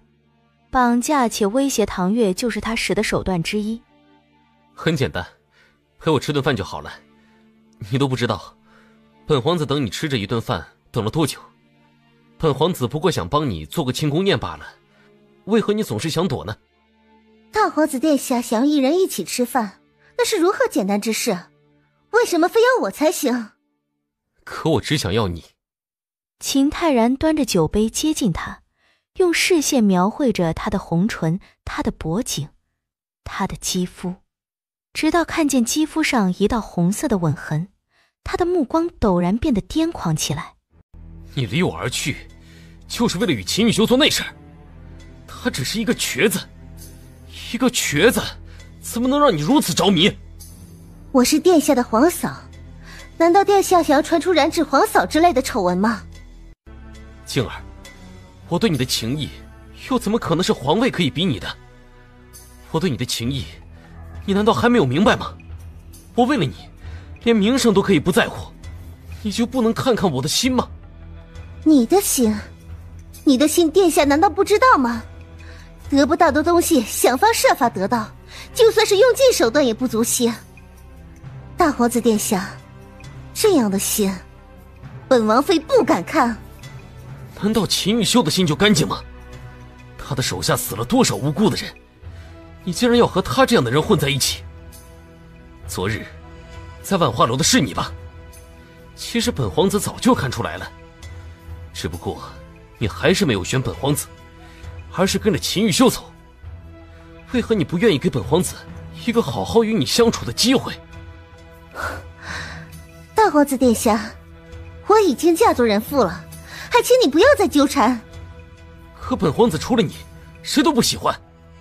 怎么会呢？大皇子殿下除了我以外，东宫不是还有许多的姬妾吗？姬妾？那些都是母后给本皇子找的，并不是本皇子想要他们。而且他们瞧着可怜的紧，除了留在东宫以外，就没有什么好去处了。昨夜在万花楼，大皇子不是也喊了好几个姑娘陪你？难道那也是被皇后娘娘逼的？静儿，你不要再掩饰你的内心了。你看，你往常还是很关心本皇子的，不是吗？就连本皇子东宫的侍妾，万花楼的青楼女，你都记得一清二楚。你绝对是喜欢本皇子的，是不是？大皇子想多了。本王妃想说的是，你口中的深情简直一文不值，本王妃也看不上。那你就看得上秦玉修的深情吗？他之前还独爱宋玉犬一人，你难道觉得短短一段时间之内，他就会改变心意，爱上你吗？难道从始至终不是你一个人的自以为是吗？从始至终都是你一个人自以为是罢了。我和王爷好得很，不需要你来管。娘娘，你到底想要做什么？大皇子为了将我留在此地，还真是煞费苦心啊。不过是本皇子在乎你罢了。本皇子知晓你的武功素来不错，普通的护卫没有办法留下你，本皇子就请来了大内侍卫。有了他们，没有本皇子的允许，你绝对没有办法安稳地从这个地方离开。本皇子知晓你很宝贝你的侍女，毕竟这是多年来跟在你身边唯一一个忠心耿耿的。本皇子也知晓你是个重情重义之人，不像其他人那样视人命为草芥。本皇子就是欣赏你这副模样，可见本皇子还是十分的关心你，而不是什么都看不见。你说秦玉修能看得出来你这些优点吗？他什么都看不出来，他的心里装的都是宋玉泉。他之所以接近你，不过是想要你痛苦，如此一来也算是为宋玉泉报仇了。他这样的人，你还跟在他的身边做什么？为什么不投入本皇子的怀抱呢？你从秦玉修那得到的一切，都能够从本皇子这儿得到。秦玉修不能给你的快乐，本皇子都能给你。秦泰然喝了点酒，行事作风越来越嚣张。他搂住南洛清的脖颈，一个吻就要落下去。南洛清忍无可忍，抬手就给了他一个响亮的巴掌。哎，这边也打一巴掌，本皇子喜欢。南洛清也不客气，直接在他脸上甩了一个巴掌。现在大皇子满意了？本皇子很久没有见青儿这副发怒的神色，让本皇子多看一会儿。那大皇子要不要玩一点其他的花样？花样？只要是青儿喜欢的，我不会拒绝。没用的，你别费那个心思了。他们只会以为你是在玩一些更加变态的情趣罢了。你现在不过是搬起石头砸自己的脚。你瞪着我也没用啊，还会因此惹怒了本王妃。这到时候保不齐勒的是你其他的什么地方。大皇子不是喜欢绑人吗？如今被人绑了，是什么滋味？你瞪着我也没用，此事闹大最丢脸的人是你自己，大皇子还会因此丢了储君之位，这一切本就是你自作自受。南洛清丝毫不客气地在他身上挥了好几下鞭子，打得舒服了就直接将他敲晕。大皇子命你放了唐月，等半个时辰再进屋。回禀王爷，属下已经查清楚事情的来龙去脉。说，娘娘跟着顾家人离开之后，娘娘就进了一个酒肆，只不过那酒肆已经被人提前清场过了，只剩下大皇子在里面，而娘娘又与顾家人告别，只身一人进了酒肆。后来就是继续说。当时娘娘与大皇子两人一起喝酒，动作暧昧，然后大皇子又与娘娘说了一些暧昧的话，娘娘就跟着他进屋子里去了，然后屋里就传出了不堪入目的声音，足足折腾了半个时辰，娘娘才离开了酒肆。一直到娘娘离开酒肆，大皇子都没有从酒肆里出来，后来娘娘就回府来了。把他关起来。属下遵命。这地方给本王妃住？娘娘，这是王爷的命令，老奴也不知道具体发生了什么。你若是疑惑的话，就去问问王爷，那么一切都会迎刃而解。问他做什么？王爷下令，娘娘从今以后都不得离开北院半步，要不然杀无赦。你把秦玉修叫过来，本王妃有话要问他。一开始不是他说的我可以随便出入裕王府吗？如今又禁足是什么意思？出尔反尔吗？娘娘自己做了什么事儿，应该自己清楚。既然已经做了那么不知廉耻的事儿，就不要再装得楚楚可怜。南洛清微微迷了眼，一脚踹在他膝盖上。安宇一时不察，直接跪了下去。就凭你也配数落本王妃？既然秦玉修管不好你的规矩，那就让我来管。南洛清的鞭子丢在酒肆，身上还有一把匕首。他拿起匕首在安宇身上捅了22刀，每一刀都不含糊。娘娘放心，这刀是奴婢捅的，若是有人怪罪下来，一切的责罚都让奴婢来认。无妨，他也不会死。哎呀，娘娘手艺真好。妖女，你有本事杀了我，王爷不会放过你。就你？你以为你用尽手段就能在王爷心中留下位置吗？做梦！王爷绝对不可能会喜欢你，毕竟在王爷心中，一直都是宋玉犬姑娘更加重要。南洛清不客气地又在他身上捅了几刀，当然，这些部位都是避开重要位置的。安宇疼得整个人都在颤抖，而秦掌柜用手捂住眼睛，根本就没眼看。这么痛，还不如直接一刀了结的痛快。本王妃最讨厌听见的就是那个名字，你还每次都挂在嘴边，我不捅你还能捅谁？南洛清轻飘飘地将匕首拔了出来，继续给他上药，不要他的命，让他感受死去活来的滋味。救我！去喊王爷来！南洛清的医术怎么能这么好？他还能用那古怪的缝合之术把他身上全部的伤口都缝合起来，就像是缝衣裳那样。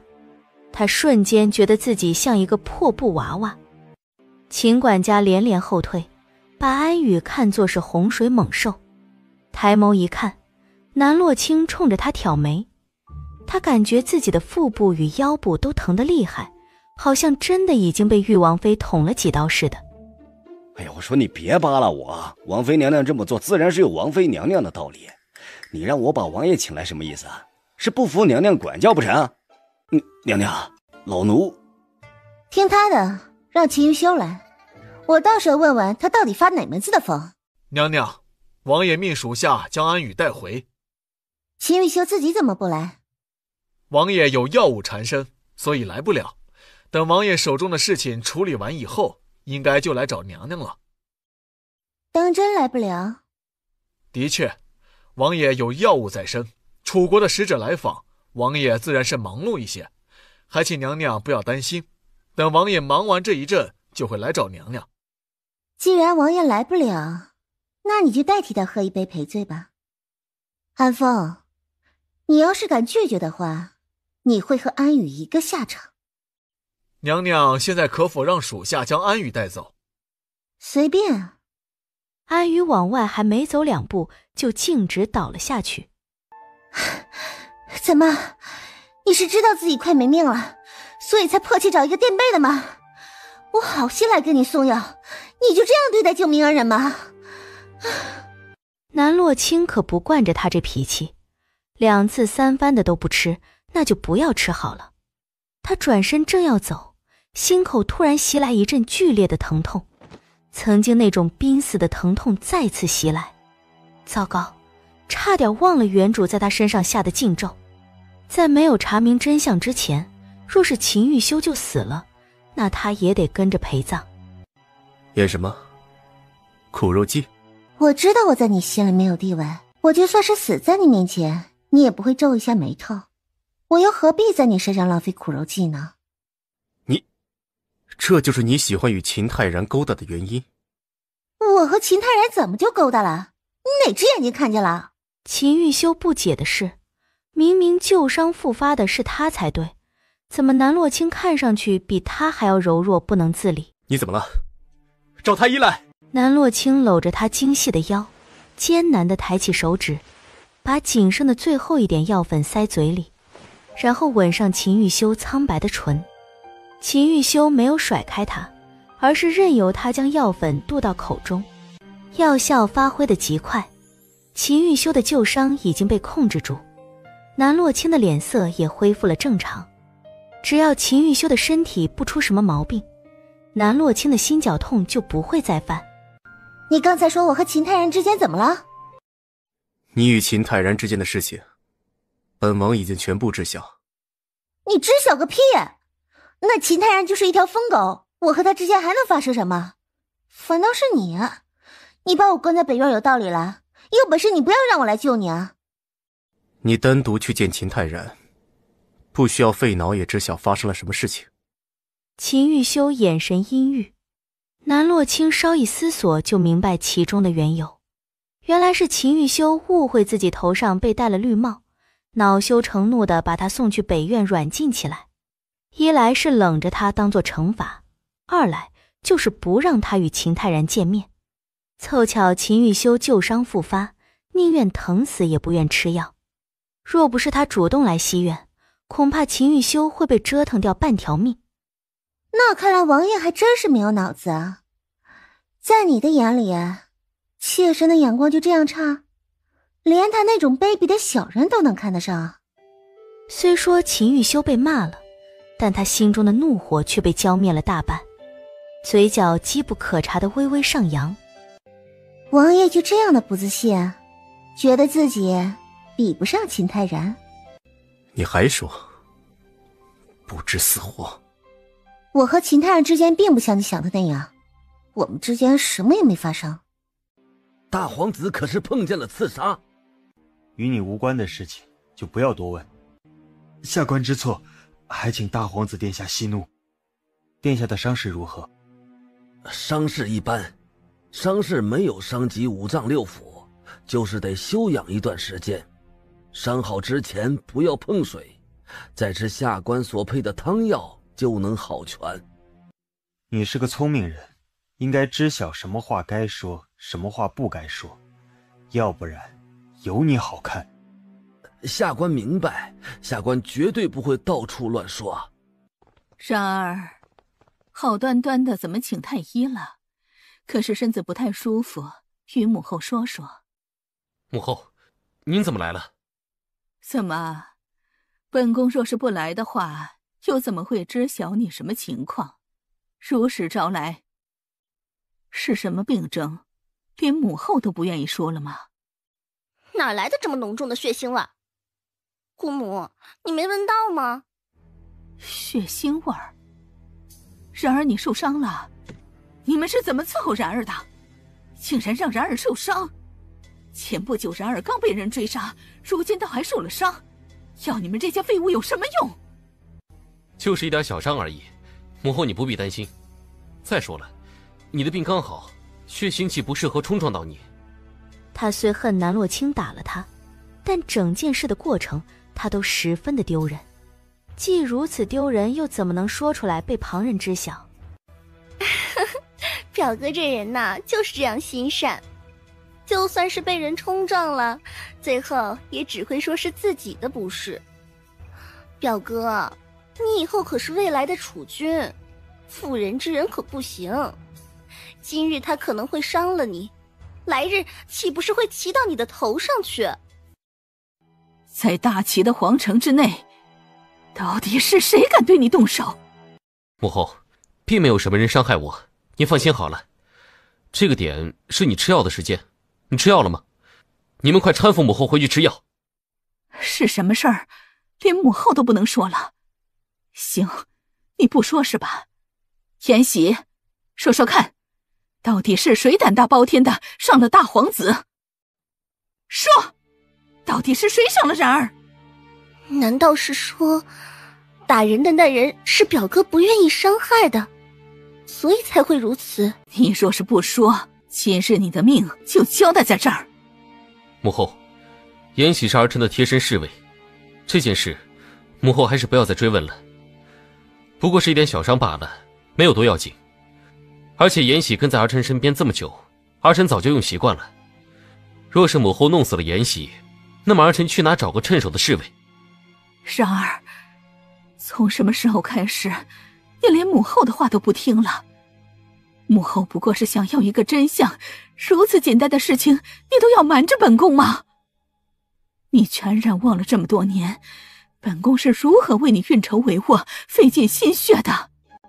母后的付出，儿臣自然是谨记在心的。只不过这不是什么要紧事，也不需要母后多费劲儿。再加上母后的身子还没有完全好，就出手管这么多事，恐怕对你的病情没好处。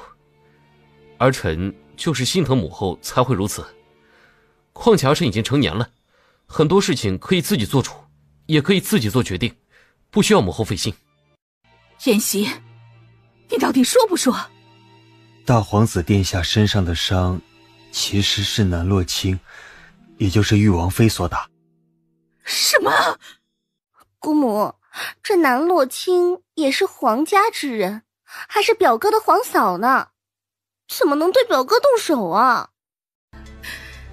那杀千刀的南洛清竟然敢伤你，你还百般的维护他，就为了不让本宫找他算账。你是失心疯了，还是被那个女人下了迷魂药了？被他打成这样，还为他遮遮掩掩。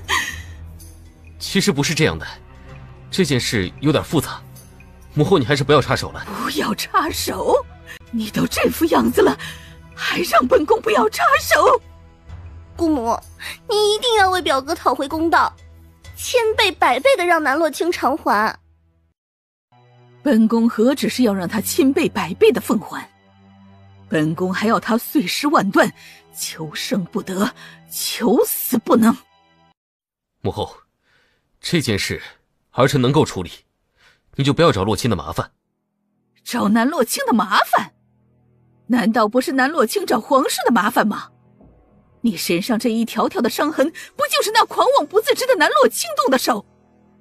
他连伤害皇子的事儿都敢做，还有什么不敢做的？大表哥，你就不要再袒护南洛清了。南洛清是你什么人呢？你这么袒护他，就不怕姑母伤心吗？母后，你听儿臣解释。还有什么好解释的？你身上的伤不就是最好的证据吗？来人，去把南洛清给本宫绑来，本宫就得好好审一审他，看看他哪儿来的胆子对然儿动手。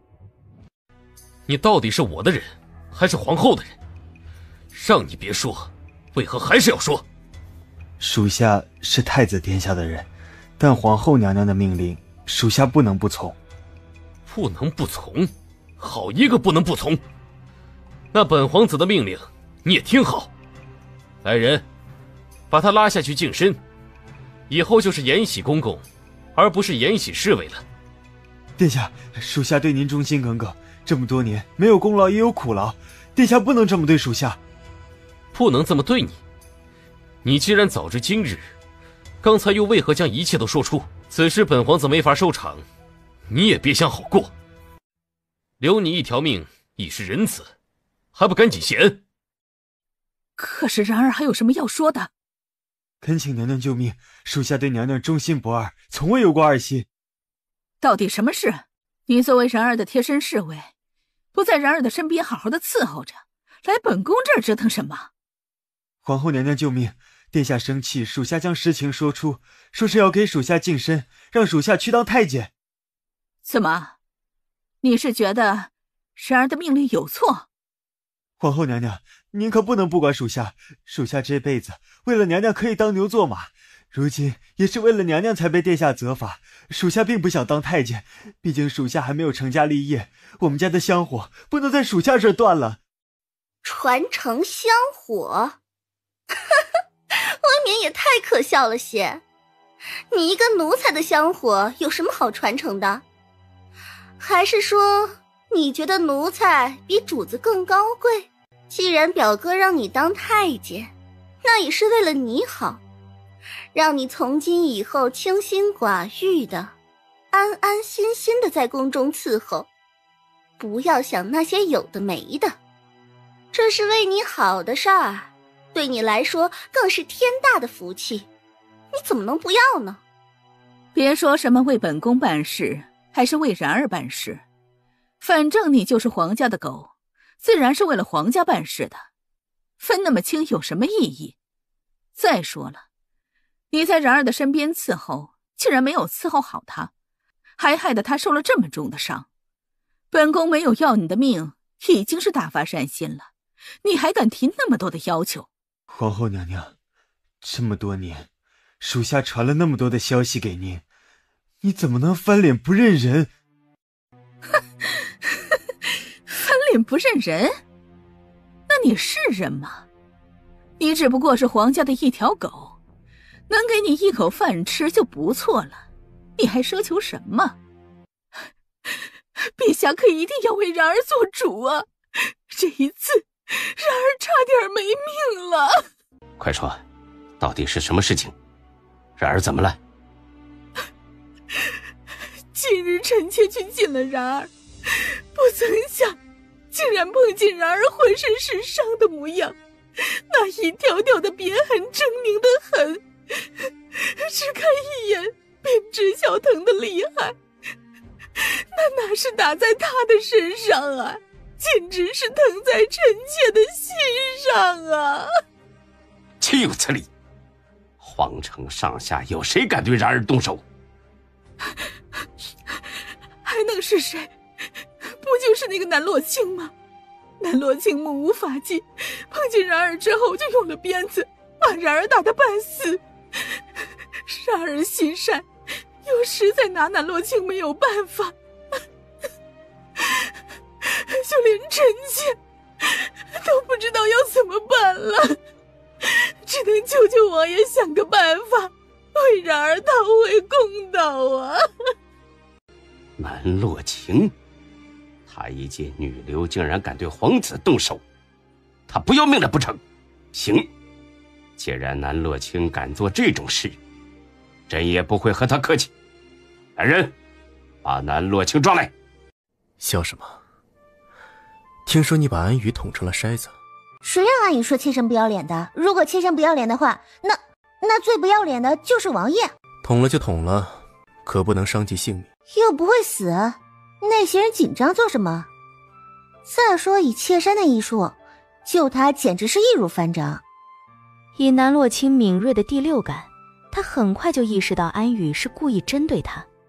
他已经发现好几次了，安宇与那楚薰儿鬼鬼祟祟的，肯定是在背地里密谋什么东西。他捅了安宇，不过是顺势而为罢了。他是本王的贴身侍卫。怎么，你要为了一个侍卫问罪于我吗？秦玉修扯了扯嘴角，没有接话。算是默认了他所说的那些。安宇若是次次都挑衅南洛清，秦玉修也不会留他。两人又温存了一会儿，南洛清就要回北院去。还回去做什么？是王爷让妾身住在北院的，妾身哪敢不回去？你非要与本王作对？难道不是王爷不分青红皂白吗？既然王爷想让我住在那儿，那妾身就住那儿好了。那行，本王也跟着你搬去北院住。北院那么小，哪装得下王爷那么多的东西和排场呢？反正你休想逃出本王的手掌心。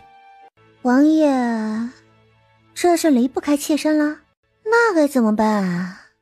妾身呢，其实并不是非王爷不可的。看来你又想被掐脖子了。王爷，慈云寺传来消息，说是太妃病重，须得您去一趟。等本王回来。来人，把罪犯玉王妃抓进宫去。动手的正是玉王妃南洛清，朕命人将南洛清带来，就是为了3堂会审，让南洛清一命还一命。陛下，不知小妹犯了什么错事，其中是不是有什么误会？误会？你是怀疑朕在撒谎？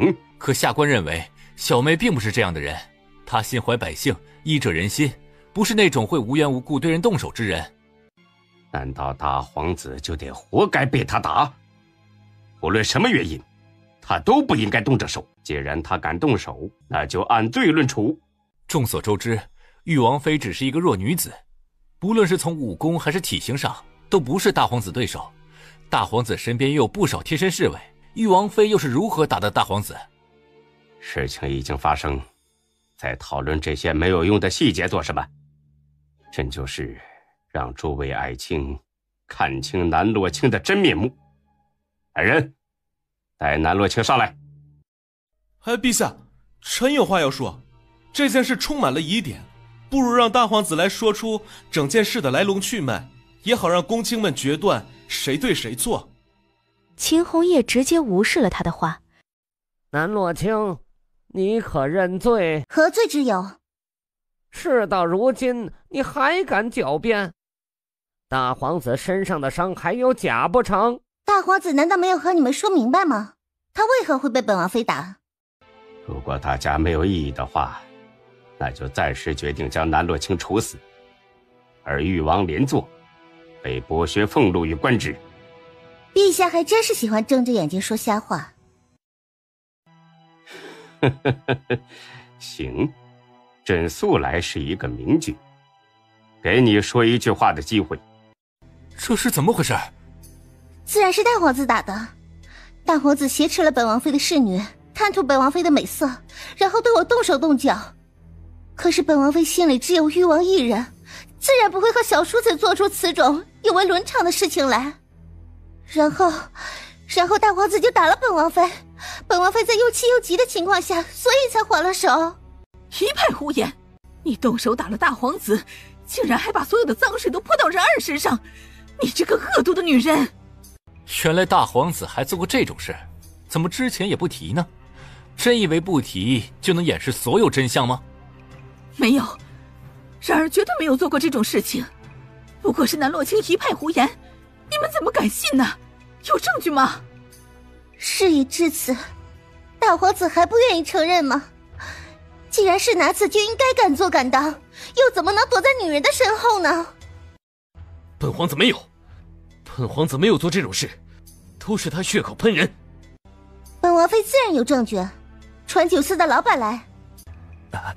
当时大皇子来说是要包场，让小的不要再收客人了，然后就进来了一大堆大内侍卫，还有一个小姑娘，那丫头是誉王妃的贴身侍女。后来誉王妃就来了，不过大皇子要求只能誉王妃一人出现在酒肆之中，旁人都不准来，所以誉王妃是单枪匹马的出现在酒肆里，想要对大皇子动手的概率特别小，除非誉王妃娘娘是真的不要命了。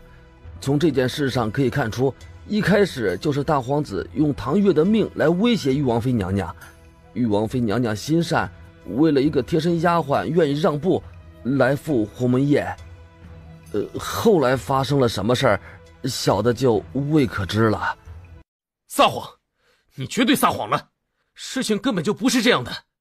当时是下官送小表妹去的酒肆，本来下官想陪小表妹一起进去，可是大皇子不让，原来一开始就决定了对小表妹做不轨的事情。秦红叶脸色愈发的难看，他没想到事情竟然还有这样子的反转。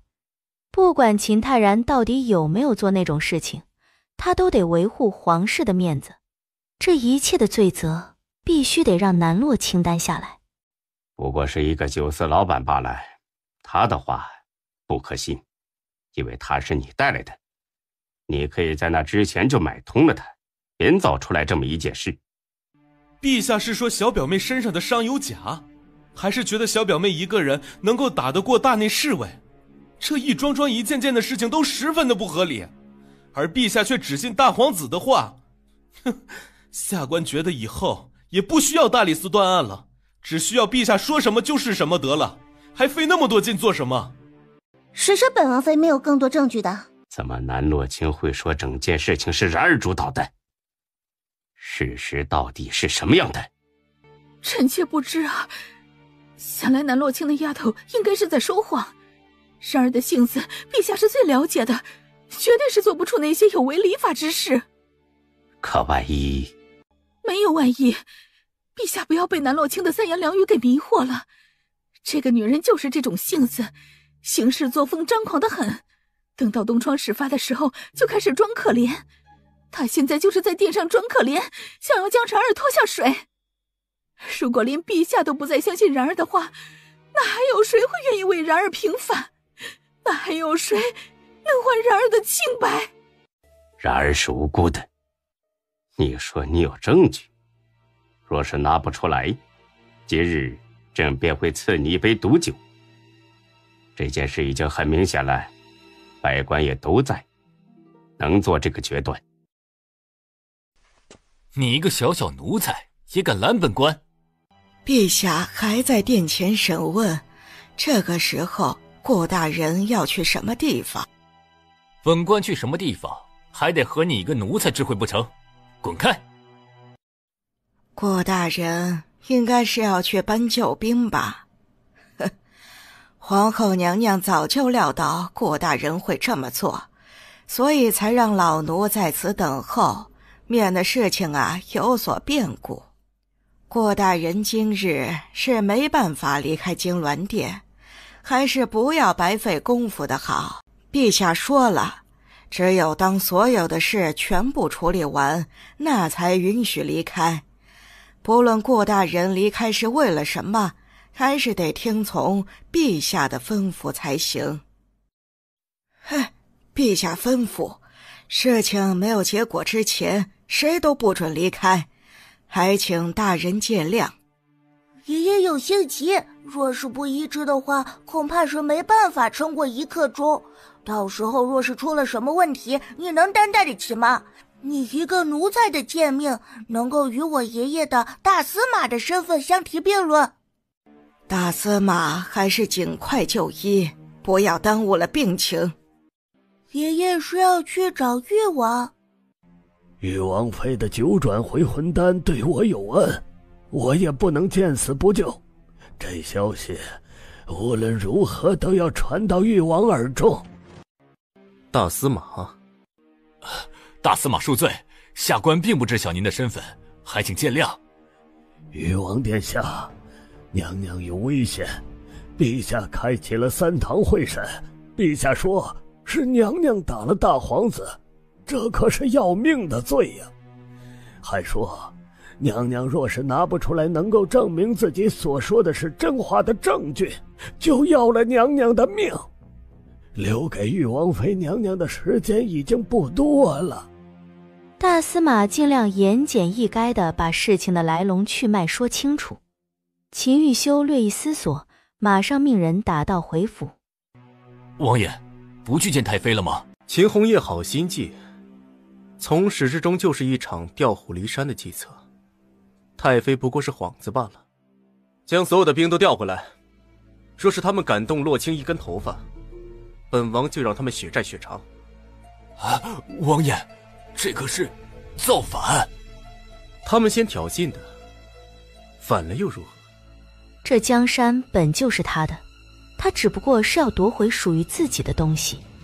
看来你所说的有证据都是假的，那就直接赐一杯毒酒，不浪费众位爱卿的时间。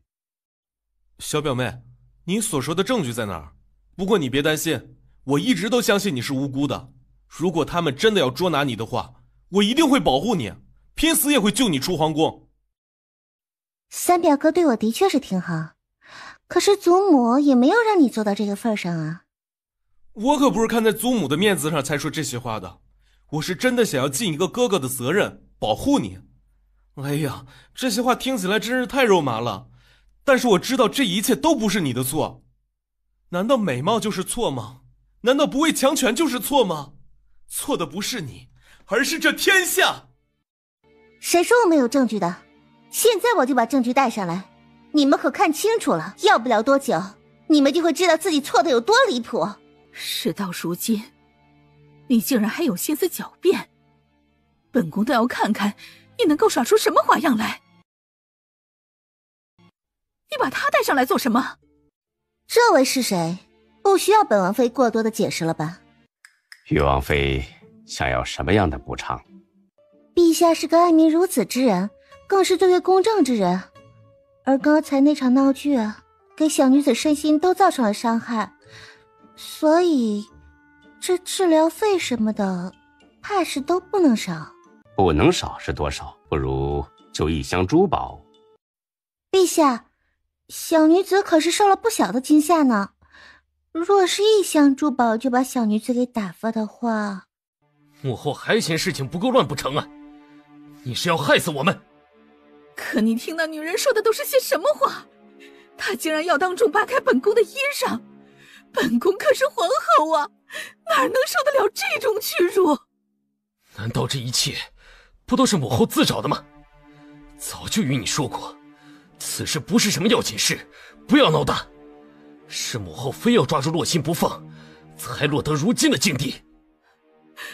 母后还不是心疼你身上的伤，全天下做母亲的，有谁受得了自家孩儿受那么重的伤？事到如今，你还护着那南洛卿，你听听在殿上到底是谁要你的命？是那南洛卿。玉王妃不如直说，到底是要什么东西？既然陛下都这样说了，那可见是真的想为小女子做出补偿。我听说七宝塔之中有不少的奇珍异宝，恰好小女子也有所需要，不如陛下将七宝塔打开，让小女子随便选个100来件的物件。七宝塔素来是皇家的宝藏，世代相传，里面放着的大多是世人见都没见过的奇珍异宝。玉王妃不仅要进七宝塔，还要拿100件东西走，那和强盗洗劫有什么区别？七宝塔乃圣地，里面的物件都是世代流传下来，不能随便的往外拿。你还是提个别的要求。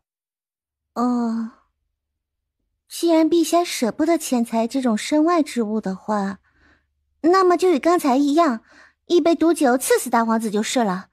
本王妃既然已经嫁入皇室家中，那就是皇室中人，定会按照陛下刚才的说法，殴打皇室中人，直接1杯毒酒赐死就是了。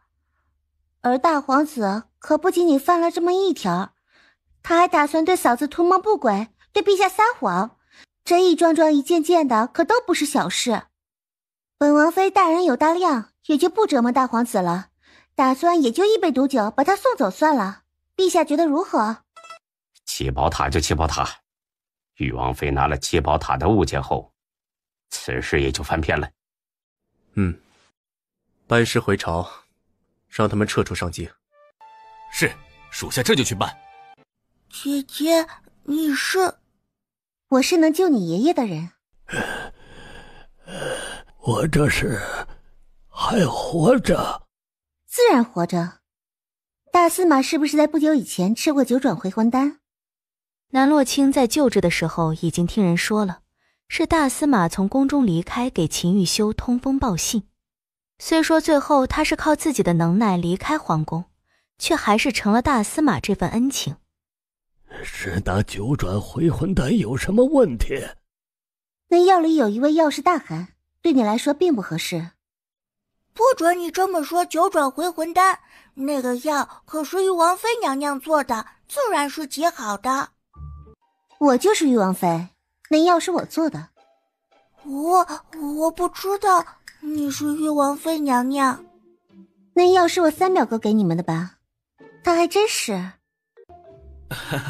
当时情况那么危急，自然是有什么就为什么。多谢娘娘的救命之恩。应该是我谢谢你们的救命之恩才是啊。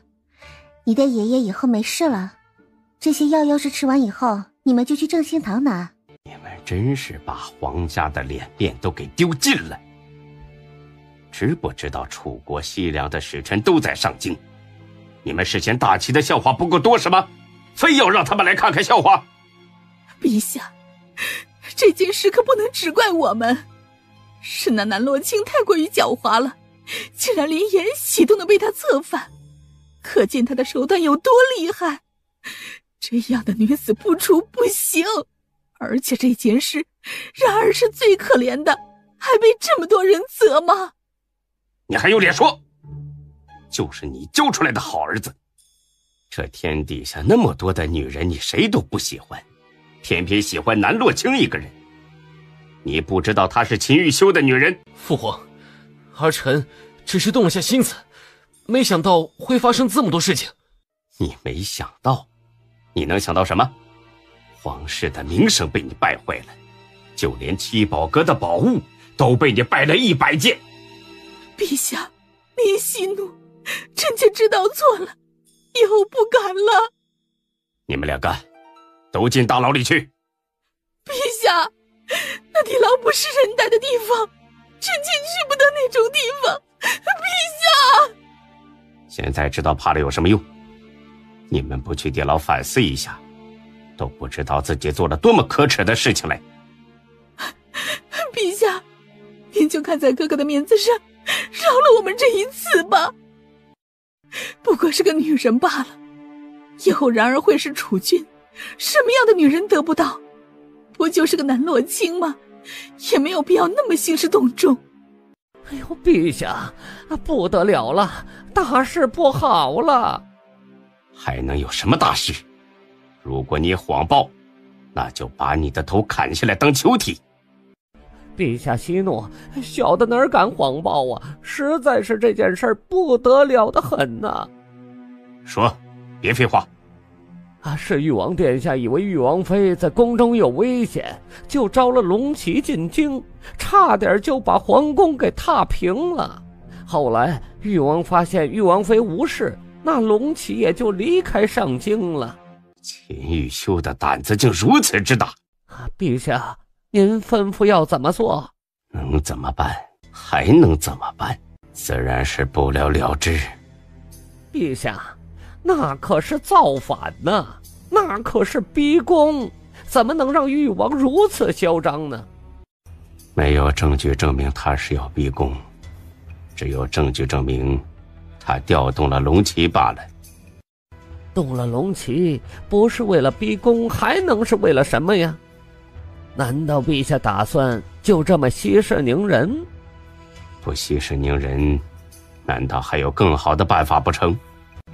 陛下，那秦玉修欺人太甚了，根本就没有将您放在眼里，竟然在皇城之中动用龙骑，这不就是强迫陛下妥协吗？哎呦，陛下，您可不能再心慈手软了，玉皇必须要除，若是不除的话，以后会更加的胆战心惊。你还有脸说？如果不是你非要与南洛卿作对，会有这样的事情？秦玉修摆明了通过这个办法告诉朕，南洛卿是他要护着的人，谁都不能动。可臣妾发现了一件不得了的事情，秦玉修如此在乎南洛卿，那不就是说明南洛卿是他的软肋吗？你到底要说什么？龙骑一共只能保护秦玉修3次，如今已经用了1次，还剩下2次，而秦玉修担心南洛清的安危，必然会出手相救。召唤龙旗的2次机会很快就会用完，没有了龙旗的秦玉修，就像是被折了翅膀的鹰，就算是再耀武扬威，又有什么用？还不是逃不出陛下的手掌心。对南洛清动手，可就相当于触碰了秦玉修的逆鳞。陛下，富贵险中求，而且我们可以不必那么明目张胆。你有办法？臣妾的确是有个办法。皇后赶忙把自己的办法说了。秦红叶听了也觉得此事可行，就让他从天牢出来以后再说。陛下，那天牢就一定非去不可吗？当着满朝文武的面，你是想让朕当一个言而无信之人，说出去的话自然得照做。他们这是在做什么？还能做什么？自然是给王妃娘娘搬家。搬家？王爷怕娘娘一人在北院待得寂寞，就命人将北院重新修整一番，与娘娘一同在此地过冬，就连地笼都送来了，生怕娘娘冻着。哼，娘娘与王爷2人伉俪情深，不论去哪儿都想在一起。娘娘还在生王爷的气，无论说什么都不愿回主院去，王爷索性就搬到北院来。你以为娘娘与王爷的关系就到此为止了吗？那么你想的未免也太轻松了。我现在知道急了，可已经没用了。早就与你说了，不要去插手主子的感情，可你偏偏不听。如今只盼着娘娘能不能给你一条生路。你躺着好好说，南洛清到底是怎么回事？王妃与王爷感情深，所以不论属下做了什么，都没有办法让王爷对王妃娘娘厌恶。然后娘娘就捅了属下，又将属下救活。你怎么这么废物呀？让你办一件事都没有办法办好。还请郡主再给我一点时间。给你时间？哼，之前给你的时间还不够多吗？你还想要多少时间？让本郡主在慈云寺一直等着，等到人老珠黄你才满意？郡主，这一次没有成功，还有下一次，而且我还受了伤，短时间之内没有办法。没有办法？你以为本郡主要听的是这一句话吗？这一切都怪你！你当初不是说所有事情都能够处理好吗？为什么南洛清还活得好好的？你的武功不是很强吗？你就不能为我冒一次险，直接杀了那个女人吗？郡主，你怎么能说这种话？属下对王爷忠心耿耿，是绝对不会对主子动手。你要是自己废物的话，你就直说就行，为什么要说对表哥忠心耿耿呢？你若是真的为表哥好，就应该尽早除掉南洛清这个祸害。只要有他在，王府就不会有一刻的安宁。其实王妃也没有你想象之中的那么坏。什么？难道我离开王府的这一段时间，你已经被那个女人给收买了？王妃没有收买我，这件事是我自己一个人想通的。如果郡主也能够静下心来，发现王妃身上的优点的话，也就不会如此痛苦了。我看你就是怕了。哼，我没有怕。你肯定是怕了，所以不敢对付南洛清。行，既然你没有办法做这件事，那我也不需要你了。可是我对郡主的感情是一点都没有掺假。我就与你明说了吧，你对我有感情又怎么样？我从来不会对你有什么感情的。可是郡主，你之前面对我的时候并不是这样说的。怎么说的那么重要吗？哼，你自己不照照镜子看看你自己是什么样子吗？本郡主怎么可能会看上你？本郡主这样的美貌与才学，就应该是和大皇子在一块儿，也只有大皇子才能够配得上我。你算个什么东西？难道让本郡主跟了你之后喝西北风吗？大皇子以后肯定是3妻4妾，对待郡主你不会那么认真，而属下对待郡主才是一片的真心。哼，你的真心能值多少钱呀？本郡主看上的绫罗绸缎、金银珠宝，你能买得起？本郡主若是被别人欺负了，你能帮本郡主出头？你明明什么都做不到，却又说的本郡主好像欠你似的。所以说，郡主之前对属下说的那些柔情蜜意的话，都是假的，都是为了哄属下为你做事，才那么说的吗？哼，不然呢？要不然，你以为以你的样子，本郡主就应该对你死心塌地不成？本郡主愿意和你说话，那也是看在你有用的份上。还有，你既然已经是投靠南洛清那个贱人，就不要在我面前假惺惺的，我觉得恶心。你干什么？离我远着点！太恶心了！你给我滚开！你不要再碰我的腰带，你别碰我的衣裳！表哥，表哥，还请表哥为我做主！我回府之后受了天大的冤屈，表哥，你不能坐视不管。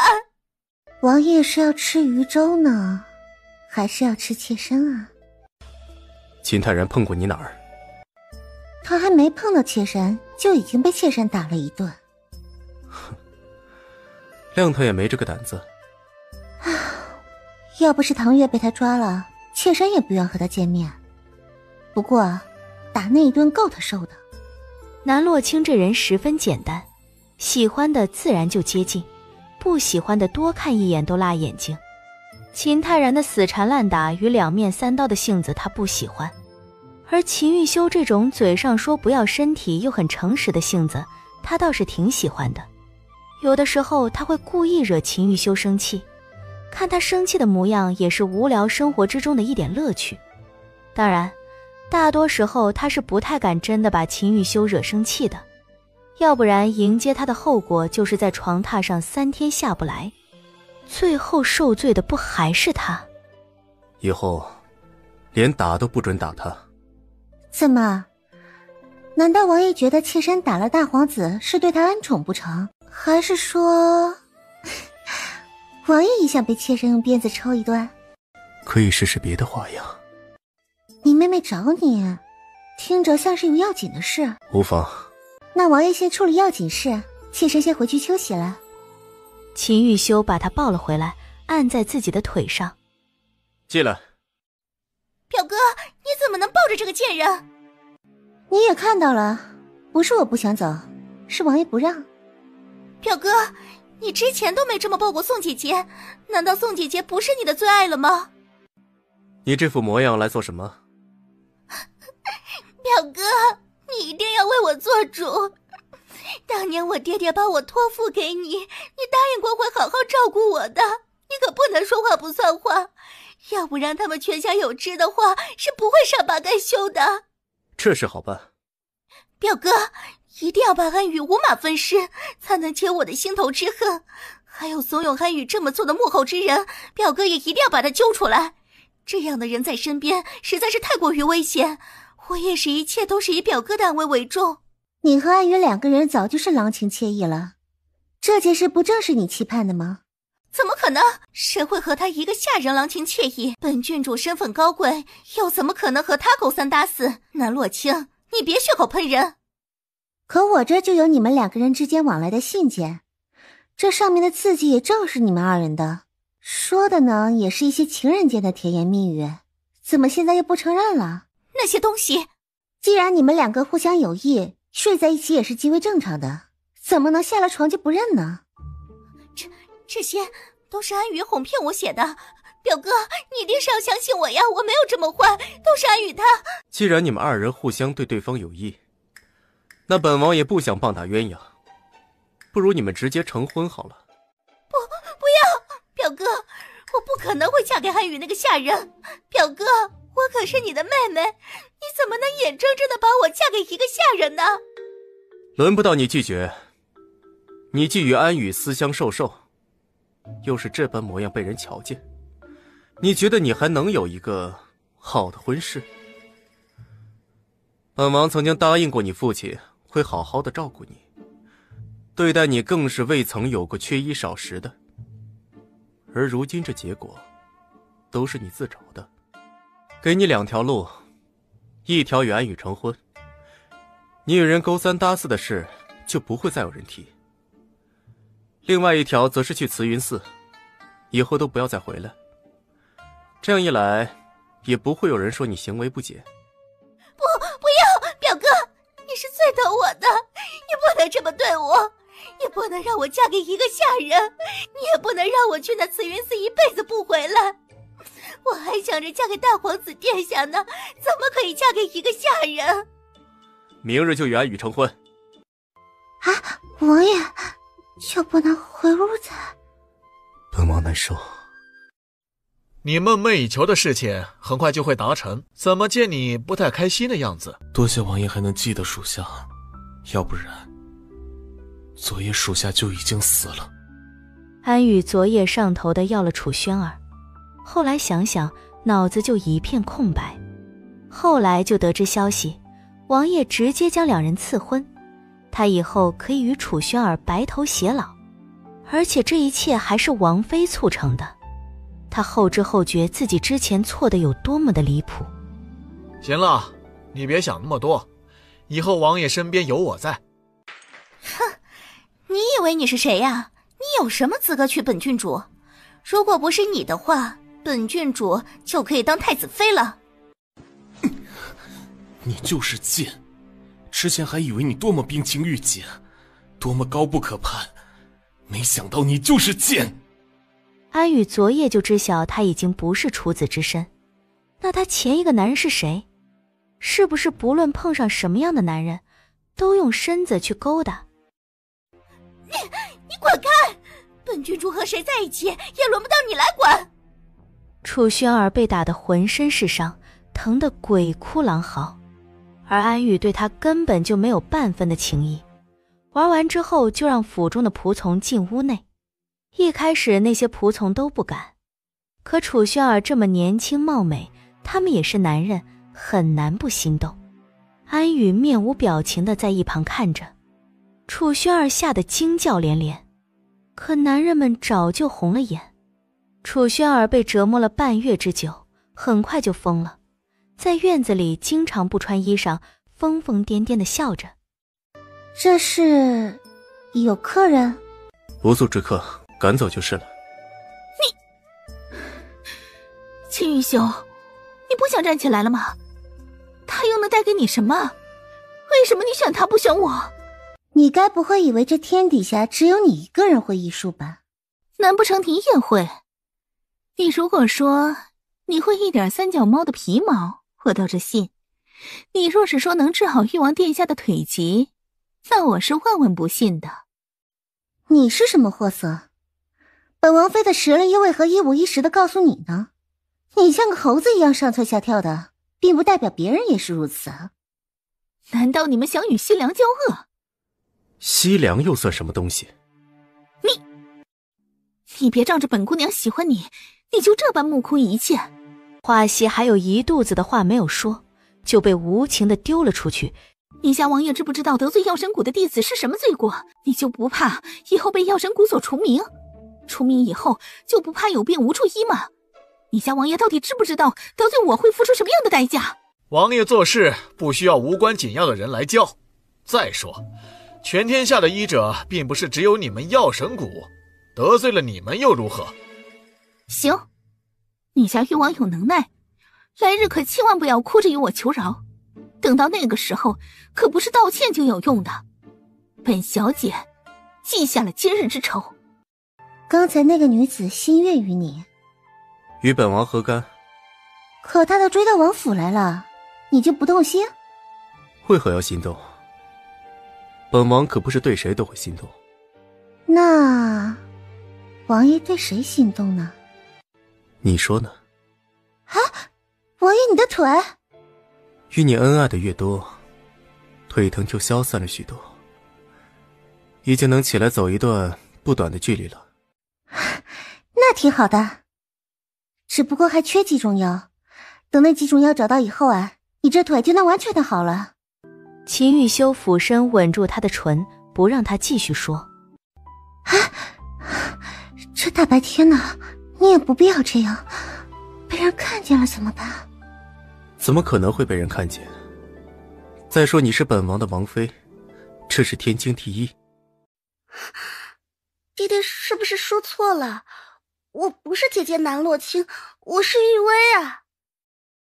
说的就是你，你不在房中好好的学习相夫教子之道，跑出来瞎逛做什么？一点都比不上你那端庄贤淑的姐姐。爹爹怎么突然说这种话？你以前不是说女儿怎么样都比姐姐好吗？此一时彼一时，以前是以前，现在是现在。你姐姐嫁了誉王以后，他们的日子过得是风生水起。前不久陛下还送了一块封地给誉王，7宝塔的珍宝更是送了100来件给洛清，那些可都是价值连城的宝贝。爹爹说这些可是真心的。我与姐姐都是爹爹的女儿，为何爹爹眼中只有姐姐的好？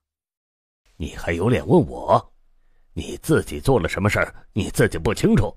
你既没有把握在比试上赢了洛清，为何要丢人现眼？如今不仅铺子的生意一落千丈，你的名声一落千丈以后，本侯脸上也无光。那怎么能算是女儿的错呢？明明就是那一群刁民非要扑上来。比试之所以会输，还不是因为姐姐没有让着妹妹，都是一家人。之前不就是爹爹说的，一家人就得相亲相爱与和睦，姐姐为何不能带妹妹和睦一些？千错万错都是姐姐的错，爹爹为何不站在女儿这边？你还有脸说洛清？洛清不知比你强上多少倍。同样是做生意，他的正兴堂做得风生水起的，而你沾手过赵氏的生意吗？你能把生意做起来吗？还有，你天天学那些琴棋书画有什么用？不仅不能给你自己带来一个好夫婿，你也没有办法帮爹的仕途亨通。琴棋书画不是一个女子必须要学的吗？爹爹是想说姐姐很厉害吧？你姐姐她的确是厉害，就凭着她那3脚猫的医术，竟然治好了太师的独女于月妍。知晓此事的人不多，本侯也是偶然之间听到这些。那可是太师的女儿，若是能与太师交好，别提以后的官运是有多么的顺畅。不过是一个太师而已，以后女儿也能找个不比誉王差的夫婿。爹爹觉得姐姐能带给你的东西，我也可以。爹爹拭目以待就是。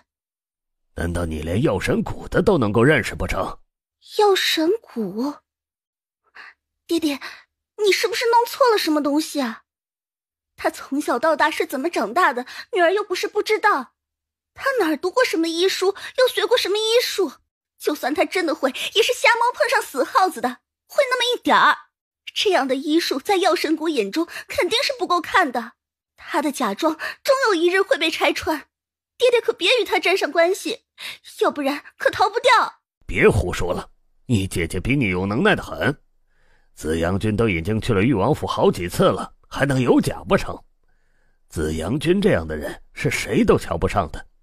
他既然能去见南洛清，定然是赞赏洛清的医术。你既然不懂，又在揣测什么？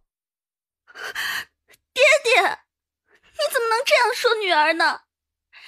这些年女儿事事都听爹爹的，可爹爹就是不念着女儿的好，处处都是那南洛清好，不就是个药神谷吗？有什么了不起的？唐月姑娘说的都对，但可千万不要觉得小的有二心，小的一心都是忠于娘娘与侯爷的。那你说说看。尚书大人来了以后，与侯爷寒暄了不短的时间，而二姑娘又在这个时候撞枪口上，与侯爷闹个不停，就连尚书大人都看不下去，狠狠地训斥了二姑娘一顿。这个时候夫人看不下去了，就出来为二姑娘说了一句话，要是以往的话，侯爷不会与二姑娘闹得这么难看的，毕竟还有客人在呢。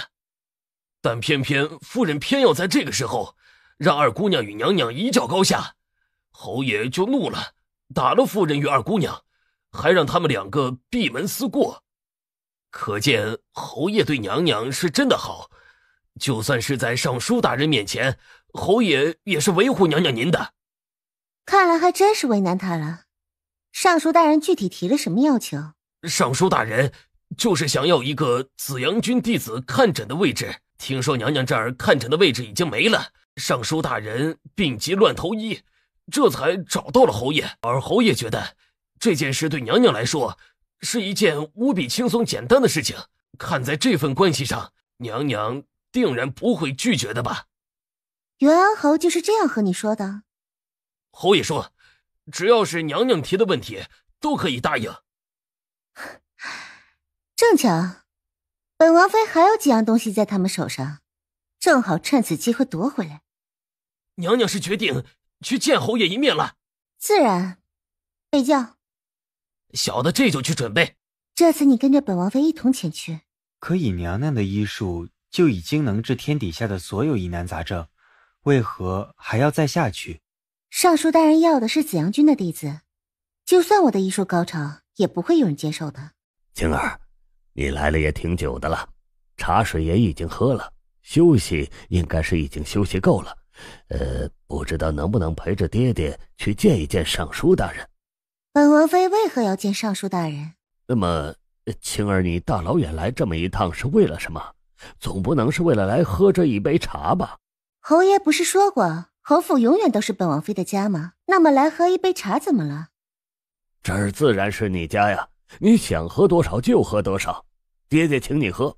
只不过现在是有要紧事儿，你可不能耍脾气啊。是这样的，本王妃呢许久未见姨娘和妹妹了，甚是想念。本王妃见了他们以后，自然就听爹爹的。你们去把他们带来，不要多嘴，无论问什么都不要回答。南洛清这个贱人怎么会在这儿？什么见人不见人的？平日里我都是这么教你规矩的不成？她是你的女儿，也是尊贵的玉王妃娘娘，你不与她好好行礼也就罢了，竟然还对青儿说出这种话来，跪下！老爷，妾身好歹是南洛清的长辈，要跪也是他跪我们，哪有妾身跪他的道理？让你跪你就跪，那么多废话做什么？老爷这话是什么意思？南洛清也不是今天突然当上玉王妃，她早先就是玉王妃，可也没有见得老爷待她有什么不同。话再说回来，南洛清就算是玉王妃又怎么样？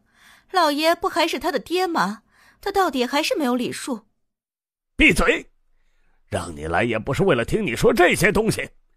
之前青儿没有让我们行礼，是青儿心疼我们年纪大，就免了这些俗礼，而不是说你可以肆无忌惮地对青儿不敬。你去问问这天下的礼法，有哪一个人可以对娘娘不敬？娘亲，你怎么样了？爹，你可知道自己在做什么？怎么能当着外人的面对娘亲这样？都说一日夫妻百日恩，你这么对娘亲的话，女儿丝毫看不到你对娘亲的温情。这儿没你的事儿，你非要凑上来做什么？你要是心疼你这不中用的娘，那你就和她一样，一起跪着。爹爹为何要如此偏心？玉王妃是你的女儿，我也是你的女儿，你为何要我们处处让着她？我们又没做错什么。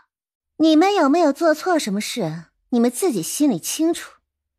但南云威，你倒是忘了一件事，你的娘只是一个妾室，也就是我娘的仆人，而你是妾室的女儿，那也就是说你只是一个下人。既是下人，见了本王妃本本分分的跪好，有什么不对吗？你不过是嫁了个瘸子罢了，有什么好狂的？来日我家玉薇定然是过得比你好上数10倍，你别高兴太早。唐月撸起袖子就往前，毫不含糊地往赵氏脸上打了几巴掌。南玉薇看不下去，要来打唐月，却被唐月一把抓住了手。哼，二姑娘，劝你好自为之。娘娘只说打赵姨娘一人，你若是非要掺和的话，那就别怪奴婢眼神不好了。你个下人，怎么敢打主子？真是对不住了啊！早就与二姑娘说了，我这眼神儿不太好，你非要这样动来动去的，奴婢这不就打错了人了吗？他视线转回赵氏身上，赵氏尖叫着去躲，唐月就直接抓住他的长发来打。唐月打得累了，又换了一只手。偌大的前厅除了巴掌声，就是赵氏的痛苦声。奴婢已经教训完赵姨娘了，娘娘可还有什么要吩咐的吗？赵姨娘骂痛快了吗？南洛清，你到底想要怎么样？赵姨娘还真是可笑，竟然问本王妃到底要做什么。若不是侯爷请本王妃来，我还不屑来这乌烟瘴气的地方。你倒不如问问侯爷，到底喊本王妃来所谓何事？晴儿，爹喊你来是为了让紫阳君帮忙救治一下，这件事儿对你来说肯定是举手之劳。这么简单的事儿，你绝对不会拒绝爹爹的，是不是？侯爷，本王妃来的时候也没有答应你，一定会同意这个难为人的要求。晴儿，你要是这样的话，就是陷爹于不义呀！尚书大人还等着呢。人呢，本王妃是带来了，能不能说动本王妃，那就得看侯爷的诚意了。不知晴儿，你想要什么样的诚意？我记得昭禄寺是娘亲的院子，这过了没多久，院子就被人孤占鹊巢了。晴儿是想要院子，嘿，这还不好办。尚书大人就答应事成之后送我们一处宅子，到时候你去看看，喜欢的话挑个走。别的院子娘亲她住过吗？别的院子里有娘亲亲手准备的陈设吗？晴儿，爹知晓你想念娘亲的心情，但故人已经故去，你应该朝前看才是啊。晴儿，你看这时间也差不多了，不如去看看尚书大人的病情如何。这怎么能行？侯爷是觉得本王妃好糊弄吗？这晴儿怎么能这么想爹爹啊？爹爹不过是觉得时辰不早了，怕你回去晚了，玉王殿下担心，爹才催促的。拿回本来就属于本王妃的东西，我就不用再花时间在这些事情上。晴儿想要什么？昭禄院。你一个嫁出去的人，哪来的资格要我们的院子？你把这院子要走了，让我们娘俩住什么地方去？南洛清，我们已经很让着你了，你别给脸不要脸。晴儿，你这不是为难我们吗？你在裕王府住得好好的，为什么还要侯府的院子？你要了此处的院子，你也不住。侯爷似乎忘了，整个宅子都是我娘亲的产业，你是入赘到顾家来的。别说只是一个院子，本王妃就是要整个侯府，那也没有错。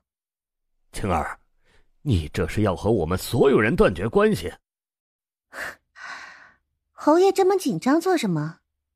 这屋子你们住了这么久，就算是还给娘亲，娘亲也会嫌脏。所以宅子你们住着就行。至于娘亲最爱的昭禄院嘛，必须还给本王妃。南洛清厌恶南德海等人，但他暂时还不想与南德海撕破脸皮。他要做的是分裂南德海与赵氏的关系，看他们狗咬狗。晴儿，你要么换个东西。这昭禄院，赵姨娘已经住习惯了，突然让她住其他地方去，这也太麻烦了。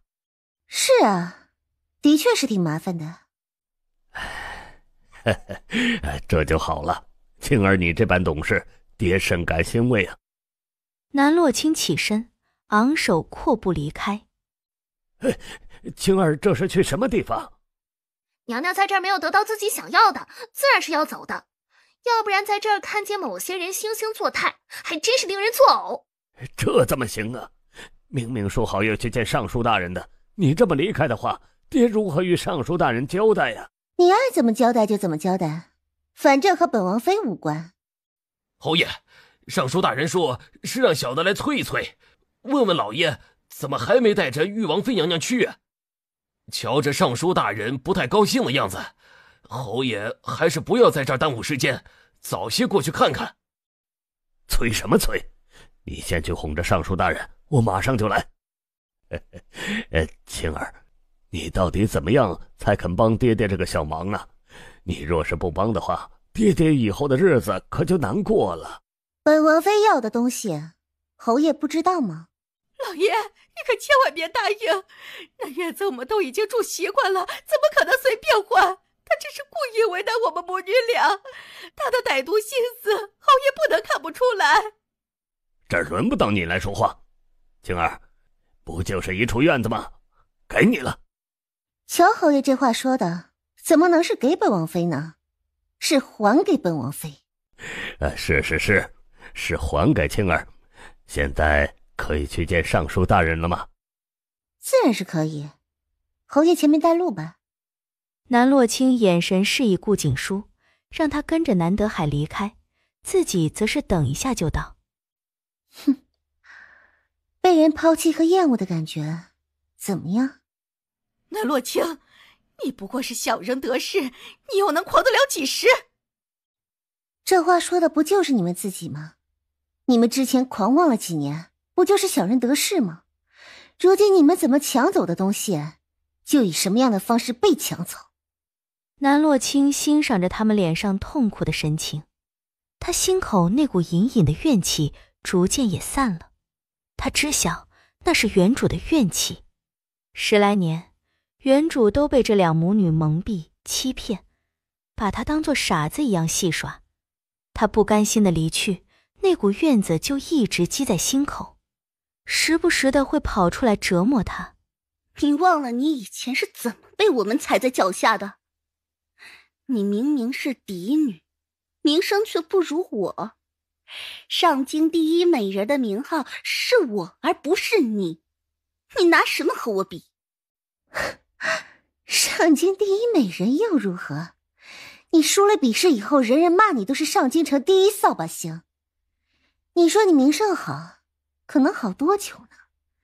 不过是小小的一件事，就能让你从那神坛跌落下来。南玉薇，从神坛跌下来，很疼吧？你有什么资格说我？你凭什么说我？你以为你是人人爱的玉王妃吗？不如让我告诉你真相吧。听说前不久你被人追杀，追杀你的人还没有眉目，那人藏得有些深，恐怕你没办法一下就查到。巧的是，我知道是谁。你不会以为大皇子殿下十分的喜欢你吧？其实追杀你的人就是大皇子殿下派去的。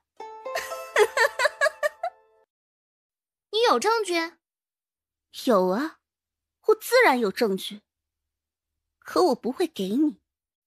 本王妃向来是睚眦必报，大皇子惹的事，她自然是要付出代价。你不痛苦？大皇子嘴上说着喜欢你，其实背地里恨不得杀了你。你不痛苦吗？你不难受吗？我为什么要难受？我为什么要因为一个无关紧要的人难过呢？他怎么做我管不着，但是我一定会让他付出代价。你嘴上说着最爱的人是大皇子，这辈子仿佛已经认定了他一般，未来若不是他的话，你这日子也过不下去。可转眼你就把大皇子出卖给了本王妃，你这个深情还当真是不值得一提啊。你的臆断凭什么放在我的身上？这可不是什么臆断，这是明摆的事实啊。你把大皇子把柄给了我，只是为了满足你的一己之私，你这爱还真是比草还贱。我没有，我并不想陷大皇子于不义，我只不过是想要警告你，让你离大皇子远一些。大皇子不可能会爱你，你就别白费功夫了。那你怎么又能奢望翻脸无情的大皇子最后会爱上你呢？我杀了你，你死了也就没那么多事儿了。还好你们来得及时，要不然那簪子就真的扎到我的身上了。南玉薇，你的心肠可真是比蛇蝎还要毒。青儿可是你的亲姐姐，你对自己的亲姐姐也能下得去手？若不是顾大夫动手及时，你可是要酿出大祸来，你这条贱命都不够赔的。侯爷，这可是你的女儿，你不能这么对她。你要是真的炸死了她，那就是要了妾身的命啊！哼，就是有你这样糊涂的娘，才会教出这种大逆不道的女儿来。若是真的伤了青儿半分，你们两个赔得起吗？若不是那洛清对玉薇说出那种大逆不道的话，玉薇又怎么会被刺激的动手？本王妃说了什么，赵姨娘可还记得？不如你全部说出来，让在场的各位大人评评理。你又是在污蔑青儿是吗？本侯怎么就娶了你这么一个毒妇回来，又闹得家宅不宁呢？之前我还念着我们之间的亲缘之情，可哪想妹妹竟是一点情都不顾。这侯爷刚走，玉婉妹妹竟然想要本王妃的命，岂有此理！竟然连亲人的性命都不在乎。刺杀王妃可是大罪，少说也得去大理寺走一趟。顾大夫先别急，这总归只是家事，我教训一下他们就好了。动刀还只是家事的话，还要大理寺做什么？国有国法，家有家规，这么简单的道理，应该不用老夫告诉侯爷吧？尚书大人放心，本侯定然会秉公办理，不会亏待了青儿。玉王妃娘娘许久未见，别来无恙啊！还好大人来得及时，要不然本王妃的命怕是要交代在这儿了。当时南洛清是听见了脚步声才没有躲，就是为了让这几位名震朝野的大人看看南玉薇是什么下作的货色，这样一来也好洗刷他这么长时间以来的污名，也让无知的百姓看看号称冰清玉洁的南玉薇是个什么样的货色。玉王妃娘娘不必客气，其实要谢的是老夫才是。如果没有你带来的顾大夫啊，我这隐疾也是一点办法都没有的。啊，那就不耽误时间了，让顾大夫给几位大人看着如何？啊，如此甚好。青儿，赵氏与玉薇都被我关起来了，爹爹绝对不会让你受委屈。侯爷让本王妃受的委屈还少吗？青儿，那都是过去的事情，不要再提了。我们现在都好好的，不好吗？难道侯爷一句话，我们以后都好好的，娘亲就能回来吗？本王妃就能忘了曾经发生的一切吗？青儿，难道今日爹爹对你还不够好吗？赵氏与玉薇对你那般，都已经被本侯关起来了。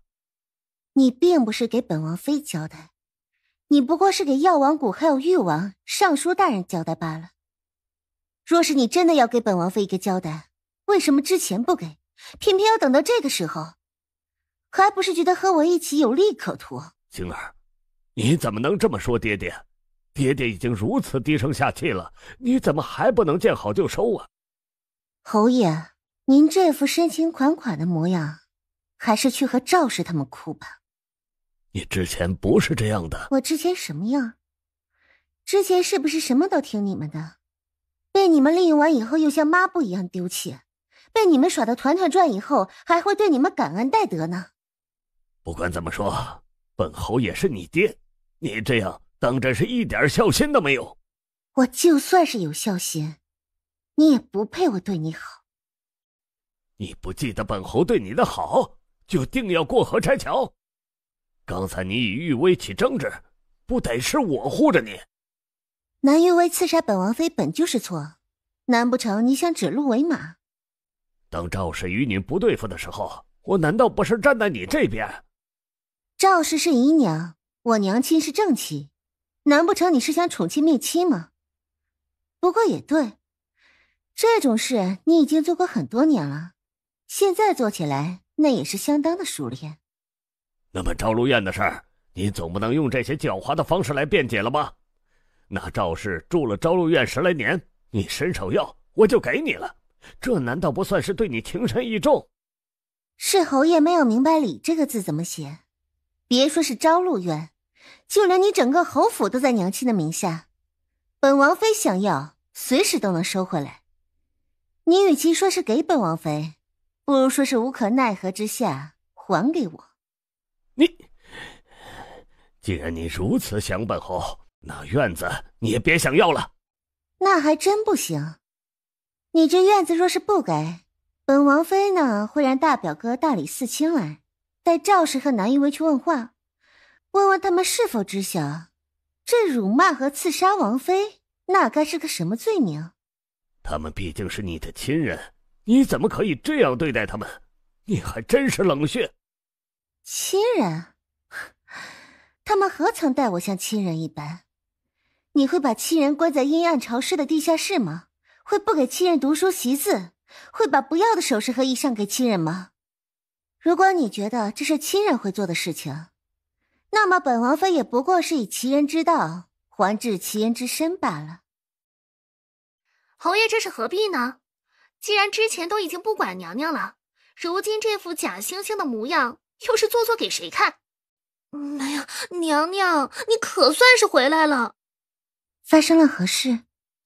就是刚才出现了一个古怪的姑娘，她见王爷迎走了全部的花灯，就想和王爷要一个。那些花灯可都是王爷为了娘娘赢的，怎么可能给一个陌生女人？奴婢觉得那个女人是在痴心妄想。可奇怪的是，王爷见了那个女人之后就魂不守舍的。虽说最后花灯没有送出去，但是那会儿都已经不知道飘到什么地方去了。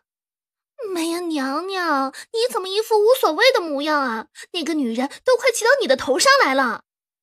现在不是还没骑到我头上呢，等到时候再说吧。哼，娘娘，奴婢敢打包票，那个女人就是不怀好意。王爷与她是陌生男子，他都能直接上来抢娘娘的花灯，这样的人，奴婢可不觉得她是一个好女人。或许吧。娘娘是有打算了吗？娘娘做事素来是谋定而后动，任何事情到了娘娘的手中就没有摆平不了的，所以奴婢觉得这件事情娘娘也一定已经有了计策。这感情的事啊，可没有谋定而后动。那感情的事儿是什么？是愿赌服输。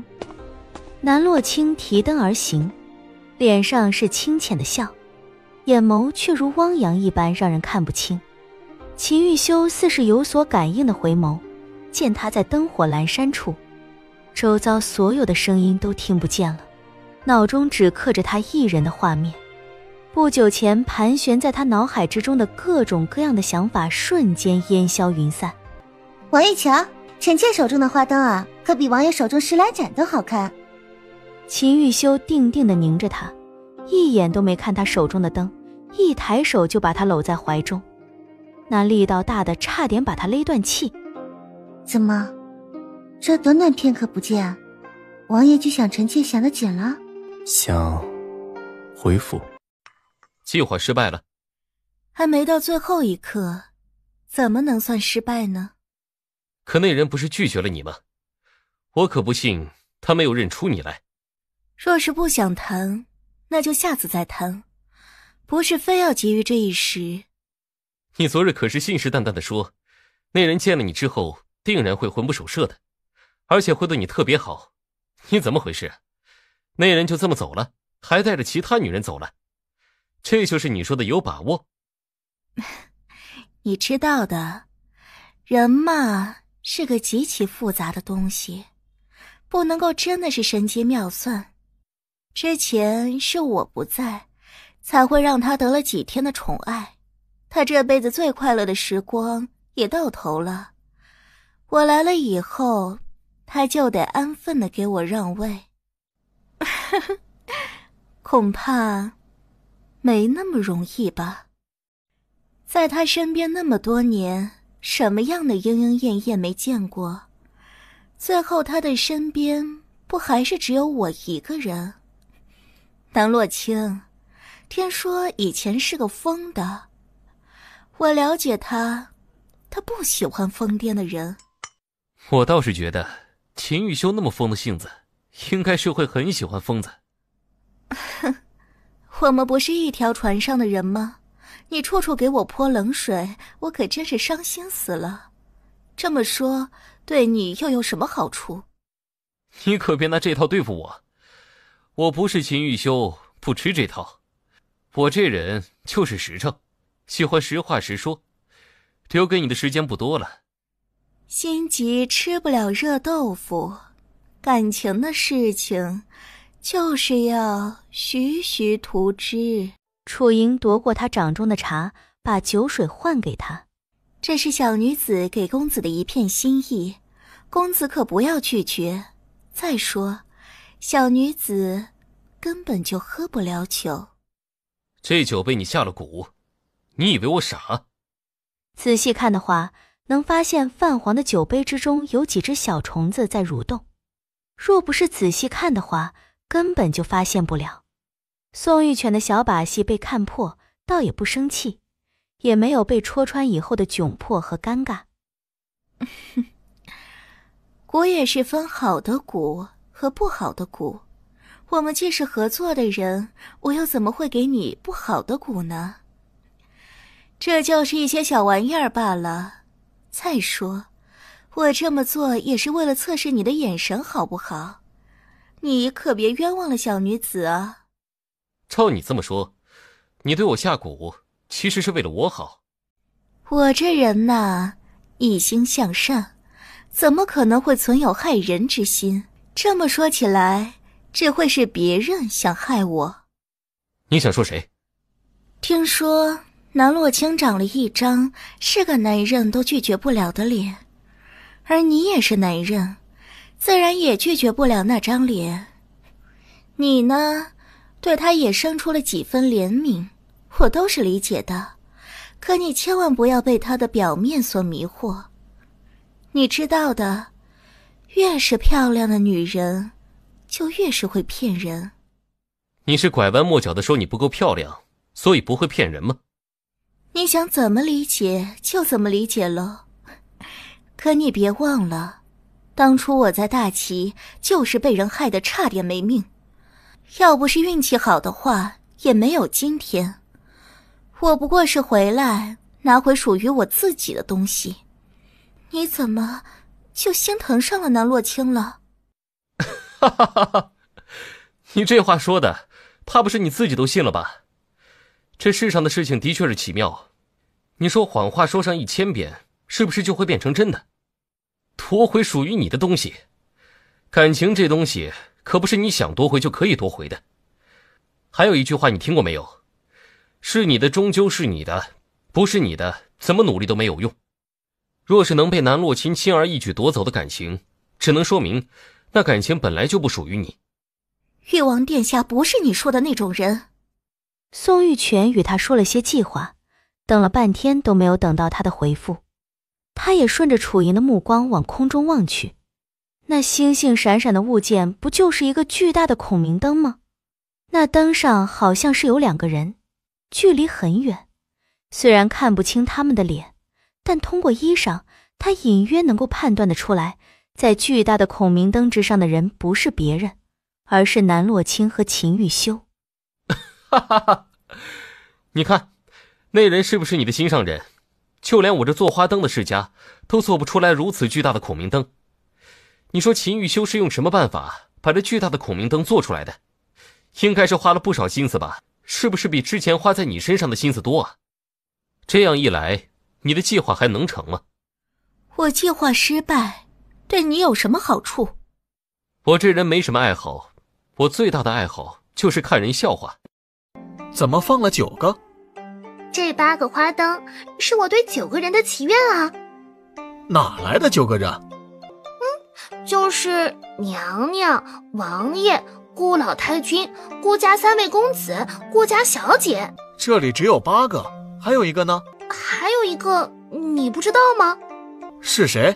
我认识吗？难道你不认识吗？是谁？你这么讨厌你自己吗？怎么对你自己这么一副杀气腾腾的样子？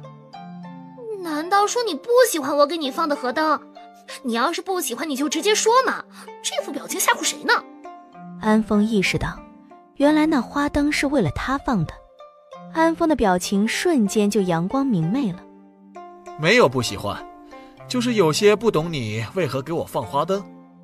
我只给重要的人放花灯，比如说娘娘，比如说顾家人，这些人对娘娘来说都很重要，所以说对于我来说也是很重要的。而你是对王爷很重要的人，也就是说你对娘娘也很重要，那我肯定要为你许愿，许愿你平安顺遂，你也不必太过于惊讶。那你怎么不给自己放一盏花灯？你们好的话我就好啊，我为什么还要放花灯？哼，王爷真厉害，就连这么大的孔明灯都能做得出来。其实这个想法是王妃的，她之前就觉得在屋里待得闷，就想着能出去透透气就好了。但上京都是红瓦高墙，处处都很压抑，她就画了这么个大型的孔明灯，还把里面的构造全都解释了个清楚。王爷拿到这个草纸以后，就让能工巧匠去做，最近刚做好，娘娘是一点都不知道。王爷待娘娘这么好，为什么不让娘娘知道呢？王爷就不是一个喜欢表达的人，王爷更多的是把喜欢自己的心思藏在心底。那什么都藏在心底的话，岂不是旁人不会知晓他的心意？安风陷入长时间的沉默，因为他和王爷比也好不到哪儿去，同样是有想法，喜欢憋在心里不让旁人知晓。今夜的花灯看得可还开心？秦玉修走得不快，他刚刚恢复行走的能力，他想走得久一点，用这双腿来丈量，从一步不能走到现在完全能走是有多远的距离。开心，不知道王爷玩得开心吗？你说呢？秦玉修嘴角微微勾起，虽说他的笑很浅，但他笑起来着实是好看。王爷长得如此好看，就应该多笑笑，实在是养眼。王爷，你今日有心事？何出此言？猜的。那王爷和我说说宋玉犬吧，臣妾不过是不想从别人口中听到关于你们两个人的事情罢了。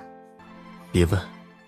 秦玉修只是经历的感情少，但并不是傻子，与自己的女人提过往的感情，这不就是送死吗？而南洛清却觉得他这是心虚才会如此。既然不愿意说，那就算了。为何非要提宋玉泉？为何不能提宋玉泉？刚才和你见面的人不正是他吗？本王并不知晓他为何还活着。那以后呢？秦玉修垂眸，没有办法给出答案。知道了，不准进。今夜王爷就去找你的白月光一起睡吧。什么白月光？宋玉犬不就是你的白月光吗？这都说小婢上新婚，你们分开这样长的时间，难道一点都不想念？你就这样丢下他，他可是会难过的。他怎么样本王不管，让开。行，你进来睡，我去别的院子睡。别闹了。你说我在闹，可这明明是你给我准备的花灯，却成了你们两个相遇的浪漫美景。不必提他。行，不提就不提。回屋，时间不早了。要回王爷自己回吧。今夜你必须在这儿。臣妾在这儿睡的话，王爷就去别的院子睡。大夫说，我的心头血可以解世间所有的毒。可是我素来最是怕疼了。算了，我还是救你吧。若是没有你的话，我的日子也了无生趣。背对着南洛清的女子用簪子扎破了心口，救了男子，同时他竟也感觉到胸口有一阵剧烈的疼痛。这人是谁？为何他感受到的疼痛，他也会感同身受？南洛清还非要上前弄个明白，可刚接近，那人就成了一团雾散开了。他还沉浸在这诡异的氛围之中的时候，有一个女人缓缓走来。你是谁？你……他当即意识到，这个女人就是曾经的南洛清。为什么不帮我报仇？为什么不帮我报仇？什么仇？宋玉泉死了，他让我偿命，我偿命了。可宋玉泉怎么配还活着？你说，他怎么配活着？他的确还活着。他凭什么活着？那我岂不是白白为此丢了性命？你是不是还想离开？你离开了，谁帮我报仇？你离开了，岂不是把他拱手让给那个贱人？所以我胸口的诅咒是你下的。我的一切都给你了，玉王妃的位置，顾家的宠爱，我的身体，这些我无所谓。可有一件事你必须答应我，就是你现在不准走，一定要让宋玉泉付出代价。我没办法眼睁睁地看着他被宋玉泉抢走，那我的死又有什么意义呢？我至少要宋玉泉生不如死。如果我不答应呢？既然你不愿意让宋玉泉付出代价，那就只能让你付出代价。你别忘了心口的诅咒，你摆脱不了我的，除非让宋玉泉付出代价。如果你不答应的话，恐怕你活不过今晚。我答应你，是不是我帮你报仇以后，你就会放心那里去？是，你帮我报仇，让宋玉泉有报应，你就能完全的自由。好，还有，你可别折腾得太惨了，要不然我因此没了性命，你的仇也就别想报了。你可别诓我，你也别忘记你答应我的事情。你既然答应了，那就一定要做到。若是不做的话，你知道是什么下场？都到这个时候，你还想着威胁我？你难道不知道我们本就是一体吗？若是没有我的话，你找谁帮你？都这个时候，你还不把我放回去？难道你想再下葬一次吗？娘娘，你醒过来看我们一眼啊！你到底是怎么了？唐月就只剩下哭了，除了哭，她也不知道还有什么办法。就在所有人都没有法子的时候，娘娘竟然苏醒了过来。秦玉修同样愣了一会儿，然后抱住南洛清，这是干什么呢？是嫌他苏醒过来吗？南洛清干咳了2声，秦玉修才后知后觉地松开手。醒来就好，让大夫来看看。不用看了，本王妃的身子我自己清楚。王爷觉得这病还看不看？你自己的身子，你不懂得珍惜，知不知道旁人为你有多担心？王爷是想说自己十分的担心吗？不然呢？有问题？没什么问题，娘娘的脉象已经平稳了许多，完全没有刚才那种气弱之症。可刚才并没有用药。的确是如此，所以小的才觉得用什么药都不好使。娘娘的心衰状态来势汹汹，按理说……具体是什么原因？王爷恕罪，原因小的看不出来，或许得请其他大夫来看看才行。你不就是大齐太医院最好的大夫，连你都看不出来，你是想让本王去找谁？王爷恕罪，小的实在是看不出来原因。毕竟这种病症实在太过于奇怪了，突发的时候来势汹汹，仿佛药石无医；结束的也是莫名其妙的，就连药都没有用，竟然就奇迹般的好了。大病刚醒的南洛清本是想好好的休息一番，刚才就已经被唐月吵得脑瓜子嗡嗡的，现在又被秦玉修与赵太医2人吵得耳疼。他索性抱住秦玉修的脖颈，在他的唇角轻轻落下一吻。暴躁不安的秦玉修也因为他的吻而瞬间安静下来。还不赶紧走，留在这儿打搅王爷与娘娘吗？心口不疼了，也没有任何不好的感觉，王爷不必担心。怎么回事？老毛病了。可本王问过，你之前并没有这样的毛病。有吗？臣妾怎么记得是有的呀？有，娘娘就是有心疾，娘娘的心疾已经许多年了，只不过没有与外人说罢了。娘娘自小在元安侯府过的是什么样的日子，王爷也不是不知道。挨几顿饿，受了几顿打以后，这毛病就有了。王爷还有什么要说的吗？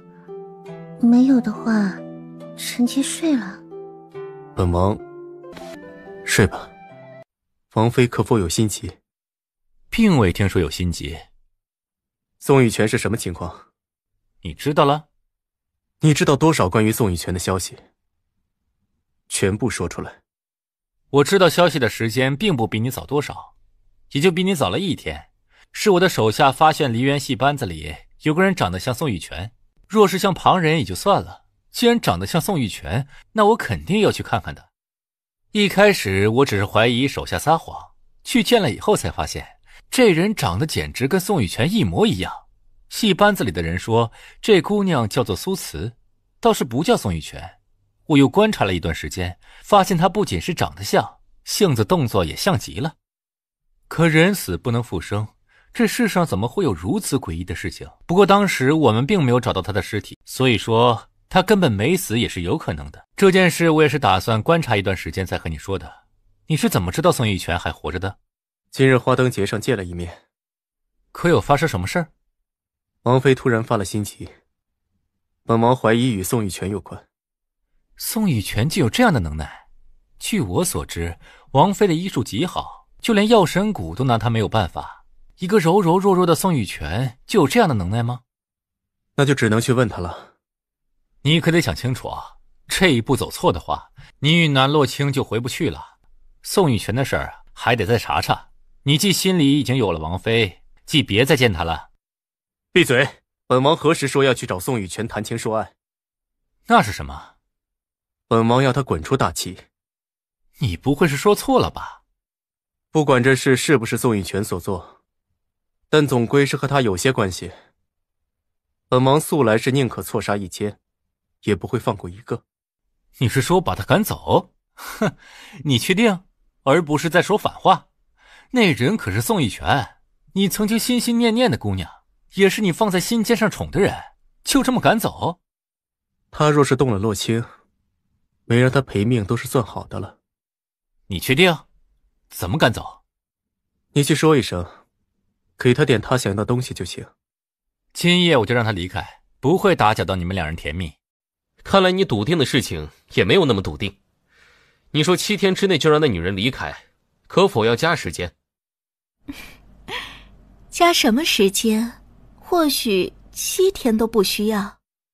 哼，你刚才是没有瞧见南洛清与秦玉秋之间的恩爱。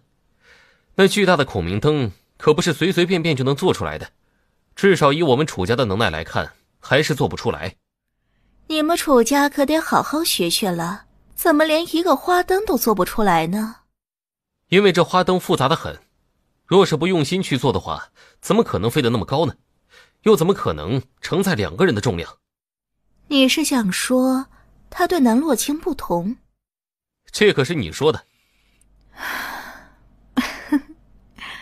曾经他对我也是极其不同的，一个花灯罢了，以后还让他做10个来送我。那我拭目以待，看看他会不会送10来个巨大的孔明灯给你。你楚家做花灯就是出了名的，怎么做不出来这样的花灯呢？看来你们天下第1的花灯技术也是空有其名。人外有人，天外有天。我们楚家的花灯只敢认天下第2，可不敢随便认天下第1。哼哼，就按照计划走就是了。时间不早了，我先回去休息了。听雨见。你还是有几分眼力见儿的，既然连听雨剑都认识，那你认不认得小爷我呀？阁下何人？报上名来。我是谁并不重要，但我知晓你是谁。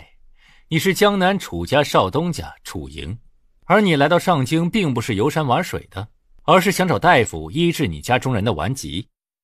你怎么知道？这世上就没有本小爷不知道的事儿。不过楚少主不必担心，我今夜不是来找你的，你把宋玉泉交出来，也就没你什么事儿了。你还想不想救你祖母的命？你要是想的话，就帮我把这个大麻烦给解决了。你以为你能威胁得了我？我们是一条船上的人，如果我出了事儿，你也讨不到什么好处。聪明人应该知道要怎么选。哼，你真以为这地儿是随便选的？四处都有机关，他若是真的敢对你做什么，本公子立马就可以把他射成筛子。这位公子好生眼熟，就是不知是谁派公子来的。小女子一生良善，从未与人为恶，就是不知道哪儿招惹了公子。哼，你不是认得听雨剑吗？难道不知道小爷我是谁的人吗？你是王爷的人。的确是王爷让小爷来的。王爷可有说什么？还是说王爷让你带什么话来？王爷的确是带了一句话来。若是王爷想让小女子回王府，小女子是没办法接受的。毕竟小女子也听说王爷已经另娶，与那王妃关系甚好。小女子与王爷的感情之事已是过去，那就让事情过去好了，以后就不必再提了。你能这么想就好了，我还以为我得费一些唇舌才可以说动你。既然你都这么说了，那小爷我也没什么好说的了。王爷让你明日之前滚出上京，看在你这么善解人意的份上，要么你连夜离开吧。千里马小爷我准备了2匹，要是你的护花使者也愿意陪着你的话，正巧可以一起走。不过王爷看在之前你对他有恩的份上，给了你1000两银子作为报酬，还有一个，你以后若是有事相助，可以请王爷帮忙的条件。这些条件算是极好的，你别不知好歹，最好见好就收。若是别人的话，想要有这些条件都不可能。不过秦玉修说的是3000两银票，而他偷偷的藏了2000两起来。他就是单纯的觉得宋玉犬配不上这么多银子。怎么可能？你是不是诓骗小女子的？你不是说王爷已经有了王妃，你只想默默的嘱咐吗？根本不可能去破坏王爷与娘娘的感情。那么你说这些拒绝离开的话做什么呢？你不是说什么都为了王爷好吗？既然是为了王爷好，王爷想让你离开，不要再出现在王妃面前，又有什么错？不要出现在南洛卿面前。那是自然，王爷与王妃的感情好得很，王爷不希望有人出现在娘娘面前，惹得娘娘不高兴，那就只能让你离开。或许王爷误会小女子了，小女子是一点都没有那种不好的心思。王爷既然已经找到了所爱之人，小女子本来是不想打搅的，可小女子是千辛万苦才来到上京，就是想再见王爷一面，看看王爷是不是安好而已，并没有什么坏心思。你不见王爷的话，王爷过得更好。再说王爷身边有王妃照顾，不需要你费心思，懂了吗？不懂。既然王爷与王妃感情那一般的好，那小女子的存在又有什么问题呢？还是说王妃对自己一点都不自信，觉得王爷最后会移情别恋到小女子的身上？我看你是往自己脸上贴金习惯了吧？你想听实情的话，我就说给你听。自从你出现以后，娘娘的心急就发作了。王爷怀疑这件事和你有关，只有你离开上京，才能保王妃安然。这样听懂了吗？不得了啊！你可真有本事，仅仅见了一面，你就对南洛卿下手。下手也就算了，竟然让秦玉修给查出来了。不是我，这件事和我无关，你不能血口喷人。是不是你做的都不重要了，重要的是你今日必须离开上京。还有，你都已经离开这么久了，为什么非要回来膈应人呢？去你原本生活的地方好好生活不好吗？小女子根本就无处可去，只能回到王爷的身边。还有，王妃是害死我的凶手，我只不过是侥幸才活了下来，王爷怎么能相信一个杀人凶手的话？哼，你到底是被谁杀的，你自己清楚得很。而你的贴身丫鬟香草早就把一切实情都招了出来，你还是别装了。什么实情？公子说的，小女子一个字都听不懂。王爷要小女子离开，小女子可以接受，但是小女子想的是在离开之前见王爷一面。这些话让王爷当面与小女子说，如果不是王爷亲口所说，小女子不会相信公子说的任何一个字。瞧你这话说的，搞得王爷是你想见就能见的人似的。王爷那样的大忙人怎么可能有空见你呢？他能让我来传一句话就已经很不错了，你就别挑了，赶紧的。除了王爷的话，其他人的话我谁都不信。公子请回吧。那就可不能由你说了算了。你要是能走你就走，你要是不愿走，那我就只能送你走了。这件事和你没有关系，我劝你最好不要插手，要不然我可是不会客气的。楚莹爽朗一笑，连连往后退了几步。这件事和他没有关系，他吃饱了撑着去插手。你难道不想救你祖母了？你背叛我有什么好处？别拿我祖母说事儿。那你就帮我，要不然你别想好过。这个女人怎么和狗皮膏药一样，哪都有她。娘娘都说了不见她了，她怎么还死缠着不放？难道她曾经也是这么缠着王爷的？不去。南洛清可没工夫与那宋玉犬周旋。这时他的心口突然一阵疼，脸色瞬间就一阵煞白。啊，娘娘，你怎么了？你的脸色怎么这么难看？要么奴婢去请大夫来。不要像上次那样惊动了别人，不是什么大事。你先出去，我休息一会儿。那怎么能行啊？娘娘，你的脸色很难看。唐渊，听我的，你找我有事？你不是答应我报仇的吗？怎么这么久了还是没有动静？那宋玉泉次次都约你，你怎么不去？我若是和你一样沉不住气，那定然也不是宋玉泉的对手。你以前次次都对付不了他，那是你自己的原因。信不信我杀了你？杀了我？那谁来帮你报仇？快点把我放回去，时间长了对我们谁都不好。3日之内你必须去见宋玉泉。娘娘，你好些了吗？娘娘，你感觉怎么样？啊，没什么大碍，你小心一些，别不小心摔了。娘娘，你刚才吓坏奴婢了，奴婢还以为娘娘和上次一样，好半天都醒不过来。可能是最近碰见太多的梦魇了，所以才会如此。既然是梦魇，娘娘不如去慈云寺上香看看，或许能够睡得安稳许多，也不一定。好，那就去慈云寺看看。奴婢这就去帮娘娘准备去慈云寺的马车。那个女人最喜欢对男人装可怜，每个男人都像是瞎了眼一样，永远看不出来她的真面目。我没有做的事情都诬赖我，说是我做的，凭什么？就因为宋玉泉长了一张人畜无害的脸吗？也不全是这个原因。你知道的，你以前没做多少人事儿，他们没有必要维护你。或者有人能够看出来宋玉泉是个贱人，可他们知道你也不是一个值得拥护之人。这2个人之间也就只能选择他，不过是自然而然的事罢了。你说我不如宋玉泉？你不要用我这张脸说这句话。那你又能怎么样？你斗不过宋玉泉，你只能求救于我。你要是能够斗得过他，还会在这无能的发怒吗？你信不信我杀了你？杀我？好啊，来呀！你要是不敢的话，那你就是孬种。你真以为我不敢吗？你知道我以前做过什么事儿吗？惹了我的人都不得好死，你以为我不敢吗？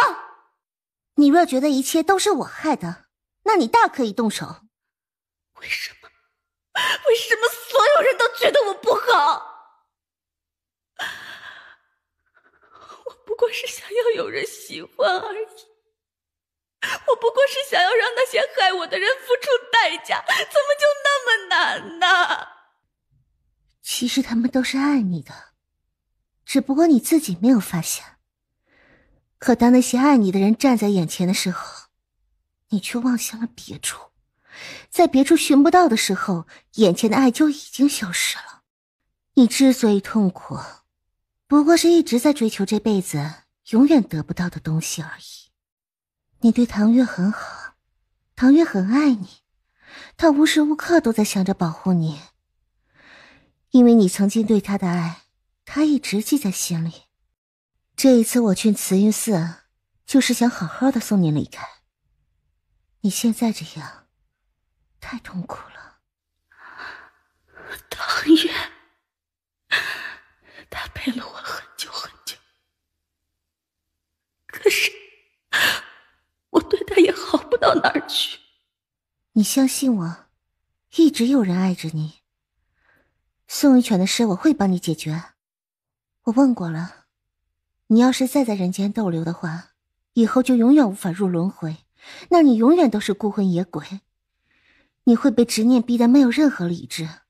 你可以拥有爱的，只不过不在这儿。宋玉泉，我与宋玉泉也有血海深仇，就算是没有你，我也不会放过他。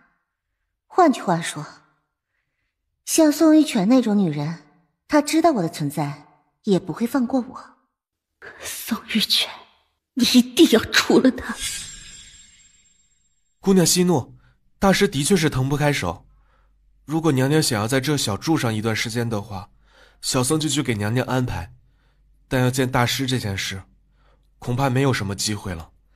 小僧怕娘娘白白耽误时间，才把这些都讲得清楚。不是吧？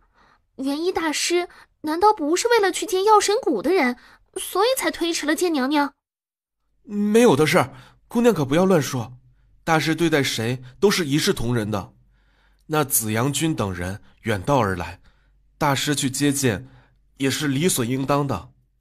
喂，就拿紫阳君是远道而来的，难道我们娘娘不是远道而来的？你们这路难走得很，一条盘山路把肚子里的东西都要颠出来了。你们元一大师说不见就不见，我们娘娘可是有要紧事的。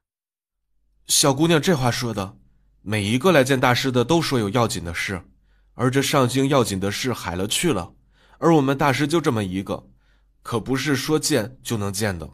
大师自然是要先去处理大事。既然元一大师有这样的打算，那本王妃也不强求。这庙宇是不是雨天会漏水啊？这样可不太好。你们这伙食也差了一些，就连这衣裳怕是冬日也并不保暖吧？无所谓了，大师说了，这样可以苦修。南洛清给唐月使了个眼色，只要你们元一大师见我们娘娘，娘娘就可以帮你们把寺里的里里外外都翻修一遍。若是不够的话，我们还可以再加。你知道的，我们娘娘的生意遍布整个上京，最不缺的就是银子。王妃怎么能如此舍得？这不是舍不舍得的问题，是有没有诚意的问题。你说呢？算了，你说的也对，你不如去问一问元一大师的意思。那我去问问。娘娘所说可是真的？那是自然，可是元一大师得帮我做一件事。与王妃娘娘，我们借一步说话。为何娘娘的魂魄不全呢？大师果然厉害，所以元一大师可有什么办法？娘娘的情况十分特殊啊，这种轻口只会在将死之人身上。可娘娘的脉搏很好，会不会是因为里面有2个魂魄，所以才会如此？2个魂魄？元一大师抹了点茶水在额头，定睛看了一会儿，的确是看出来些许不同。玉王妃娘娘并不是贫道不能帮，而是没有办法帮。这种情况之前也没见过，不知如何入手啊。银子本王妃再加一杯。娘娘或许误会了整件事，并不是因为银子贫道才没答应的，是因为另外的原因。大师不妨直说。这件事很是困难，并不是有银子就够的，就是得得到1000人的真挚的感激之情，再取他们的血混合在一起来画阵法，就可以成了。1000个人的真心实意的血，或许可以一试。娘娘，你要明白，用银子的那种并不是真心实意的感激，而是要他们发自内心想要为你治病。知道了，多谢大师。这些银子是定金，等所有事情完成以后，剩下的会一次性补齐。那好，等王妃的好消息。没想到这么巧，又见到玉王妃娘娘了。紫阳君最近别来无恙吧？还好，就是来这儿看诊的。本王妃也是来烧香拜佛的。两人又聊了一些东西后就分开了。听说你进了元一大师，没想到就连和尚你也勾搭，真是不要脸啊！看来你是忘了被定住的痛苦了，我不介意再让你试一试。你敢？我的师伯还有师兄们都在外头。你不如猜猜看，到底是我的手比较快，还是你们师兄们来得快？你到底想怎么样？你知道你接下来要做什么吗？什么？那就试试看。本王妃和你可不是一样的人，我一向说到做到。花谢，你会为你刚才的那句话付出代价。你到底想要做什么？你知不知道你这么做可是得罪了药神谷和西凉？你有那本事吗？你就不怕他们找你报复？那我还真是无比的期待呢，正好给无聊的生活加点乐子。娘娘可有听见什么声音？听见了，你不用担心，明日啊，等着看好戏就是了。有娘娘在，奴婢没什么好怕的。有如师兄，你可有见到我们的小师妹花溪啊？最后一次见面还是昨日，可是发生了什么事儿？哎呀，昨夜师妹一夜未归，今早才发现，也不知道小师妹昨夜去了什么地方，也不知道是不是发生了什么危险。你先别着急，如果是在寺内的话，那应该是没有什么危险的。你也知道，这儿是清净之地，多年来也不会出什么命案。哎呀，那万一呢？事事都有一个万一啊！有竹师兄，还是帮我们找找小师妹吧。秀竹师兄，你可别不管我们，你明明说要去找昨晚的闹鬼的女鬼的。话说回来，花溪姑娘会不会被女鬼抓了呀？大家先不要讨论这种子虚乌有的事情，事情还没有解决之前，先不要下定论。你们眼高于顶的大小姐被人抓走了？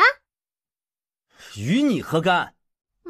我不过是想听个笑话罢了。哎，就说那女鬼谁都不抓，怎么偏偏抓了你们家那矫情的大小姐？哎呦，看来这女鬼是挺有眼力劲儿的啊！因为你们家的大小姐心肠黑得很，那女鬼在佛门种地，受到经书的洗礼，也会想着为民除害，自然就抓了那个女人。这个女鬼啊，是个好鬼。你们药王谷找不到人，就去其他的地方找，来找本王妃的丫鬟出什么气？玉王妃真是调教了一个好丫鬟呐，竟然一点礼数都没有。唐月这丫头向来机灵，对什么人说什么样的话，若是面对畜生呢，那态度自然好不到哪儿去。玉王妃，你虽然身份高贵，但是也不能如此的目中无人。目中无人哪里比得过你们药神谷？不过是来慈云寺上香罢了，竟如此大的排场。这若是论身份嘛，本王妃不知比你高了多少。无论我如何对待你们，你们都得受着。所以到底是谁目中无人？你平日里与师伯好声好气的说话，到了我们面前就露出真面目来。哼，你的心机可真够深的呀。你是狗也不能乱咬人啊。这时紫阳君带着一些人走来，南洛清扬起一个恰到好处的笑，朝着紫阳君屈膝。师伯，这个女人有两副面孔，刚才还在这儿侮辱我们药神谷，现在又在你面前装出一副好说话的模样。师伯，你可千万不要被她的面容所蒙骗。哦，欺骗？什么事儿？不知。你如今说话是张口就来，一句话都做不得真。你是从哪儿学来的这些呀？是不是华西教你的？你作为他的师兄，怎么没有担起一个榜样的职责呀？你们耳朵都聋了不成？刚才玉王妃说的那些，你们一个字儿都没听见吗？我们都在担心小师妹的安危，哪有闲情逸致去听旁人在说什么？再说了，如今小师妹下落不明，我们哪敢懈怠？这都什么时候了，你心里没有记挂着花溪也就算了，竟还做出如此可笑的事情来。人家玉王妃娘娘与人为善，为何要说一些药神谷不好的话？你撒谎不知道换个理由。师伯，我没有撒谎。那你的意思是玉王妃娘娘撒谎，还是说这么多的弟子在撒谎啊？你觉得可能吗？怎么不可能啊？退下去，要不然你就继续面壁思过。希望玉王妃娘娘不要把她的话放在心上，她这人性子就是如此。有紫阳君的面子在，我又怎会抓着小事不放呢？还是找花溪要紧。女鬼找到了，呸，是花溪姑娘找到了。这不是花溪姑娘吗？她为什么不着寸缕的在我们圣地待着？这是对我们佛门的大不敬。哟，花溪这是做什么呀？衣服都不穿，难道说是西凉的人都如此开放？之前就觉得她浪得很，这长得还是有几分姿色的，原来是喜欢玩这么野的。这么多人把她给看了个遍，她以后可如何嫁人？清白都不在了。在哪儿不着寸缕都还好，怎么在慈云寺的圣地呀？这不是打元一大师的脸吗？师伯，师兄，救命啊！花溪，你当真是大逆不道！你知不知道自己在做什么？你知不知道这么做是给我们药神谷抹黑？都已经这个时候了，师伯怎么还在骂我？快想个办法把我从这个鬼地方弄下去！好端端的怎么去那么高的地方啊？还有，你怎么会弄成这副样子啊？南洛清，是南洛清带我到那个地方的，我要杀了南洛清！南洛清他哪有这么大的能耐啊？就连你也不信我？师伯，你可一定要为我做主啊！我之所以成了现在这样，都是拜南洛清所赐。你自己做了什么事你自己清楚，不要随便的把脏水泼到本王妃的身上。泼脏水？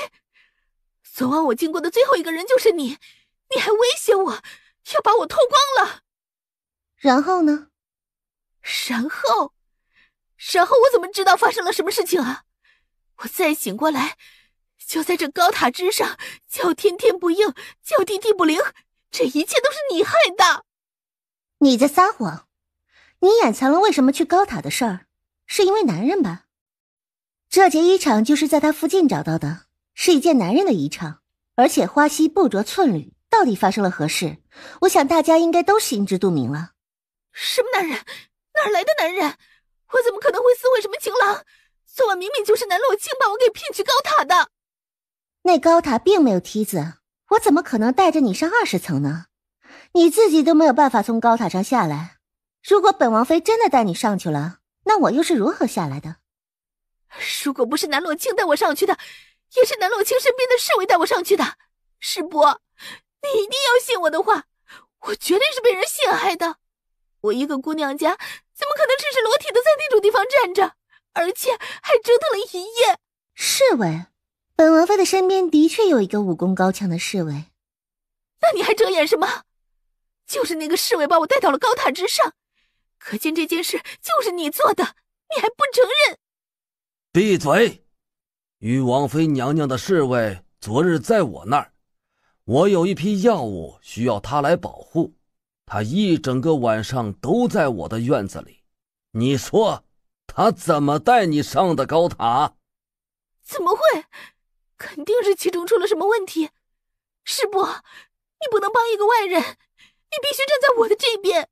肯定是那个侍卫中途偷偷溜了。你自己做出这种道德败坏的事情来，还想往别人的身上泼脏水，你不嫌丢人，我还替你嫌丢人呢。你要是再在这儿站着，被引来的人更加的多，个个都是来看你笑话的。师伯，可这件事的确就是南洛清对我做的，你怎么能不为我讨回一个公道呢？你可有证据证明事情是他做的？你既没有证据，那就只能说明你自作孽，懂吗？师伯，你难道不愿意为我讨回公道吗？这件事情如此的蹊跷，你不可能看不出来。昨日也就只有南洛清来了，这世上哪有那么多的事那么巧的呀？如果不是南洛清，还能是谁？你得罪的人那么多，谁知道是哪一个呢？南洛清，你在这儿贼喊捉贼是不是？这些事不就是你做的吗？你赔我清白，或者是你把衣裳脱干净来补偿我。你自己做出来有辱师门的事情，竟然半分不愧疚，还妄想别人与你一样。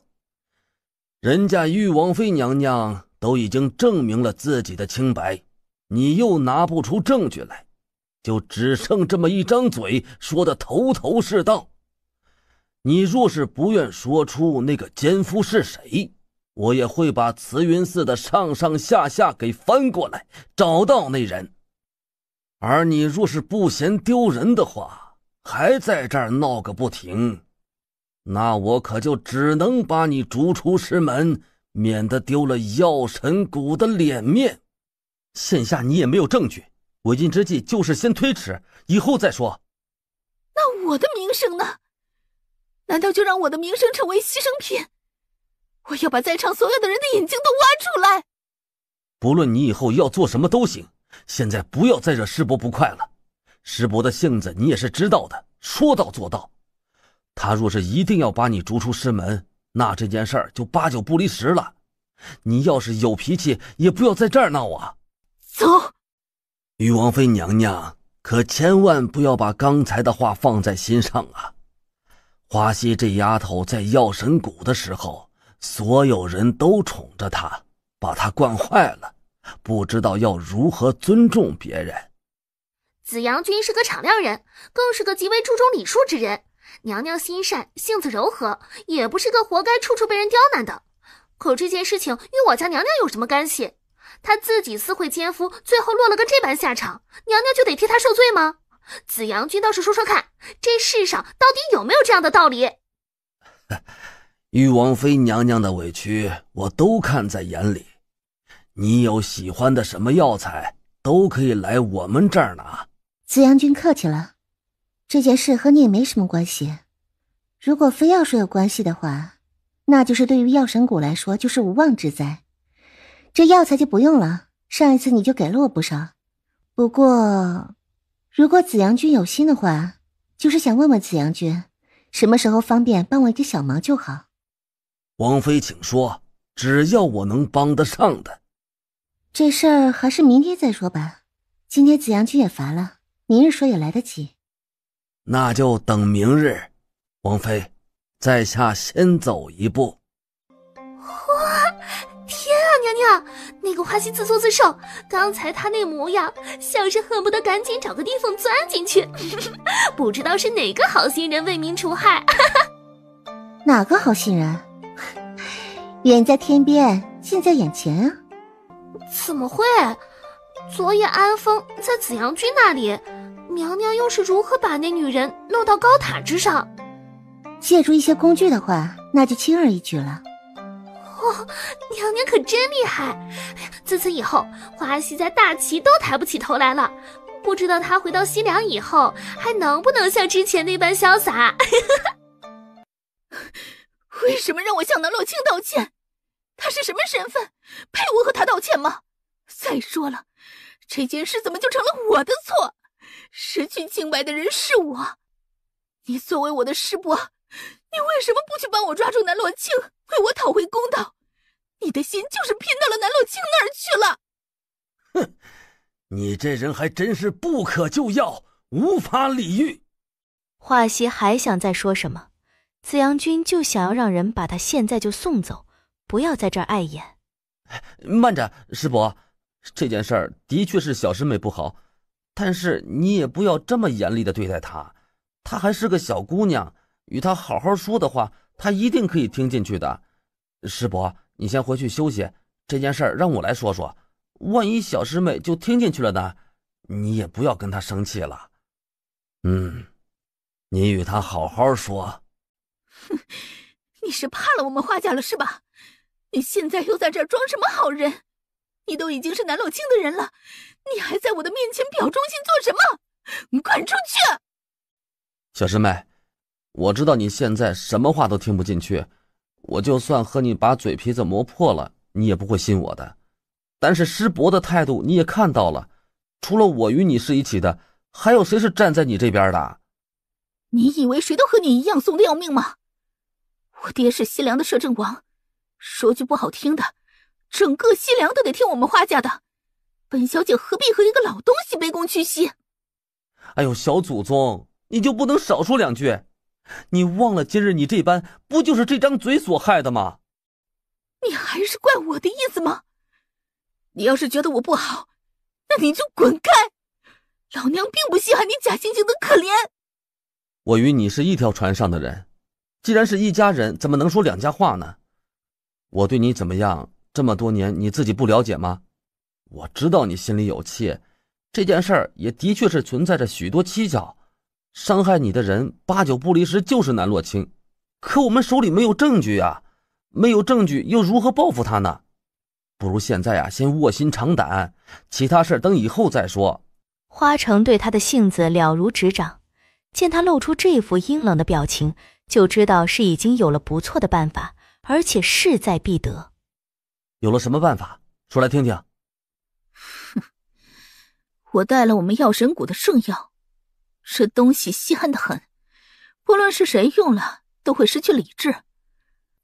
我知道你对南洛清也有那么点意思，你帮我把这件事情给做了，我也让你好好的尝尝南洛清是什么滋味，你看如何？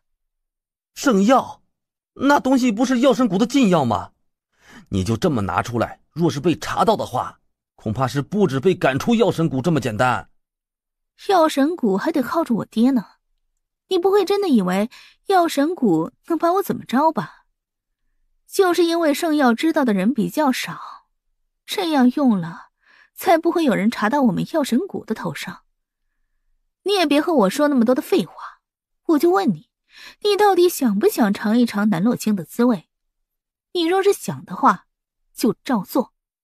小师妹，你也知道我最是宠你，你既有这样的想法，那我自然是支持你的。南洛清毁了你的清白，我又怎么会坐视不管呢？当然是也毁了他的清白，才能解你的心头之恨。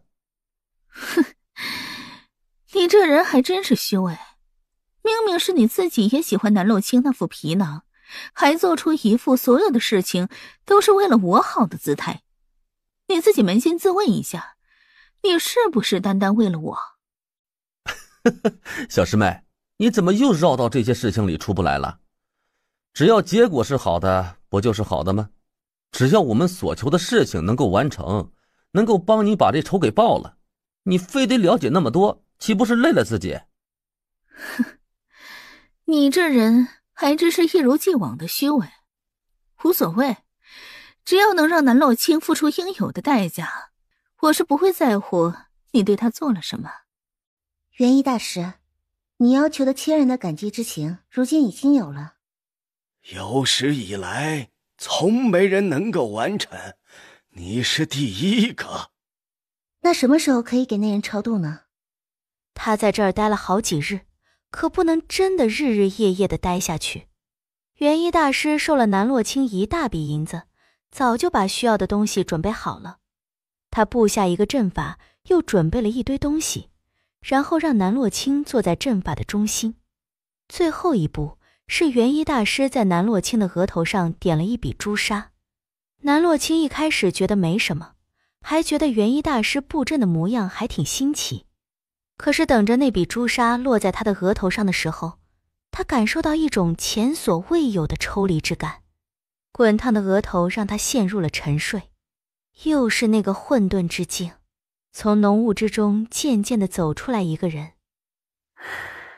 不得不说，这段时间多亏了你，让我也看清了那么多不同的风景。原来教训别人可以用脑子，而不是只用蛮力。原来得到别人由衷的感激是这种幸福的感觉。谢谢你，不过我要走了。这里的一切都是你争取而来的，其实与我没有什么关系。我的生命结束就结束了，我没有必要在这留那么多的妄念。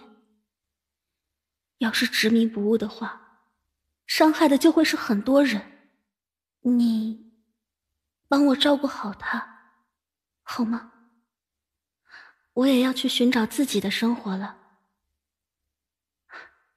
对了，宋玉犬不是那么简单的人，你与他碰面的时候可千万不要掉以轻心。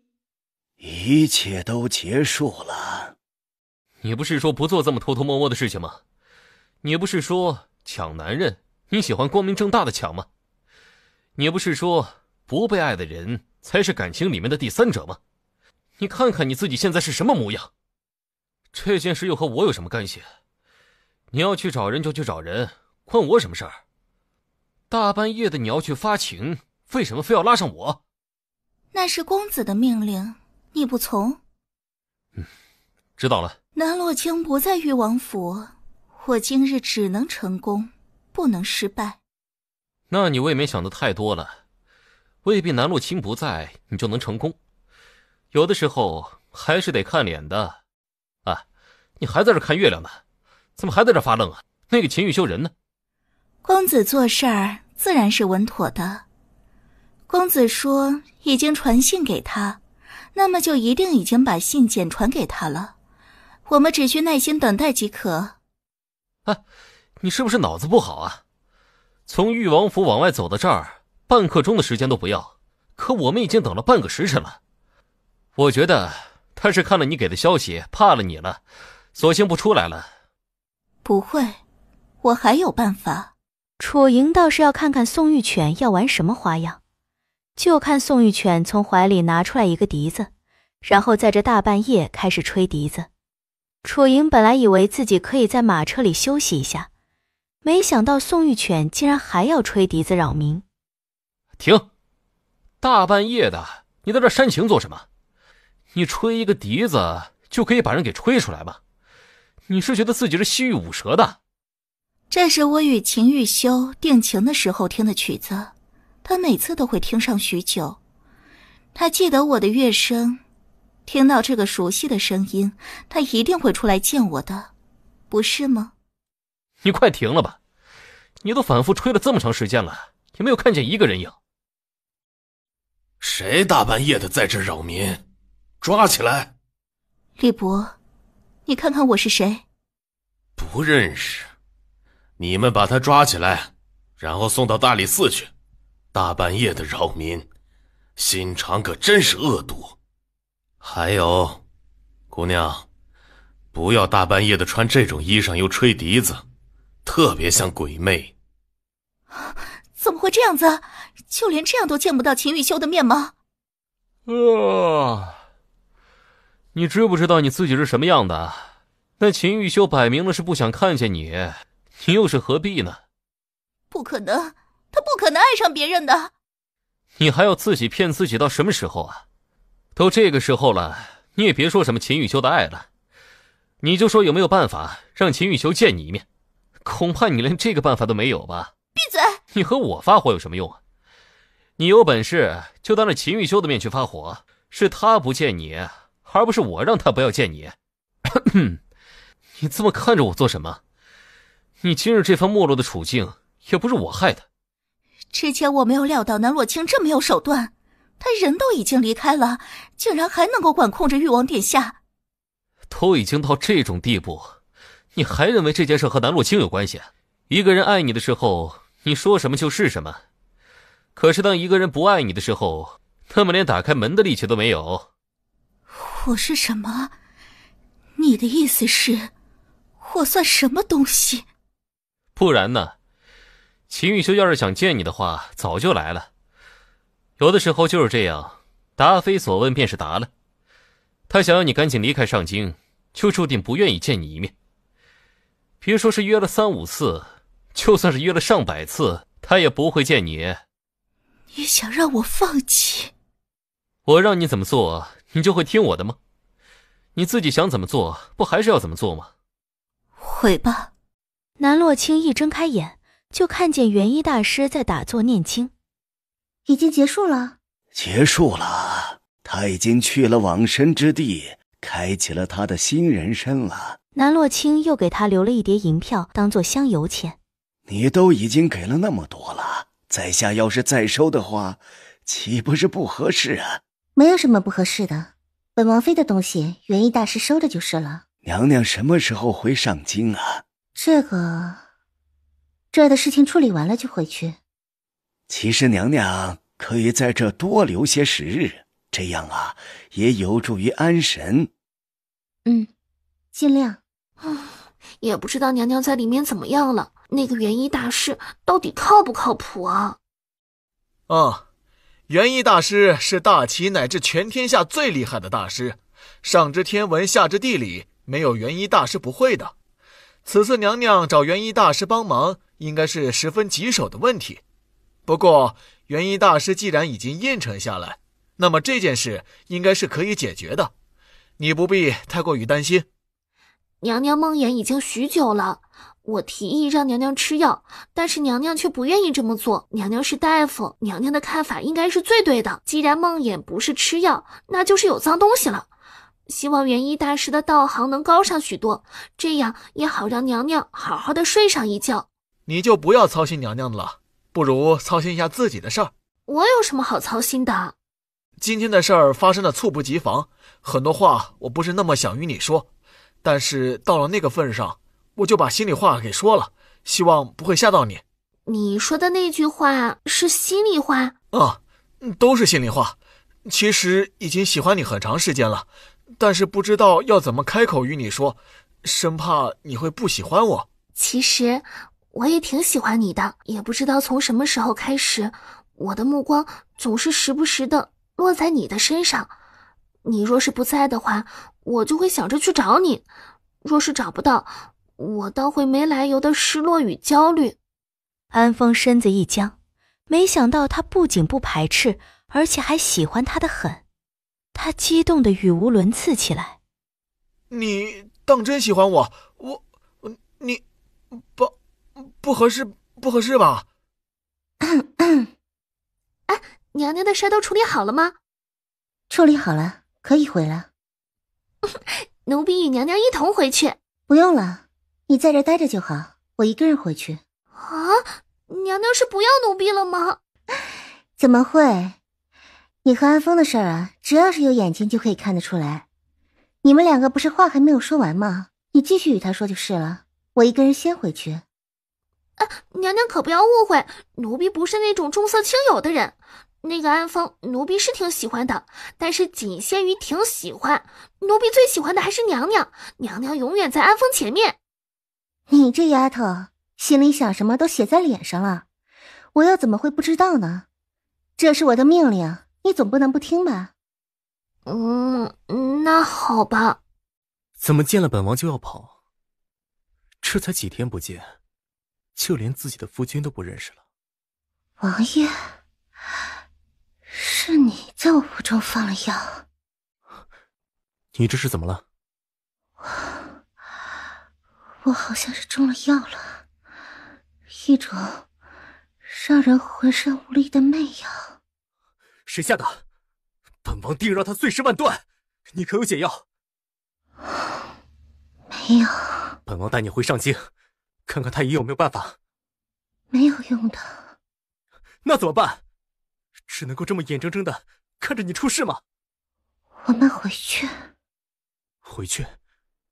那个屋里有毒药，你回去不是自投罗网？我没有乱说，那个幕后凶手肯定是有解药的。我们只要回去，等到那个幕后凶手出现，那就有办法解毒了。你这根本不是去拿解药，而是把自己往火坑里推。万一有人埋伏。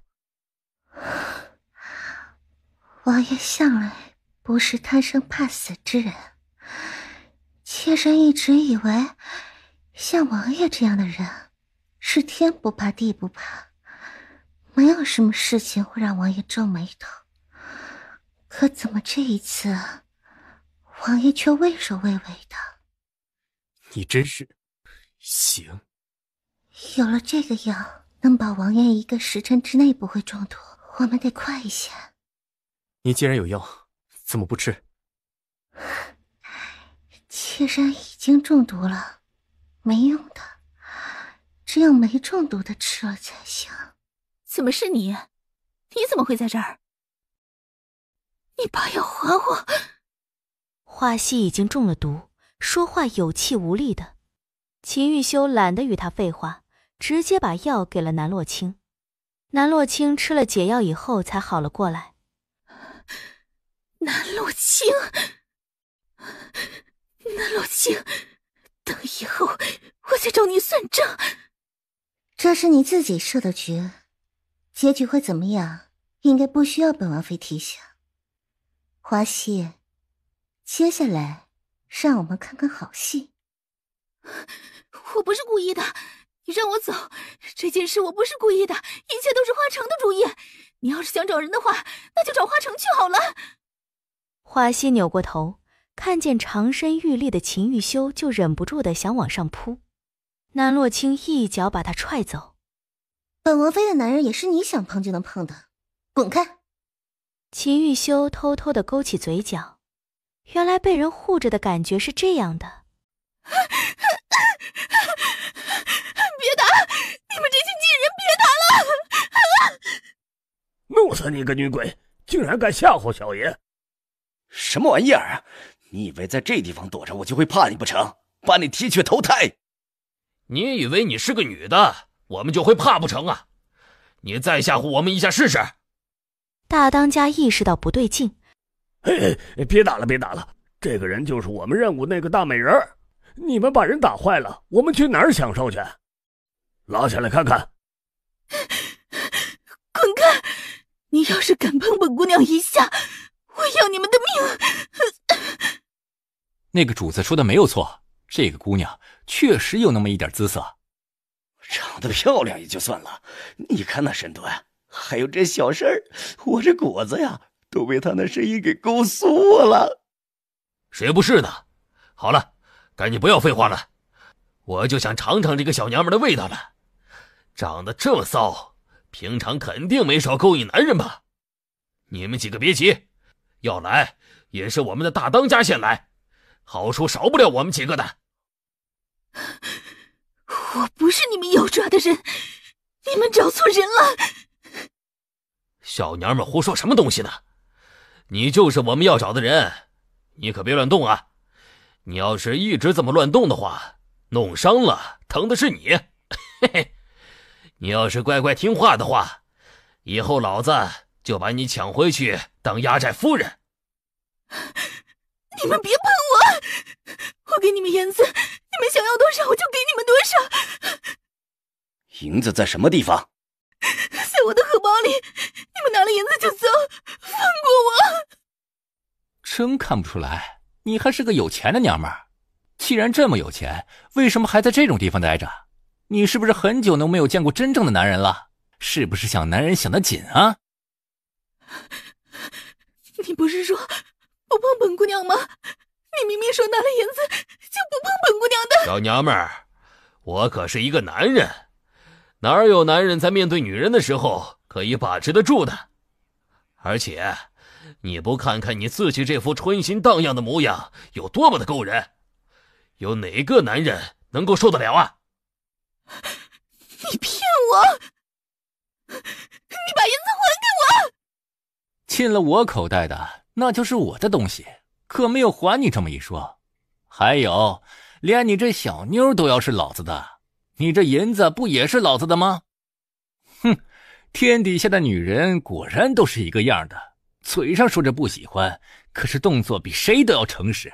不准你听其他女人的声音，要不然……可这密室隔音不太好，我就这么耳朵堵住，也是什么都可以听见的。那就只好让你听妾身的声音了。你这毒不是解了吗？怎么还会如此主动？反正你是妾身的夫君，妾身想要对你做什么，那就能对你做什么，哪还需要理由？这种事情向来都是男人主动的，而且本王可不是那么容易被喂饱的。那就试试看。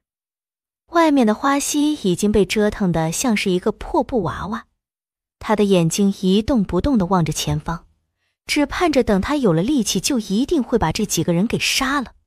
当他这么想的时候，然后那几个还在折腾的几个人都应声倒地。花溪动了动眼睛，就发现又有一个人扑了上来，只不过这人还是他说熟悉的人花城。他已经没有力气开口说话，只感受到花城在享受。南洛清，没有想到你最后还是落在了我的手上。你之前对我爱答不理的时候，可有想过今日啊？让我好好的享受一下你的滋味儿。你不是清高的很吗？这个时候你怎么不反抗了？次次你都有解决的办法，怎么这一次没有了？是谁？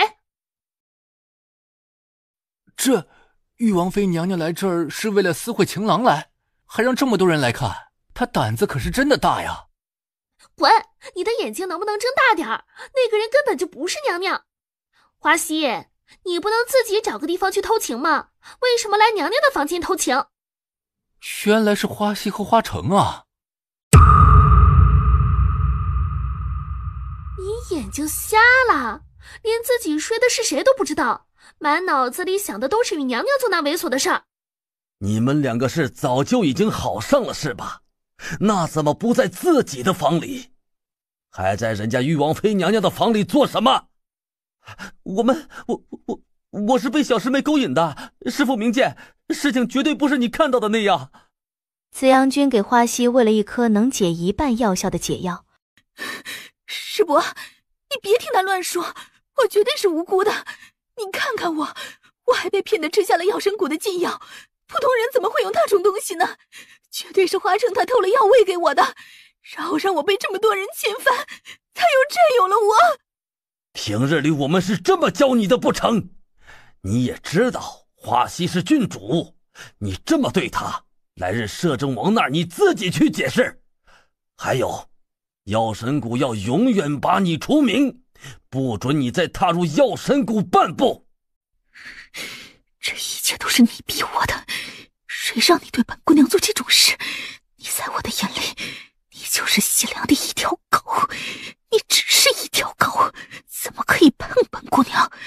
本姑娘要你付出代价。师伯，你可能不知道，如果这件事是我做的，我为什么要选择在誉王府的房间里啊？岂不是更加的容易暴露吗？还有，地上躺着这么多人，难不成都是我喊来的？我既然喜欢小师妹，为什么要喊这么多男人来？这件事你解释得通吗？你们说，到底是怎么一回事？是不是花城非要这么做的？我觉得啊，这两个人都不简单，这么早下结论，未免为时过早。还有那个花城不是还在说吗？或许还有不少的内幕呢。你要是敢继续说下去，你是不想活了吗？我想不想活还有用吗？你觉得今日之后，那些人还会让我活吗？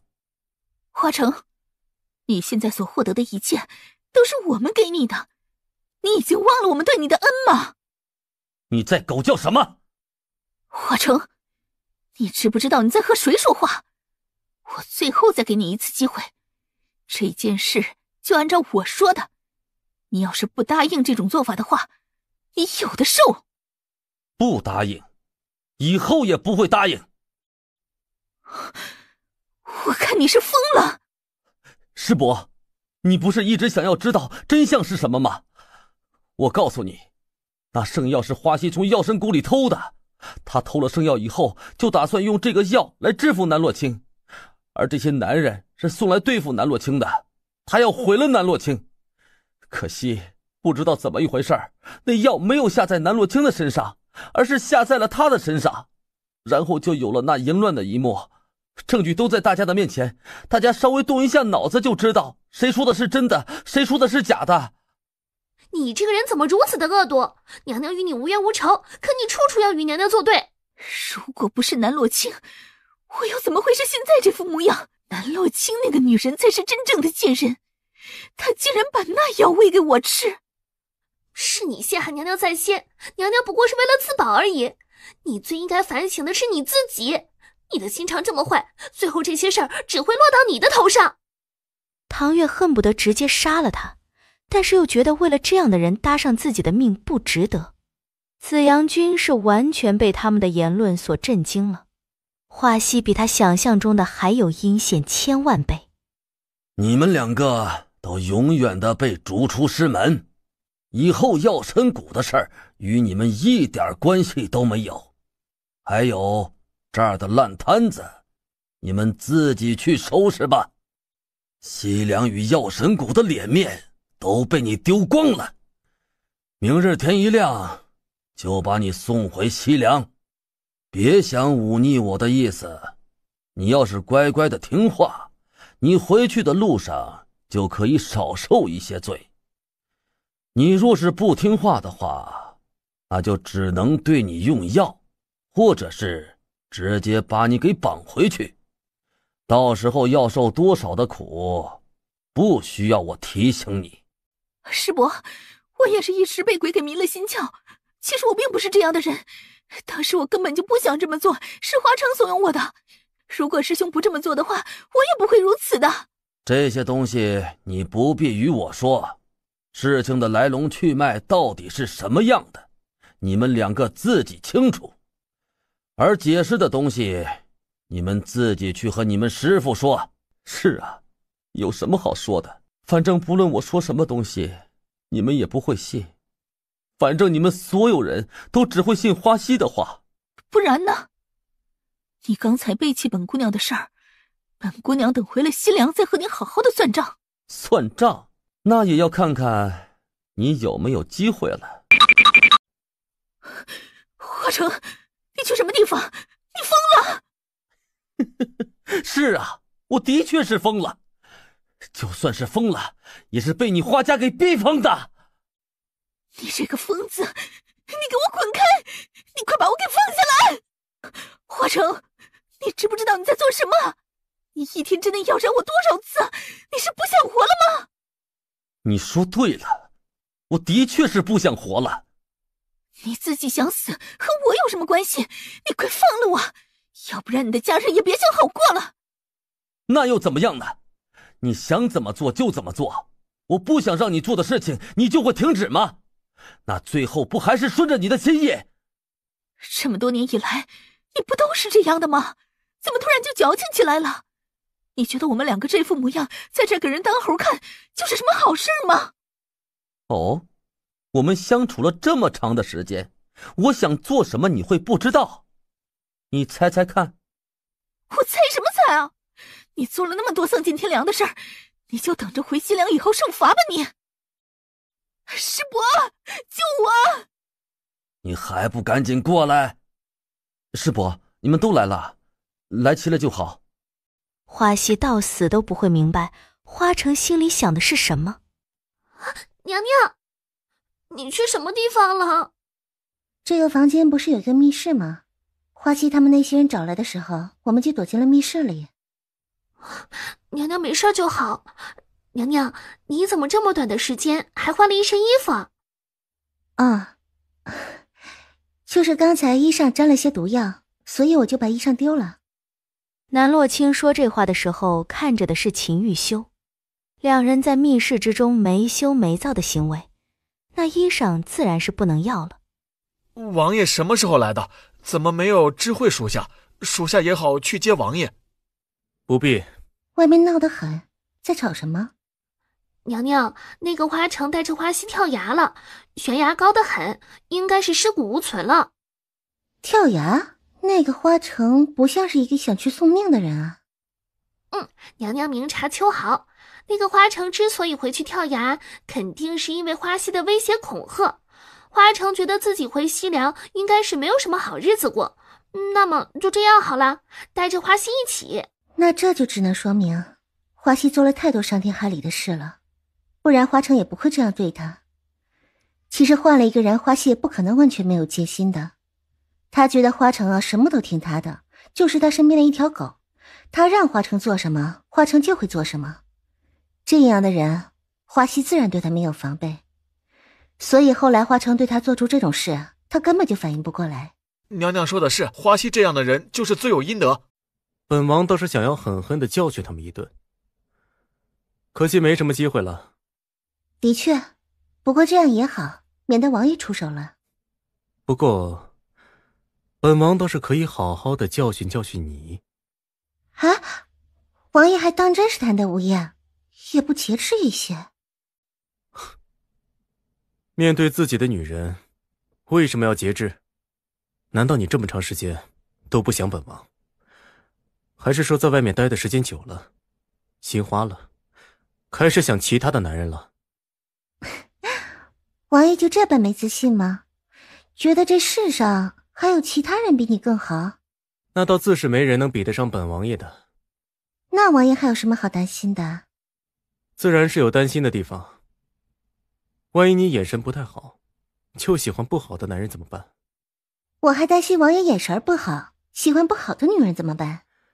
不会，本王只喜欢你，无论你好与坏。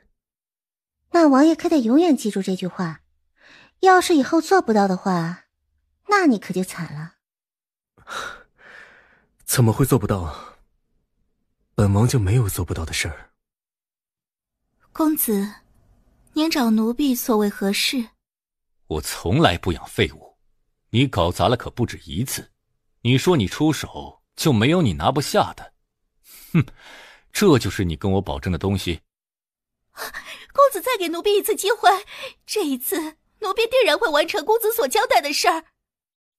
你的膝盖一直不太好，就这么直接在地上跪着，要是磕疼了，本公子可是会心疼的。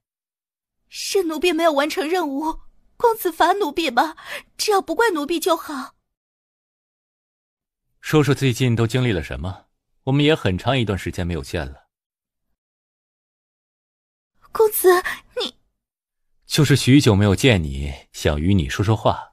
刚才我说话大声了一点，你没有往心里去吧？怎么在发抖啊？可是夜里过来太冷了。若是冷的话，怎么不多穿一件衣裳？公子不要误会，奴婢不是公子想的那种人，奴婢只是想着这样比较好完成任务而已。奴婢和秦玉修根本就没什么感情，奴婢做的这些都是想着尽早帮公子完成任务罢了。不必紧张，我知道你心里有谁，我不过是担心你穿的衣裳太少了，不要不小心着凉了。魏琪拉着他的手，直接把他拽入怀中。你难道没有什么话要与我说吗？我宋玉犬是第一次离他这么近，心狂跳不止。难道你不想与我发生点什么？